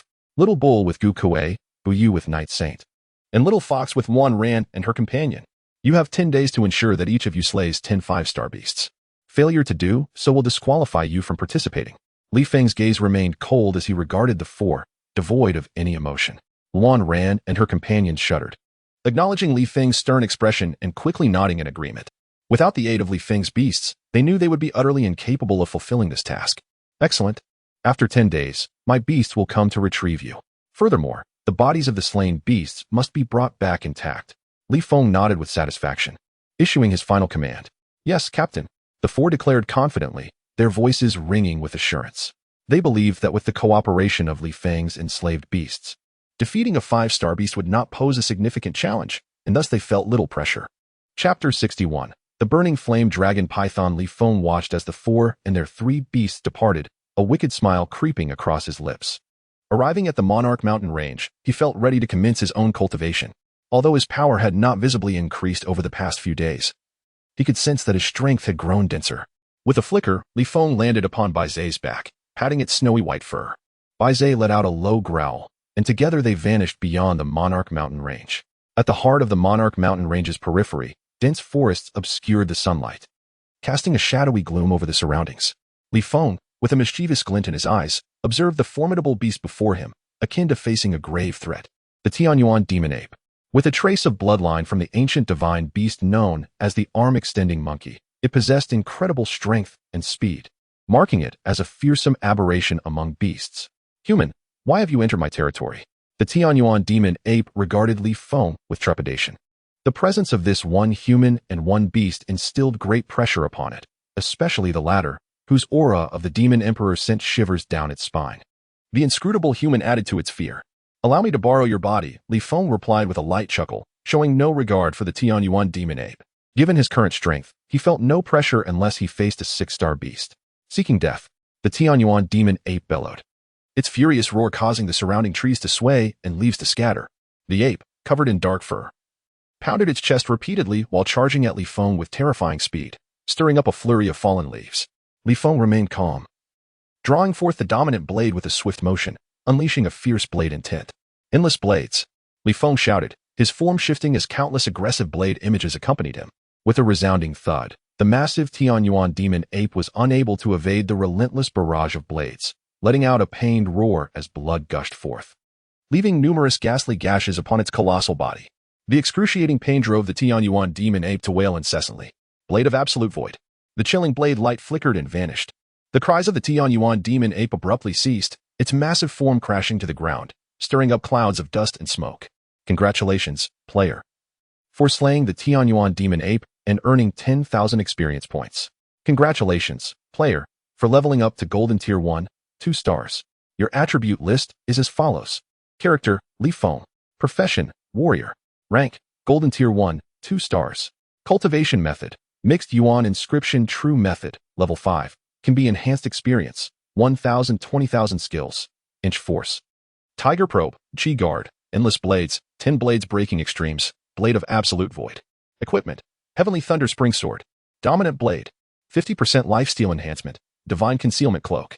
Boots of Divine Speed. Mask of Suffering. Comprehended Runes. Flame of the Dragon Scorch. Water's Meditation. Earth S Harmony. Thunder S Mutation. Special Attributes. Blade Intent. Sword Intent. Pyramid Form. Weapon Soul. Blood-Sucking Scythe. Weeping Blade. Title, Noble. Fortune, 50. Title Enhancement. Mask of Suffering Enhancement. Form, None. Enslaved Beasts. Bai Zai Divine Beast. 6-star Early Stage can be enhanced. Man Yin Teng Niu, 5-star Mid Stage. Qi Long Hu, 5-star Mid Stage. Yixing Jing Diao, 6-star Mid Stage. Wealth, 10 Imperial Healing Elixirs, 2 Emperor Level Healing Elixirs, Beast Pouch, 30,000 low-grade bricks, 500,000 gold coins. The series of cold voices echoing in his mind, and the translucent panel appearing before him left Li Feng momentarily stunned. Wow, a 5-star beast only grants 10,000 experience points? How outrageous! He exclaimed in frustration, realizing that despite having defeated a 5-star beast while still at the golden tier, the experience awarded was disappointingly low. Shaking his head, he reluctantly accepted this unfair treatment and swiftly began to dissect the Tianyuan demon ape's flesh. The sheer volume of meat was a considerable undertaking for his relatively small frame. After a brief moment, the enticing aroma of meat wafted through the air, causing the nearby Bai Zhe to drool profusely, its large eyes fixated on the golden, succulent juices oozing from the flesh of the celestial demon ape. Li Feng, having filled a bowl for himself, promptly offered it all to Bai Zhe, who immediately began to devour it with ravenous abandon. At this juncture, the demon beast's flesh no longer served to elevate Li Feng's cultivation, yet it would undeniably enhance his strength. After a while, the duo resumed their quest for 5-star demon beasts, as Li Feng aimed to elevate his cultivation to the platinum realm within 2 days. With the experience mode activated, this was not merely a fantasy for him. The perimeter of the King's Mountain range was a haven for 5-star demon beasts, and within a mere day, Li Feng had successfully vanquished 3 5-star beasts, ascending to the 3rd tier of the Golden Realm, a feat made considerably easier with Bai Zhe's assistance. Gazing at the doubled experience points, Li Feng was momentarily taken aback. While it once took 20,000 experience points for a 2-star rank, it now demanded 40,000 for a 3-star rank, and thus, one could only surmise that 8,000 would be required for a 4-star rank. The realization weighed heavily upon him, for a single 5-star demon beast yielded a mere 10,000 experience points. Just then, as Li Feng was lost in thought, Bai Zhe let out a fierce roar, eyeing the dense thicket ahead with caution. Li Feng was jolted into alertness. If a 6-star beast like Bai Zhe was on guard, something formidable was surely afoot. Moments later, a colossal demon beast emerged from the shadows, its body a striking crimson, as if engulfed in flames. Its palm-sized scales glimmered with a fiery luster, resembling a giant serpent, albeit with 2 powerful limbs beneath. The flame dragon python. Li Feng gasped in astonishment, realizing he had encountered such a creature at the outskirts. This beast bore the ancient bloodline of fire dragons, and the aura it emitted suggested it possessed at least 6-star peak strength. Little insect, dare you trespass into my domain? Are you seeking to become a meal? The flame dragon python sneered, its crystalline eyes glinting coldly. For the flame dragon python, territory was sacred ground, a realm no beast or human could encroach upon, a trait inherent to dragons, who were known for their pride and territorial instincts. Bai Zhe, unable to tolerate such insolence, roared defiantly at the flame dragon python. As a divine beast, it could not bear to be disrespected. Channeling its formidable power, Bai Zhe charged forth, its horns radiating a menacing glint, akin to a raging bull, aiming to collide with the flame dragon python. The python, however, regarded Bai Zhe with contempt, its eyes gleaming with avarice. It sensed the aura of a demon emperor emanating from Bai Zhe and coveted it, believing that consuming Bai Zhe would enable it to transcend to the 7-star realm. With that thought, the massive flame dragon python launched itself forward, harnessing the scorching energy of elemental runes, its sweeping tail gathering tremendous power as it swung violently towards Bai Zhe. Chapter 62. A brutal clash. The deafening sound reverberated in Li Feng's ears, momentarily disorienting him. As the dust settled, he was astonished to see Bai Zhe hurled away by the flame dragon python, its snowy white form marred by streaks of blood. Bai Zhe let out a furious roar. As a divine beast, it had been wounded by a mere flame dragon python, a humiliation it could not abide. Regaining its composure, Bai Zhe shot towards the python like an arrow, opening its massive jaws to bite into the serpent's flesh. Despite its sealed cultivation, Bai Zhe's sharp teeth remained, swiftly piercing the scales of the flame dragon python and sinking into its flesh. The python let out a pained hiss, caught off guard by the strength of Bai Zhe, which it had deemed weak. It thrashed its colossal body in an attempt to dislodge Bai Zhe, but the divine beast's formidable grip held firm. Bai Zhe's eyes blazed red as it clung tightly to the flame dragon python, digging deeper as the python writhed in agony, its roars echoing through the forest. Realizing it could not shake off Bai Zhe, the flame dragon python lashed its long tail furiously against Bai Zhe, and the 2 beasts engaged in a tumultuous struggle, blood spilling from both as they rolled upon the ground. The earth quaked beneath them, boulders were toppled, and fragments of stone flew through the air, scattering leaves as they crashed against trees. Witnessing this, Li Feng unsheathed the fierce blade of madness, a surge of overwhelming blade intent enveloping him. Without hesitation, he dashed towards the entangled beasts. As he approached, elemental runes coalesced around the fierce blade, unleashing a sharp arc of blade light aimed directly at the flame dragon python. The blade cut through the air, and the python howled in pain as a deep gash appeared along its side, blood gushing forth like a fountain. In retaliation, the wounded flame dragon python swung its tail, sending Li Feng flying. Coughing, Li Feng managed to twist his body midair, stabilizing himself. Yet the internal shock caused him to spit blood. Fortunately, he suffered no serious injuries. The brief contact with the python had allowed him to absorb some of its vigorous vitality, helping him recover. Bai Zhe still latched onto the flame dragon python. For many wounds, its once pristine form now stained with blood. Had it not been for its divine lineage, it would have been reduced to mere pulp by the python's tail. This was a desperate struggle, a sacrificial tactic to ensnare the flame dragon python, allowing Li Feng the chance to strike. Li Feng understood Bai Zhe's intent. An aura of murderous intent enveloped him as he summoned the 4 elemental runes, channeling them into his fierce blade of madness. The chilling blade energy surged forth, its power reaching its zenith. The fierce blade, imbued with the essence of the 4 elemental runes, unleashed a devastating strike that sliced through the air, targeting the flame dragon python's vulnerable underbelly. Despite the python's formidable strength, its size hindered its agility, and with Bai Zhe's relentless grip, it could not evade Li Feng's lightning-fast blade. With a piercing sound, another gash opened upon the python's body, blood pouring forth as it writhed in agony.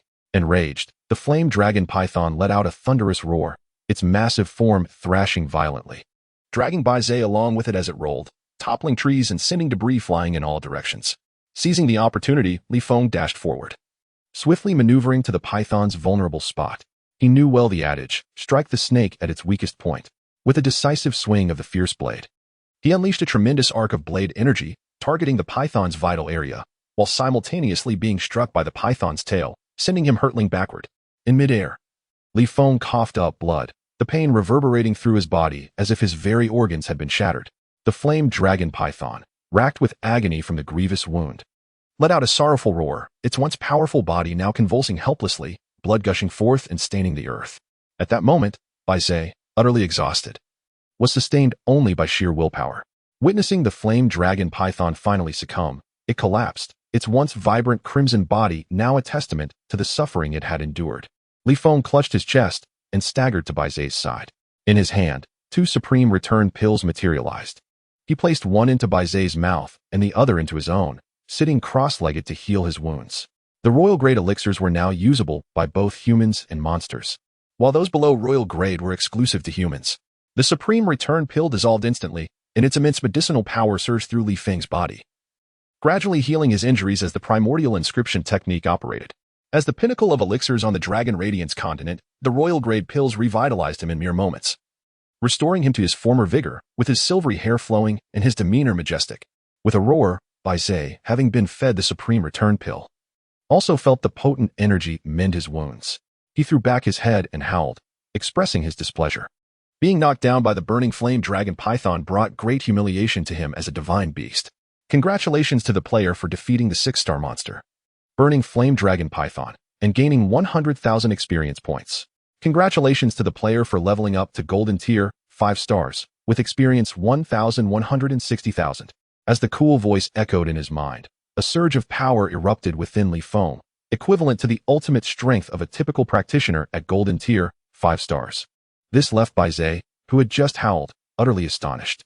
His lantern-sized eyes widened in disbelief, and with Li Feng's breakthrough, Bai Zhe's strength also advanced from early 6-star to mid-6-star, allowing him to release a comfortable howl once more. Enough with the howling. Let us swiftly seek out a 5-star monster. Li Feng admonished, collecting the massive body of the burning flame dragon python. He intended to host a grand banquet for the monsters upon the return of Wan Ran and the others. Bai Zhe let out a disgruntled growl, hoisting Li Feng onto his back, and in an instant, they vanished from the bloody scene, leaving behind the crimson-stained earth that narrated the ferocity of the battle. Chapter 63. Bullying the weak in the blink of an eye. 10 days had passed. Li Feng stood with his hands clasped behind his back atop a massive rock, gazing at the azure lake before him. Gentle ripples danced at the foot of the peaks, and the dark blue mountains stood solemnly beneath the cerulean sky, all exuding an infinite tranquility and beauty. At this moment, Li Feng's eyes grew misty, seemingly entranced by the picturesque scenery, while Bai Zhe lay beside him, staring blankly at Li Feng, perplexed. Li Feng appeared to reminisce about the day spent with Feng Li Shi, each moment vividly etched in his memory as if it were just yesterday. Tears glistened at the corners of his eyes, and a profound sorrow enveloped him. His silvery hair fluttering in the breeze, lending an air of melancholy amidst the serene lake and mountains. It is often said that first love runs deep. In his previous life, as a renowned recluse, Li Feng had scarcely interacted with women, let alone had a girlfriend. However, upon arriving in this other world, from meeting Feng Lixi to falling in love, and ultimately witnessing her sacrifice for his sake, it was a deeply ingrained memory. In this life, my only wish is to save you, regardless of the chaos that may ensue. Even if the realms of life and death stand between us, nothing shall deter my longing to see you. Li Feng gazed at the distant mountains and waters, lost in thought for an eternity. Suddenly, the sound of rushing air broke the silence as 7 figures descended behind Li Feng. Bai Zhe swiftly turned his head, focusing on the newcomers, then relaxed his stance. Half closing his eyes, the 7 figures were none other than Wan Ran and her companions, along with the 3 fox spirits. Just as the team leader was about to speak, Wan Ran stopped him. The 2 women in the group, sensitive to Li Feng's state, sensed the faint sorrow surrounding him, stirring a sense of melancholy within them. Observing Li Feng's slender silhouette, the 2 women fell into a trance, feeling an instinctive urge to embrace him. Who exactly is Li Feng? What has he endured to evoke such profound sorrow that silences everything around him? This only deepened their curiosity, igniting a desire to uncover the truth. Time drifted on until Li Feng finally regained his composure, turning to face the 4 companions and 3 fox spirits with a cold gaze, starkly contrasting his earlier tenderness. Captain. Wan Ran and her group quickly bowed in respect. Although the 2 women kept their heads down, their peripheral vision frequently darted toward Li Feng, keenly noticing the faint traces of tears at the corners of his eyes, which sent a shiver through them. It was hard to imagine what could cause their formidable, resolute captain to weep. Li Feng nodded indifferently, casting a glance at the 3 fox spirits, who promptly bowed their heads in response. He had summoned them not only to assist Wan Ran and her group, but also to supervise and assess their performance. What are your results? Li Feng asked in a firm tone, his gaze radiating a chilling intensity that left the 4 companions shaken. They felt Li Feng's presence grow increasingly unfathomable. Despite the absence of any outward aura, he felt as vast as the starry sky, making it difficult to look directly at him, unable to afford any negligence. They simultaneously raised their hands. Instantly, a mountain of corpses emerged behind them, 45-star monster carcasses piled together, their blood staining the ground a vivid red, filling the air with a thick scent of iron. Fortunately, Li Feng had nearly cleared the area of 5-star monsters. Otherwise, they would have attracted the attention of many more. Excellent. You have indeed exceeded my expectations. Li Feng nodded appreciatively, although aided by the fox spirits. Achieving the feat of slaying 10 5-star monsters in 10 days required their formidable strength. During this time, Li Feng's cultivation had successfully broken through to platinum tier, 3 stars. And he had personally vanquished 25-star monsters. Such accomplishments would certainly astonish the world if made known. Little fox, you know what to do, make it grand. Li Feng said with a light smile, looking at the red dragon fox. Upon hearing this, the red dragon fox, the fierce flame bull, and Bai Zhe's eyes brightened simultaneously. In the blink of an eye, the red dragon fox vanished, moving with the swiftness of lightning. Li Feng waved his hand, causing the terrifying mountain of corpses to rise even higher. This spectacle left Wan Ran and her companions in stunned silence. Not only because of the newly added 25-star monster bodies, but also the one at the top radiating 6-star energy. Li Feng's eyes narrowed as he released his aura, drawing forth the Dominator's blade. The overwhelming intent behind his strike erupted instantly, leaving Wan Ran and her companions in awe as they struggled to withstand his formidable presence. This is blade intent. They exchanged astonished glances, realizing they had underestimated Li Feng's capabilities. Countless blades unleashed. In an instant, he swung his hand, unleashing an uncountable array of chilling blade energies toward the mountain of corpses. Bang! The terrifying mountain was instantly reduced in height, with the once intact monster bodies now neatly severed into pieces, while alongside it, a mountain of bones formed from the massive carcasses. Such exquisite swordsmanship left Wan Ran and her companions utterly speechless, their mouths agape in disbelief. Li Feng gazed at the pile of monster flesh with satisfaction. The abundance of 5-star monster remains, combined with the flesh of a 6-star Pinnacle monster, along with an elixir brewed from medicinal herbs, would undoubtedly elevate Wan Ran and her companions to platinum tier. However, a flicker of concern crossed Li Feng's mind. Such potent medicinal power might be too much for them to bear. I can elevate you all to platinum tier, but the pain involved. Li Feng fixated on Wan Ran and her companions, his tone grave. Perhaps exhausting all their strength could be a viable approach. Please, Captain, unleash your power. On the path of cultivation, pain is inevitable. We can endure it. The 4 responded without hesitation, their faces alight with excitement. The prospect of advancing their cultivation was worth any suffering they might endure. Very well. Li Feng smiled slightly, pleased with their determination. Wan Ran, Lan Qing. You two will battle each other and exhaust all your powers. Li Feng instructed the two women, aware of the need to treat them differently. Understood. The two replied in unison, swiftly moving to a distance to engage in combat. The sounds of clashing swords and impacts filled the air. And as for the two of you, Li Feng's lips curled into a mischievous smile as he slowly brandished the Dominator's blade. Liu and Gu Kuei trembled in unison, especially Gu Kuei, who realized the moment Li Feng's smile appeared that trouble was brewing. Countless blades unleashed. Li Feng let out a low growl as an endless surge of blade energy, imbued with a chilling intent, enveloped Gu Kuei and his companion. The overwhelming force rendered them both pale, compelling them to muster all their strength to resist.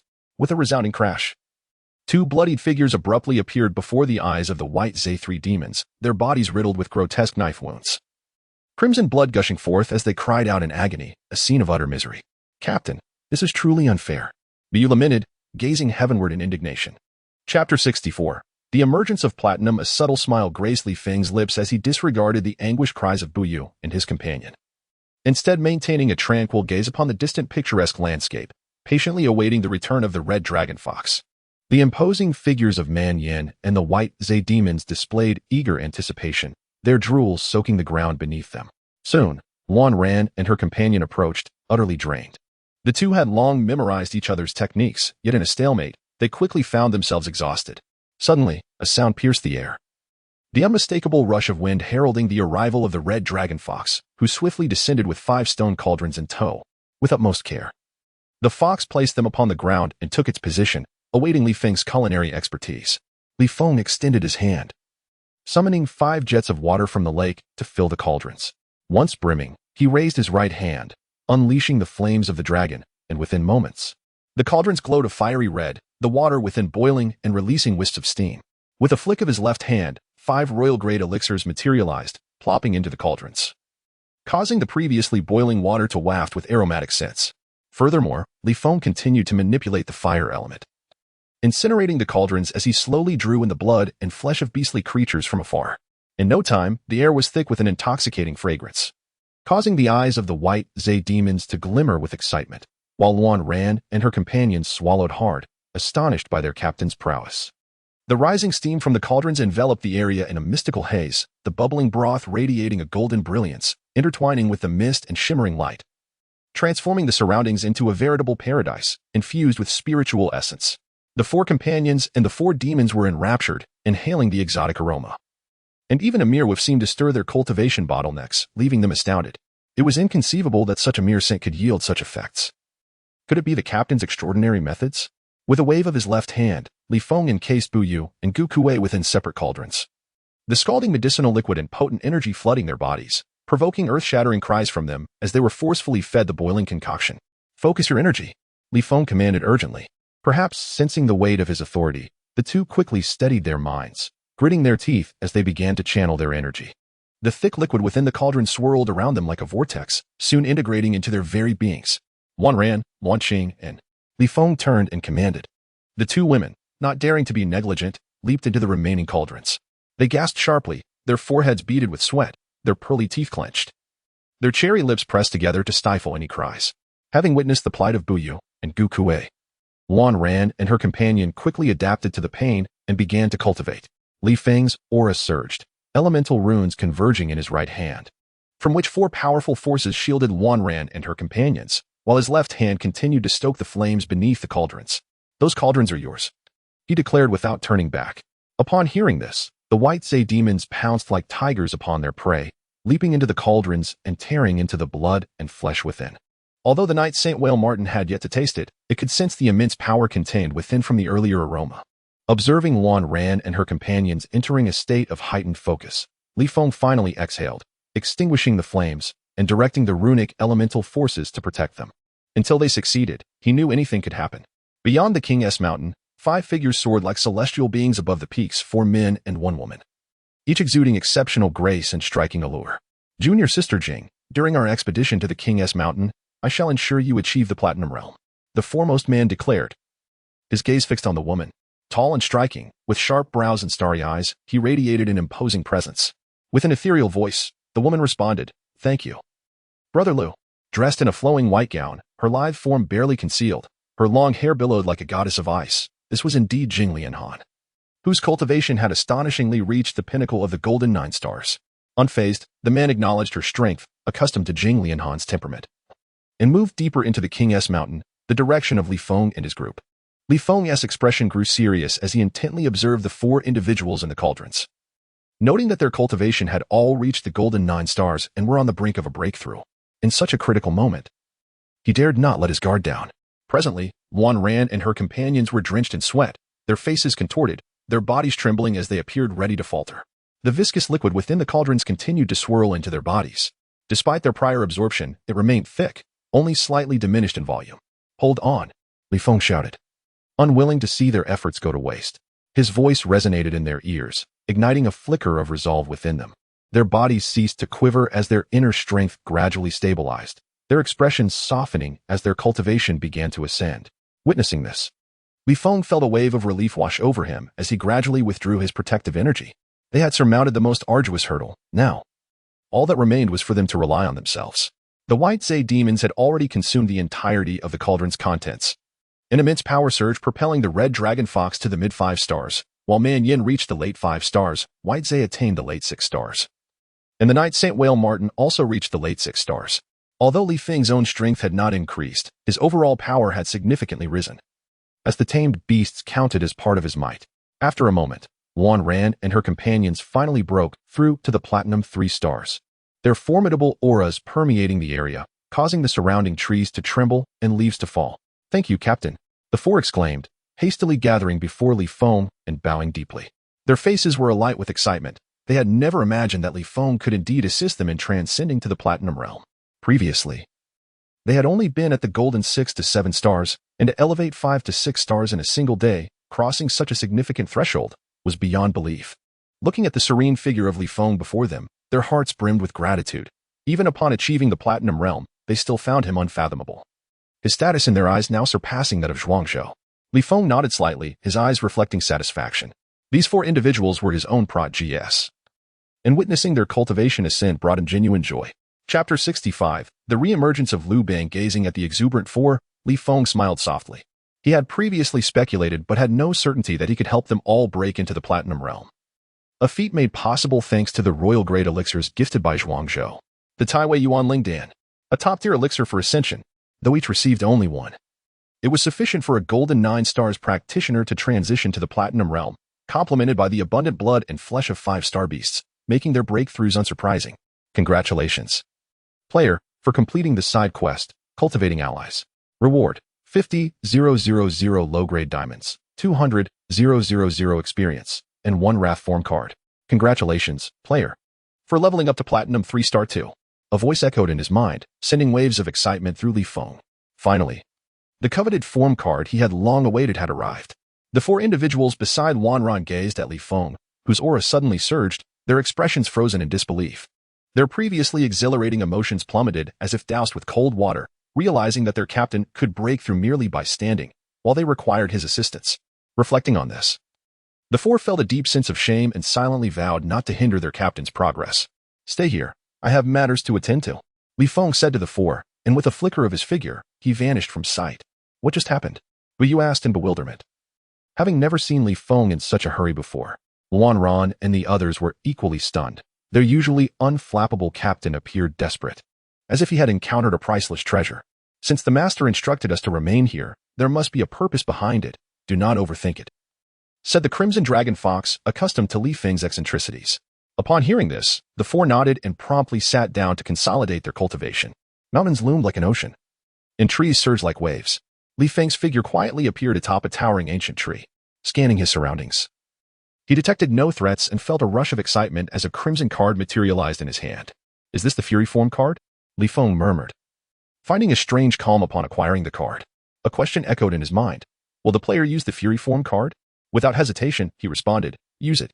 Instantly, the card began to levitate, radiating crimson light, with tendrils of gray mist swirling around it, akin to countless vengeful spirits wailing within the fog. The crimson card rotated slowly in the air, releasing the mist that gradually enveloped Li Feng.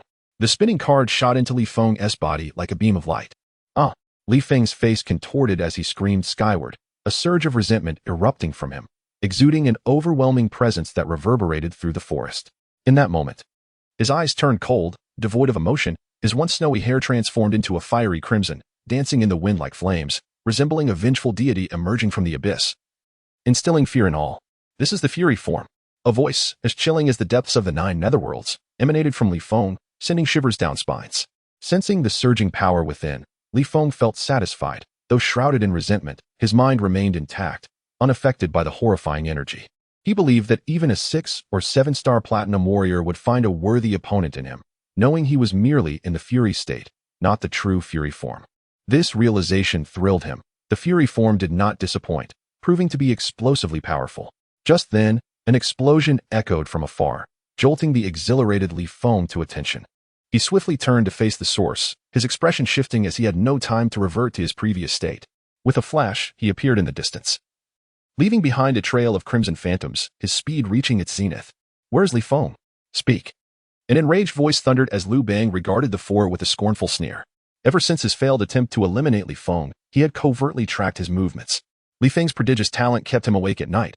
Thus, he was determined to kill him at any cost. Now, having found an opportunity, he was astonished that Li Feng dared venture into the King Mountain range instead of hiding in the reading pavilion. "You brought this upon yourself," he thought with a sinister smile, having now ascended to a 1-star starshine level, his immense power swelling his confidence, rendering him unafraid of Zhuangzhou. "You won't succeed. Even in death, we shall not reveal your secrets," Wanran retorted, glaring at Liu Bang. They would never betray Li Feng, not only out of gratitude but also because he was their captain. Although the four remained unharmed, their expressions were grave as they fixated on Liu Bang. While the 4 white Zhe beasts lay bloodied in the distance, utterly incapable of resisting the newly empowered Liu Bang. Moreover, Liu Bang had previously witnessed the white Zhe beasts, so he targeted them specifically. While Wanran's group seethed with resentment, they also felt a growing anxiety. Hoping Li Feng would not return, Liu Bang's presence instilled terror in them. The 2 white Zhe beasts, even at the late 6-star level, had been easily subdued by Liu Bang. How could Li Feng stand a chance? "Death will not come so easily. You 2 lovely ladies are truly captivating," Liu Bang leered, his gaze filled with lewdness towards Wanran and her companion. Although twins were not uncommon, few possessed the extraordinary beauty of these 2. Seeking death, Yu and Gu Kuei roared, unleashing their power in a rush toward Liu Bang. Viewing Wanran and her sister as if they were their own kin, deserving of protection from such insults. Unaware of your own limitations, Liu Bang scoffed, waving his hand, sending Bu Yu and Gu Kuei reeling, bloodied. Pooh. The 2, begrudgingly gazing at Liu Bang, felt the overwhelming force that shattered their spirits. Such terrifying power was something they had only sensed in Zhuangzhou. "Wanran, Bu Yu, Gu Kuei," the 2 girls cried out, rushing to support their companions. A sense of despair began to settle within the 4 as Liu Bang's strength seemed insurmountable, leaving them without a glimmer of hope for survival. "If you reveal Li Feng's whereabouts, I may consider sparing your lives," Liu Bang smirked, his true target always having been Li Feng, not these mere foot soldiers. Though they were prodigies of the reading pavilion, he did not wish to offend them unless absolutely necessary. Despite not knowing why Zhuangzhou protected Li Feng, he was confident that Li Feng was not one of them. "Delusional," the 4 shouted, filled with indignation at Liu Bang's shamelessness, using his strength to intimidate them, mere youngsters. "Since you seek death, I shall oblige," Liu Bang declared angrily, his patience evaporating as he realized they were unworthy of his time. As Liu Bang prepared to strike, a resounding voice echoed from the distance, filled with righteous fury that even Wanran could feel. "Captain," they thought, both touched and anxious. "Li Feng, you have finally made your appearance," Liu Bang remarked with a sinister grin, awaiting Li Feng's arrival. He sensed the surge of anger but dismissed it. To him, Li Feng was no more than an insignificant insect, and who cared about the rage of an insect? Moments later, Li Feng materialized before them, leaving Wanran and the white Zhe beasts dumbfounded, unable to believe their eyes. Li Feng's crimson hair flowed in the wind, his blood-red gaze fixed intently on Liu Bang. His entire being enveloped in an overwhelming aura of resentment and fury, as if he could incinerate the very sky. The murderous intent radiating from him felt palpable, causing all present to tremble in fear, except for Liu Bang, who remained unfazed, mockingly gazing at Li Feng, ready to resolve the weight on his conscience. "Leave now. Head to Luoying City," Li Feng commanded, knowing Zhuangzhou awaited them there and hoping they could reach him in time. "Captain," Wanran's group sobbed, deeply moved by Li Feng's willingness to confront Liu Bang alone, tears welling in the eyes of the 2 sisters. "Go," Li Feng bellowed, frustrated by their hesitance in such a critical moment. The four paused, stunned. Though Li Feng had always been stern, he had never been so fierce. This filled them with trepidation, prompting them to bow to him before vanishing from sight. Liu Bang stood smiling, indifferent to their departure. For he had never intended to kill them. His sole focus was Li Feng. Li Feng turned to the four white-zade beasts, a flicker of guilt crossing his blood-red eyes. He knew he was cornered. Liu Bang's personality would not allow him to let Li Feng grow stronger. And escape was never on Li Feng's mind. Although he might escape, the pent-up anger and hatred towards Liu Bang had driven him nearly to madness. Thus, even in the face of defeat, he was determined to fight. To be reborn in this world and to have experienced so much was already sufficient for him. However, he felt a lingering guilt towards his master and Bai Zhe. Once a demon beast becomes a slave to humanity, its life is inexorably linked to that of its master. If the master dies, the demon beast perishes, and if the demon beast dies, the master remains unscathed. This is why many demon beasts would rather die than live as slaves. Have you finished arranging your affairs? Liu Bang mocked as he gazed at Li Feng. At this moment, he was in no hurry to kill Li Feng. With his strength, escape was impossible for him. Die. Li Feng had no intention of conversing with Liu Bang. With a fierce shout, he drew out his dominance blade. As the blade emerged, a formidable aura erupted, enveloping him in a tempest of blade energy, transforming him into a beam of light hurtling towards Liu Bang. As Li Feng moved, the surrounding blade energy surged forth, coalescing into a fearsome dragon of cutting power. Seeing this, Liu Bang's lips curled into a slight smile. Even though Li Feng's might was earth-shattering, he remained unfazed. Suddenly, he raised his right hand lightly, as if devoid of strength, and casually swatted at Li Feng. Bang! In an instant, Li Feng felt a weight akin to Mount Tai pressing down upon him from the void, forcing him into the ground and creating a massive pit. Although Li Feng had transformed into a state of rage with power surpassing platinum, he was still no match for Liu Bang. The disparity between them was as vast as heaven and earth. Suddenly, a chill flickered in Liu Bang's eyes, and his form trembled slightly, as if he had teleported to a distant spot, leaving behind an illusion. The illusion bore a blade emanating a terrifying aura, revealing that Li Feng had stealthily appeared behind Liu Bang. At this moment, Li Feng, with disheveled hair and enveloped in a fog of resentment, felt his inner fury surge, rapidly elevating his strength to an extraordinary level. Undeterred by his earlier failure, Li Feng remained resolute. If Liu Bang were so easily slain, he would have perished long ago outside the ruins. With blood-red eyes, he concentrated the power of the four elemental runes into his dominance blade, causing the blade energy to surge 3 feet high. He leapt through the void and struck down towards Liu Bang. Liu Bang smirked, filled with arrogance. Had he not yet broken through, the power Li Feng wielded would have surely astonished him. However, at this moment, he could extinguish it with a mere flick of his hand. With a single palm strike, devoid of flourish yet imbued with divine might, he unleashed a force that rendered Li Feng utterly defenseless, sending him hurtling away. Crashing into a distant mountain, the tremendous force caused it to crumble, sending debris flying. I acknowledge your extraordinary talent, but you are still no match for me. Surrender, and I shall leave your corpse intact. Liu Bang sneered, reveling in Li Feng's plight. Rising from the ground, Li Feng roared to the heavens, his fury causing his augmented power to surge dangerously close to the stellar realm, startling Liu Bang.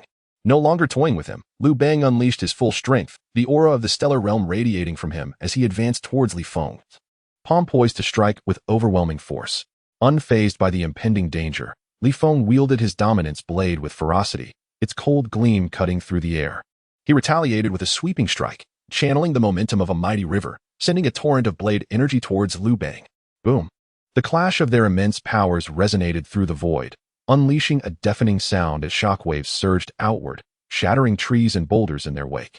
Li Feng spat a mouthful of blood, his crimson eyes fixed on Liu Bang, his inner strength boiling. Despite his injuries, he resembled a ferocious beast, exuding a predatory aura. Liu Bang's expression hardened. The tremors within him signaled a threat. The once slain Li Feng now resembled a waking giant, his power rising relentlessly, prompting Liu Bang to abandon underestimation and prepare to eliminate Li Feng to preclude any unforeseen developments. As they faced each other, their mutual intent to kill thickening the air. 5 figures suddenly darted from the distance, causing both to turn in surprise. The 5 figures halted, trembling in the void, awestruck by the confrontation between Li Feng and Liu Bang. Liu Bang, Li Feng. Their exclamations echoed, revealing the 5 as Jing Lianhan and her companions, with the 4 men calling out to Liu Bang and Jing Lianhan calling out to Li Feng. At this moment, Jing Lianhan's beautiful eyes brimmed with shock as she gazed at the transformed Li Feng, her heart inexplicably pained, especially at the sight of blood trickling from his lips. Since their encounter in the ruins, she had often thought of him like an inescapable nightmare. Witch god Liu Bang, ruler of the seas. The words echoed in the minds of Lu Shang and the others, a testament to Liu Bang's esteemed position within the witch clan. Yet, they were even more alarmed by the sight of the red-haired Li Feng, whose overwhelming aura of resentment left them shaken, instilling a sense of helplessness even in their seasoned hearts.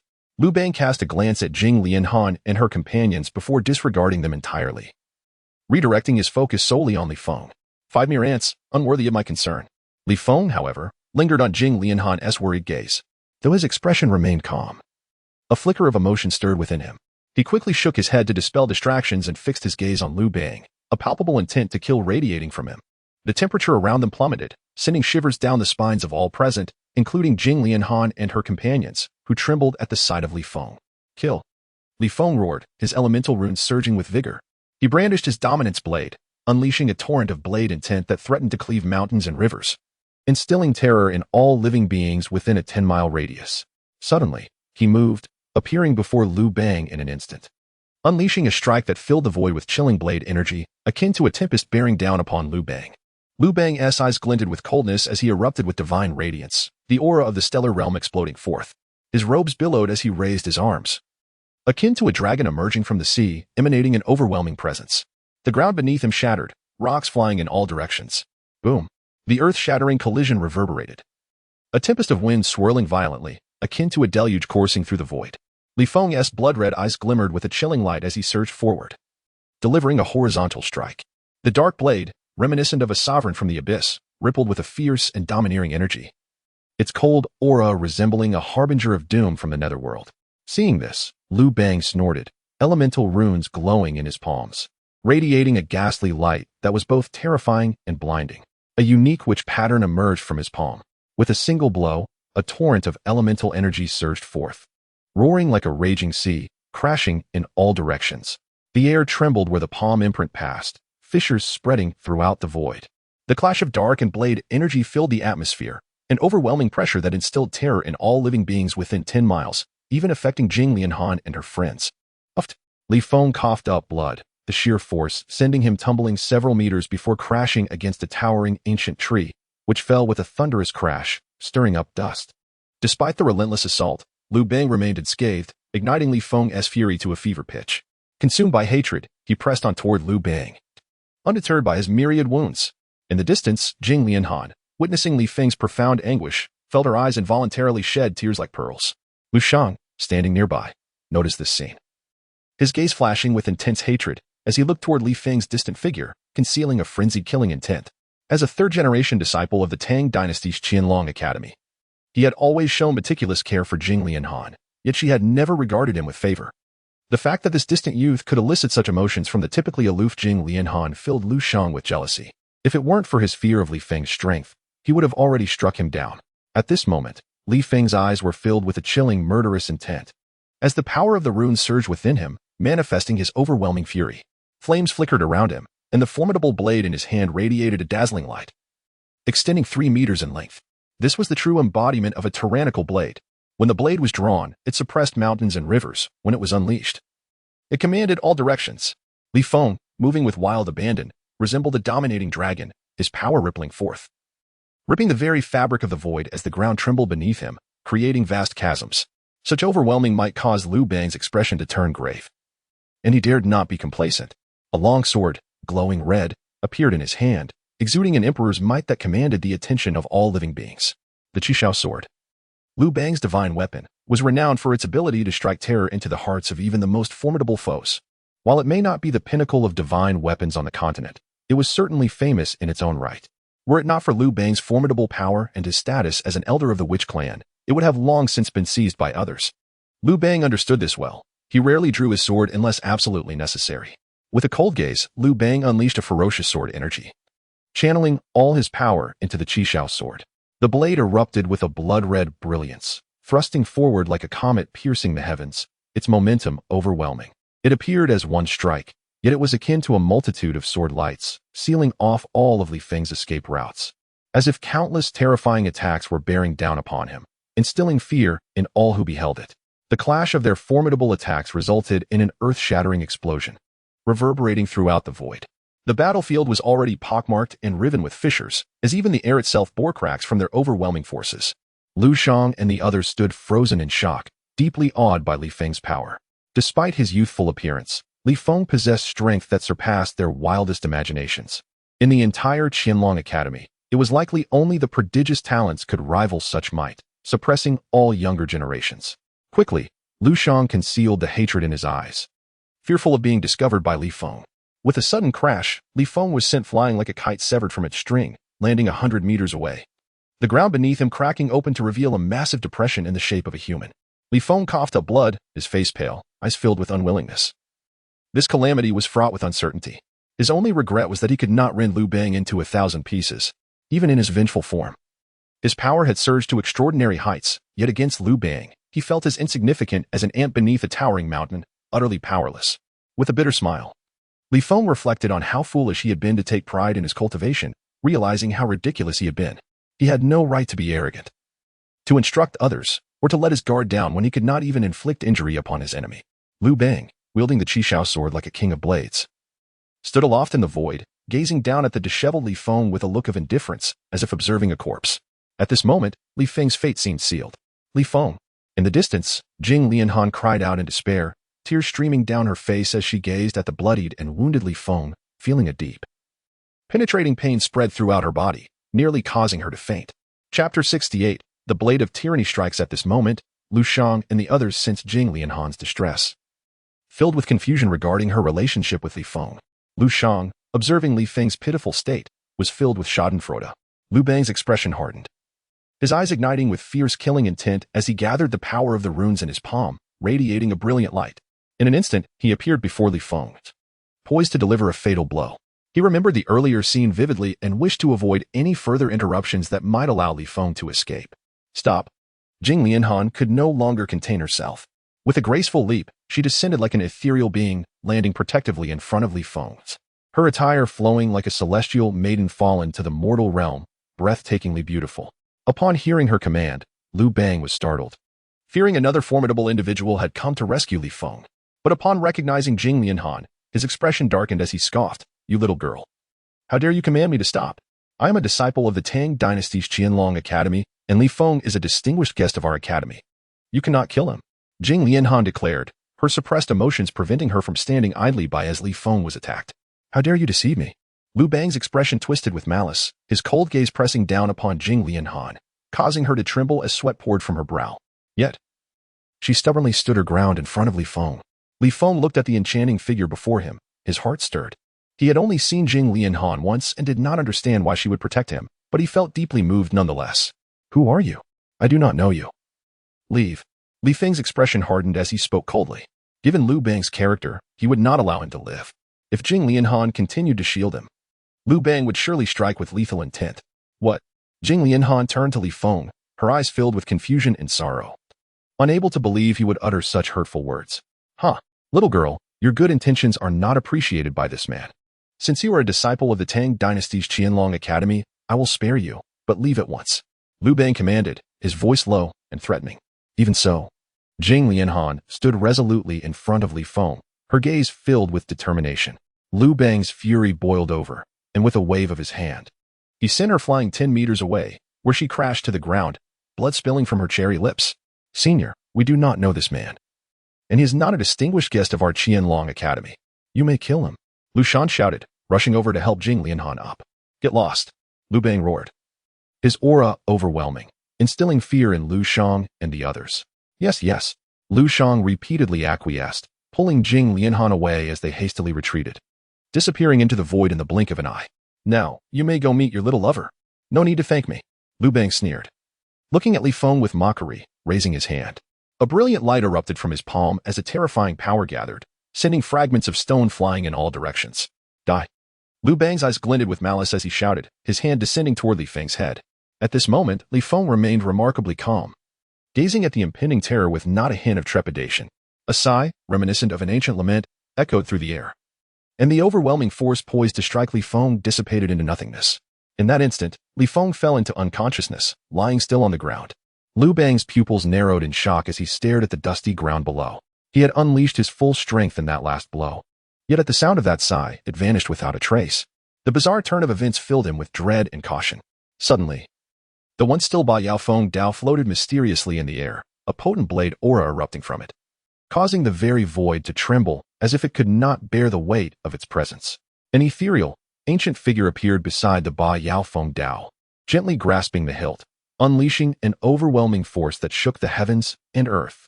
Liu Bang stood frozen, rendered speechless by the shock.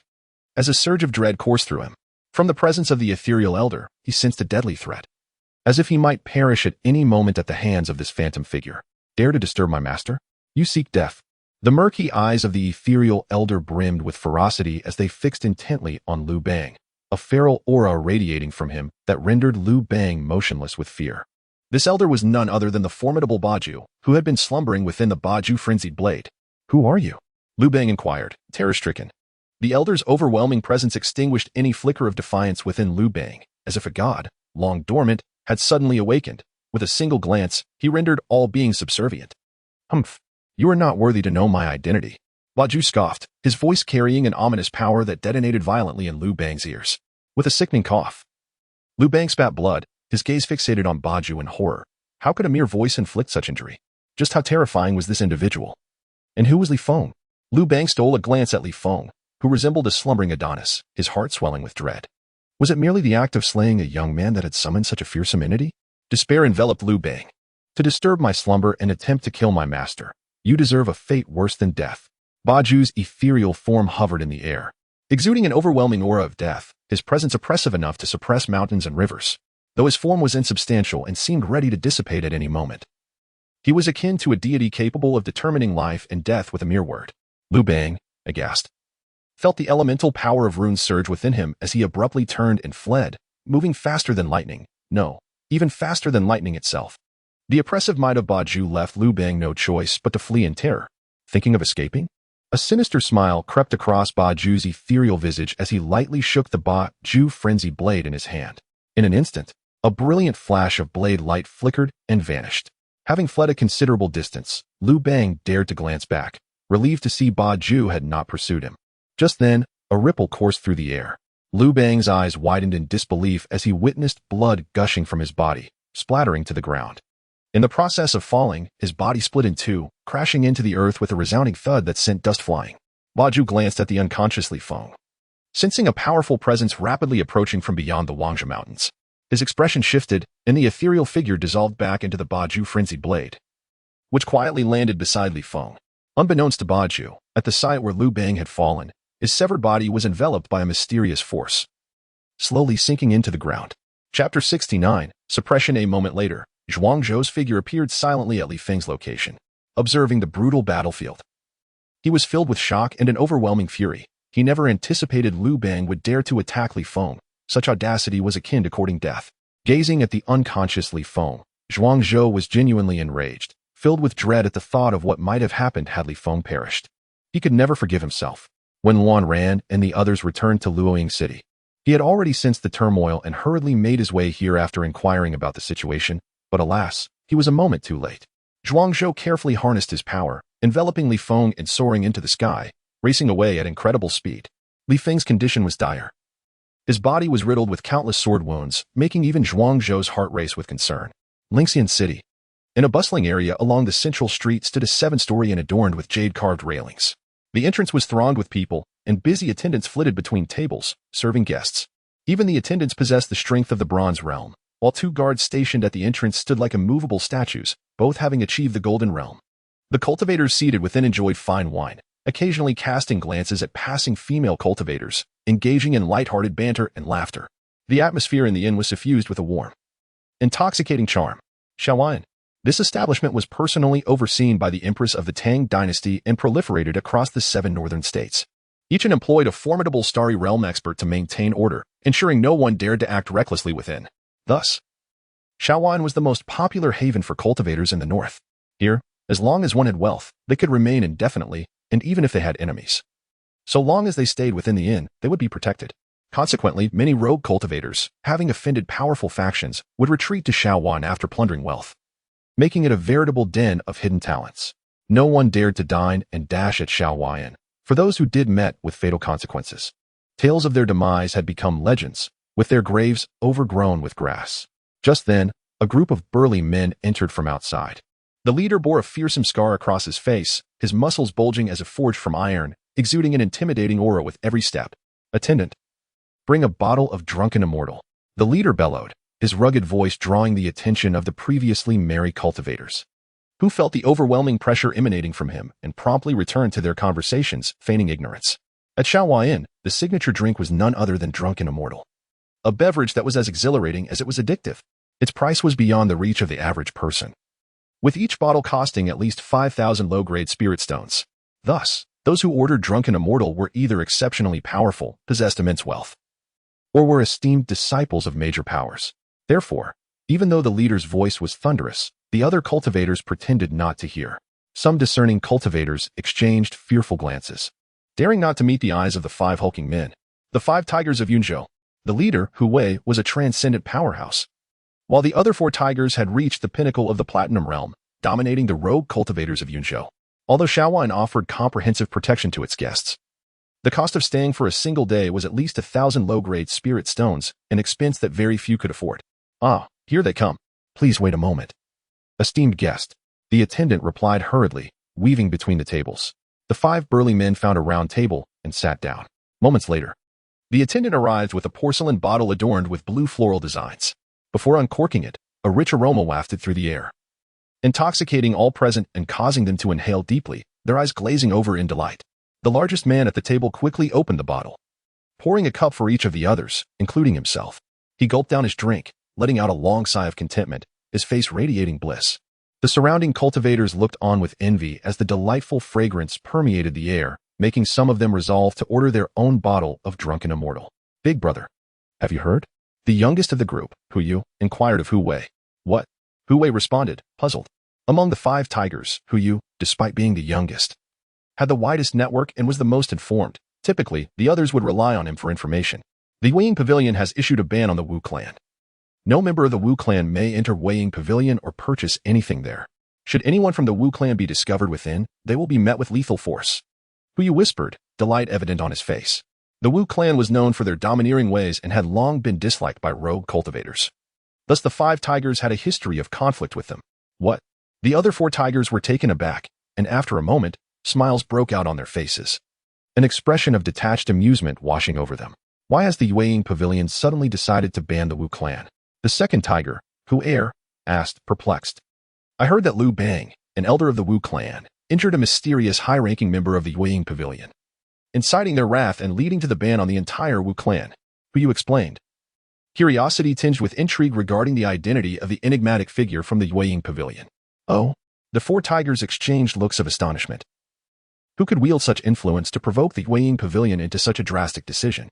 Historically, the Weiying Pavilion had only ever banned one faction, which had been replaced by a rising new power within a mere decade. Thus, while they were puzzled, they also reveled in the Wu clan's misfortunes, as most rogue cultivators harbored animosity towards them. "Is this news credible?" the 3rd tiger asked, directing his gaze at Hu Yu. The other 3 tigers also looked expectantly at him. "Absolutely. This information was relayed by the mother of my friend's brother-in-law's younger sister, who happens to be a minor steward at the reading pavilion. She heard it from the sister of the chief steward of the pavilion, whose uncle is the head of the pavilion's guards, ensuring the reliability of this news." After much effort, Hu Yu managed to convey this message. He quickly took a sip of the intoxicating elixir to soothe his throat. The other 4 tigers were taken aback, pondering the convoluted connections, thinking it was utterly absurd. In an unknown region of Yunzhou, a castle shrouded in a faint gray mist stood majestically, imposing and awe-inspiring.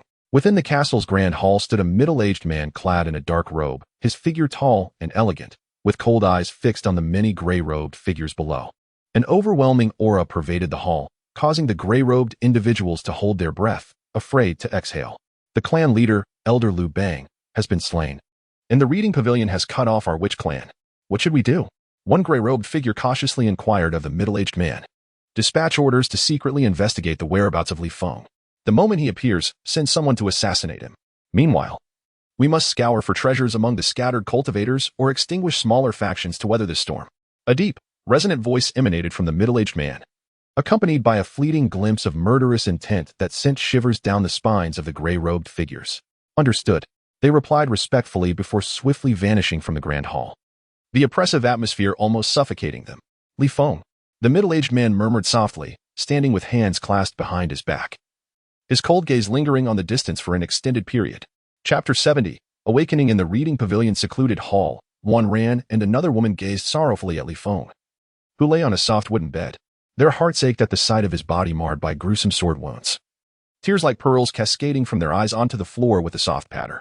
They were permitted into the secluded hall by Zhuangzhou to care for the gravely injured and unconscious Li Feng. Outside the hall, Bu Yu and Gu Kuei stood like steadfast sentinels, resolutely guarding the entrance. Anyone other than Zhuangzhou would face their fierce onslaught. Having witnessed Zhuangzhou carrying the bloodied and battered Li Feng, who bore no unscathed area, they were consumed by grief and fury. Upon returning to the reading pavilion, Bu Yu and Gu Kuei threw themselves into rigorous training and combat until exhaustion claimed them. At this moment, fragments of memories with Feng Lishi flashed through Li Feng's mind, causing his body to convulse violently, reopening his wounds and causing blood to seep out. Li Feng, Wan Ran and the other woman exclaimed in alarm, rushing to his side.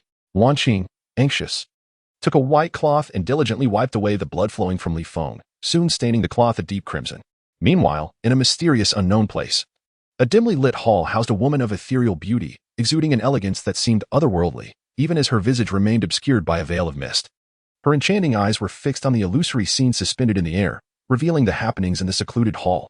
Shio, Li Feng let out a heart-wrenching cry, abruptly sitting up, startling Wan Ran and her companion, who instinctively forgot his anguish and exclaimed, "Captain, you have finally awakened."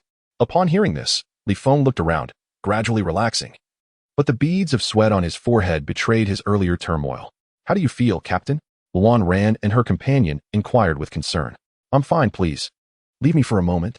I wish to be alone," Li Feng replied, frowning as the sudden movement aggravated his wounds, a wave of pain surging through him. "All right, Captain. If you feel any discomfort, just call us. We will be right outside," Wan Ran said softly, gently pulling Wan Qing along as they exited. Hiss. Once Wan Ran and her companion left the room, Li Feng grimaced in pain, slowly settling into a meditative position, channeling the mixed element inscription true method to heal his injuries. In the unknown realm, the mysterious woman observed Li Feng's stubbornness, a soft chuckle escaping her lips, mingled with a hint of sympathy. "Forgive my harshness. When the time is ripe, I shall bring a dowry of millions and honor you as my husband, forever by your side." In the secluded hall, Li Feng's eyes suddenly snapped open, a flash of realization coursing through him. All his scars had vanished, and he stood once again with an imposing presence, radiating unparalleled grace. "Congratulations, player, on completing the revenge mission, slay Liu Bang. You have been rewarded with 10,000 low-grade diamonds and the Endless Blade Spirit. The Endless Blade Spirit grants players a 20% increase in critical strike rate, meaning that upon triggering a critical hit, the next attack will deal 20 times the player's base damage. Each time a critical hit is triggered, the game will notify the player." Just then, a chilling voice echoed in Li Feng's mind, leaving him momentarily dazed. "Liu Bang is dead," Li Feng pondered, faintly recalling that it was Liu Bang who was supposed to kill him. "It was I who assisted you." As Li Feng contemplated this, a distant voice resonated in the room, and a spectral figure materialized before him. "Senior Ba Jiao," Li Feng gasped, quickly bowing in respect. He was astonished to learn that Liu Bang had been slain by Ba Jiao, thinking to himself, "Sheesh, your vengeance has finally been avenged, though regrettably. It was not by my hand." As he gazed at Ba Jiao, a surge of long-suppressed hatred began to ebb away. "Had you not been on the brink of death, I would not have intervened," Ba Jiao stated calmly, wishing not to foster excessive reliance in Li Feng, as it would hinder his growth. "Thank you, senior. I will be more cautious next time." Li Feng expressed his gratitude with a bow. "Next time?" Ba Jiao frowned, casting a stern glare at Li Feng. Feeling awkward, Li Feng scratched his head, at a loss for words, yet aware that certain matters must be addressed. "Enough. As the master of the Ba Jiao Mad Blade, you should possess the audacity to challenge all. The achievements you have attained are already extraordinary." Ba Jiao sighed, reflecting on how he had awakened during the battle between Li Feng and Liu Bang, choosing not to intervene to gauge Li Feng's capabilities. Ultimately astonished by Li Feng's prowess that exceeded his expectations. "I shall return to slumber. Take care of yourself," Ba Jiao advised and merged into the Ba Jiao Mad Blade. Watching Ba Jiao's disappearing figure, Li Feng suddenly recalled something, his expression turning awestruck and exhilarated. 20 times the attack power. Li Feng stammered, overwhelmed by such a remarkable ability. Despite a low triggering rate, it was a power akin to the sublime. With his current platinum status, should he trigger a critical hit, None below the third tier of the Transcendent realm could withstand his strike. Check attributes. Li Feng thought to himself, and a translucent panel appeared before him. Character, Li Feng. Profession, warrior. Rank, platinum 3rd tier, 2 stars. Technique, mixed element inscription true method, level 5, experience. 50,000, 250,000 skills. Inch force, tiger probe style, chi guard style. Endless knives, 10 knives breaking limits, 1 knife absolute void. Equipment, thunderstorm spring sword. Ba Jiao mad blade. 50 life steal enhancement. 20 critical hit enhancement. Divine stealth cloak. Swift boots. Mask of suffering. Understanding runes. Fire dragon's inferno. Water's meditation. Earth's harmony. Thunder's anomaly. Special attributes. Blade intent. Sword intent. Apex. Weapon spirit. Life stealing scythe. Blood weeping blade. Endless blade. Title. Noble. Destiny. 50. Title and mask of suffering enhancement. Form. Grievance and fury. Beast of servitude. Bai Zhe, divine beast. 6-star late stage. Upgradable. Man Yin Tung Niu, 5-star pinnacle. Qi Long Hu, 5-star late stage. Yisheng Jing Jiao, 6-star late stage. Wealth. 12 royal healing pills. 3 imperial healing pills. Beast of servitude pack. 80,000 low-grade stones. 500,000 gold coins. Gazing at the significantly improved attribute panel compared to before, Li Feng nodded in satisfaction. With his current strength, he should face no issues in the martial arts tournament. Chapter 71. Persistence outside the Dark Pavilion. Sister, do you think the person mentioned by the captain, Xier, is someone he loves?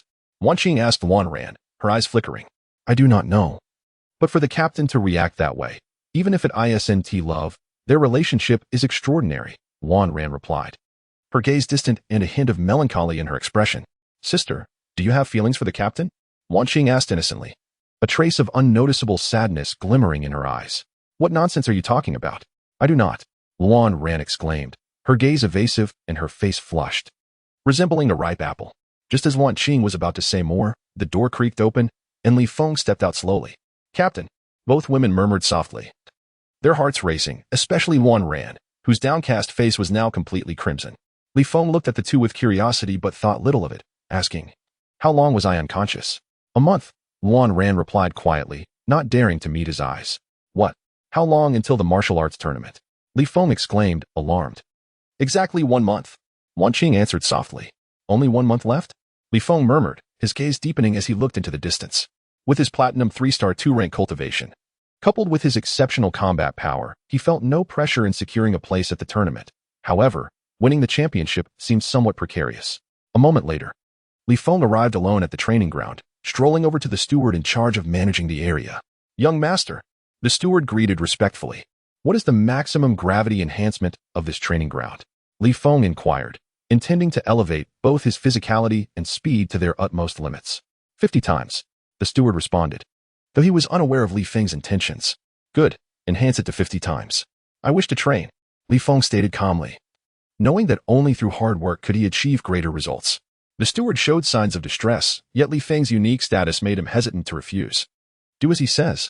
A commanding voice rang out, and soon after, Zhuangzhou appeared beside Li Feng. Yes, pavilion master, the steward exclaimed, his expression shifting to one of astonishment, and he hurried to prepare with his subordinates. Li Feng and Zhuangzhou waited in silence, not exchanging further words. Boom. Moments later, the entire training ground trembled, ripples spreading outward. Li Feng's expression sharpened as he stepped forward. As he entered, he was met with an overwhelming pressure that crashed down upon him, akin to a mountain pressing down, forcing his knees to bend and nearly causing him to collapse. His face contorted with pain.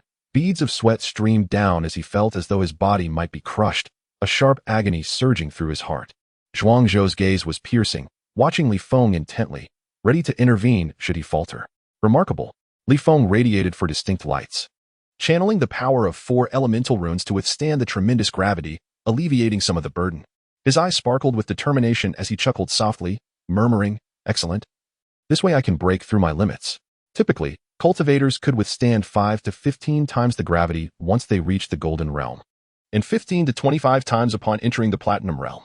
Yet, Li Feng managed to endure 50 times the gravity without being crushed, leaving the steward and staff outside in awe. Even Zhuangzhou's eyes flickered with surprise.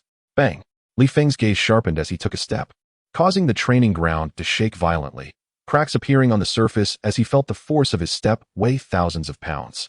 The staff outside stood stunned, knowing the ground was forged from Shin Kuan-Shao iron, hard enough to withstand a full-force strike from a platinum realm cultivator. Now, with just a step, Li Feng had cracked the ground, prompting astonishment at the gravity he was enduring. With each step, the pressure felt like he was carrying several mountains, his breathing growing heavy, the sound echoing throughout the training ground. Nonetheless, the determination in Li Feng's eyes intensified as he continued to walk around the gravity training area, despite the unevenness of his steps, never pausing. At this moment, even Zhuangzhou stood in a daze. The terrifying 50 times gravity was challenging even for him. He hadn't anticipated Li Feng's willpower to be so resolute, enabling him to persist under such conditions. In the distance, the steward and staff were not only shocked but also felt a pang of pain. Maintaining 5 times the gravity cost 1,000 low-grade stones per day. And at 50 times, the expense was astronomical. Just in this short time, they had consumed 50,000 low-grade stones. Though this was but a drop in the bucket for the Yuying Pavilion, it still pained them to witness such expenditure. The extreme gravity of the training ground risked damaging the equipment, which would require a substantial cost for repairs. However, with the pavilion master's approval, they could only wait quietly for Li Feng to finish his training. 5 minutes passed. Despite his face reddening and veins bulging, Li Feng continued to advance, each step filled with unwavering resolve that astonished all.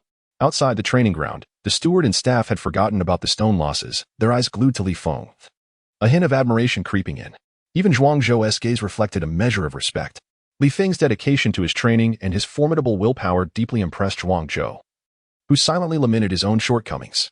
Never had he encountered a young individual who commanded such respect. Finally, an hour passed. Bang!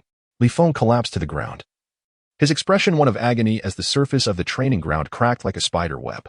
Sweat poured from him like rain, soaking his garments, and his labored breaths echoed throughout the training area, raising concerns that he might suffocate at any moment. Zhuangzhou raised his hand to extract Li Feng from the training ground, but he was taken aback by Li Feng's actions. With fierce determination, Li Feng gritted his teeth, pushing against the oppressive gravity to sit up, channeling the Hong Yuan rune technique to replenish his depleted spiritual chi. Elemental rune energies surged into Li Feng's body like a tidal wave. The influx of power did not inflict pain, but instead brought a sense of ecstasy. Chapter 72. The tournament approaches. Not only Zhuangzhou, but even the steward and staff in the distance were left dumbfounded under such terrifying gravity. The seemingly exhausted Li Feng chose not to retreat but instead continued to cultivate, leaving all witnesses in profound shock and a deep-seated admiration blossoming within them. What kind of willpower could inspire such a reckless act? They had never witnessed such a self-imposed torturous training method, and most astonishingly, he appeared to be enjoying it. This realization caused their hearts to tremble. This individual was truly extraordinary. After a considerable interval, Li Feng, with a complexion flushed with vigor, stood tall against the overwhelming pressure. This time, he maintained a straight posture, sweat cascading down his brow, yet his expression remained unfazed and serene. Suddenly, with a fierce roar, he resumed his pacing around the training ground. Zhuangzhou observed that Li Feng's speed had significantly increased compared to earlier, and his stance was upright, seemingly unaffected by the weight of the challenge. This revelation filled Zhuangzhou's eyes with awe and admiration. How could he adapt so swiftly? Reflecting on his own youth, he had once been a prodigy, unmatched among his peers, yet Li Feng's current performance left him feeling inferior. As Li Feng continued to move, his pace quickened with each lap, and the potent energy of the surrounding runes surged into his body, honing his physical form. If he were to emerge now, his speed would undoubtedly surpass his previous capabilities. In the Blood Clan's branch in Yunshou, a man clad in a blood-patterned robe spoke to a woman emanating a chilling aura. Lord Sun Bin, it is said that Liu Bang of the Witch Clan died mysteriously after attempting to assassinate Li Feng, prompting the reading pavilion to retaliate against the Witch Clan. Do not provoke Li Feng for the time being, Sun Bin replied coolly, his peculiar green eyes devoid of emotion. Even upon hearing such shocking news, he remained unperturbed. The man, a blood demon, spoke cautiously. There are arrangements in place. You may withdraw. Sun Bin's demeanor suggested an air of dominion. Understood, the man answered respectfully, his figure vanishing from the grand hall. Li Feng, Sun Bin murmured, his green eyes gazing toward the heavens through the hall, a strange glimmer flickering within them. In the Moon Dance Pavilion, an elegantly fragrant room, a woman adorned in a flowing orange gown sat gracefully in a beautifully patterned armchair, her long, snow-white legs exposed, stirring the imagination. Her light brown hair cascaded naturally, and her exquisite face bore a touch of makeup, with sparkling phoenix-like eyes that could ensnare the hearts of many. Knock, knock. A gentle sound echoed through the room. Come in, the woman spoke, her voice as melodious as a babbling brook, soothing to the soul. With a soft creak, the wooden doors swung open, revealing a petite figure in a light pink gauzy dress that drifted into the room, exuding a sweet, floral fragrance reminiscent of an ethereal fairy, her delicate fan adding to her graceful aura. "Sister, I heard that the witch clan was banned by the reading pavilion due to a man," the newcomer whispered, her glass-like eyes sparkling with excitement. "Oh, you do love to stir up excitement," the seated woman replied indulgently. The girl playfully stuck out her smooth, moist tongue, her obsidian-like eyes darting around. "The martial arts conference will commence in a month. Please ensure Xiaoli and Xiaojun are prepared." "Of course, sister," the girl replied with a light laugh, then skipped out of the room like a sprite. More than half a month later, with only 5 days remaining until the martial arts conference, the underground training ground of the reading pavilion was filled with awestruck onlookers, watching Li Feng move with astonishing speed. For nearly a month, he had remained in the gravity chamber, transitioning from faltering steps to a remarkable agility that left Zhuang Zhou and the others utterly astonished.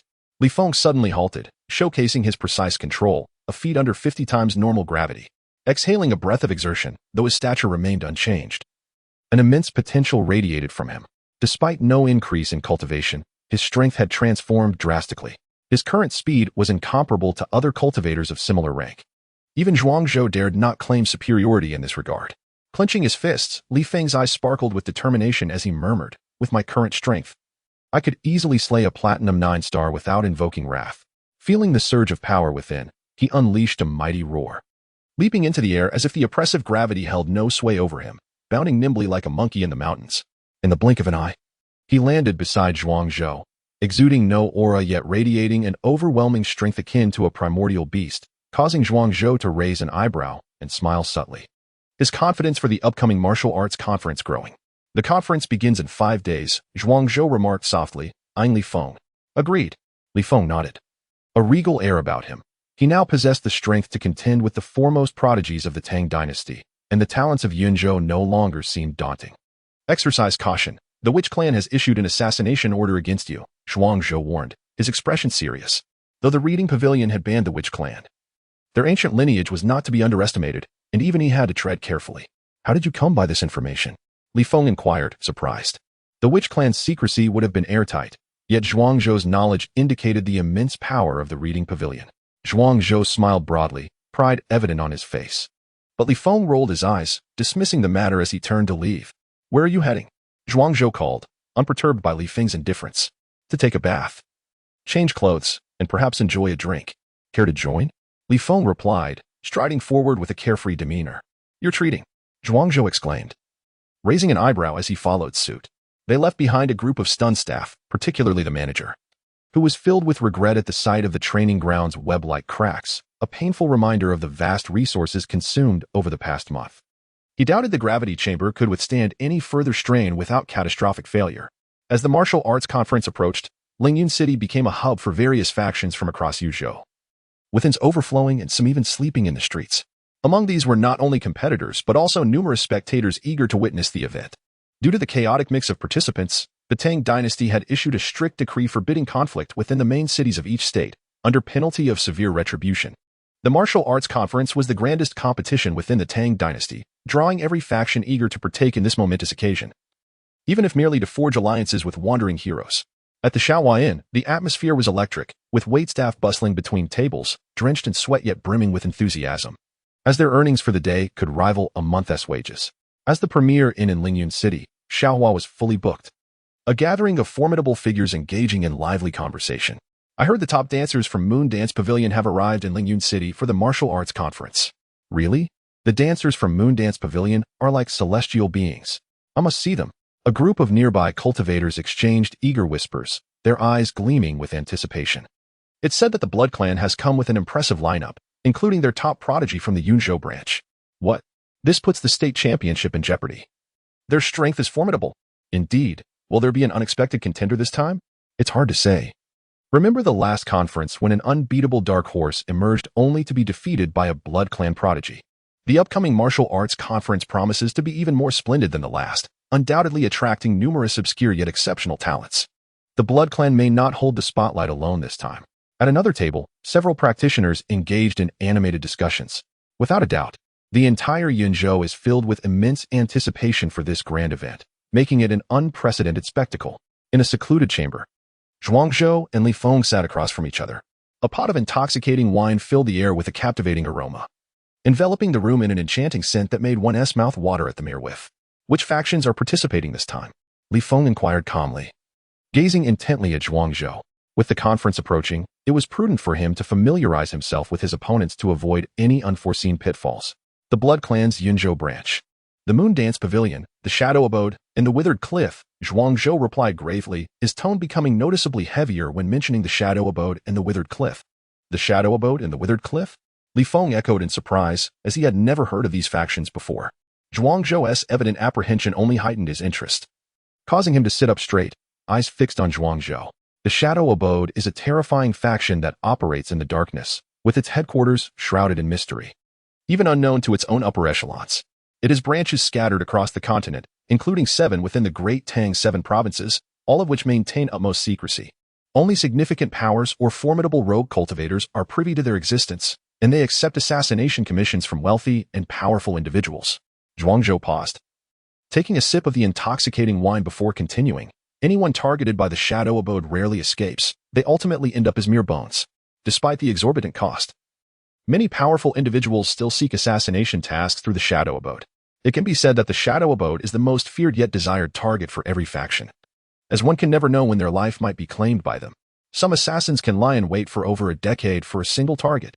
The assassin rankings boast that more than half of the top killers are from the Shadow Abode, with its leader topping the continent's assassin hierarchy, known as the Crimson Goddess. Even those of the King's realm tremble at her name. Upon hearing this, Li Feng felt a jolt of shock. This was the first time he had learned of such a formidable faction from Zhuangzhou, and it was clear that the Shadow Abode was exceptionally fearsome. Li Feng mentally noted this faction. What are the assassin rankings and the assassin emperor rankings? He asked, puzzled. The assassin rankings and the assassin emperor rankings were established by Jiang Zia, the master of the Measurement Valley. The assassin rankings list the top assassins below the extraordinary realm, while the assassin emperor rankings feature those above it. To be listed in either ranking, one must have successfully assassinated a target at least one major realm above their own. Each ranking comprises only 10 individuals. Zhuangzhou stated seriously, clearly exhibiting significant trepidation towards assassins. What? Li Feng was astounded. The ability to assassinate someone a major realm above oneself is a terrifying feat. Even disciples from great factions would hesitate to claim they could eliminate a master of such caliber, and this is merely the entry requirement for the assassin rankings. Li Feng could hardly fathom the abilities of the assassin ranked first. Then, regarding the Shadow Abode, Li Feng said gravely, feeling rather humbled by his previous self-assuredness about his own strength. It is said that this time, the Shadow Abode will be represented by the top assassin, Zhou Yujing, leading 4 other elite assassins. Zhuangzhou stated solemnly, this martial arts conference will be exceedingly fierce, even I cannot predict the outcome. However, I still have immense confidence in you, for you are no ordinary prodigy. Zhou Yujing. Li Feng's eyes brightened, and rather than feeling the previous weight of concern, he now felt a surge of excitement. He recalled how, in his past life, when Zhou Yujing first emerged, he had purchased him, and after becoming familiar with his abilities, had achieved multiple pinnacles, ultimately ascending to the rank of king. Now, encountering the real Zhou Yujing filled him with exhilaration. As Li Feng murmured to himself, a formidable battle intent radiated from him, eager to challenge Zhou Yujing. Zhuangzhou was taken aback momentarily, then smiled, pleased to observe Li Feng's spirited demeanor. This was why he held Li Feng in such high regard. Regardless of the strength of his opponents, he never shied away, but instead embraced the thrill of battle. It is rumored that Zhou Yujing once assassinated a powerhouse of extraordinary 5 stars while at platinum 3 stars himself. Although that battle nearly brought him to death's door, he still exhibited his terrifying prowess. Zhuangzhou stated earnestly that his current task is to provide Li Feng with detailed information about his opponents, ensuring he would not face them in confusion. Oh, Li Feng's expression changed. Such strength, I would have been incapable of facing it a month ago. But perhaps now I could manage a challenge. Rather than fear Zhou Yujing's unfathomable power, it invigorated him. This was the essence of the Zhou Yujing he had cherished in his past life game. If he were too weak, it would have been disappointing, after all. He was once a hero he admired greatly. Chapter 74, The Talented Contestants in a Lavish Room on the Top Floor of the Shaoyan. A young man clad in a white and blue robe sat serenely, exuding an air of elegance akin to mist. His eyes sparkled with a chilling sword intent, and his flowing blue hair added to his ethereal presence. With sword-like brows and lips as delicate as cherry blossoms, he radiated both haughtiness and grace. A sheathed longsword hung at his waist, its slightly curved tip emanating a frigid aura even while sheathed. At that moment, A figure clad in black silently entered the room, resembling an eagle of the night, exuding a formidable presence. With a single glance, one could sense an imminent threat. Boss. The various powerhouses have already arrived in Lingyun City, and the prodigies from several major factions have made their appearances. Notably, the candidate from the Yu-Ing Pavilion remains shrouded in mystery, with no information disclosed thus far. The cold voice of the figure echoed. Like a reaper from the depths of hell, devoid of any emotional nuance. That is of no concern. They will reveal themselves in due time. This championship is mine for the taking. The young man, with a handsome face, broke into a devil-may-care smile, his voice as gentle as a spring breeze, exuding boundless confidence. In the secluded chamber, Zhuangzhou cautioned Li Feng, it's not just Jiu Yujing. His 4 teammates are also elite assassins, ranking 5th, 7th, 9th, and 10th, all of whom possess formidable reputations. You must exercise caution. Startled, Li Feng's expression shifted as he mentally categorized Jiu Yujing's team as his strongest adversaries, not daring to underestimate them. What about the Withered Cliff? Li Feng shook his head, perplexed. At this point, it was essential to gain a thorough understanding of all potential opponents. The name Withered Cliff is known to fewer than 5 individuals across Yunzhou.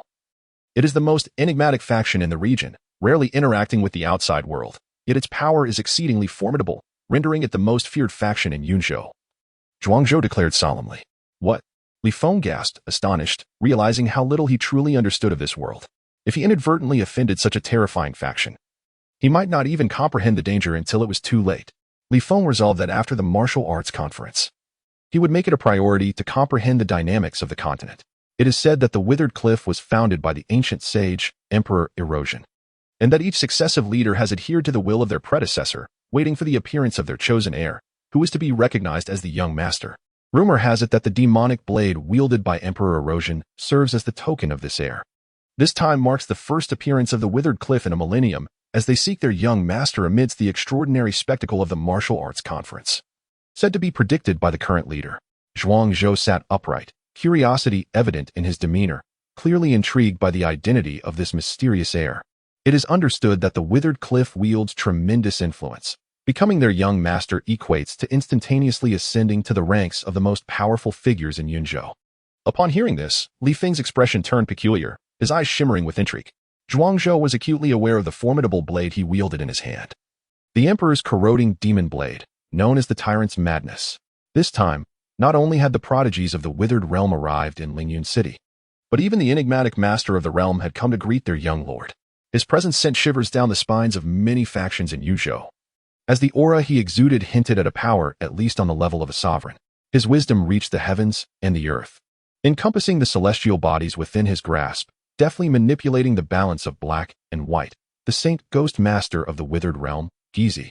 Upon finishing his words, Zhuangzhou bore a look of astonishment. Had it not been for Gizi revealing himself this time, he would have remained oblivious to the terrifying might of the Withered Realm's influence. Even the head of the Yu-Ing Pavilion was alarmed, personally advising him to avoid offending Gizi. It marked the first time Zhuangzhou had witnessed such caution from that esteemed figure. Hearing this, Li Feng felt a jolt of surprise. Gizi was indeed a remarkable individual. Throughout history and in the realm of games, he was an unparalleled auxiliary force. The 5 prodigies of the Withered Realm, overshadowed by Gizi's formidable strength, drew little attention from other factions. The foremost prodigy of the Withered Realm, named Kuxin, was said to be Gizi's youngest disciple, a female prodigy who had mastered Gizi's true teachings. Although her cultivation was merely at the Platinum 5-star level, her mysterious techniques were nothing short of extraordinary. Should one encounter her, it would be wise to exercise utmost caution, for one might not even realize how they met their demise. Zhuangzhou's expression grew serious as he cautioned Li Feng, fearful that he might underestimate the threat. At the martial arts conference, he would be unable to save Li Feng. If he died, it would be irrevocable. Hearing this, Li Feng's expression mirrored his seriousness. Clearly, he could not afford to belittle the prodigies of Yunzhou. Kuxin had already been marked as a formidable opponent in his mind. As for the other major factions, given your current strength, there is no need for excessive concern. The Blood Clan's representatives are led by Shui Lang, a disciple of Sun Bin, along with 4 other prodigies. Shui Lang's cultivation has reached the Platinum 8-star level, while the remaining 4 prodigies consist of 2 at Platinum 7-star and 2 at Platinum 6-star levels. The Moon Dance Pavilion features 5 dancers led by Queen Xiaowu and the enchanting Gongsun Li, with Gongsun Li at Platinum 8-star and Wang Xiaojun at Platinum 6-star, both formidable in their own right. Zhuangzhou's demeanor relaxed as he took a sip of the drunken immortal, addressing Li Feng. When discussing the Shadow Residence and the Withered Realm, Zhuangzhou's heart felt burdened, yet he finally found a moment of reprieve. Li Feng nodded calmly. By now, he was no longer astonished by the emergence of heroes from his past life. Only those powerful enough to pique his interest were worthy of his attention. As for the other scattered prodigies, there was no need to regard them with undue seriousness. Their strengths fell within the range of platinum 5 to 6 stars. Still lacking when compared to major factions. Zhuangzhou chuckled lightly, a hint of disdain in his expression. Given his status, the scattered prodigies did not warrant his vigilance. Li Feng smiled faintly, savoring the drunken immortal. He held this beverage in high esteem, finding it far superior to the renowned wines of his past life. While he did not place much importance on the scattered prodigies mentioned by Zhuangzhou, he would still exert himself fully should he encounter them. After all, there are always greater powers beyond one's own, and even the smallest creature can shake the heavens. Who knows if any among them might be concealing their true strength? No one would be foolish enough to reveal all their trump cards to the world. Thus, Li Feng would approach every opponent with the utmost caution.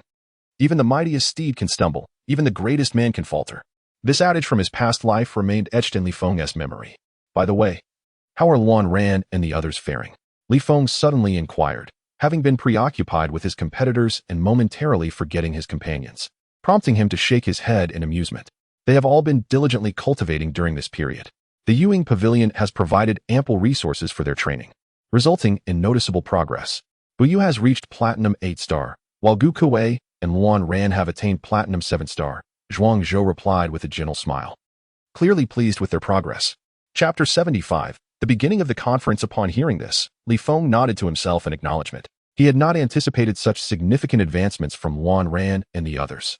As their captain, he had unwittingly become the weakest among them, evoking a sense of helplessness. Nonetheless, he felt genuine happiness for Luan Ran and the others. After attaining Platinum 7 star, their combined techniques would surely be devastating. Very well. I shall not disturb you for the next few days. Rest well. A fierce battle awaits us. Zhuangzhou smiled, his figure shimmering before vanishing into the dim pavilion. Li Feng gazed calmly at Zhuangzhou's departure, about to pour himself a drink from the drunken immortal, only to find it enveloped by a mysterious force, disappearing in an instant. A voice echoed from afar, "This drunken immortal, I shall graciously accept." Li Feng rolled his eyes, exclaiming, "What a miser." He shook his head with a wry smile, incredulous that Zhuangzhou, the esteemed branch leader of the Yuing Pavilion, would pilfer his drink. A notification then echoed in his mind. Player has acquired the Emperor's corroding demon blade token, triggering the 4th main storyline quest, Become the Young Lord of the Withered Realm. Quest rewards, 100,000 top-grade bricks, 5 million gold coins, and the activation of the domination mode. Just as Li Feng was prepared to solidify his cultivation, the sudden cold voice in his mind left him momentarily stunned. Domination mode? Li Feng mused. The fact that this quest had been triggered indicated that he was indeed the mysterious young lord sought by the Withered Realm. Domination mode signified that the player had gradually integrated into this world, becoming a leader of a faction with a distinguished identity, thereby unlocking a new mode. Once domination mode was activated, players could undertake quests to obtain various resources, which could be utilized to train their subordinates or enhance their own abilities. Specific details would only be revealed once the player activated the mode. Li Feng shook his head in resignation. Why was it that information always seemed to be cut off abruptly? It left one feeling oddly unsettled. He then ceased his brooding, rising to sit cross-legged beside the soft wooden bed, entering a state of comprehension. 5 days swiftly passed. Boom! A thunderous sound erupted above Lingyun City, jolting Li Feng from his meditative state. He hurried to the window, looking up. There, hovering in the sky, was a middle-aged man radiating light, akin to a miniature sun. Clad in fearsome purple armor that accentuated his heroic stature, a crimson cloak billowed behind him in the wind, exuding an imposing aura. The force he emanated was as if a colossal beast of ancient times had descended, fierce and overwhelming. All cultivators within Lingyun City were struck with astonishment. With a single glance, Li Feng discerned that this man was undoubtedly a valiant warrior. The unfathomable aura he projected sent a chill through him. This commander is Wei Du, a subordinate general under the great General Cheng, serving at the behest of the Empress to oversee this Yunzhou martial arts conference. In 1 hour, the conference shall commence, and participating teams are to proceed to the center of Lingyun City. His voice thundered like the roar of dragons and tigers, resonating throughout Lingyun City. Once Wei Du vanished, the city erupted into a cacophony of voices, discussion swirling like a tempest. From the various ends, beams of light shot forth toward the center of Lingyun City. creating a daunting spectacle. General Qing? Could it be the famed Chen Yojin? Li Feng murmured softly, then dismissed further thoughts as his figure vanished into the dim pavilion. Upon arriving at the Yuing pavilion, Li Feng discovered Luan Ran and the others were fully prepared, each brimming with vitality and fighting spirit. While Zhuangzhou awaited them ahead. Let us proceed. Zhuangzhou nodded at Li Feng's arrival. Instantly, 6 beams of light surged toward the heart of Lingyun City. In no time, Li Feng and his companions reached the bustling center, where throngs of people filled the area, a sea of heads as far as the eye could see. Meanwhile, Wei Du hovered quietly in the air, a vast rift manifesting behind him, exuding an aura that left Li Feng in awe. What is that? Li Feng pointed at the rift, inquiring of Zhuangzhou. That is a miniature world personally crafted by the Empress, designated for the martial arts conference. Zhuangzhou explained with a smile. Li Feng's heart raced at this revelation, marveling at the mysterious power of the Empress, akin to that of a creator deity, evoking a sense of the extraordinary. Due to the throngs of people surrounding him, Li Feng could not discern the other competing teams and could only patiently await the commencement of the martial arts conference. In the distance, an elderly man with a head of white hair and a youthful visage stood suspended in the air, leaning on a cane intricately carved with mysterious symbols emanating an eerie aura. The old man appeared as ordinary as any mortal, exuding no trace of energy. Beside him stood a woman, her beauty as resplendent as jade, her skin pure as snow, clad in a form-fitting black robe that accentuated her exquisite figure, leaving an indelible impression at first glance. I have already sensed the presence of the young master at the heart of Lingyun City. Little Ku, I entrust the young master to you. The old man spoke, his voice imbued with a sense of deep wisdom, a glimmer of light flickering in his murky eyes. Master, since you have sensed the young master's presence, why do you not go to greet him yourself? The woman's voice, melodious and flowing like water, inquired, her clear eyes gazing at the old man with innocent curiosity. Little Ku, your withered heart physique is destined to intertwine your fate with the young master.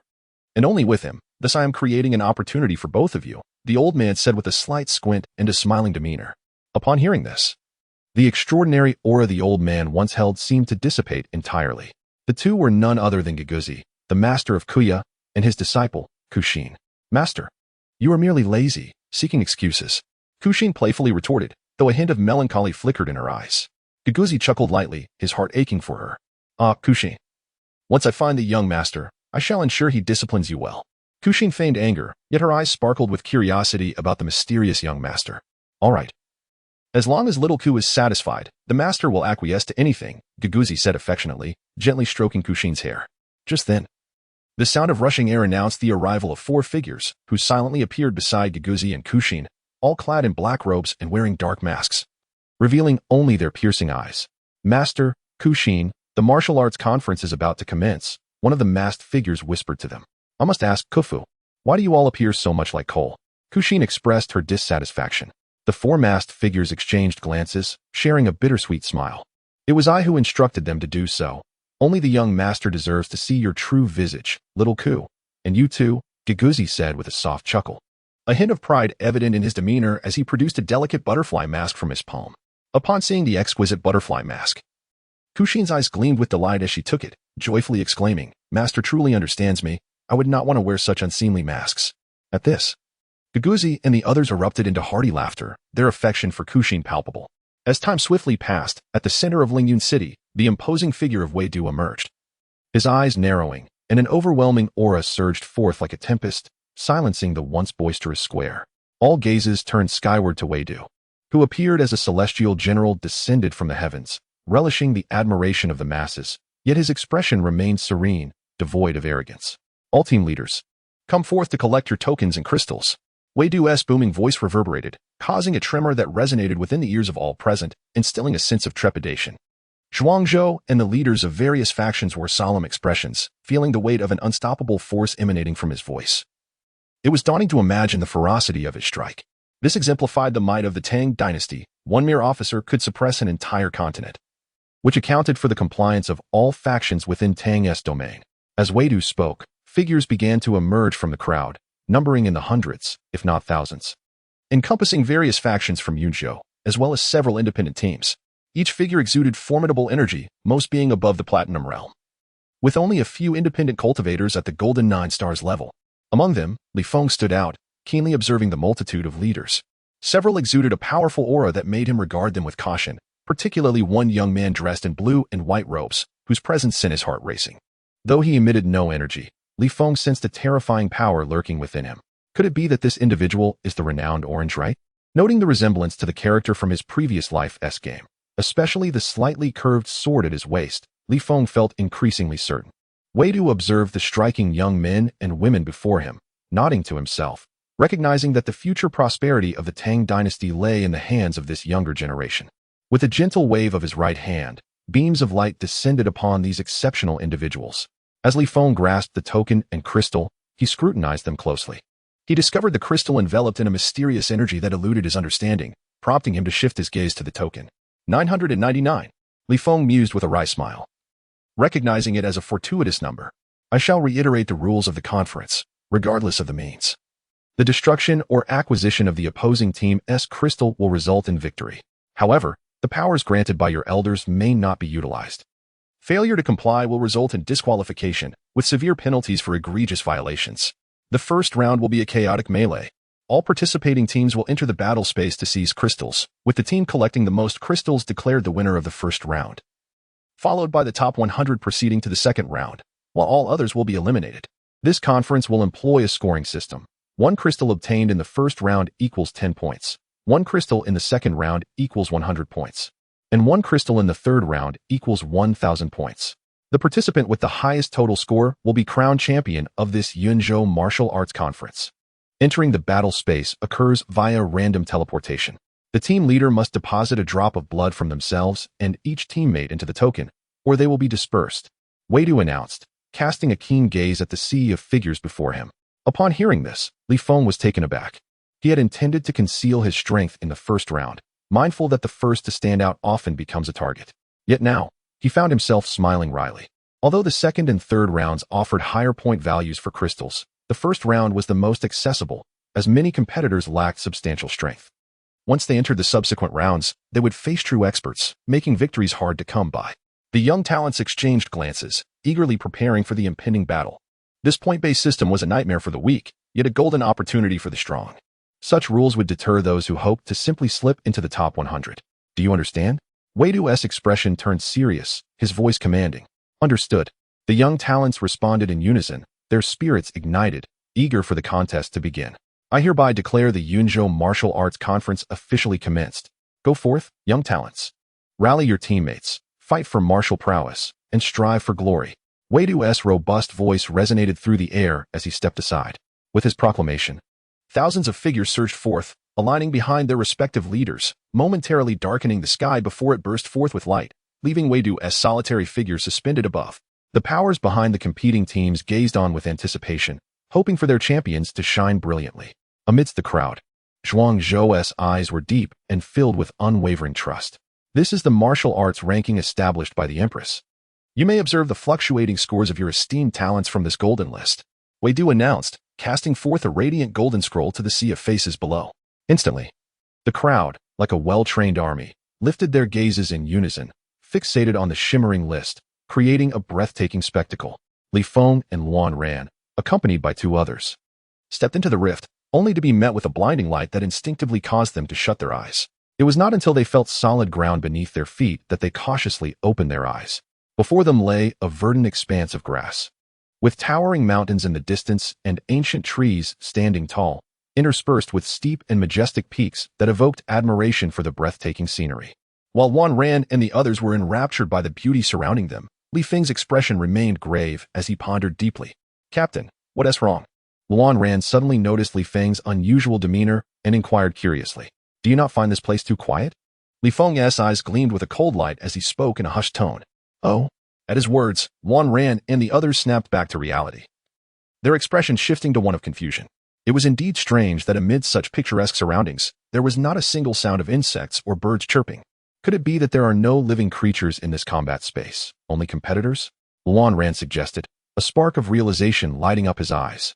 Upon hearing this, the other 3 nodded in agreement, though Li Feng furrowed his brow slightly. While Luan Ran's theory was somewhat tenuous, it was not without merit.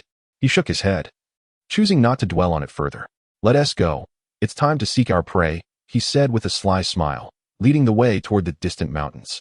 Inspired by his resolve, Luan Ran and the others followed closely behind with renewed vigor. By a babbling brook, 5 figures clad in black and wearing masks suddenly emerged. exuding an aura as sharp and imposing as that of eagles in the night. Sister Ku, aren't we going to find the young master? One of the black-clad figures whispered. Why the rush? Think about it. First, we'll assist the young master in collecting crystals, then present them to him. Isn't that better? A bunch of fools. The leading figure, a graceful woman in black, retorted, her tone laced with disappointment. The four black-clad figures nodded in sudden understanding, though internally they felt helpless, realizing it was merely an excuse to indulge their own desires. In the central square of Lingyun City, the occasionally flickering leaderboard ignited the crowd's passions, with shouts of excitement and astonishment echoing, as if to shake the very clouds in the sky. Who is this Orenyuki? Does anyone know? Someone inquired. No idea. It seems he appeared out of nowhere. Even the Blood Clan's prodigies have been outdone by him. How can he be so terrifying? He has already accumulated over 400 points, while the Blood Clan's team barely has 200. As the crowd speculated over the leaderboard, only the leaders of the major factions remained unfazed. After all, as kings of the shadows, the Dark Shadow clan was not to be underestimated. Zhuangzhou noted the absence of Li Feng's team on the leaderboard but felt no anxiety. He believed in Li Feng's plans, confident that he would ultimately rise to prominence like a true dragon illuminating the world. In the combat space, the undulating mountains, like waves of a turbulent sea, stretched endlessly toward the distant horizon, disappearing into the mist-shrouded depths. Captain, why have we walked for so long without encountering any other teams? Luan Ran questioned, perplexed. Indeed. Another added, at this rate, we'll be outpaced and lose all our points. Li Feng remained calm, a sly smile playing on his lips as he gazed toward the shadowy woods to their left. Might I inquire why you've been watching us for so long without revealing yourself? He called out, his voice steady. At his words, Luan Ran and the others were taken aback, their bodies tensing with anticipation. With their current Platinum 7 to 8-star strength, the fact that they had failed to detect the presence of another team indicated the formidable nature of their opponents. Who would have thought a mere Platinum 3-star would notice my presence? Came a voice from the depths of the woods, followed by the emergence of a strikingly handsome young man, exuding an air of arrogance, followed by 4 others, all radiating Platinum 7-star power. While the leader reached Platinum 8 stars. You're seeking death. The leading figure, Gu Kuei, shouted in fury. Wan Ran and the others glared angrily at the young man. Li Feng was akin to their reverse scale. Insulting him was tantamount to courting death. Li Feng's expression remained calm, unfazed by the provocation, though a flicker of excitement coursed through him. Having such powerful allies was indeed a stroke of fortune. Oh, you are Gu Kuei from the literary pavilion? The young man scoffed, preparing to mock him, only to be taken aback upon recognizing Gu Kuei, a hint of trepidation flashing in his eyes. Who are you? Gu Kuei inquired, puzzled.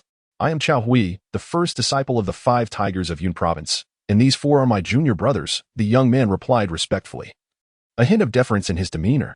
Despite their apparent superiority, the reputation of the literary pavilion kept them in check. Gu Kuei nodded indifferently. Although the 5 tigers of Yun Province held some renown, their disciples did not warrant his respect.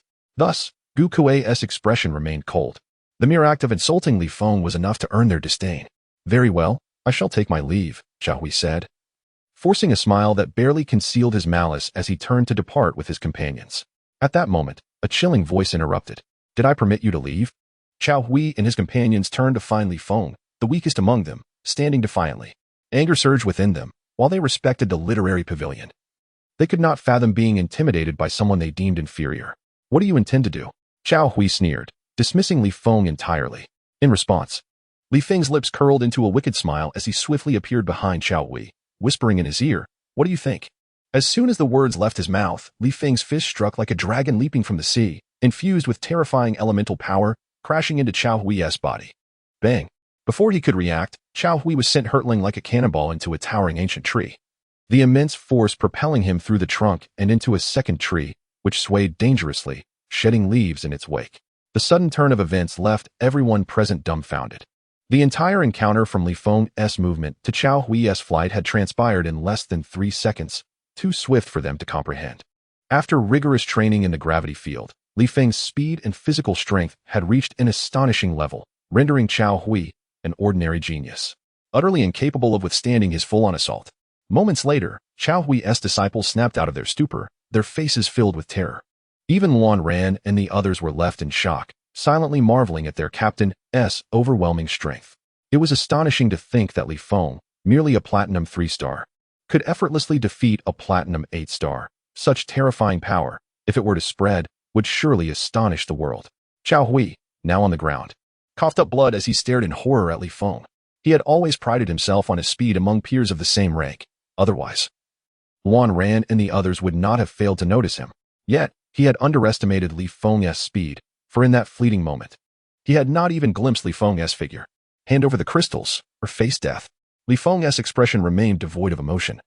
His gaze toward Xiao Hui cold and menacing. Xiao Hui trembled, his face a mask of unwillingness, yet the chilling aura emanating from Li Feng sent shivers down his spine. With trembling hands, he held out more than 20 crystals. Though his disciples were reluctant to comply, they dared not speak out. With Xiao Hui so easily defeated, they knew that even combining their strength would only lead to humiliation. Very well, be gone, Li Feng commanded. Li Feng chuckled lightly, realizing that the 20 or so crystals he had just acquired translated to over 200 points in that fleeting moment.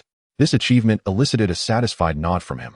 As Li Feng's words fell, Xiao Hui's disciples hurriedly assisted him to his feet, offering a slight bow before turning to leave. With the crystals stowed away, a wicked smile crept across Li Feng's lips as he unsheathed his dominating blade, the Badger Frenzy knife. In a flash, he unleashed a terrifying aura of the blade, executing 5 swift strikes. The chilling light of the blade sliced through the bodies of Xiao Hui and his companions like 5 streaks of radiant energy. Before Xiao Hui could finish his words, a fountain of blood erupted from his waist, and in an instant, their bodies were cleaved in two. This gruesome scene made Luan Ran and the 2 women turn away in distress, unable to bear the sight. Remember, in this brutal cultivation world, mercy only invites further humiliation. Those who stand as enemies must be eradicated without mercy, Li Feng admonished, particularly mindful of Luan Ran and the 2 women, as they had spent years in the underground training grounds, lacking a true understanding of the world's perils. If he did not caution them, he feared they would suffer in the future. After all, he could not remain by their side indefinitely. He had his own path to pursue. Yes, Captain. Luan Ran and the others responded respectfully. Though they did not entirely agree with Li Feng, his words resonated deeply within them. In the central square of Lingyun City, Zhuang Zhou gazed at the rankings displayed on the board, a slight smile tugging at the corners of his mouth as he murmured, "Unleash your potential. This is the stance you should embody." Li Feng's name shone brightly on the luminous leaderboard. First place, Orange Right Capital. Teammates, Shadow Master, Shadow Ghost, Dark Universe, Dark Palm. Points, 780. Second place, Blood Wave. Teammates, Blood Peace, Blood Prosper, Blood Kill, Blood Fly. Points, 520. Third place, Gong Sunli. Teammates, Wang Zhaojun, Sun Lan, Shui Jing, Yu Ji. Points, 480. Fourth place, Withered Heart. Teammates, Withered Symbol, Withered Bone, Withered Vast, Withered Dark. Points, 420. 12th place, Li Feng. Teammates, Luan Ran, Luan Qing, Buyu, Gu Kue. Points, 220. The square erupted once more in cheers, the sound resonating throughout the heavens. The martial arts leaderboard refreshes every hour, thus, each hour. The entire Lingyun City would be filled with the thunderous applause of those on the leaderboard and the sighs of those who fell short. As Li Feng and his companions walked along a path overgrown with shrubs, towering ancient trees loomed in the distance. Given the risk of coordinated attacks from competing teams in the air, nearly all teams chose to navigate on foot. Suddenly, Li Feng let out a soft exclamation as a competition token appeared in his hand, trembling vigorously. Moments later, a burst of brilliant light emanated from the token, revealing a leaderboard before them.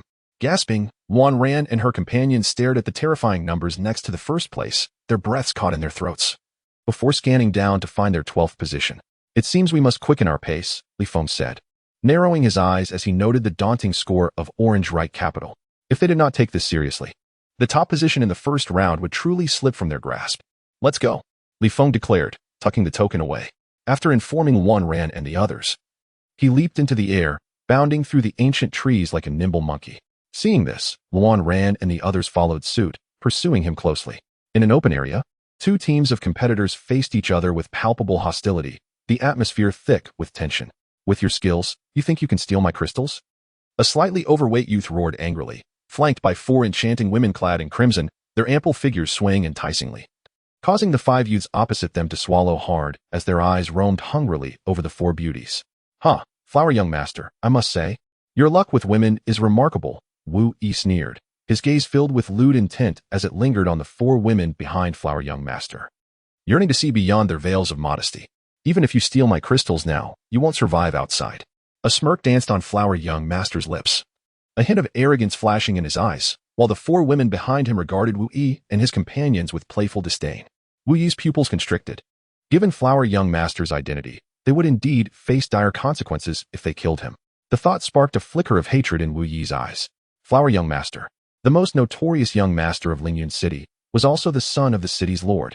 In contrast, Wu Yi and his team were merely ordinary free cultivators with no backing. Then I shall kill you, Wu Yi declared coldly, a murderous intent rising within him. His companions readying themselves to pounce on Flower Young Master and his team. You dare? Flower Young Master's eyes flickered with panic. He was merely a platinum 5-star. And even his servants were only platinum 6-star.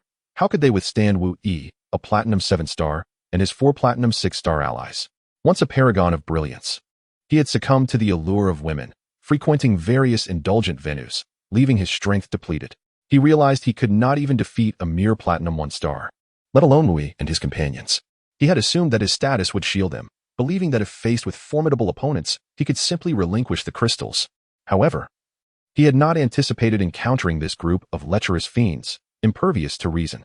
The 4 beauties behind him had been acquired through coercion or deceit from lesser powers and free cultivators, and after extensive grooming, they had become utterly devoted to him.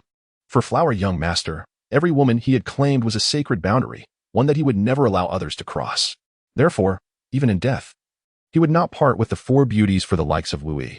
Perhaps this was why those women willingly followed him. For which of their kind would treat them with such reverence? How could I not dare? Here, it is just us. If I kill you, no one will know. Wu Yi chuckled mockingly, the fire of desire within him threatening to consume his sanity. His teammates wore expressions of lewd anticipation as they advanced toward Flower Young Master, their aura intensifying, causing beads of sweat to form on his brow as he trembled slightly. Run. I will hold them off. Scatter and escape. If you manage to get out, do not return to my home, or my father will kill you. You are all free to go. I am the one who endangered you, Flower Young Master urged, urgency lacing his voice. This is the crystal. If you encounter good people, join them. And they will ensure your safety, he said, a flicker of reluctance and guilt crossing his eyes as he waved his hand, sending 10 crystals tumbling into the hands of the 4 beauties. Flower Young Master. The 4 women cried, tears streaming down their cheeks as they gazed at him, deeply moved. Get out. Do you wish for me to die without peace? If you escape, you may still help me seek vengeance. Flower Young Master bellowed. Upon hearing this, the 4 beauties trembled slightly and bowed deeply to him, declaring in unison, Flower Young Master, we will avenge you. With that, they took flight, their figures darting away like beautiful phantoms. Brother, those 4 beauties have fled. One of Wu Yi's lewd companions exclaimed anxiously. Never mind. We will kill Flower Young Master first. They won't escape my grasp, Wu Yi replied with a sinister smile, brimming with confidence. He leaped forward, landing before Flower Young Master, a cold long sword materializing in his hand, the young man's striking visage reflected on the blade. Wu Yi, you will die a miserable death. Flower Young Master roared defiantly. Yet the oppressive aura emanating from Wu Yi rendered him powerless to resist. Whether I die or not is uncertain, but you will surely perish. Wu Yi chuckled lightly, his eyes glinting with malice as the sword in his hand surged forth like a roaring silver dragon, penetrating Flower Young Master's body in an instant. With a resounding thud, Flower Young Master's eyes widened in shock as he collapsed to the ground, stirring up a cloud of dust. After them, they won't get far. Wu Yi turned sharply, shouting, and leaped toward the direction where a beautiful maiden had fled. Behind him, 4 young men exchanged glances of excitement, swiftly following in his wake. Chapter 79. The enchantress mode Li Feng and his companions bounded between towering ancient trees, a gentle breeze tousling Li Feng's silvery hair. Behind him, the 2 women, one ran and another, gazed in rapture, their hearts involuntarily stirred with a hint of unease. At that moment, Li Feng's ears perked up. He gestured silently to the 4 behind him and halted on a sturdy branch, waiting in silence. Suddenly, a striking woman came hurtling toward them, glancing back occasionally. Her eyes filled with hatred, anger, and a touch of fear. As she turned, upon spotting Li Feng and his group, a glimmer of joy flashed in her eyes, and she hurried toward them. Please, save my sisters, she pleaded, tears streaming down her cheeks as she gasped for breath, her bosom heaving violently. The alluring sight caused Buyu and Gukue to swallow hard, their eyes occasionally darting toward her voluptuous figure. Who are you? Li Feng inquired, his expression neutral, emanating a potent aura that intensified her breathlessness, showing no mercy for her beauty. I am called Chunju, a maidservant of young Master Hua, the son of the city lord of Lingyun City, she responded, covering her face as she wept, recounting her tale to Li Feng and his companions. How inhumane! Luan Ran and her companion exclaimed in furious unison, their eyes blazing with anger. Bu Yu also seethed with rage, casting a glance at Li Feng, awaiting his command. Gu Kuei remained composed, having witnessed too much brutality in his travels to be faced. How can you prove your claims to be true? Li Feng replied coldly, unwilling to trust her solely based on her words. This was given to me by young Master Hua. I was instructed to seek protection whenever I encountered someone. Chun Zhu revealed for crystals from her grasp, her tear-filled eyes pleading with Li Feng. She had discerned that only this indifferent young man could make the decision within their group. Li Feng's lips curled into a slight smile as he pondered deeply. While he could seize the crystals from her, he knew that not only his principals but also Luan Ran and the others would not consent to such an act. Congratulations. Player, you have triggered the Enchantress mode. This mode allows players to cultivate female subordinates. To activate it, you must first subdue this maiden, making her your first Enchantress. Once the mode is activated, the attributes panel of your Enchantresses will become accessible, along with the Enchantress store, where players can complete tasks or exchange gold and gems for resources to nurture their Enchantresses. Additionally, for each Enchantress acquired, the player's permanent luck will increase by 20 points, up to a maximum of 10 Enchantresses. The chilling voice echoed in Li Feng's mind, jolting him from his reverie. After a long moment, he turned to Chun Zhu, a spark of determination gleaming in his eyes. I can assist you, but I have one condition. Li Feng said with a firm tone. Missing this opportunity would bring him deep regret. Name it. Chun Zhu replied, a glimmer of hope brightening her gaze. Submit to me. At his words, Luan Ran and her companions were taken aback, never expecting their typically proud and authoritative leader to take advantage of a desperate situation. The two women felt a flicker of disdain, believing Li Feng was merely coveting Chun Zhu's beauty, extinguishing any affection they had harbored. Captain, how could you? Luan Ran exclaimed, her voice laden with disappointment, while Luan Qin glared furiously at Li Feng. Their outrage did not sway Li Feng in the slightest. His focus remained unwaveringly on Chun Zhu. He had anticipated their reaction before speaking, but regardless of their thoughts, he was resolute. This was not merely about his own strength, but also for a glimmer of hope he clung to, leaving him guiltless in his decision. Seeing this, Luan Ran and her companion's disappointment deepened, even casting doubt on whether this person before them was still their captain. Very well. Chun Zhu hesitated briefly, then steeled herself. If my sisters are to perish, then my existence holds no meaning. Congratulations, player. You have subdued your first Enchantress, Chun Zhu, successfully activating the Enchantress mode. Please rename your Enchantress Chun Zhu. As Chun Zhu's voice faded, a cold voice resonated in Li Feng's mind, prompting him to ponder. How can you agree to this? If he does not rescue them, we will. Luan Ran exclaimed incredulously, directing her ire at Chun Zhu. Her anger was palpable as she glanced at Li Feng. Greetings, master. Upon hearing Luan Ran's voice, Chun Zhu felt a flicker of gratitude but remained silent, bowing to Li Feng. From this moment forth, your name shall be Mei Dai, my first Enchantress. Li Feng declared with a light laugh. Mei Dai greets her master. At this juncture, Mei Dai accepted her fate, hoping Li Feng would treat her kindly. Congratulations, player. The renaming of the Enchantress has been successful. Mei Dai's attribute list is as follows. First Enchantress, Mei Dai. Profession, Mage. Cultivation, Platinum 6 stars. Skills, Enchanting Impact. Ethereal Guardian. Water's Blessing increases the defense of the blessed by 3%. Surging Tides. Weapon, none. Understanding Rune. Water Meditation. Special Attribute, Enchantment. Form, none. Li Feng regarded the unimpressive attributes of Mei Dai with a sense of resignation. She seemed more of a liability than an asset at this moment. He pondered whether the Enchantress store could now be accessed. Enchantress store. Weapons, Ghostly Flowing Garment, Platinum level, worth 3,000 gems. Butterfly Dance Needle, Platinum level, worth 3,000 gems. Shadow Whip, Platinum level, worth 3,000 gems. Universal Runestone, can simultaneously enhance the Enchantress's understanding of runes and special attributes. Worth 10,000 high-grade gems. Li Feng gazed at the diverse and peculiar offerings of the Enchantress store, his excitement mounting, though he found the prices exorbitant. Can I use items from the Enchantress store? He wondered eagerly. No. The cold voice fell upon Li Feng's anticipation like a bucket of cold water, instantly extinguishing his enthusiasm, leaving a hint of resentment in his eyes, reminiscent of a scorned spouse. While Li Feng was lost in thought, Luan Ran and the others were filled with disappointment, their gazes towards him rife with anger, particularly as Li Feng's attention remained fixated on Mei Dai. If only Li Feng knew, he would surely protest his innocence. Master. Mei Dai spoke softly, her pitiful appearance eliciting sympathy. Let us proceed. You shall lead the way. Li Feng replied, regaining his composure. At his words, Mei Dai beamed with delight, hastily moving ahead, with Li Feng following closely. Wan Ran and the others exchanged hesitant glances, and after a moment's reluctance, they resignedly trailed behind. Chapter 80. Stained hands in an expansive area, the wails of women mingled with the lewd laughter of men, saturating the atmosphere with a sense of decay. 3 enchanting women were bound by slender ropes of elemental rune energy to a massive rock, their tattered garments exposing their flawless forms. This sight ignited a fierce rage within Wu Yi, his vision turning crimson. In an instant, he transformed into a ravenous wolf, lunging toward one of the women, followed by a piercing scream of agony as she writhed in pain, her eyes reflecting an abyss of despair. In the distance, Wu Yi's 4 teammates gazed longingly, their eyes darting over the 2 women, wishing to pounce, yet held back by Wu Yi's ruthless demeanor. The 2 women, witnessing the horrific plight of the ravaged girl, were overtaken by a wave of sorrow, their hearts filled with a desire for death. However, bound as they were, they lacked even the means to take their own lives. Moments later, Wu Yi, in a state of intoxication, let out a satisfied roar as he rose from the woman beneath him.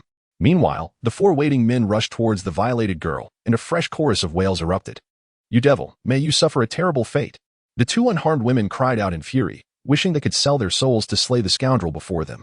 "Patience. Your turn will come soon," Wu Yi sneered, his eyes glinting with malice as he sauntered towards the 2 women, his hands caressing their fair forms, lost in delight. "Get away," they cried in despair, yet this only served to amplify Wu Yi's sense of accomplishment, his grip tightening until crimson streaks appeared on their skin. Half an hour later, the last of Wu Yi's teammates, wearing a look of contentment, rose from the ravaged woman, his hand lingering for one last grasp. The girl, now devoid of spirit, lay pale and bloodied, a torrent of crimson flowing between her legs. Just as Wu Yi was about to pounce on the remaining 2 women, a deafening roar echoed from afar, compelling him to halt his advance. In an instant, a figure radiating boundless fury materialized in the open space, the chilling intent to kill causing the temperature to plummet, sending shivers down the spines of Wu Yi and his companions. It was Li Feng, who, upon witnessing such a repugnant scene, was consumed by rage and hastened towards them, shaking off Wan Ran and the others, though he was still too late. "Who are you? Mind your own business," Wu Yi barked, enraged at the interruption of his vile deeds. Li Feng ignored Wu Yi, not even casting him a glance. As he approached the 3 women, with a mere gesture, the ropes binding them snapped, and the women fell helplessly to the ground. Li Feng's expression softened as he produced 3 garments, gently draping them over the women. "How do you wish for them to die?" Li Feng asked coldly, his voice devoid of emotion, akin to a reaper from the depths of hell. The sight of the ravaged girl ignited a blaze of fury within him. "Dismember them." The violated girl seemed to regain a flicker of awareness, echoing with the other 2. Their eyes burned with rage as they fixed their gaze on Wu Yi and his companions, longing to devour their flesh and drink their blood. "Very well," Li Feng replied calmly, drawing forth his blade, the overwhelming intent of the weapon erupting forth. Although he knew that slaying them would taint his hands, he was resolute he would kill them and then wash his hands clean. The sheer force of Li Feng's blade left Wu Yi and his companions aghast, their faces pale with terror as they contemplated the despair of facing such might. "Hero, we offer the 3 beauties to you. Just spare us." Wu Yi and the others pleaded, kneeling in desperation, unable to muster even a thought of resistance against Li Feng's terrifying presence. 1,000 blades will not suffice. With a furious shout accompanied by an endless surge of blade energy, the air became thick with lethal intent, slicing through Wu Yi's group in an instant, erupting into a mist of crimson, staining the earth. Such a gruesome spectacle did not instill fear in the 3 women. Rather, it brought forth expressions of vindication. "Thank you, benefactor." The 2 women helped the ravaged girl, bowing deeply to Li Feng. "I do not save you out of sheer goodwill. You must submit to me," Li Feng stated indifferently. Despite his sympathy for their plight, he remained resolute in his demands. "What?" The 3 women gasped in disbelief, their hearts sinking. Having escaped one den of wolves, they found themselves in another. Whoosh, whoosh. The sound of slicing air pierced the stillness as 5 figures reappeared in the open space, Wan Ran and the others. "Xiaomei, Dongju, Jiulan." Exclamations of joy rang out, and Mei Dai rushed towards the 3 women. The ravaged girl and her companions embraced Mei Dai, weeping uncontrollably. Wan Ran and her group, upon surveying the bloody scene, deduced what had transpired, especially the sight of the violated girl, which brought tears to Wan Ran's eyes. They gained a profound understanding of the cruelty of the cultivation world, realizing the truth in Li Feng's earlier words. Moments later, Mei Dai wiped her tears and turned to Li Feng, bowing deeply. "Thank you, master." Upon hearing this, Xia Mei and the others stared in shock at Mei Dai and Li Feng, then exclaimed, Chun Zhu, how can you submit to him? He is not the person you think. Mei Dai explained to the three women, noting how Li Feng had not even glanced at her during their journey, which had given her a clearer understanding of his character. Xia Mei and Qiu Lan showed signs of hesitation, while the ravaged Dong Zhu felt only the desire to die, making submission to Li Feng seem impossible. Even if you escape, you will have no place to go. Why not follow me? I can make you stronger. Do you not wish to slay all the wicked in this world? Li Feng murmured softly to the hesitant trio. He understood that after such ordeals, their hearts were fragile, and only by offering them a glimmer of hope for survival could they be coaxed into submission. His words struck the three women like a thunderbolt, igniting a spark of resolve within them.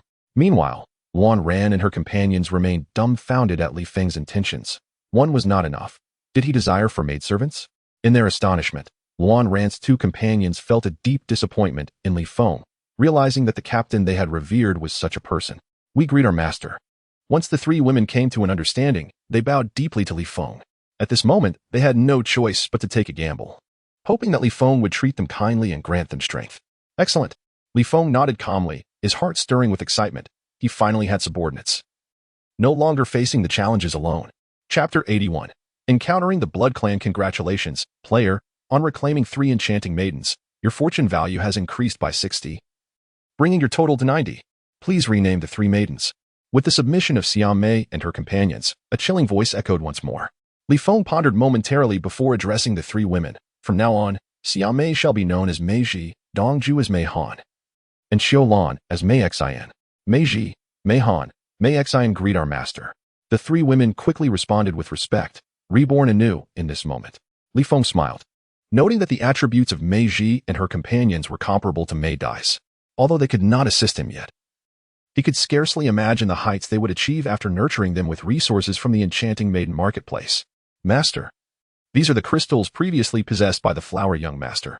Meiji offered Li Feng a handful of crystals, and at the mention of the flower young master, a shadow of sorrow passed over the eyes of Mei Dai and the others.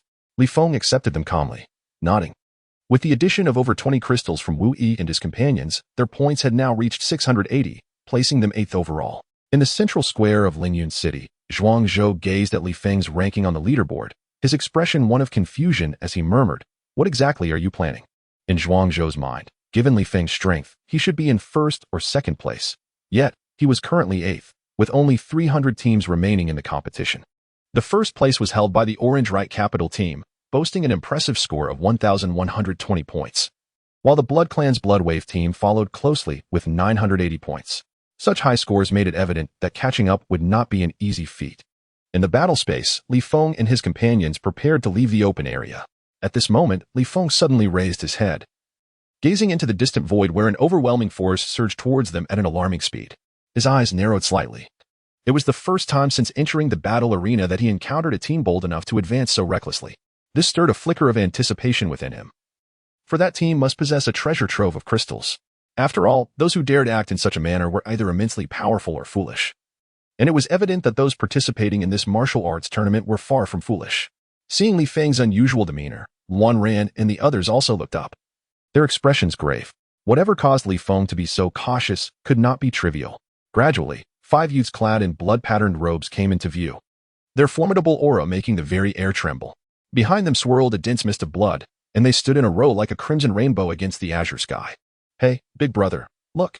There are quite a few ants over there. A sharp, mocking voice echoed from afar, reaching Li Feng and the others. Except for Li Feng, who remained calm, the rest displayed anger, their eyes fixed on the 5 figures hovering in the open space. Blood Clan. Li Feng's lips curled into a sinister smile as he murmured. He had a deep-seated enmity with the Blood Clan. First, Cao Cao sought to capture him. Then Sun Bin aimed to kill him. Did they truly believe he was an ant to be trifled with? Today, he would collect his dues. With that thought, a cold glint flashed in his eyes as he regarded the 5 figures above, as if they were mere corpses. Although the aura emitted by the 5 was formidable, especially the leader, who likely reached the 9th star of gold, it was not enough to instill fear in him. Is that Bloodwave? Ancient Kue and the others gasped. Bloodwave was the true prodigy of the Blood Clan Esyun Prefecture branch, even among the elite of the Blood Clan's headquarters. In all of Yun Prefecture, only Wan Ran and the 2 girls could possibly match him in combat. The 4 girls, Mei Dai, were taken aback, as residents of Lingyun City. They were well aware of Bloodwave's reputation as a true peerless genius. Simultaneously, they felt a surge of terror. Members of the Blood Clan were notoriously ruthless, and now, facing them, they were certainly doomed. The girls wished to cry but had no tears. They had just glimpsed a glimmer of hope for survival, only to confront the specter of death once more. People from the reading pavilion? Bloodwave's indifferent voice carried a hint of surprise, his gaze landing on Luan Ran and the two girls, filled with seriousness and a hint of covetousness. The gifted twins, with their enchanting beauty, even stirred a twinge of desire in Bloodwave, despite his bloodthirsty demeanor. As a top prodigy of the Blood Clan, pride was inherent to Bloodwave. He believed that those weaker or of lower status were unworthy of his attention. Yet, Luan Ran and Luan Qing were exceptions. Oh, big brother. Are these people from the reading pavilion? A nearby youth, Bloodin, jeered, his eyes glinting with malice. Hand over your crystals, and I will spare you. Bloodwave's expression was cold. Though he admired Luan Ran and the two girls, the martial arts tournament was of utmost importance, and he needed to give his all. Victory must be his. Bloodin and the other three Blood Clan prodigies looked at Li Feng and the others with mocking gazes. Even the prodigies of the reading pavilion did not intimidate them. Bloodwave, do you think you can seize our crystals with just your numbers? Luan Ran's brows furrowed as she retorted angrily. Ancient Kuei and the others glared as well, clearly enraged by Bloodwave's haughty demeanor, which clashed with their own pride. Do you think I would allow you to unleash your combined techniques? Bloodwave scoffed. He indeed feared Luan Ran and the two girls' combined abilities, but with his speed, they would never get the chance to execute them. Luan Ran wanted to retort, but found herself at a loss for words. Their combined technique was indeed powerful, but its only flaw was the lengthy preparation time. Any practitioner adept in speed could easily interrupt it, unless a formidable guardian protected them. For this reason, Bloodwave was unafraid of Luan Ran and her companions. Without them, the others were not worth his concern. Bloodwave, don't be too arrogant. But you shouted angrily. With the phone present, Bu felt no fear towards Bloodwave and his team. Will you comply or not? Bloodwave snorted, his aura surging ominously, resembling a mountain pressing down upon Li Feng and the others. Instantly, Bu and the others felt a colossal wave of pressure rushing towards them, causing everyone except Li Feng to tremble, beads of sweat forming on their foreheads. As the four girls quivered, the magnificent sight ignited a gleam of excitement in the eyes of the four Blood Clan prodigies behind Bloodwave, their mouths watering at the spectacle. Not a chance. A calm voice resonated throughout the open space, causing the standing figures of Bloodwave and his companions to narrow their eyes, scanning for the source of the voice. There stood Li Feng, serene and unyielding, eyes locked onto Bloodwave's group, devoid of any fear, his long, snowy hair flowing in the wind like a celestial being, exuding an extraordinary grace. Interesting. Bloodwave smiled rather than fuming, looking at Li Feng with amusement, a glimmer of disdain flashing in his eyes. To him, Li Feng was nothing more than a mere jester. Chapter 82. The strike in the vastness of the battle arena. As Li Feng's words fell, a heavy atmosphere enveloped the space. Luan Ran and the others remained vigilant, their power surging, prepared for an imminent confrontation. Big brother, this kid is asking for trouble. Let me teach him a lesson, Bloodin remarked, his eyes locking onto Li Feng with a cruel glint. Since their entry into the battle arena, no one had dared to reject them. I don't want to see him alive. Bloodwave nodded, his expression calm. He will surely die. Bloodin sneered, his energy surging as the power of his platinum 8th star radiated downwards, imposing a formidable pressure that made Luan Ran and the others shudder. With a swift motion, the four of them positioned themselves protectively in front of Li Feng, their eyes fixed on Bloodin. In times of peril, it had always been Li Feng who safeguarded them. This time, it was their turn to protect him. Although Luan Ran and the two girls felt a twinge of resentment towards Li Feng's actions, they understood that some debts of gratitude must be repaid. Seeing this, Bloodin halted his advance, his expression dark and malevolent as he regarded Luan Ran and her companions. He realized that he could not confront them alone, as they too were top talents from Lingyun City. Bloodkill, you go too. Bloodwave's eyes flickered with anger. Who was this kid that could incite such loyalty from Luan Ran and her sisters? A surge of jealousy boiled within him, and his gaze towards Li Feng brimmed with murderous intent. Understood. Bloodkill and the others responded in unison, their faces twisted in cruel smiles as they fixed their bloodthirsty eyes on Luan Ran and her companions. With a sinister laugh, Bloodin, bolstered by the support of Bloodkill and the others, felt emboldened against Luan Ran's team. He unleashed all his power, a mist of blood swirling around him like a bloodthirsty dragon, charging towards Luan Ran and her companions. Instantly, 4 blood-colored rainbows shot towards Luan Ran and her group with ferocious speed, sending dust and debris flying in their wake. The sheer force of their attack left Luan Ran and her companions no room for complacency. They erupted with energy, elemental runes converging around them. The two girls and ancient Kuei bent low, launching themselves upwards like cannonballs to meet blood and assault. Below, Buyu's expression darkened as he rapidly formed hand seals, chanting mysterious incantations. Dark runes enveloped him in a shroud of shadow, transforming him into a creature of the night. Meanwhile, Wan Ran and the others collided with Bloodin and his group, a thunderous explosion resonating through the air, sending shockwaves in all directions. The four girls watched the terrifying battle unfold above, their expressions grave. Though they were merely 2 levels below Bloodin, they felt that if they were to face him, they would surely falter before a single strike. For prodigies, battling beyond their level was commonplace, and their combat prowess was beyond the imagination of ordinary practitioners. As Luan Ran's group engaged with Bloodin and his team, Buyu's complexion darkened, and he suddenly roared, unleashing 2 beams of pitch-black light towards the heart of the battle. In the blink of an eye, 2 beams of pitch-black light arrived at the center of the fierce battle among the 7, as if commanded by some unseen force. These dark rays enveloped the 7 in a circle, which then transformed into a cylindrical veil of darkness, shrouding them entirely. At that moment, Xuan and his companions felt as though they were trapped in a quagmire, struggling to move and gasping for breath. In stark contrast, Luan Ran and her allies moved with ease, their eyes glinting with excitement as they seized the opportunity to launch a vigorous assault on Xuan and his companions. In mere moments, blood poured from the 4, their eyes filled with rage as they glared at Luan Ran and her companions. They had not anticipated that among Luan Ran's group there existed a Platinum 8-star Dark Mage. Had they discovered this earlier, they would not have suffered such a grievous defeat. Even the distant figure of Shui Lang cast a surprised glance at Buyu. The Dark Mage was indeed a rare breed in the entire Yunzhou, the most unique and troublesome among mages, and now they had unexpectedly encountered one. Contemplating this, a fierce glint appeared in Shui Lang's eyes as he shifted his body, instantly materializing above the dark mist enveloping Shuelan and his companions. Clenching his fist, a brilliant crimson light erupted from his hand, and with a sinister grin, he descended like a malevolent specter from the depths of hell, striking down with great force. The dark veil shattered like fragile foam, and below, Buyu's expression changed dramatically as he spat out a mouthful of blood, staring in horror at the figure above. His dark spirit swamp had been effortlessly breached by Shui Lang. Just how formidable was this individual? Meanwhile, Luan Ran and her companions halted their onslaught on Xuan, gazing in shock at Shui Lang. This was the first time Buyu had witnessed his spells so easily dismantled by an outsider, apart from their leader, Li Feng. Who would have thought you had a dark mage among you? You've truly broadened my horizons, Shui Lang said with a mocking smile, though there was an underlying disdain in his demeanor. The dark mage was indeed powerful, yet Buyu posed no threat to him. Xuan and his companions glared at Buyu with fury, their murderous intent palpable. Had it not been for Buyu, they would not be in such a dire predicament. Fortunately, they were alone, or they would have lost all dignity. Wan Ran and her companions regarded Shui Lang warily. Seeing Buyu's pale face and trembling body, they understood the immense power behind Shui Lang's punch. In the entire arena, aside from the inscrutable Li Feng, only the combined skills of Luan Ran and her 2 companions could contend with him, yet they were unable to unleash their abilities.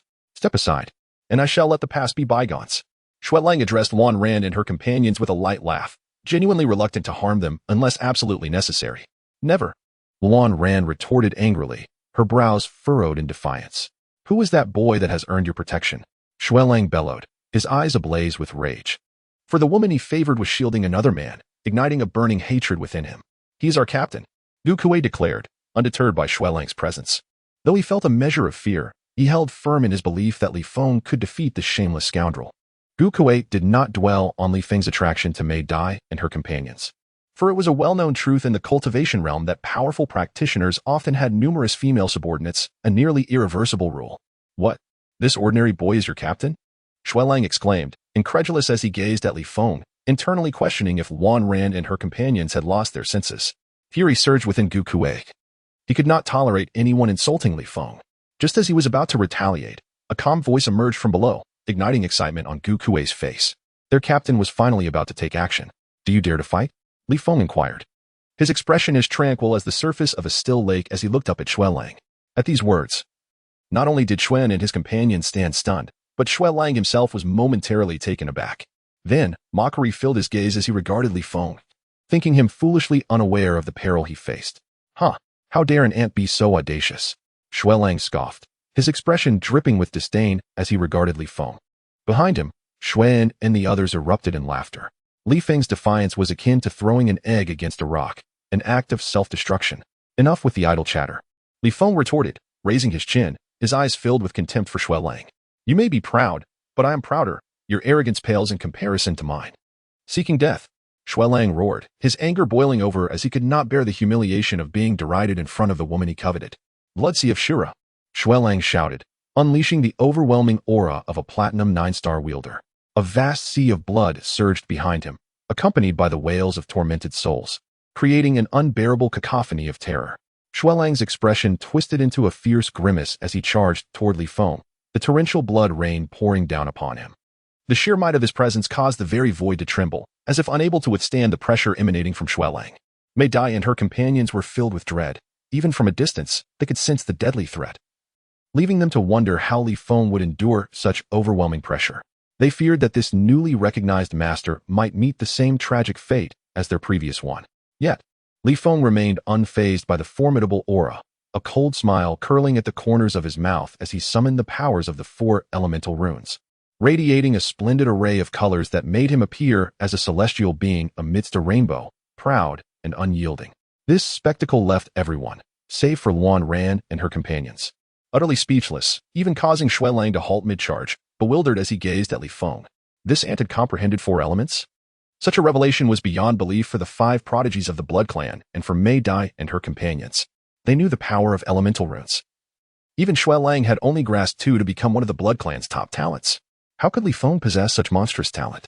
Soon, joy blossomed on the faces of Mei Dai and her companions, no longer doubting Li Feng's earlier claims. A prodigy who had comprehended 4 elemental runes could surely aid them in becoming stronger with ease. Who exactly are you? Xuelang's surprise was palpable. His expression a complex blend of astonishment and uncertainty as he regarded Li Feng, a figure who had seemingly materialized from nowhere, shrouded in mystery, rendering him hesitant to act rashly. What's the matter? Are you frightened? Li Feng scoffed, his haughty demeanor igniting Xuelang's fury. No longer hesitating, he charged at Li Feng with violent intent. His fists glowing with crimson light, aimed directly at Li Feng's vital points. Li Feng's countenance remained serene as he raised his right hand, seemingly light and effortless, to meet Xuelang's fist. The moment their hands met, it was as if they were merely exchanging pleasantries. However, Xuelang's expression suddenly shifted to one of horror as he beheld Li Feng. He was struck by a ferocious force that surged from the contact, leaving him feeling as if he had been dealt a tremendous blow. His blood surged violently within him, and his limbs felt as though they were coming apart, his hand hanging limply, as if it had been broken. What? The onlookers stood in stunned silence, unable to comprehend what had just transpired. Even Luan Ran and her companions were taken aback. The top genius of the Blood Clan had been unable to withstand a single strike from Li Feng? Such an astonishing scene left everyone in disbelief, as if caught in a surreal dream. If you do not unleash your full potential, you will surely perish with the next strike. Li Feng stated calmly, fully aware that the renowned Blood Clan genius possessed far greater strength than this. Upon hearing this, the onlookers finally understood that it was Xuelang's underestimation of Li Feng that had led to his misfortune. Yet, Xuelang's expression was grave, unlike the others. He was acutely aware that although he had not exerted his full strength, he had still unleashed 80% of it. Even so, he had been effortlessly repelled by Li Feng, revealing the depths of this individual's concealed power. The expression on Bloodwave's face darkened, and a thick mist of blood began to swirl around him, as if he were a demon clad in a garment of crimson. The oppressive aura of murder filled the air, and with a series of swift gestures, a vast power rose from his being, compelling Li Feng to summon all his strength. Blood-sealed dragon palm. Bloodwave snorted coldly, his blood energy surging violently. Countless red runes swirled in his hands, gradually coalescing into a blood-red pattern resembling a true dragon. His expression twisted into a grimace as he thrust his hands forward, unleashing a roaring crimson dragon that surged forth, emanating a terrifying pressure that crushed all in its path, even tearing apart the fabric of space itself. Upon this raging dragon, the blood-red runes flickered in and out of existence, creating a tempest that swept in all directions, leaving the onlookers in shock, their bodies trembling. Had they been any closer, Gu Kuei and the others would likely have been unable to maintain their footing. Observing this, Li Feng's expression tightened. He sensed the threat posed by this strike and gripped the hilt of his blade tightly. Clang! The formidable Ba Sha Feng knife radiated brilliantly, and a chilling intent exploded from Li Feng, enveloping the open expanse and inducing involuntary shivers in Gu Kuei and the others. As Li Feng grasped the Ba Sha Feng knife, a surge of confidence welled within him, a feeling of dominion over the world coursing through his veins, intensifying the blade's aura that caused the very air around him to quiver. A single stroke to sever the void. Li Feng roared, pouring his entire strength into the Ba Sha Feng knife. The ultimate blade light erupted from the tip, his snow-white hair billowing wildly in the unleashed force. Dancing in the air. This strike would be a culmination of his effort, not only to defeat Bloodwave, but also to demonstrate that even the ants he regarded as insignificant could shake the heavens. Meanwhile, over 10 miles away from the open area, 5 figures clad in black robes and wearing masks meandered aimlessly. The leader suddenly looked up, gazing toward the open expanse. A voice like the melodious song of a yellow oriole emanating from her lips. The young master's aura. Sister Ku, has the young master appeared? Inquired one of the cloaked figures beside her, excitement flickering in his eyes, while the other 3 displayed similar anticipation. This group was none other than the Kuyaku Xin team. Indeed, and that aura carries a sense of dominance, as if engaged in battle, Ku Xin murmured, her brows slightly furrowing. What? Then let us hurry to find the young master. Ku Fu urged anxiously, unwilling to see Li Feng come to harm. For he would face the torment of the master otherwise. He had witnessed that unbearable sensation once, and for 3 years afterward, he had not dared to face Gu Guzi. Nodding in acknowledgement, Ku Xian realized her duty as instructed by her master. She also yearned to uncover the identity of the enigmatic young master. With a flicker, she surged forward, followed closely by Ku Fu and the others.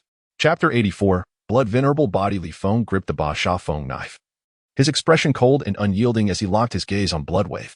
Visible streams of light surged from his arms into the blade. The erupting blade light sharp enough to pierce the heavens.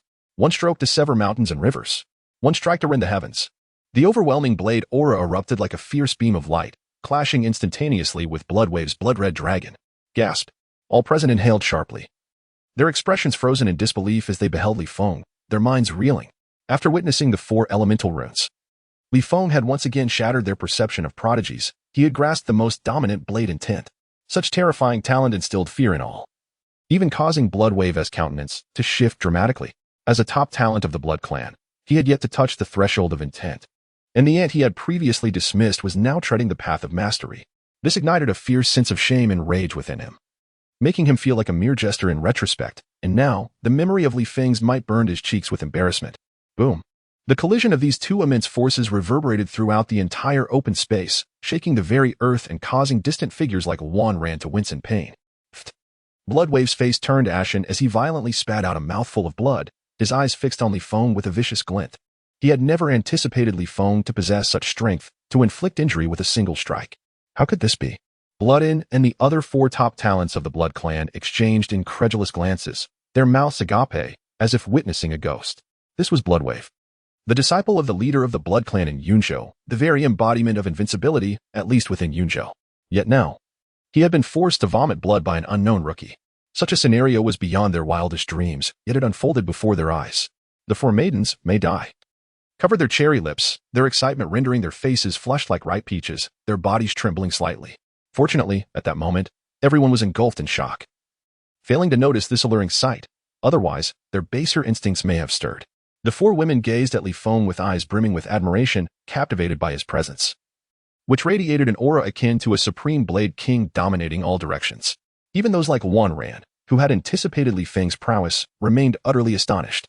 With a single strike, he had repelled the fully powered Bloodwave, a display of strength that placed him at the pinnacle of the younger generation in Yunzhou, a true invincible prodigy. Hand over your crystal, and I may spare your life. Li Feng said with a light chuckle, a tinge of mockery in his expression. A true dragon does not take flight. Do you truly believe I am but a mere earth snake? Upon hearing this, Wan Ran and the 4 maidens exchanged peculiar glances, a hint of familiarity flashing in their eyes. Bloodin and the other 4 top talents of the Blood Clan felt their faces flush crimson, wishing for a hole to swallow them whole. In duels between experts, a single misstep could determine victory or defeat, and thus, they had already lost hope in Bloodwave.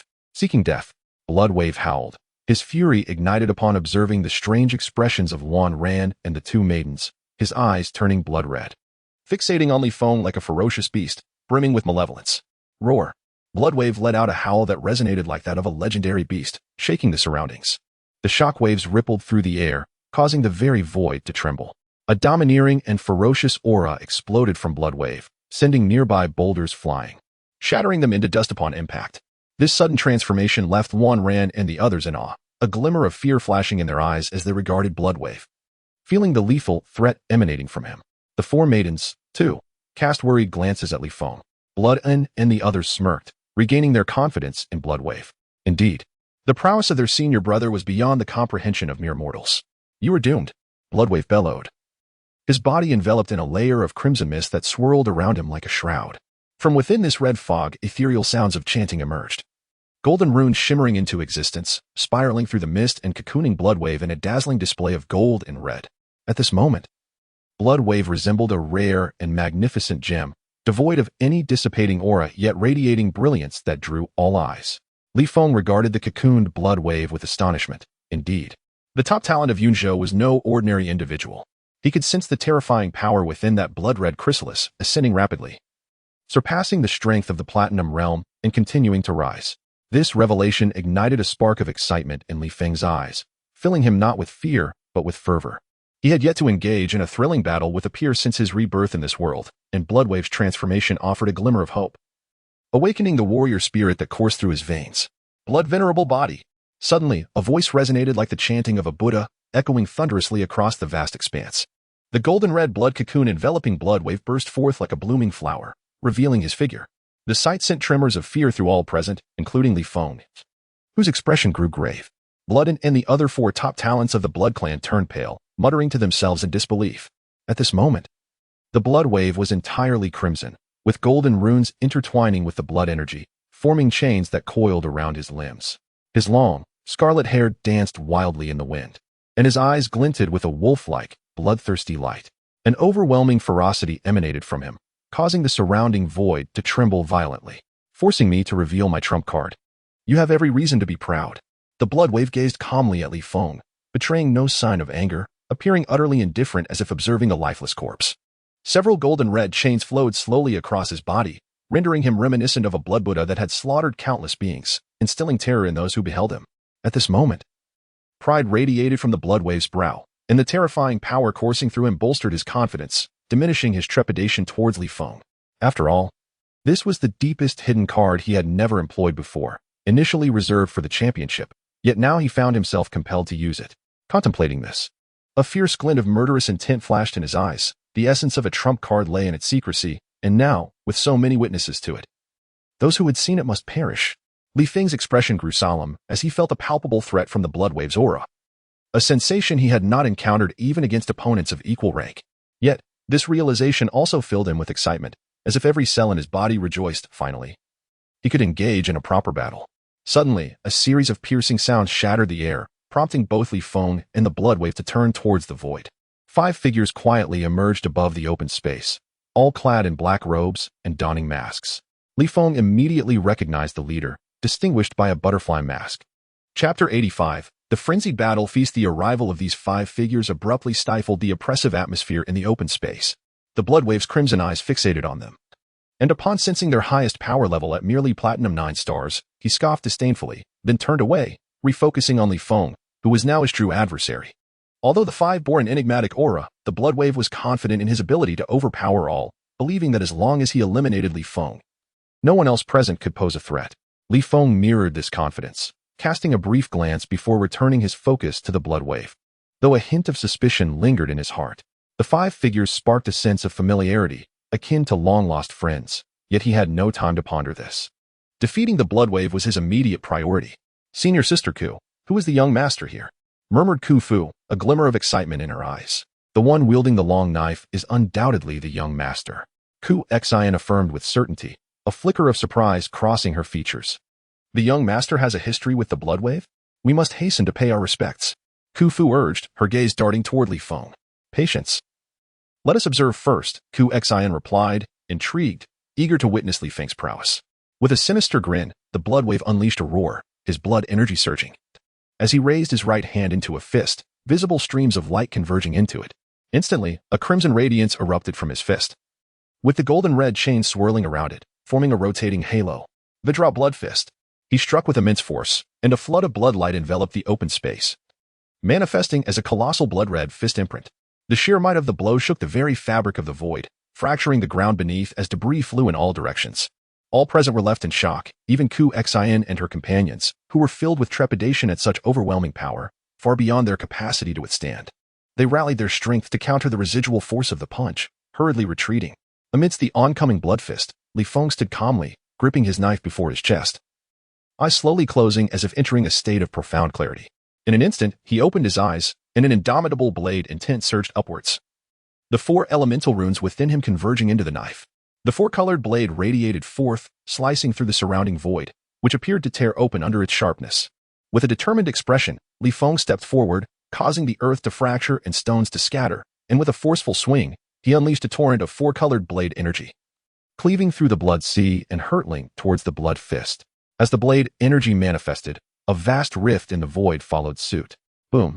The collision between blade and fist obliterated the space, sending shockwaves that shattered the atmosphere, fierce winds sweeping in every direction.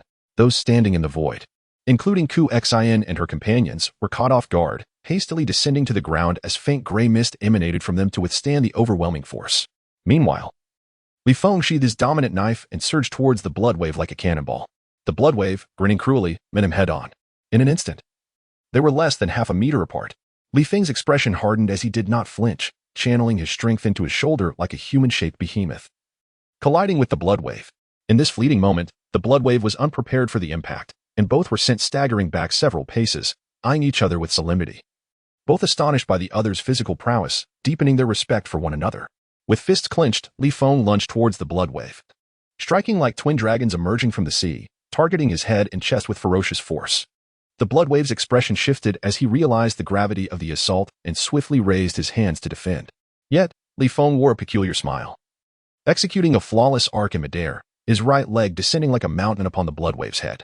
The blood wave, with a fierce resolve, brought his hands together to withstand Li Feng's overwhelming might.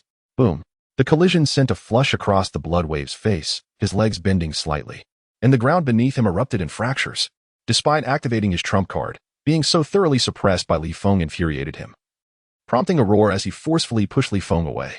In a fit of rage, the blood wave stomped backward, shattering stones, transforming into a streak of bloodlight, shooting towards Li Feng. Recovering his stance, Li Feng did not dare to hesitate, gathering his strength to his skin's surface, causing his body to radiate a brilliant glow, his fighting spirit soaring as he charged at the blood wave. Bang! Bang! Bang! The two clashed relentlessly, the resounding impacts echoing through the air, the void trembling violently as they engaged in the most primal form of physical combat.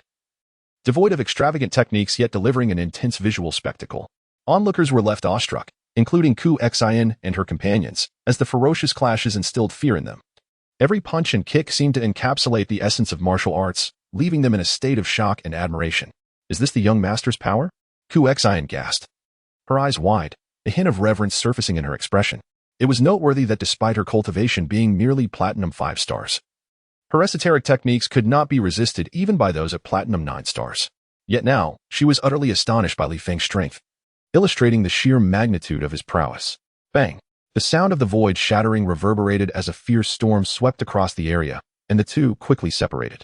Li Feng shook his aching hands, gazing gravely at the blood wave. After rigorous training in a gravitational field, his physique had reached a terrifying level. Yet he still found himself at a disadvantage.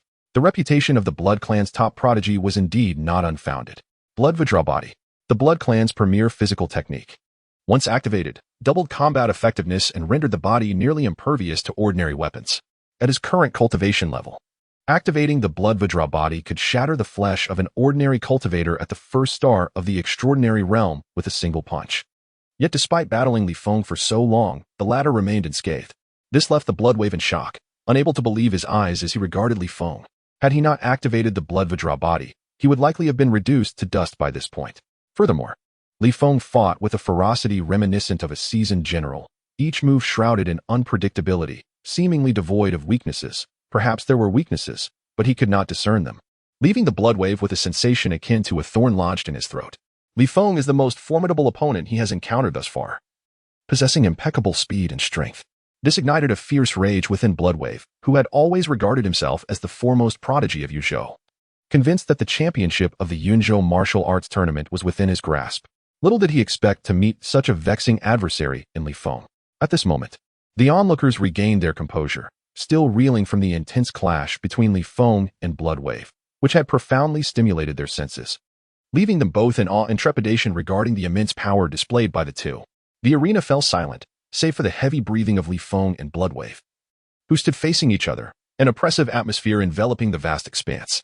Those in the distance, including Wan Ran and others, felt their breaths quicken as they fixated on the two combatants, unwilling to miss a single moment. Li Feng's expression sharpened, despite the futility of their physical confrontation. He felt no despair, only exhilaration, for he had finally found the rival he had sought. A sudden side quest was triggered: defeat the vampire clan prodigy, Bloodwave, with a reward of 500,000 experience points and 100,000 low-grade crystals. This unexpected task momentarily stunned Li Feng, who glanced at Bloodwave in astonishment. Realizing the wealth of experience such a task entailed, this only heightened his excitement. "Are you afraid?" Li Feng's lips curled into a wicked smile as he asked lightly. "Afraid? With you?" Bloodwave laughed maniacally, his body radiating a murderous intent, his blood energy surging like a demon emerging from the depths of hell, shaking the very heavens and earth. Floating Blood Lotus. A thunderous roar erupted from Bloodwave's lips, his crimson eyes glaring as he formed intricate seals with his hands. For golden red chain soared skyward, intertwining above him to form a sphere. Roar. An otherworldly sound emanated from the sphere, and suddenly, a bizarre blood flower resembling a lotus burst forth, unleashing a visible wave of crimson that rippled outward. Instantly, the surrounding space began to collapse, as if a cataclysmic force had been unleashed. The spectators watched in horror at the levitating blood lotus, sensing a lethal danger emanating from it, compelling them to retreat frantically until they were a good 10 miles away, finally exhaling in relief. "Prepare to die," Bloodwave sneered, his face twisted in malice. With a powerful thrust of his hands, a beam of crimson light erupted from the blood lotus, revealing countless minute golden red flowers that hurtled toward Li Feng, shattering the void and splitting the earth in their wake. With a cold grunt, Li Feng summoned the dominant mad blade into his grasp. His expression hardened as an immense force surged into the blade, and a towering blade aura erupted forth, overwhelming as an ocean. The entire realm seemed to be shrouded in the blade's radiance, plunging into darkness, with flickers of starlight glimmering amidst the shadows. As the blade aura burst forth, the very fabric of space quivered. Boom! The unparalleled blade aura cleaved through the incoming beam of light, splitting it asunder and slicing toward the blood lotus with unstoppable momentum. Bloodwave's expression shifted dramatically, and a more terrifying wave of blood energy surged forth, enveloping the blood lotus in an even deeper crimson hue, reminiscent of a hellish flower that sent chills down one's spine. The blade aura struck the blood lotus without hesitation, as silent forces clashed in a titanic struggle. Suddenly, Li Feng's expression shifted. He sensed the blade aura growing ephemeral. Not daring to slacken his efforts, he channeled immense power into the dominant mad blade. The overwhelming blade energy howled from the tip of the sword, merging at breakneck speed with the opposing blade aura above, instantly solidifying the once ethereal blade energy and gradually pushing back the blood lotus. "I have promised to astonish the world, and it shall commence from this moment," Li Feng murmured as he gazed down at the dominant mad blade, a confident smile gracing his lips. Buzz! The dominant mad blade trembled, emitting a resounding blade cry. As if sharp, flowing light danced along its surface, amplifying the ferocity of the blade energy, which radiated outward, embodying the terrifying essence of this divine weapon. A blade that transcended all. The dominant mad blade is a divine weapon, and at this moment, Li Feng could barely unleash a fraction of its true power. Yet, even a mere hint of its innate blade intent was sufficient to turn the tides of battle. In the distance, Ku Xin regarded the dominant mad blade in Li Feng's hand with reverence, as if beholding a transcendent being, and bowed deeply to him. The others, including Ku Fu, followed suit, paying their respects. Fortunately, everyone remained engrossed in the terrifying duel between Li Feng and Bloodwave, oblivious to the actions of Ku Xin and his companions. Sensing the overwhelming blade intent emanating from Li Feng's weapon, Bloodwave's expression darkened. His strongest technique, the floating blood lotus, now seemed inadequate. He had believed that unleashing it would surely crush Li Feng, but the outcome was far from his expectations. He could sense the blood lotus trembling, as if faced with something incomprehensibly fearsome on the brink of collapse. Roar! Bloodwave bellowed in fury, channeling all his strength into the blood lotus. The air filled with a torrential wave of blood energy, transforming him into a fearsome specter, his visage terrifying enough to instill dread in all who beheld him. Seeing this, Li Feng chuckled dismissively. He knew that the battle was already decided the moment the blade intent of the dominant mad blade surged forth. No matter how fiercely Bloodwave struggled, it would be of no avail. "It is time to end this." A whisper escaped his lips, though soft. It echoed eerily in the ears of all present. Bloodwave's pupils constricted in horror as he gazed at Li Feng. At that moment, Li Feng radiated a dazzling four-colored light, the powers of the four elemental runes converging into the dominant mad blade. The overwhelming blade intent erupted from Li Feng, and with a single stroke, his own blade intent intertwined with that of the dominant mad blade, manifesting a blade aura that tore through the very fabric of space, creating dark fissures and a realm of razor-sharp light. Boom. The exquisitely sharp blade aura instantly cleaved through the blood lotus, casting a crimson glow as it surged towards Bloodwave. Bang! A thunderous explosion reverberated across the vast expanse, as a deep chasm, nearly 100 meters wide, opened up where Bloodwave had stood, resembling a canyon. The ground trembled violently, dust engulfing the surroundings, and debris flew through the haze. Bloodwave attempted to utter something, but as he opened his mouth, a crimson line manifested from the top of his head to his abdomen. In the next instant, scarlet blood erupted like a fountain. With a resounding explosion, Bloodwave's body was torn asunder, a mist of blood enveloping the air, the pungent scent of blood wafting on the wind. All present stared wide-eyed at the composed Li Feng, while the vampire prodigies, including Xuan, found themselves gripped by terror. Seizing the opportunity while Li Feng was distracted, they swiftly fled, their speed akin to lightning.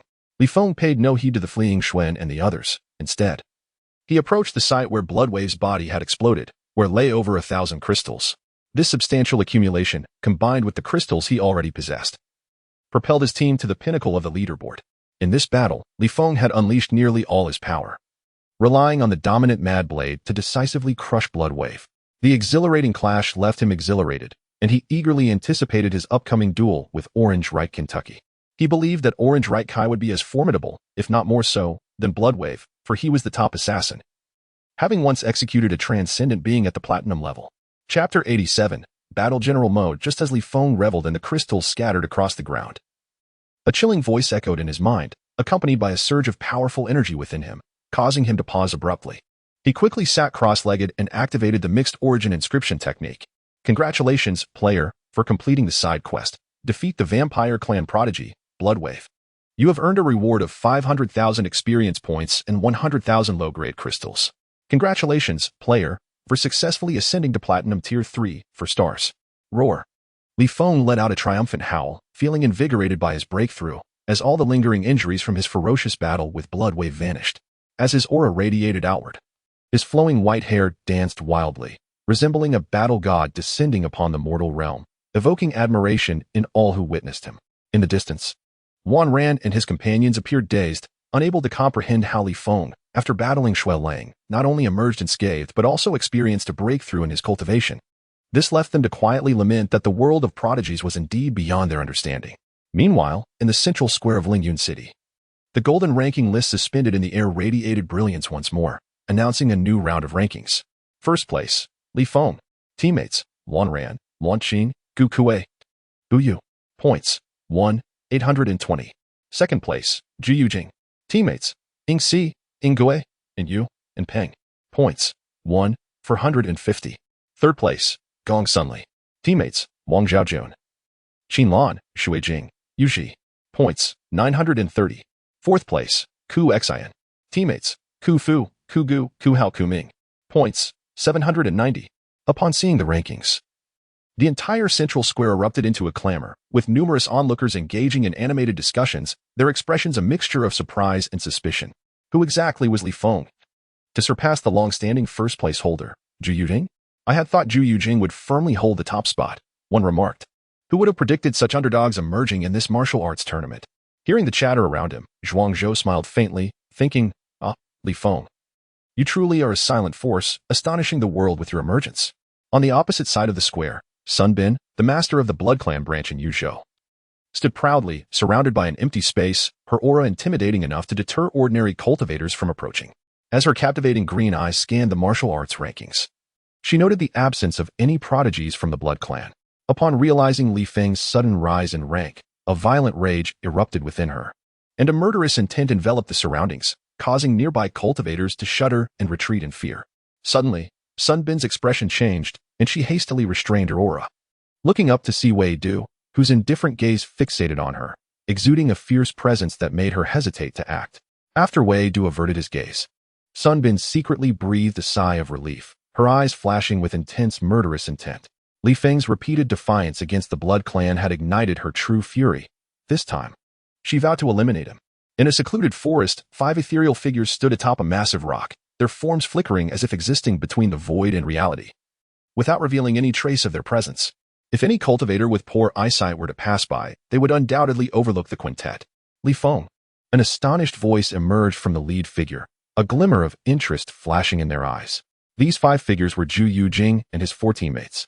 Rather than feeling angered by Li Feng's surpassing ranking, Zhu Yujing felt a thrill of excitement. It was rare for a peer to pique his interest so profoundly. Li Feng was the first. "We must hasten," Zhu Yujing calmly declared, his figure dissipating like a bubble, followed by the mysterious disappearance of his teammates. Such agility was truly astonishing. In the open space, Li Feng's face radiated joy, following his breakthrough. His combat prowess had significantly improved. He then inwardly commanded, "Check attribute panel. Character, Li Feng. Profession, warrior. Rank, platinum tier 3 for stars. Cultivation technique, mixed yuan inscription true method, level 5. Experience, 50, 500, 000 skills, inch force, tiger probe style, G guarding style, endless blades, 10 blades breaking the extreme. 1 blade severing the void. Equipment, heavenly thunder spring sword. Mad blade of frenzy. 50 lifesteal enhancement. 20 critical hit enhancement. God hiding cloak. Boots of divine speed. Mask of suffering. Comprehended runes. Fire dragon's flame. Water's meditation. Earth's harmony. Thunder's mutation. Special attributes. Blade intent. Sword intent. Conical. Weapon souls. Lifesteal scythe. Bloodcry blade. Endless blade. Title. Noble. Fate. 90. Enhanced by title. Mask of suffering and demoness. Form. Resentment. Beasts. By Zay. Divine beast. Late stage 6 stars. Upgradable. Man Yin Tingyo. Peak 5 stars. Red Dragon Fox, late stage 5 stars. Night Sacred Whale Ferret, late stage 6 stars. Wealth, 9 Imperial Healing Pills, 3 Emperor Healing Pills. Beast Taming Package, 180. 000 low-grade bricks, 500, 000 gold coins. Mode, Demoness Mode. Conqueror Mode, to be activated. Demoness, Mei Dai, Mei Ji, Mei Han, Mei Xian, all 6 stars platinum. Shop, Demoness Shop, not available to players. Gazing at the attribute panel, Li Feng nodded in satisfaction. His panel had become substantial, no longer as meager as before. However, he felt a twinge of regret that since acquiring the Endless Blade's weapon soul, he had yet to trigger a critical hit. Detecting Zhu Yujing's intention to challenge him, a voice echoed in Li Feng's mind like thunder, startling him. "How does Zhu Yujing know about me? Could it be the martial arts ranking?" Li Feng mused, excitement bubbling within him. Just after his breakthrough, he had been lamenting the lack of worthy opponents, yet here was Zhu Yujing coming to him. After a moment, Li Feng regained his composure, pondering Conqueror Mode. The Conqueror Mode was a feature developed by the game to enhance player strength. Players could subdue male cultivators, transforming them into generals, utilizing game resources to elevate their strength. Furthermore, upon activation of Conqueror Mode, a general shop would also open, containing all cultivation resources available for purchase with gold or bricks. Generals could permanently increase a player's attack power by 1,000th, with a cap of 100 generals. What? Li Feng exclaimed in astonishment, his body trembling with excitement. This was yet another extraordinary mode following the Demoness mode. If this were the case, Li Feng could not allow himself to remain beneath the pinnacle. He would scorn himself, especially since the ability of generals to permanently enhance attack power made him eager to subdue Zhu Yujing. Though it was only 1,000th, it was worth noting that for cultivators, advancing even a single step was incredibly challenging. In the distance, Wan Ran and his companions watched as Li Feng collected the crystals, feeling a mix of emotions. Throughout the ordeal, they had not assisted him at all, and their ranking points were entirely dependent on Li Feng, which filled them with deep resentment towards their own ineptitude. Just as Li Feng was caught up in his excitement, Ku Xian and her group slowly approached him. Instantly, Wan Ran and the others' eyes flickered, rushing in front of Li Feng, warily regarding Ku Xian and her companions. They could not allow Li Feng to fight alone any longer, even if they were outmatched. They would stand and fight for him. Li Feng stood calmly, gazing at Ku Xian and her group, sensing no malice from them, and at that moment, he felt fearless. "Who are you?" Gu Kuei exclaimed, his eyes fixed intently on Ku Xian and her companions, his aura surging as a warning.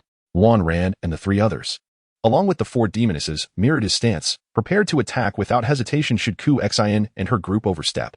Ku Xian and her companions ignored Gu Kuei and approached Li Feng directly, their expressions filled with excitement, their bodies slightly trembling. Ku Xian opened her mouth, intending to say something, yet found herself at a loss for words, as if merely seeing Li Feng was enough for her. "You," Gu Kuei growled, his power surging, ready to strike, but he was taken aback by Ku Xian and her companions' actions. Wan Ran and the others widened their eyes in confusion. "Disciple of Kuya, Ku Xian. Along with my fellow disciples Ku Fu, Ku Gu, Ku Ming, and Ku Hao, greet the young master." Ku Xian trembled as she knelt on one knee before Li Feng. exclaiming, while Ku Fu and the others followed suit, kneeling in unison. Their voices rang out loudly, reverberating throughout the vast expanse. As if they were paying homage to their sovereign, their expressions solemn and respectful. Her gaze fixed intently on Li Feng. A glimmer of anticipation flickered in her eyes. The actions of Ku Xin and the others drew the attention of all present, leaving them in a state of bewilderment. Even Li Feng himself was momentarily taken aback by their gestures. Although he understood that Kuya would recognize him as the master due to the Bai Feng knife in his possession, he had not anticipated such a swift acknowledgement. Nor did the game provide any indication that the task was complete. This left him wary, observing Ku Xin and the others with suspicion. Was the master task not yet fulfilled? Li Feng pondered, noting that the expressions of Ku Xin and the others did not seem feigned. He believed that apart from Kuya's followers, others would not recognize the significance of the Bai Feng knife. Otherwise, Zhuangzhou would have alerted him by now. The task could only be deemed truly accomplished upon receiving the acknowledgement of the master of Kuya, Gui Guzi. The chilling voice echoing in his mind brought Li Feng to clarity, and he exhaled softly, then turned to Ku Xin and inquired, "What leads you to believe I am your master? The knife in your hand is the token." The founder of Kuya, the previous wielder of this knife, was Lord Dishur. He left behind an imperial decree stating that the one who possesses this knife is the new master of Kuya. All belonging to Kuya shall become the sharpest blade in your hand, clearing your path and obliterating all obstacles. Ku Xin exclaimed passionately. Her gaze directed toward the Bai Feng knife behind Li Feng, reflecting a deep respect. What? The moment Ku Xin finished speaking, Gu Kuei gasped in disbelief, staring at her. Astonished by their significant lineage, he had been present during the relic event and clearly understood the immense power of the ancient sage Dishur, who stood at the pinnacle of the continent. How could a force founded by such a figure be weak? Lu Ran and the others looked at Gu Kuei in confusion, having spent much time underground and remaining largely oblivious to such secrets. Dishur is an ancient sage. Gu Kuei took a deep breath and slowly continued. Knowing even a fraction of Dishur's exploits only intensified his astonishment. Upon hearing Gu Kuei's declaration, Lu Ran and the others gaped in disbelief. Though they were unfamiliar with Dishur, they had heard of the ancient sages, rumored to be formidable entities who transcended the kingly realm.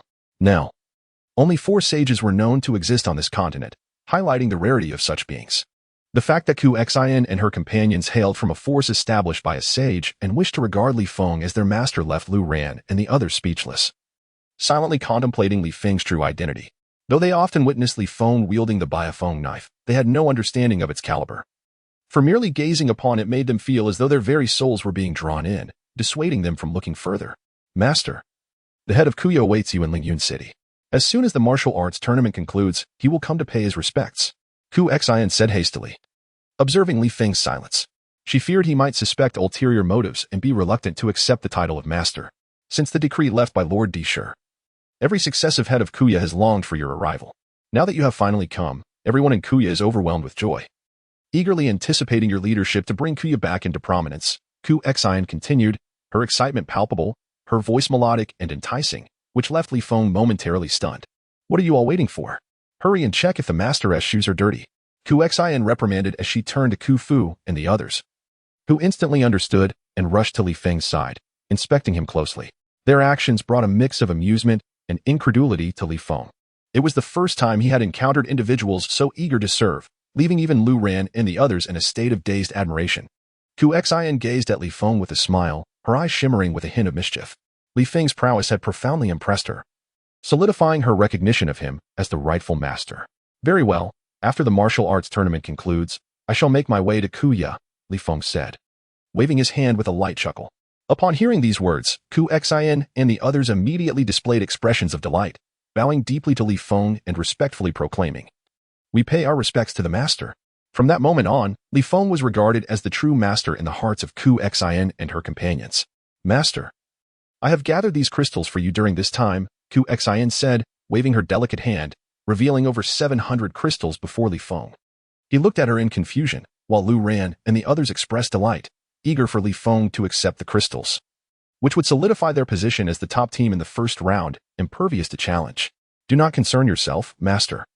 We came for you and have no interest in this martial arts tournament, Ku Xin explained with a playful laugh. Li Feng, grateful for their gesture, thanked Ku Xin and collected the crystals without hesitation. This was neither the time for hesitation nor frivolity, with the crystals from Ku Xin and the others. Even if they did not participate in the second round, they could still secure an excellent ranking. Naturally, Li Feng aspired for the championship, hence the more points, the better. Chapter 89. Calculating the unmatched. The first round has concluded. Just as Li Feng prepared to continue his conversation with Ku Xin and the others, a voice like thunder resonated throughout the battle space, followed by an enveloping mysterious force that whisked Li Feng and the others away in an instant.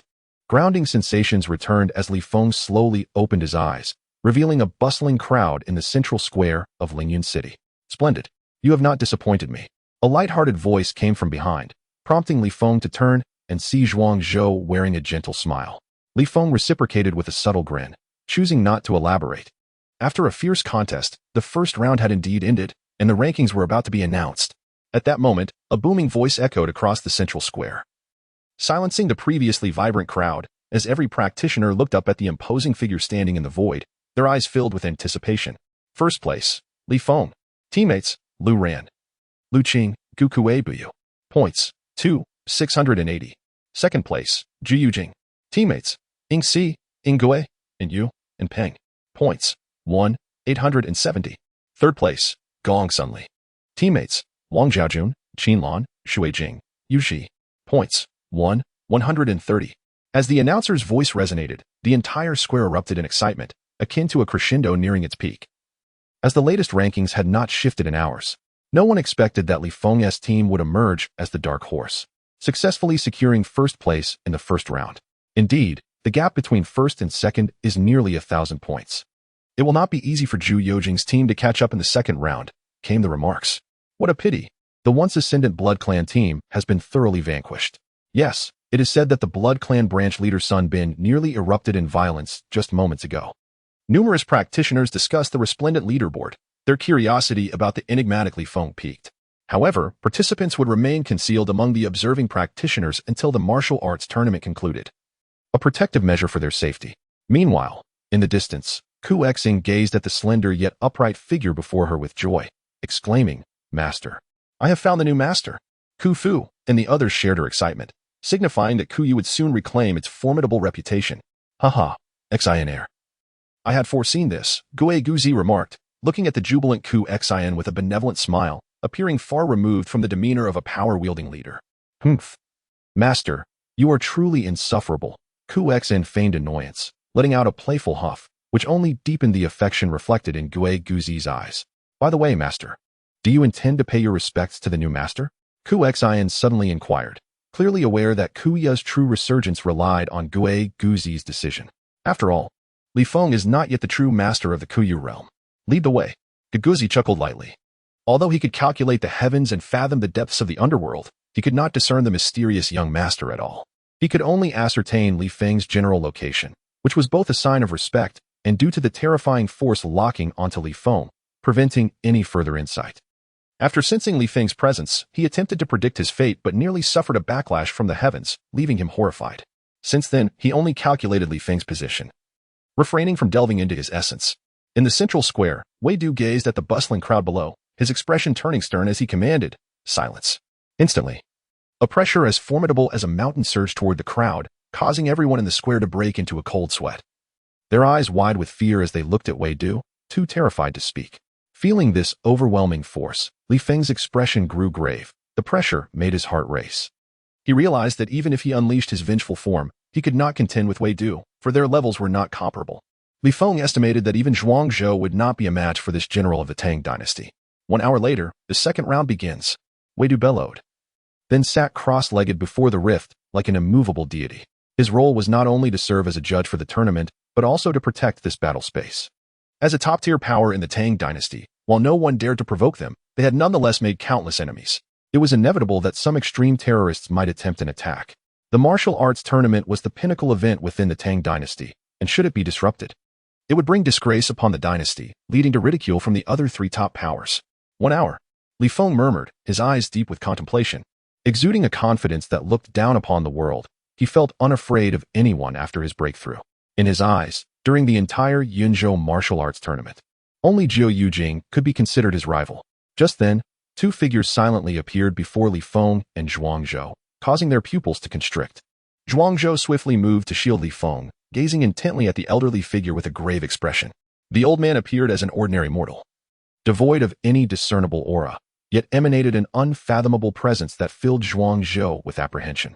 This elder was undoubtedly the most formidable opponent he had ever faced. Upon recognizing the graceful figure beside the elderly man, Li Feng suddenly relaxed, patting Zhuang Zhou's shoulder to signal him to ease up. The newcomers were not foes. Zhuang Zhou looked at Li Feng in surprise. Although he trusted Li Feng, he remained on guard, for Li Feng's safety was paramount in his heart. Young master. Allow me to introduce my master, the master of Kuyu, Giguzi. Master, this is the young master. Kuxian raised her delicate hand, pointing at Li Feng, then at Giguzi. Making the introductions. At these words, Zhuang Zhou stood frozen, his mouth agape, unsure of what to say, his eyes wide as he darted between Li Feng and Giguzi. In my lifetime, I have calculated the heavens and measured the earth, never once failing, yet I could not predict the young master, the heir to the emperor's legacy. He is indeed extraordinary, and I eagerly await the young master's rise to power. From now on, the entire Kuyu will become the sharpest weapon in your hands, aiding you in conquering the world.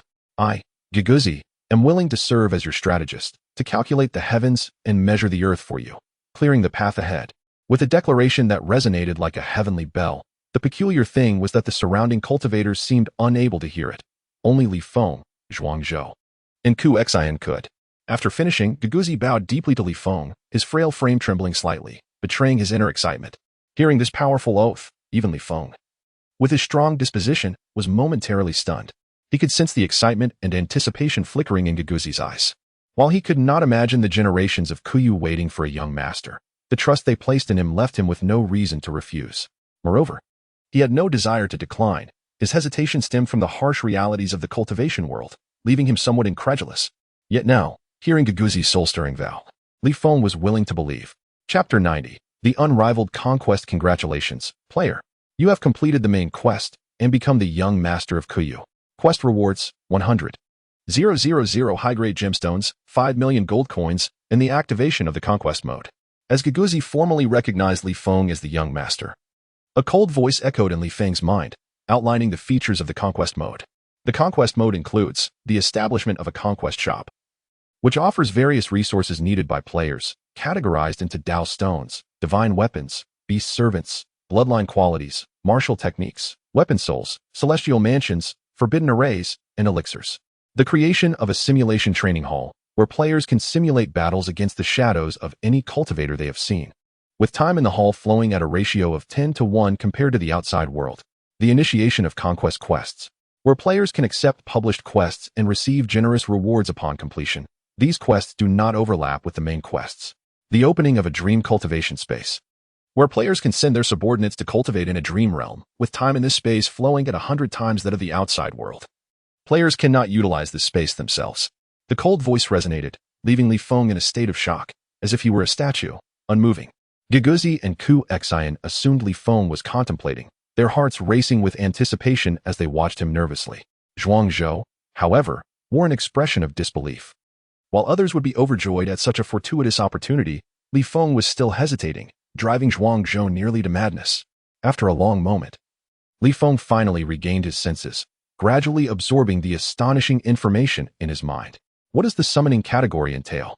He wondered, as he grasped the other features, but remained puzzled by this new addition. The summoning category allows players to summon the top game character cards from a well-known group in their past life. By utilizing these summon cards, players gain all the abilities of the respective character. Each top-tier game character can only be summoned once, with each summoning lasting for 1 hour. The game will equate the rarity of the summon card to the power system of this world. In other words, if a player summons a low-tier game character card, it may only equate to the strength of a bronze realm in this world. Furthermore, summon cards must be utilized. Failure to do so will prevent the player from making another summoning. What? Li Feng's heart screamed, overwhelmed by the shock. This summoning ability was so extraordinary that it felt almost unreal. The renowned group from his past life was like thunder to his ears, having developed countless games, with an endless array of game characters akin to a vast sea of stars. However, the only critical flaw of the summoning category was the necessity to use the summon game character card. Imagine if Li Feng summoned a character merely equivalent to the Bronze Realm. He would have to revert to that level for an hour. In this world, the Bronze Realm was akin to an ant, subject to humiliation. If encountered by Li Feng's enemies, he would undoubtedly meet a dreadful fate. Indeed, nothing is perfect. I suppose I can find a place to hide and use it, Li Feng thought, rekindling his fighting spirit. Overall, He was extremely satisfied with the functionalities activated by the conquest mode, which bolstered his confidence in achieving the pinnacle of the world. A reminder to players: if one were to summon heroes from the past realm of King of Glory, it is advisable to refrain from engaging in combat with the corresponding heroes of this world, as it may lead to untold chaos within the game. The consequences are unimaginable. What does unimaginable entail? Li Feng pondered cautiously. It could mean that players might be left vulnerable in this world for a year, or perhaps be overwhelmed by the ugliest of beasts, or even witness the total destruction of this realm, or the complete collapse of the game itself. Indeed, anything is possible. A grave voice echoed in Li Feng's mind, causing his expression to harden. These outcomes were ones he wished to avoid and could not bear. Each scenario would plunge him into despair. Thus, he firmly etched the game's warning into his memory. With the initiation of the competitive mode, the game's features gradually unlocked. Unveiling the Celestial Fortune Wheel. The Celestial Fortune Wheel? Li Feng mused. The Celestial Fortune Wheel allows players to expend celestial fortune to draw various rare treasures from its array. The treasures available in this round included 1 million experience points, 10 million experience points, the Divine Beast Phoenix, a random character summoning card, the 5th level martial art Nightfall treasure record, the extraordinary weapon Purple Spirit Breaker, a soul stone of the Blade Path, an Imperial grade healing elixir revitalizing spring pill, a mystical charm of immense power, and the final slot simply stating, "Thank you for your patronage." Each draw from the wheel requires 50 celestial fortune. Li Feng felt speechless. The other 9 treasures on the wheel were enticing, yet the last one, "Thank you for your patronage," left him rather disheartened. He was aware that his current celestial fortune was merely 90, allowing for only a single draw. Should he draw the thank you option? His 50 celestial fortune would be wasted. As the celestial fortune wheel opened, the restrictions on acquiring celestial fortune for players also eased. For every star a player ascended, they would gain 20 celestial fortune. For each major tier ascended, 50 celestial fortune would be awarded. For every enemy defeated above their tier, 80 celestial fortune would be earned. And for completing a main quest, 100 celestial fortune would be granted. The celestial fortune wheel refreshes each time a player advances a tier, presenting new treasures of the same level. Seemingly attuned to Li Feng's thoughts, a serene voice emerged softly, igniting a spark of excitement in his eyes. This meant he could draw from the celestial fortune wheel more frequently, allowing him to proceed without trepidation. With a silent determination, he expended 50 celestial fortune to draw from the wheel. As he did so, he glanced at Guguzi with a light chuckle, muttering, "Rest assured. Once the martial arts tournament in Yunzhou concludes, I shall accompany you to Qian." Upon hearing this, both Guguzi and Kuxin released a sigh of relief, their expressions brightening with enthusiasm. They could scarcely wait to escort Li Feng back to Qian. The entire Qian had been eagerly anticipating Li Feng, the young master, to emerge and seize dominance over the world. "Congratulations, player.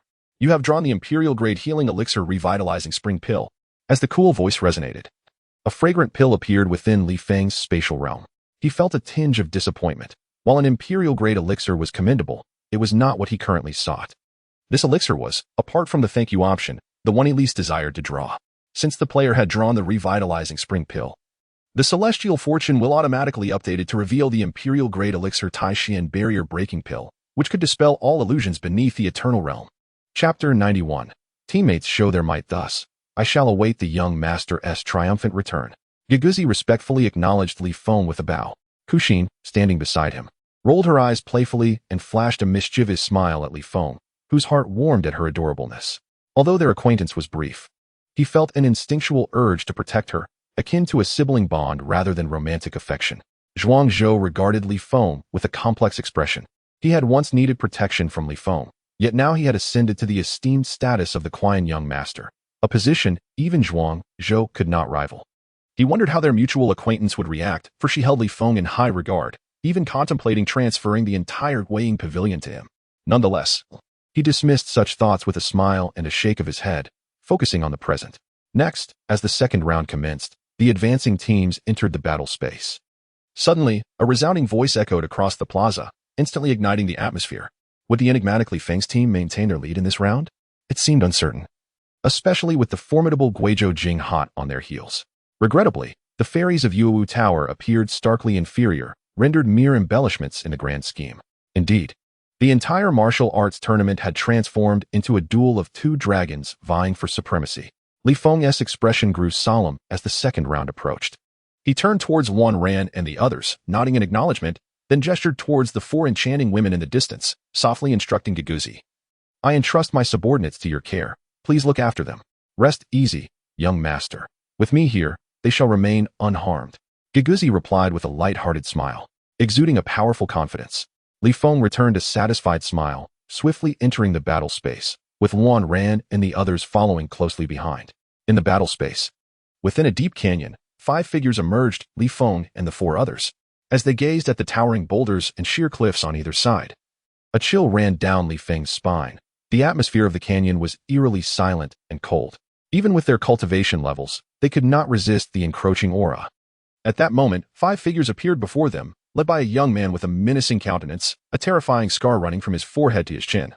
All clad in gray-white robes. Li Feng was taken aback. It was his first encounter with an opposing team immediately upon entering the battle space. The young men across from them recognized Li Feng and his companions, grinning maliciously with ill intent. Zhong Dai wore a look of excitement. As a Platinum 9-star, he easily discerned the cultivation levels of Li Feng's group. With his team's strength, defeating them would be a simple task. I am Zhong Dai. Surrender your crystals.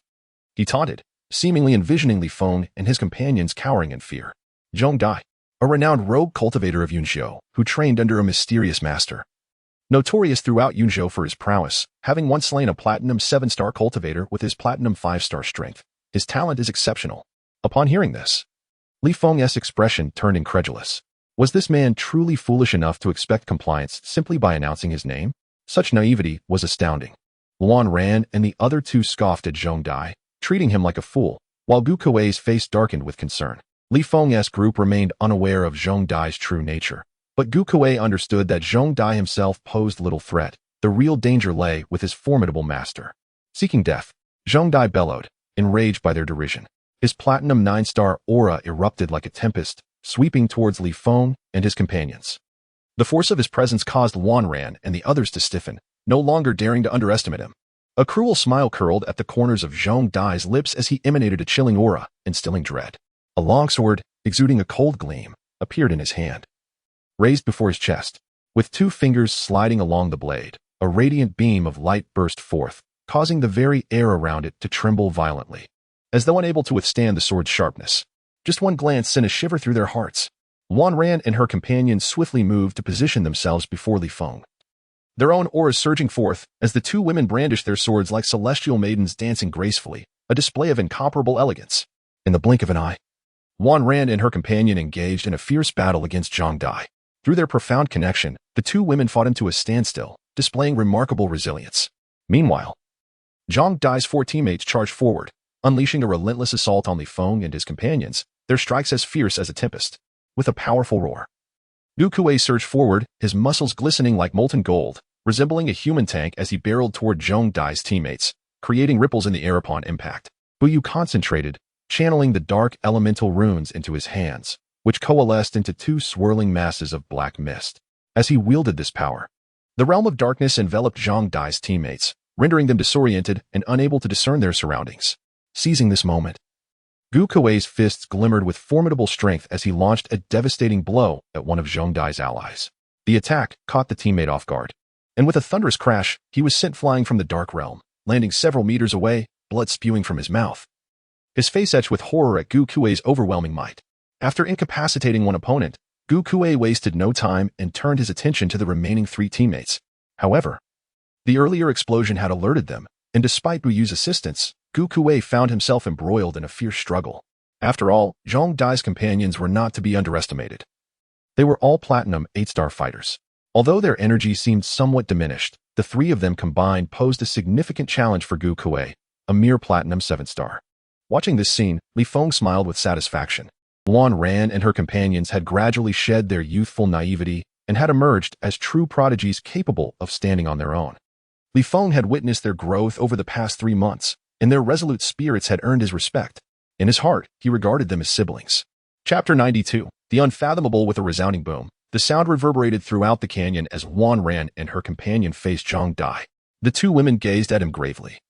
Despite their current Platinum 7-star strength, they could have easily defeated an ordinary Platinum 9-star, yet Zhong Dai remained unscathed, a testament to his formidable prowess. Zhong Dai, with the demeanor of a hawk, glared at Luan Ran and her companion, astonished by their uncanny ability to match him blow for blow. Whenever he managed to subdue one of them, the other would seemingly anticipate his every move, compelling him to retreat defensively. This left Zhong Dai feeling both furious and helpless, as the two women exhibited a singular synergy that thwarted his every attempt. "Who are you?"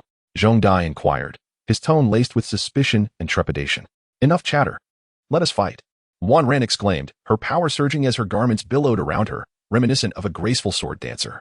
As she moved, the brilliance of her swordsmanship illuminated the canyon, casting an overwhelming aura of fear. Zhong Dai scoffed, undeterred by the prospect of a duel.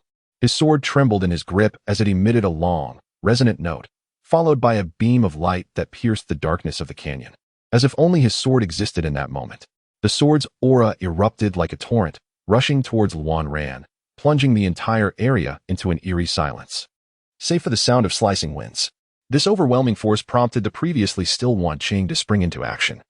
Her body enveloped in a robust energy as she joined the fray to counter Zhong Dai's onslaught. The clash of their energies resulted in a blinding explosion, sending shockwaves through the canyon, leaving deep scars on the terrain and enveloping the area in swirling dust and smoke. Observing this, Li Feng smiled serenely. The formidable synergy between Wan Ran and her companion had begun to reveal its true potential. If Zhong Dai did not have a backup plan, he would surely find himself ensnared by the two women. Meanwhile, within the realm of darkness, the sounds of fists and blades colliding echoed, shaking the very fabric of the space. Bu Yu, casting spells nearby, wore a grave expression as he summoned even greater power to reinforce their dark domain. Zhong Dai, catching sight of this, felt his heart sink, realizing that this seemingly random encounter had turned into a formidable challenge, especially with the presence of a dark mage. A wave of regret washed over him. Had he not provoked them earlier, he might not have found himself in this predicament. Despite his inner turmoil, Zhong Dai did not falter in his attacks, unleashing a series of cunning and fierce maneuvers against Wan Ran and her companion. He was frustrated, as a Platinum 9-star prodigy, to be cornered by two Platinum 7-star women, igniting a furious blaze within him. With a roar, Zhong Dai braced himself against one of Wan Qing's strikes. Seizing the opportunity to blink forward, appearing directly in front of Li Feng, his sword glinting ominously. This unexpected maneuver caught both Wan Ran and Li Feng off guard, leaving them momentarily speechless. Wan Ran and her companion stood poised, smiles gracing their faces. Zhong Dai's reckless assault seemed to be a self-destructive path. Zhong Dai's face twisted into a cruel smile, his eyes glinting with malice. "If I can't deal with those two women, surely I can dispose of you. A mere Platinum 4-star insect. I will eliminate you first, then turn my attention to them." As his sword descended, the pressure made Li Feng's cheeks sting, a few strands of his snow-white hair falling away. Zhong Dai chuckled, envisioning Li Feng reduced to a mist of blood, thinking him paralyzed with fear. Li Feng's calm demeanor only fueled Zhong Dai's disdain. However, Li Feng's lips curled into a slight smirk as he raised his hand, slicing through the air with a fierce intent. Instantly, a powerful and domineering energy erupted from him, causing the very space around him to tremble violently. The incoming sword energy halted mere centimeters from Li Feng's forehead before dissipating like fragile bubbles. Zhong Dai's pupils constricted in horror as a wave of dread washed over him. Suddenly, he felt a sharp pain in his abdomen, and he was sent hurtling backward, crashing against a massive boulder. The boulder shattered upon impact, sending debris flying and thick clouds of dust into the air. The injured Zhong Dai's teammate watched in terror as his body trembled, instinctively retreating. With a violent cough, Zhong Dai spat blood, disbelief etched across his face. He had sustained severe injuries from a single attack. Was this person truly deceiving him with a facade of weakness? Zhong Dai stared at Li Feng in shock, his eyes wide with disbelief. Li Feng remained composed, devoid of any pride from his victory over Zhong Dai. In his current state, only the team of Orange Right could pose a threat among all the competitors in the martial arts tournament. The others were mere insects in comparison. Having made his move, he resolved to put an end to this farce. In an instant, he stood before Zhong Dai, raising his hand as 4 elemental runes surged into his palm. Without hesitation, he struck down upon Zhong Dai. Zhong Dai's expression turned to one of sheer terror as he opened his mouth to utter a protest, only to be met with a force that transformed him into a cloud of blood mist. The thick scent of blood quickly filled the canyon, instilling fear in all who bore witness. Meanwhile, Li Feng's figure swayed repeatedly and instantly, for clouds of blood mist erupted like fireworks.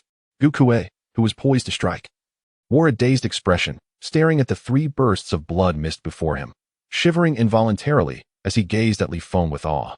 Moments ago, he had barely sensed any fluctuations in aura, yet the 3 opponents he faced had disintegrated into blood mist.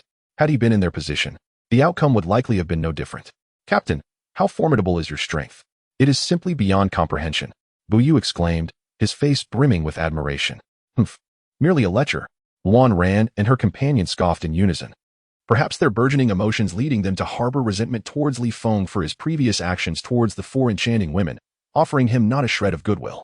Hearing this, Li Feng could only manage a wry smile. Anyone in his shoes would have drawn their own conclusions from his past behavior. Yet, he was disinclined to explain. For him, it sufficed to be at peace with his own conscience, indifferent to others' misunderstandings. Chapter 93. Gongsun Li's Nightmare in an Unknown Land of Yinzhou. A towering mountain loomed like a dragon roaring towards the heavens. Atop its summit, resembling the head of a dragon, sat an aged man clad in gray, exuding the air of a recluse as he observed the clouds rolling by. The breeze ruffled his gray and white hair, and his gaunt form radiated an imposing presence that stilled the surrounding mist as if it were in awe. Suddenly, the old man's tightly shut eyes snapped open, emanating a brilliant light that seemed capable of piercing through mountains and rivers, revealing an unparalleled wisdom. My seed has perished, so be it, let you take its place. His voice carried an endless weariness as he gazed far into the distance, seemingly seeing through layers of obstructions, his wrinkled visage betraying no emotion. Simultaneously, in the central square of Lingyun City, the previously meditative Guguzi abruptly stood, his gaze drawn upwards as if sensing something. A faint smile graced his lips as he murmured, "Interesting, I did not expect such a powerful individual to be observing this modest martial arts tournament." Zhuang Zhou, taken aback, promptly addressed Guguzi with respect. "Senior, what is amiss? It must be something significant to move you so." "Nothing to worry about. A strong individual is merely observing the martial arts tournament," Guguzi replied with a light chuckle, exuding an air of nonchalance. In the realm of combat, 3 days swiftly passed. At this moment, Li Feng and Luan Ran traversed a winding mountain path. During these 3 days, they had eliminated 10 competing teams, earning 1,000 points and claiming second place in the rankings, while the first place was held by the team led by Zhu Yujing, boasting a commendable 1,300 points. Despite Zhu Yujing's lead, Li Feng remained unperturbed, for his substantial points from the first round provided him ample time to indulge. Thus, he and Luan Ran traversed the mountains leisurely, only engaging when provoked by rival teams. Suddenly, Li Feng halted, a devilish smile creeping upon his lips as his gaze fixated ahead. His abrupt stop nearly caused Luan Ran, who was closely following, to collide with him. Her brows furrowed as she prepared to reprimand him, but the sounds of a fierce battle resonated from ahead, compelling her to swallow her words. Gu Kuei and the others also sensed the disturbance, halting their steps, holding their breaths, and moving cautiously toward the source of the commotion. "Ollie, do you not understand my earnest feelings? Why have we reached this impasse?" A lament echoed through the forest, revealing a young man gazing regretfully at a stunning figure before him. His enchanting eyes shimmered with deep affection and sorrow. The youth, adorned with long dark red hair cascading down his back, wore a light purple robe, his tall stature eliciting silent admiration, a truly extraordinary gentleman. "You are not the person I seek." Her voice, as frigid as ancient ice, rang out. Clad in an orange-red gauze dress that accentuated her exquisite form, her long, fair legs appeared alluring. With every movement, she embodied grace, her cold, distant gaze exuding an aura that repelled any unwelcome advances. Not far from them, for captivating women were engaged in a fierce battle with 4 young men, their crimson ribbons whipping through the air like whips, forcing the young men into a state of frantic evasion. The sounds of collision erupted continuously as colorful elemental runes intertwined, exploding in the void like fireworks. A breathtaking sight that captivated all. "Ollie, who can make you feel this way? Why can't that person be me? My status is sufficient to deserve you. Why won't you marry me?" The youth's voice rose in desperation, his handsome face twisting in fury at the woman's words. The dark red hair flew about him, lending him an otherworldly appearance. "Evil prince, why do you persist in this folly? I can never marry you, not even in death." Her unwavering voice rang like a vow through the forest, her gaze fixed coldly upon him, her star-like eyes betraying no emotional turmoil. For over a year, a majestic figure had haunted her mind. Whenever she attempted to discern it clearly, the image would vanish, leaving her unable to grasp its essence. Throughout this time, that figure had imprinted itself upon her consciousness like a nightmare, as though it were a bond from a past life, gradually cultivating within her a profound admiration. Even knowing that this figure might be but a fleeting illusion, she could not quell her deep affection, willing to wait indefinitely. This woman was none other than Gongsun Li, the enchanting dancer of the Moon Dance Pavilion, accompanied by her teammates Wang Xiaojun, Qin Lan, Shui Jing, and Yu Ji. Why? The evil prince roared in fury, his voice echoing through the mountain forest like thunder, causing the very air to tremble. His chaotic aura erupted violently, a frenzied look flashing across his face, reminiscent of a demonic presence that instilled fear. Gongsun Li regarded the frenzied, evil prince with calm composure, her exquisite features betraying no hint of fear, remaining eerily tranquil. She was unaware of the evil prince's true nature, his origins shrouded in mystery. All she knew was that he possessed a noble identity, backed by a formidable and inscrutable protector. Since he had appeared in Lingyun City over a year ago, he had almost always been accompanied by the figure that haunted her thoughts. Once, Gongsun Li believed the evil prince to be that figure, thus she had approached him. But upon further acquaintance, she realized he was not the one. Yet, the figure continued to linger in her mind, prompting her to deliberately distance herself from the evil prince. However, the celestial beauty of Gongsun Li had deeply captivated the evil prince from their first encounter, and he had claimed her as his own, visiting her frequently. Due to his mysterious identity and the powerful figure behind him, the entire Moon Dance Pavilion refrained from taking action against him, allowing him to come and go freely. For Gongsun Li, with her status, it was not something that an ordinary person could easily pursue. Just moments ago, upon encountering Gongsun Li, the long-suppressed feelings of the evil prince erupted, leading him to shamelessly propose that she marry him on the spot. This act was not only an insult to Gongsun Li, but also a tremendous affront to the dignity of the Moon Dance Pavilion. In defense of their captain and the honor of their establishment, Wang Zhaojun and her companions rose in fury, determined to protect Gongsun Li. Despite the Moon Dance Pavilion being renowned for its unparalleled dancers, who embodied purity and grace, the evil prince's actions had reduced it to the status of a mere brothel, a humiliation that the proud dancers could not endure. Chapter 94. The pinnacle of talent today, you must marry me. There is no choice in the matter. The malevolent prince bellowed at Gongsun Li, his voice echoing like a tempest that shook the surrounding woods to their core. In that moment, the prince had succumbed to madness. His visage contorted with fury. Gongsun Li's merciless words had driven him to insanity, transforming love into hatred, with a murderous intent surging within him. He yearned to exact vengeance upon the person she had mentioned, believing initially that this figure was a mere fabrication to reject him. Yet, the existence of this individual seemed all too real. Impossible. I would rather perish. Gongsun Li remained as tranquil as a still lake, her resolve unyielding even in the face of the prince's frenzy. Ha ha ha. If that is the case, I shall grant your wish. Enraged, the prince laughed maniacally, his laughter reverberating through the heavens and earth as an overwhelming aura erupted from him. A surge of sinister gray mist burst forth, and the winds howled, his hair whipping about him like a demon from the underworld, exuding an aura that threatened to crush all in its path. A fleeting sorrow flickered in Gongsun Li's autumn-like eyes. She understood that refusing the prince would lead only to her demise. With her platinum 8-star cultivation, she could not hope to withstand him. Alas, the image that haunted her dreams could only remain a fantasy. Gongsun Li sighed inwardly, her exquisite features betraying a moment of helplessness. A smirk curled at the corners of her lips as the prince cast her a cold glance, the gray mist swirling around him like a tide, flooding into his being.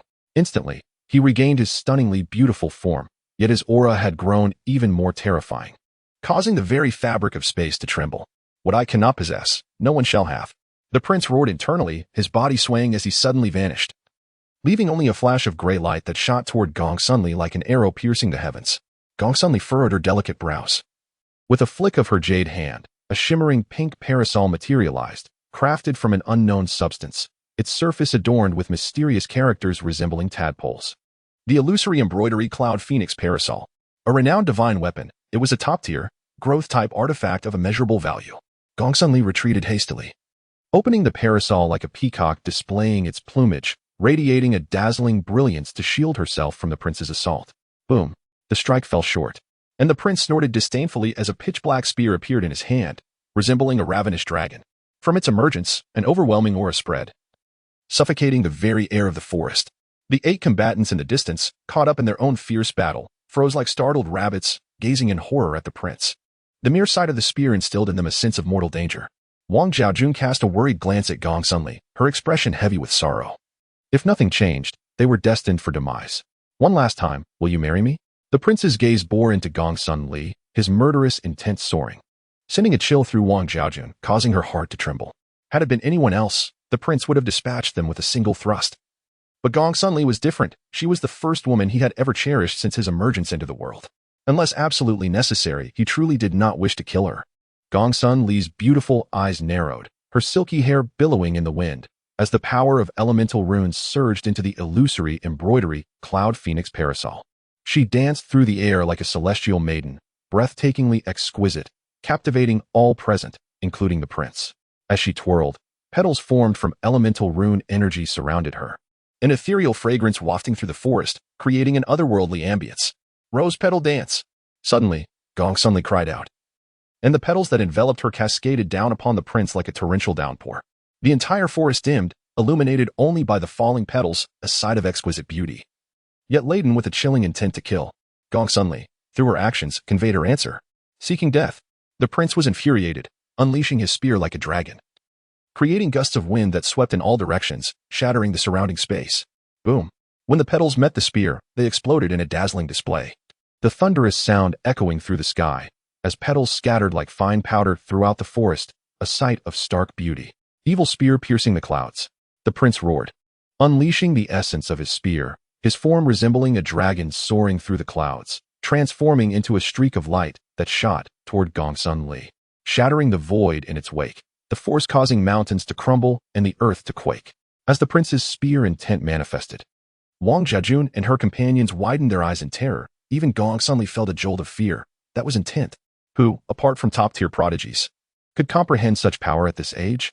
Wang Zhaojuan's face was etched with despair. She had lost all hope, for they were virtually unable to escape this catastrophe. Only the prince's four companions remained calm, their eyes filled with admiration for him, aware of the extraordinary nature of his power, one beyond ordinary comprehension. Meanwhile, several hundred meters away, Li Feng suddenly looked up, his expression grave, murmuring, "Such formidable intent. I must investigate. You all follow closely." With that, he dashed toward Gongsun Li and the others like a bolt of lightning, leaving his companions in bewilderment. Gongsun Li's stunning visage was marred with concern. As she hurled the illusory embroidery cloud phoenix parasol, her slender fingers dancing rapidly. The parasol spun like a top, summoning vibrant flowers that swirled around it, forming a tempest of blossoms aimed at the prince's streak of light. Boom. The collision of these two immense forces erupted into a mushroom cloud of mist, scattering power across the landscape, shattering the surrounding void. Wang Zhaojun and the prince's allies retreated in shock, their expressions filled with dread as they beheld the spectacle. Unable to fathom the pressure the two faced, gasped. Gongsun Li, delicate as a feather, coughed up a mouthful of blood, her flawless face paling to a ghostly hue, her graceful form trembling, evoking a desire to hold her tenderly. Feeling the turmoil within her body, a tinge of sorrow crossed her exquisite features. Withstanding the prince's onslaught had strained her considerably. He was undoubtedly the pinnacle of prodigal talent, and even in the Grand Tang Dynasty, few could rival him. For her to endure several of his strikes with her platinum 8-star cultivation was commendable. Had it been anyone else, they would have turned to dust. Chapter 95. Soul-stirring dreams marry or die. The prince roared, his voice thundering like a storm, his face grotesque and terrifying, his crimson eyes glinting with a flicker of hope. This was Gongsun Li's final opportunity. Should she remain obstinate, he would have no choice but to strike her down, rather than see her in the embrace of another. The prince would prefer her death. Gongsun Li met his gaze coldly, unleashing a torrent of elemental rune power. Her dainty hand moved swiftly, conjuring ethereal handprints entwined with pink petals that surged toward the prince with unyielding force, shattering the void around her and revealing ominous black holes. Ha ha ha. The prince erupted into madness, laughing to the heavens, though his laughter was akin to nails scraping against metal, grating and unbearable. No longer hesitating, he unleashed a torrent of rune energy from his being, an unprecedented gray rune that reeked of malevolence, enhancing his presence to that of a hellish deity, grotesque and fearsome. The sinister elemental rune power surged into his spear, creating a formidable blade of light that cleaved through the air, sweeping toward Gongsun Li with lethal intent. The force reverberated, shattering the void like glass, as a fierce tempest blasted outward. Bang! The sinister aura of the evil marquis swept across the layers of palm prints cast by Gongsun Li, directly crashing into her delicate form. Gongsun Li was instantly grievously wounded, sent flying and crashing onto the ground some distance away. She coughed up blood, her complexion pale as a sheet, her consciousness fading. As she gazed at the gory wound on her waist, a profound sorrow enveloped her heart. She lamented that before finding that elusive figure, she was on the brink of death, leaving her with an overwhelming sense of regret. The sight of Gongsun Li's tragic condition stirred a pang of compassion within the evil marquis, particularly due to the blood seeping from her fair skin. He approached her slowly, emotions stirring in his heart, rendering him unable to strike. He had resolved that even if Gongsun Li refused to marry him, he would possess her, even if it meant imprisoning her for life. Just then, a dignified figure appeared silently before Gongsun Li, halting the evil marquis in his tracks.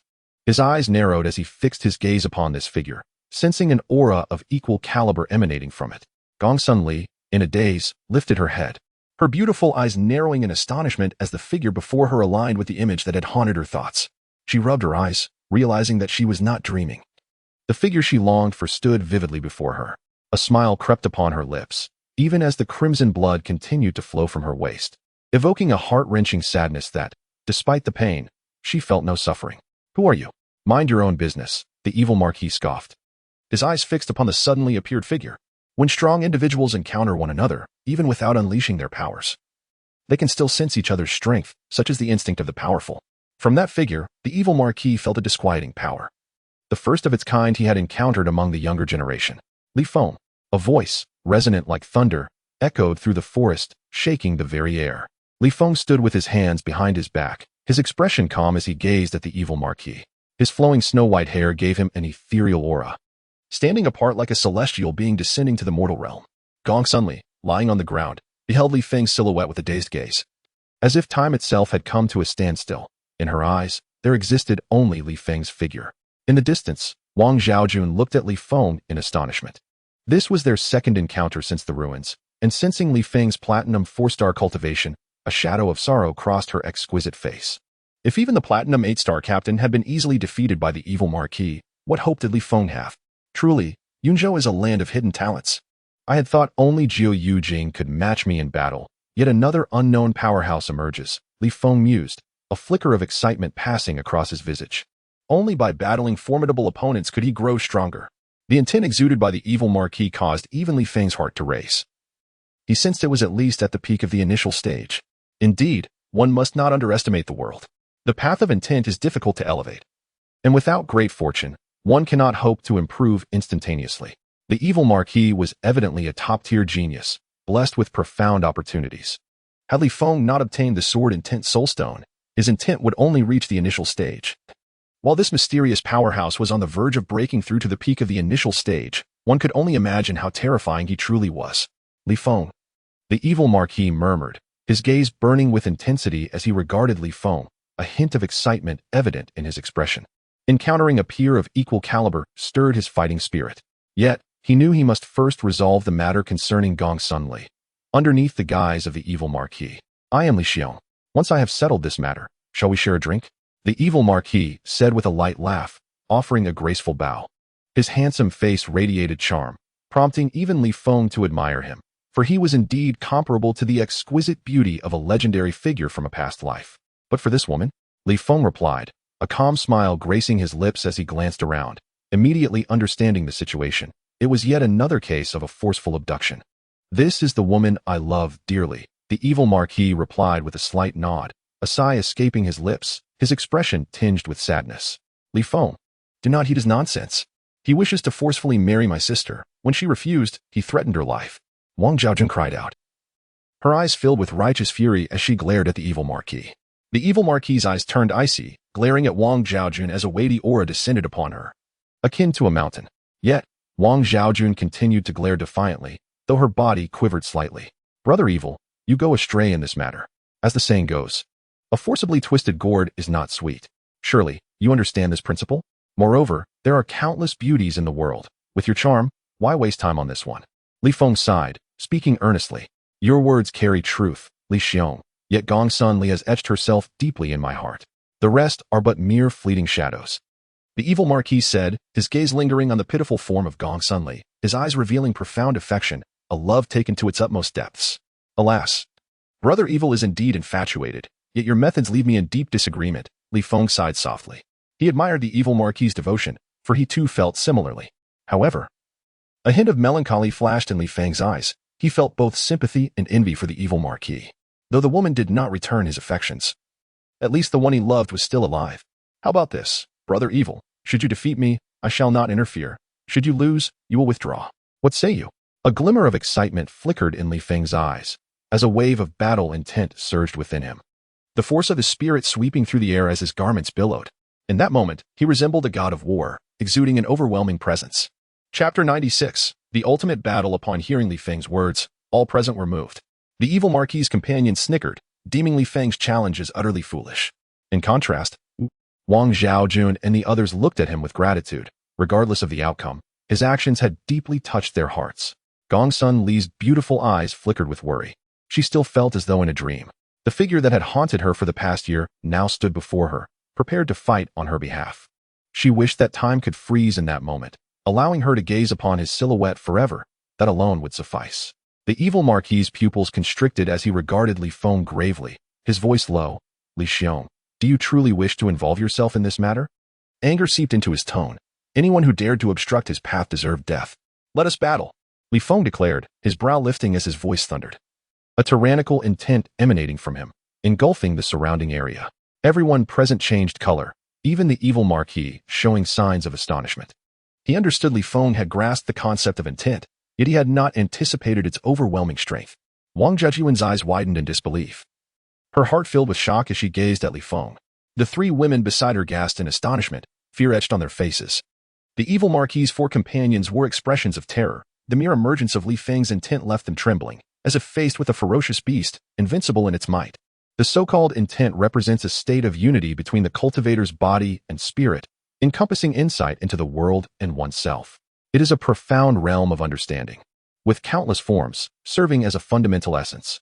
Only those who grasp intent can cultivate their origin. The young generation capable of comprehending intent are unparalleled prodigies, belonging to the highest echelon of talent, while ordinary talents pale in comparison. Both Li Feng and the evil Marquis belong to this elite tier of genius. Let us fight. The evil Marquis roared, his long crimson hair whipping about wildly as a spear appeared in his grasp, a tangible spear intent soaring into the heavens, dominating the surroundings. The spear moved with him, akin to a swimming dragon, charging toward Li Feng with ferocity. The spear tip radiated a sharp light, akin to piercing the pillars of heaven and earth, the force distorting space itself. Such overwhelming might cause the spectator's expressions to change dramatically. The power unleashed by the evil Marquis now surpassed that of his earlier bout with Gongsun Li, presenting an entirely different persona. Roar. Li Feng's body sank as he roared like a ferocious beast, the shockwaves of his voice causing the very fabric of space to tremble. With a swift motion, he drew the Basha Feng Gao, unleashing a blade intent that surged forth like a long rainbow. In a furious slash, the power of elemental runes rolled forth, transforming into a blade of light that stretched a full 10 feet long. The blade's momentum was unstoppable, shattering the space it traversed, splitting the earth apart and sending shards of rock flying. In this narrow mountain forest, the blade seemed to cleave the heavens and the earth in twain, a force that astonished all directions and shook the universe. Boom. The collision of two tremendous powers erupted, causing the forest to reverberate with thunderous sounds. At the epicenter of their clash, a radius of 10 feet exploded, smoke and dust billowing forth as fragments of stone whistled in all directions, startling Wang Zhaojun and her companions into retreating hastily. Such might was truly soul-stirring, unperturbed by the failure of his initial strike. The evil Marquis gripped his spear and twisted through the air, evading the flying debris, transforming into a streak of light aimed directly at Li Feng's, with the spear tip radiating a sharp brilliance as it pierced through the smoke, lunging straight for Li Feng's vitals. Humph! Li Feng let out a cold snort, as an overwhelming golden blade intent enveloped him, radiating a resplendent glow. The Basha Feng Dao in his hand spun outward, resembling a serrated edge, as the blade intent erupted forth, howling towards the evil Marquis. The ground was instantly rent asunder by the barrage of flying blade energy, dust, and stones cascading. Clang! The sharp sound of blade meeting spear rang out, obliterating the surrounding area for a mile, as the evil Marquis, hidden in the dust, changed countenance.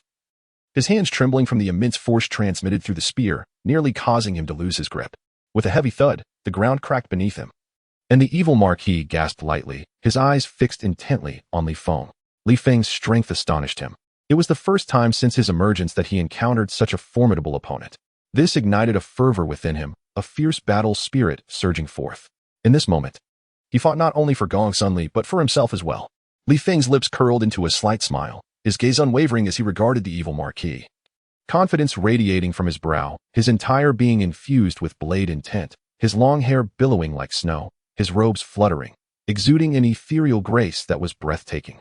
A chill voice echoed in Li Feng's mind, triggering a side quest: defeat the evil Marquis.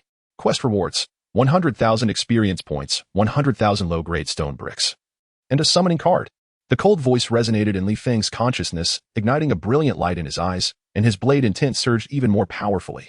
The elemental rune energy within him exploded like mountains and seas, enveloping him in a dazzling four-colored glow, as if he were a divine figure clad in a rainbow cloak. Too glorious to behold. The evil Marquis's pupils constricted in shock as he gazed at Li Feng, astonished that such a prodigy could comprehend 4 elemental rune powers.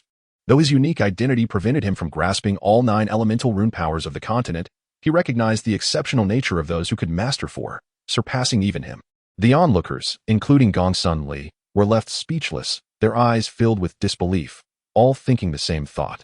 This person is an unparalleled anomaly. I never imagined Brother Li's talent to be so extraordinary, leaving me in the dust. The evil Marquis remarked gravely, his respect for Li Feng evident despite their opposing stances. Strong individuals deserved the respect they earned. Then, the evil Marquis erupted with a formidable battle intent, having already deemed Li Feng his strongest adversary. His murderous intent surged. For his identity destined him to be an enemy of the entire continent, and with Li Feng's terrifying talent, he recognized that allowing him to grow would pose the greatest obstacle in his path. Thus, he must extinguish Li Feng in the cradle. If he could not kill him now, he would ensure Li Feng's demise once he left. Your strength is indeed impressive, evil brother. Let us cast aside distractions and engage in a full-scale battle, shall we? Li Feng chuckled lightly, the latent combat instincts within him boiling over. He eagerly anticipated a thrilling clash with the evil Marquis. Ha ha ha, splendid.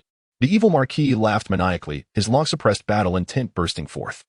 A force that could shake the very mountains and rivers erupted from him, as the earth within a 10-meter radius was upheaved, enveloped in swirling dust, and he charged forth.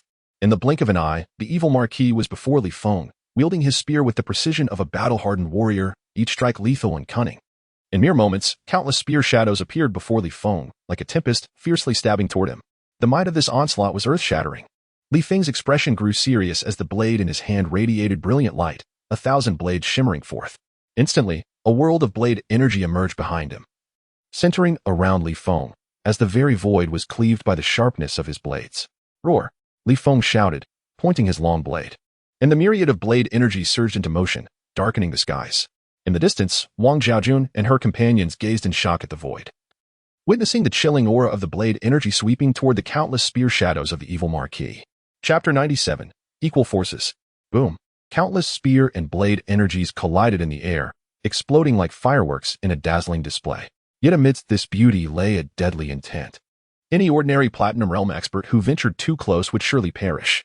The void shattered like a broken mirror, a sight both horrific and awe-inspiring. Spear and blade energies flew in all directions, obliterating everything in their path. The entire forest was engulfed in smoke and dust. As Wang Zhaojun and her companions retreated in a frenzy, fear etched on their faces. Even Gongsun Li, despite her injuries, hurriedly withdrew. Swoosh! At that moment, the sound of something cutting through the air echoed, as Luan Ran and her group, sensing the terrifying force ahead, scrambled to perch atop a towering ancient tree, awestruck by the breathtaking spectacle unfolding before them. Meanwhile, 10 miles away, Zhu Yujing suddenly looked up, his face astonished as he gazed into the void, exclaiming, "That is." After a long pause, he finally regained his composure, a smirk gracing his lips, as he darted toward the battlefield between Li Feng and the evil Marquis. His teammates following closely, equally astonished. Haha, Brother Li, you are the only one in Yunzhou worthy of battling with me. As the residual energy dissipated, Li Feng and the evil Marquis stood facing each other, the latter laughing heartily, his tone infused with admiration. Throughout his journey, no one had fought him to such an extent. Li Feng was the first and only young talent to earn his respect.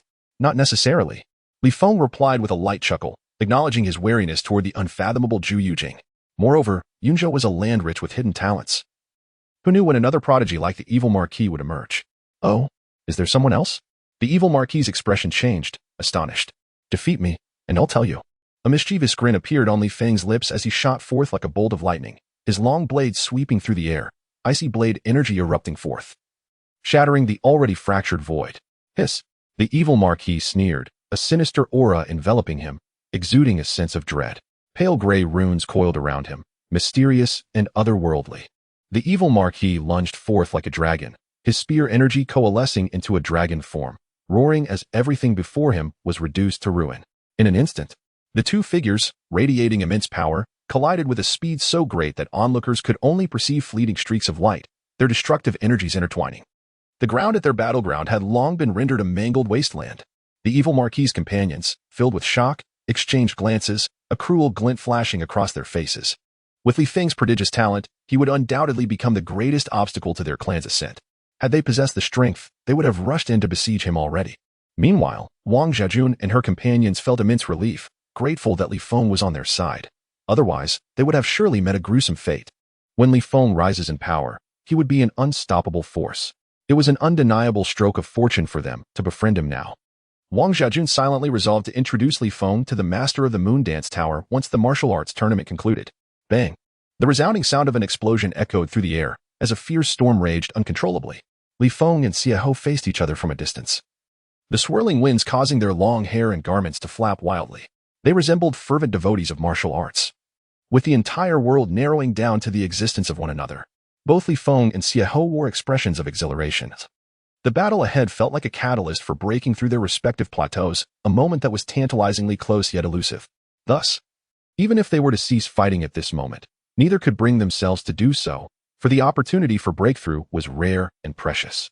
They exchanged knowing smiles, each aware that while they did not wish for the other to succeed, they needed each other's assistance to achieve their own breakthroughs. Li Feng narrowed his eyes, and with a swift motion, the blade sang with a fierce resonance, radiating a dazzling light. The overwhelming force surged forth, as if he and his blade were one, his figure almost indistinguishable amidst the blinding flares of his swordsmanship.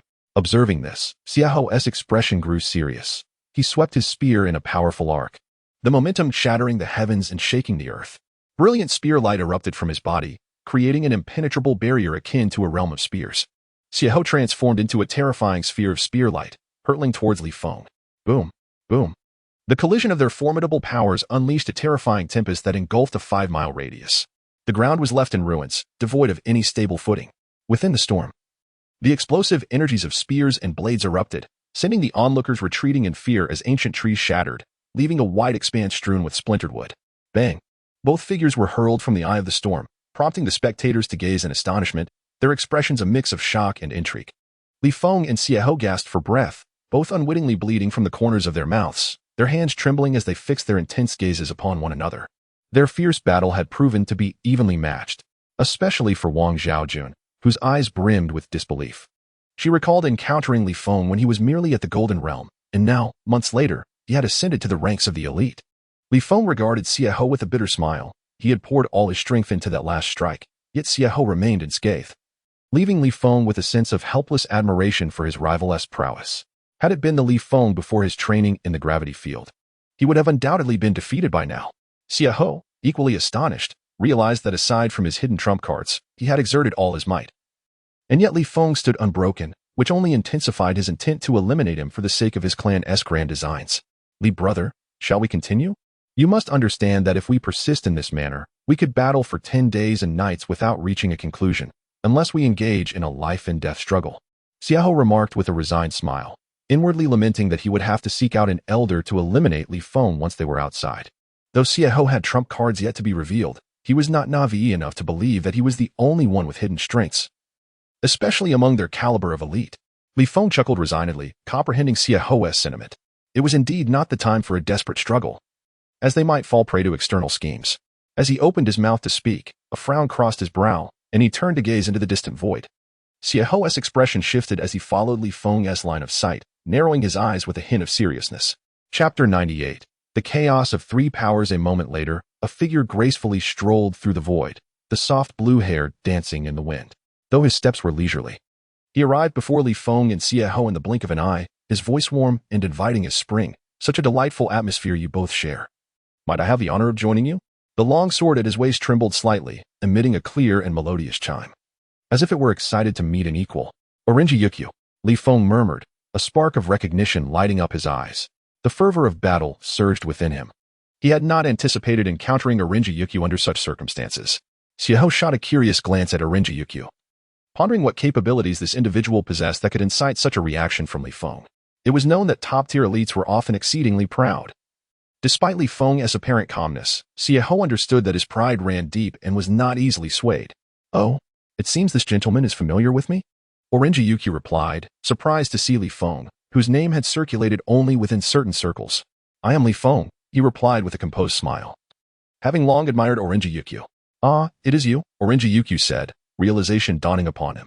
He had long wished to engage in battle with the one who had bested him in the first round, and now the opportunity had finally arrived. Xiao's eyes glimmered with interest as he recalled something. His unique status precluded him from claiming victory in the martial arts tournament. His presence here was merely for the sake of Gong Sunli, and he had not paid much attention to the tournament rankings. Now, he recognized that both Li Feng and Orinji had secured the top 2 positions in the first round, making this encounter particularly intriguing. "May I inquire if I might spar with the two of you?" Orinji's lips curled in a slight smile, confidence radiating from him as he fixed his gaze upon Li Feng and Xiao. Both Li Feng and Xiao exchanged glances, their eyes sparkling with newfound determination. They had initially believed that their previous bout would lead to breakthroughs, but had fallen just short. Now, Orinji's arrival might provide the impetus they needed, yet. "Huh, if you wish to challenge us, you must first prove your worth." Xiao scoffed, an aura of spear intent exploding forth, crashing towards Orinji like a tidal wave, causing the very air around him to tremble as if on the verge of shattering. Orinji smirked, his right hand poised on the hilt of his sword.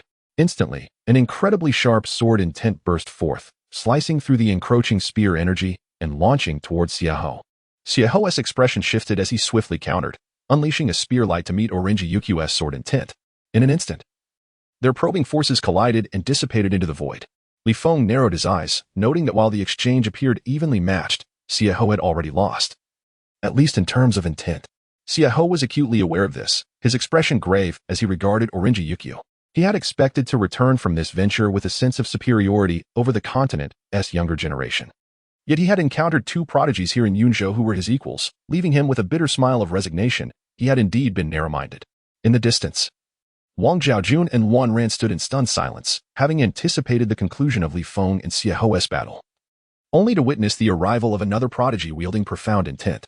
Their hearts raced, eyes wide as they focused intently on the trio, unwilling to miss a moment of the unfolding spectacle. After all, encounters with such gifted individuals were rare, and witnessing 3 of them in combat was both a peril and an opportunity. A single misstep could lead to their demise. Yet they might also glean insights into the nature of intent, thus they chose to take the risk and remain to observe. "What do you say?" Orinji chuckled lightly, his battle intent radiating like a vibrant rainbow. It was a rare opportunity to face 2 peers, and he was not one to let them slip away easily. Engaging in combat with equals was a privilege for elites of their caliber, and they often seized such chances to hone their skills. This would not only deepen their understanding, but also allow them to identify and fortify their weaknesses. "Let us fight." A pair of thunderous shouts reverberated, as Li Feng and Xiao unleashed an overwhelming aura akin to a piercing rainbow. The intent of their blades and spears surged forth, causing the very fabric of the void to tremble violently. Observing this, Zhu Yujing chuckled softly, his gaze sharp and frigid, as the essence of swordsmanship radiated from him. With a swift motion, he grasped the long sword at his waist, and with a resonant sound, 2 brilliant sword glimmers flickered and vanished. Almost instantaneously, the sword was sheathed again, so swiftly that it appeared as though Zhu Yujing had not drawn it at all, the famed sword-drawing technique. This widely known technique across the continent became an enigma in Zhu Yujing's hands, astonishing all who witnessed it. Li Feng's expression grew solemn. He had long recognized Zhu Yujing's extraordinary prowess, yet he was taken aback by the sheer strength displayed. Just this technique alone compelled him to act with utmost caution. He swiftly drew his formidable Ba Jiaofeng Dao and slashed forward, releasing an overwhelmingly powerful blade aura that surged toward the swiftly approaching sword glimmers. Shortly thereafter, Li Feng's body swayed slightly, and he executed another strike, this time aimed at Xiao. "Haha, well done." Xiao, caught between the 2 forces, remained unfazed and instead erupted into a frenzied laughter. Wielding his spear like a dragon, he summoned a tremendous force that rippled outward, channeling a torrent of power into the weapon. His expression twisted into a snarl as he thrust the spear repeatedly, unleashing 9 icy spear glimmers that surged forth. 3 clashed with the incoming forces, while 6 were directed at Zhu Yujing and Li Feng. Li Feng's excitement was palpable. This battle instilled a sense of pressure that invigorated his spirit. The halted flow of his intent began to gradually ascend. Though the progress was slow, he was certain that after this battle, he would undoubtedly break through to the mid-stage of his intent. As he deftly evaded the 3 spear glimmers shot by Xiao, he found himself suspended in the air, inhaling deeply as the elemental runes surged into his blade. The Ba Jiaofeng Dao radiated a dazzling brilliance, enveloped by a cold and domineering blade intent. "Endless blades," Li Feng shouted, executing a strike that birthed a torrent of blade energy, shaking the void itself as if a tempest was unleashed, engulfing both Xiao and Zhu Yujing. Dual sword drawing technique. Zhu Yujing exclaimed, the sound of his blade unsheathing resonating twice. 49 frigid sword energies erupted forth, meeting the oncoming torrent of blade energy. This upgraded version of the sword drawing technique, crafted by Zhu Yujing, unleashed a greater force with unparalleled speed. Piercing evil, shattering soul, Xiahou bellowed. A sinister aura emanating from him as a pale gray mist coiled around his spear, exuding an evil intent reminiscent of a demonic entity. With a sudden thrust, a gray flash erupted from the spear's tip. The collision of these three formidable forces sent shockwaves through the void, creating an epic sound that echoed across time and space. In the distance, Wang Zhaojun and Luan Ran recoiled in astonishment, their eyes fixed on the explosion's epicenter, where mushroom clouds ascended, overwhelming their senses with dread. At that moment, Li Feng's expression shifted, and he swiftly seated himself cross-legged in midair, eyes closed in deep contemplation. This sudden development startled both Xiahou and Zhu Yujing. Zhu Yujing, filled with admiration, realized Li Feng's exceptional aptitude as he broke through amidst battle.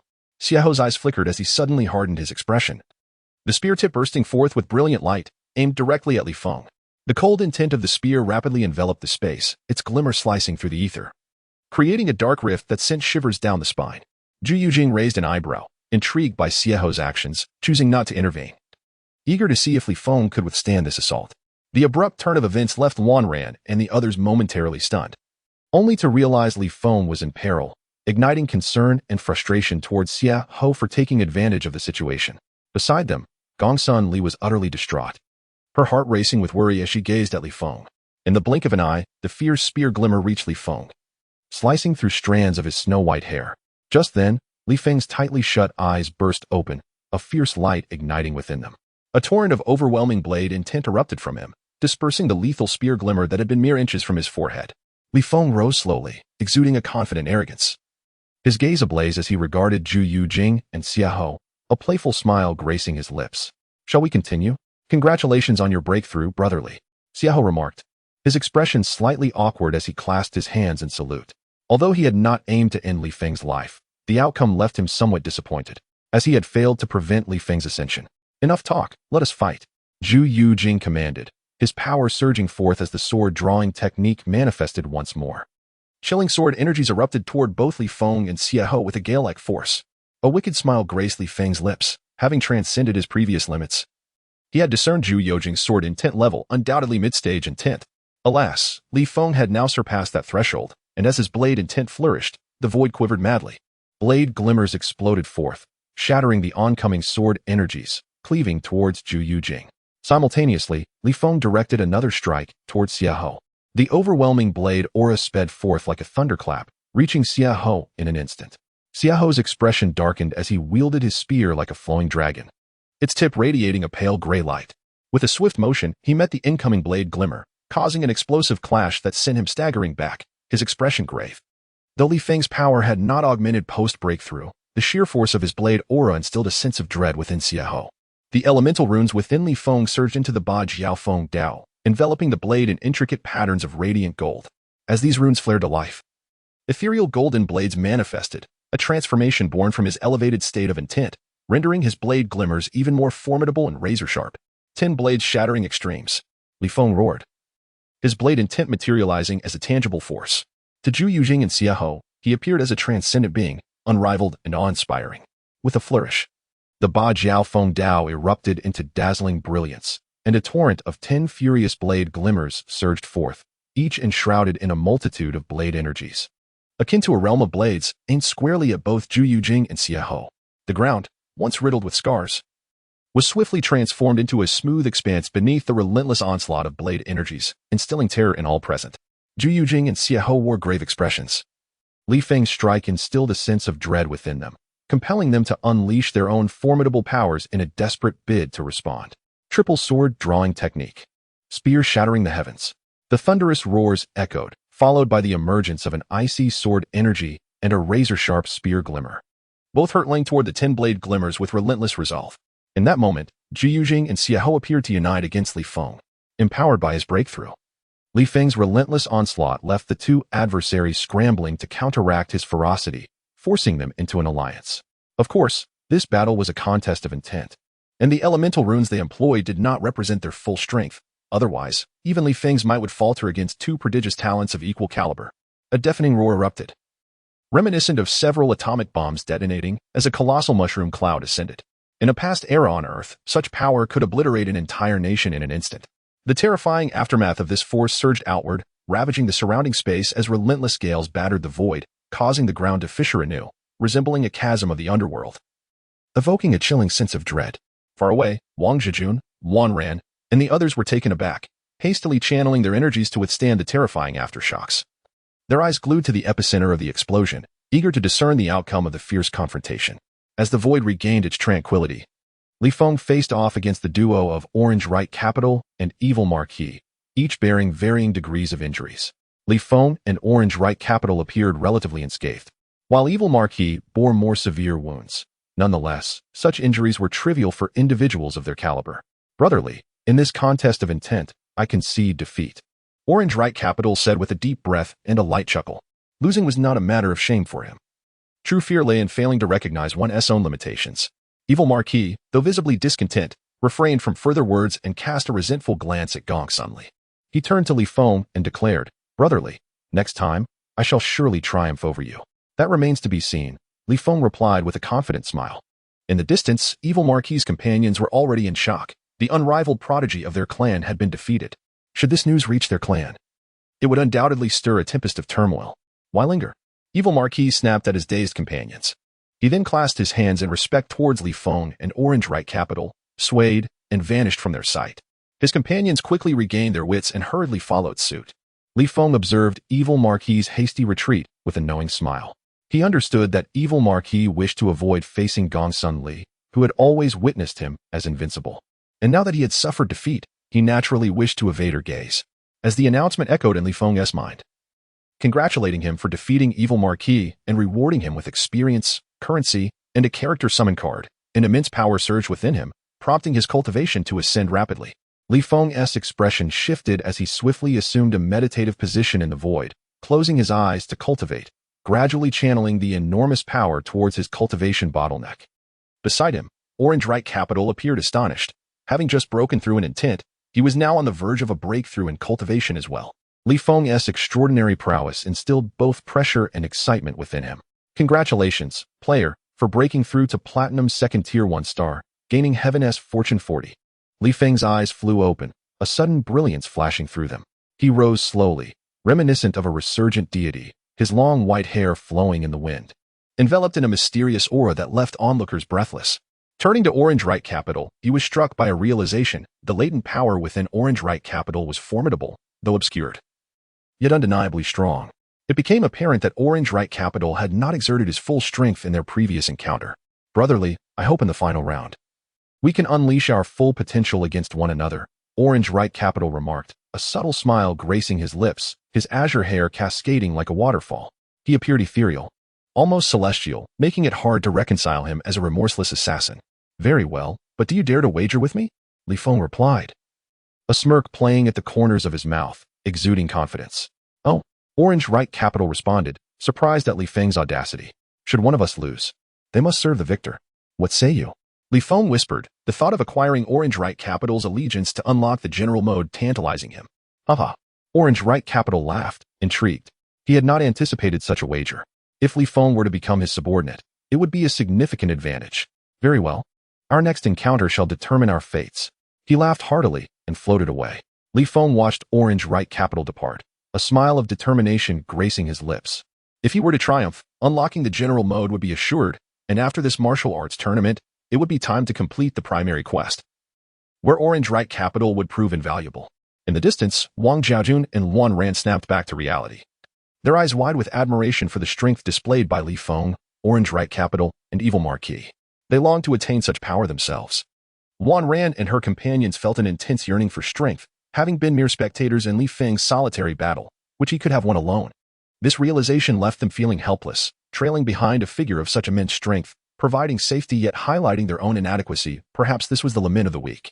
At that moment, Gong Sunli approached Li Feng, her every step graceful as if she were a celestial being descending from the heavens, captivating all who beheld her. "I am Gong Sunli, and I sincerely thank you for your timely assistance," she said gently, her beautiful eyes fixated on Li Feng, her heart captivated by the heroic figure before her, so strikingly handsome that it left her entranced. It was nothing, Li Feng stammered, unnerved under her intense gaze. His words faltering. Anyone would feel disconcerted when being scrutinized by such an ethereal beauty. Gongsun could not help but let out a soft laugh at his flustered demeanor.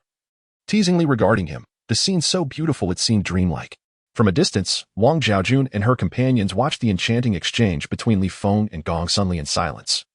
Reluctant to intrude, while Wan Ran and her companion exchanged disdainful glances, muttering, shameless rogue. Li Feng, seeking to shift his focus from Gongsun's piercing gaze, thought to pull up her attribute list. Occupation, warrior. Dancer. Title, illusory dance bellflower. Cultivation level, platinum 8 stars. Technique, solitary phoenix dance, level 5. Skills, rose petal dance. Frostleaf illusion dance, moonfall dance. Weapon, illusory embroidered cloud phoenix umbrella, a weapon capable of growth.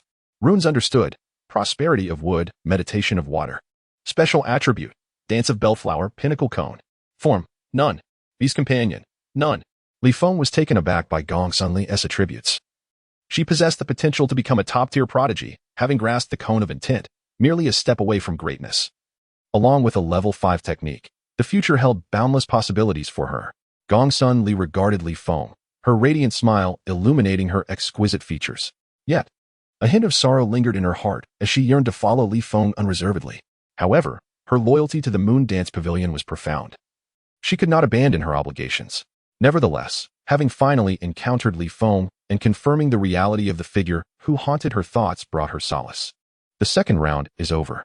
A resonant voice echoed throughout the battleground, enveloping Li Feng and the others in a mysterious force, whisking them away from the combat space. Gongsun Li, standing in the heart of Lingyun City South Central Square, cast her gaze around, hoping to catch a glimpse of Li Feng. Yet, amidst the vast sea of people, he was nowhere to be found. A look of disappointment crossed her face. She had barely exchanged a few words with Li Feng before they were separated once more. Beside her, Wang Zhaojun gently patted Gongsun Li's back, mistakenly assuming her sorrow stemmed from their defeat at the hands of the evil Marquis.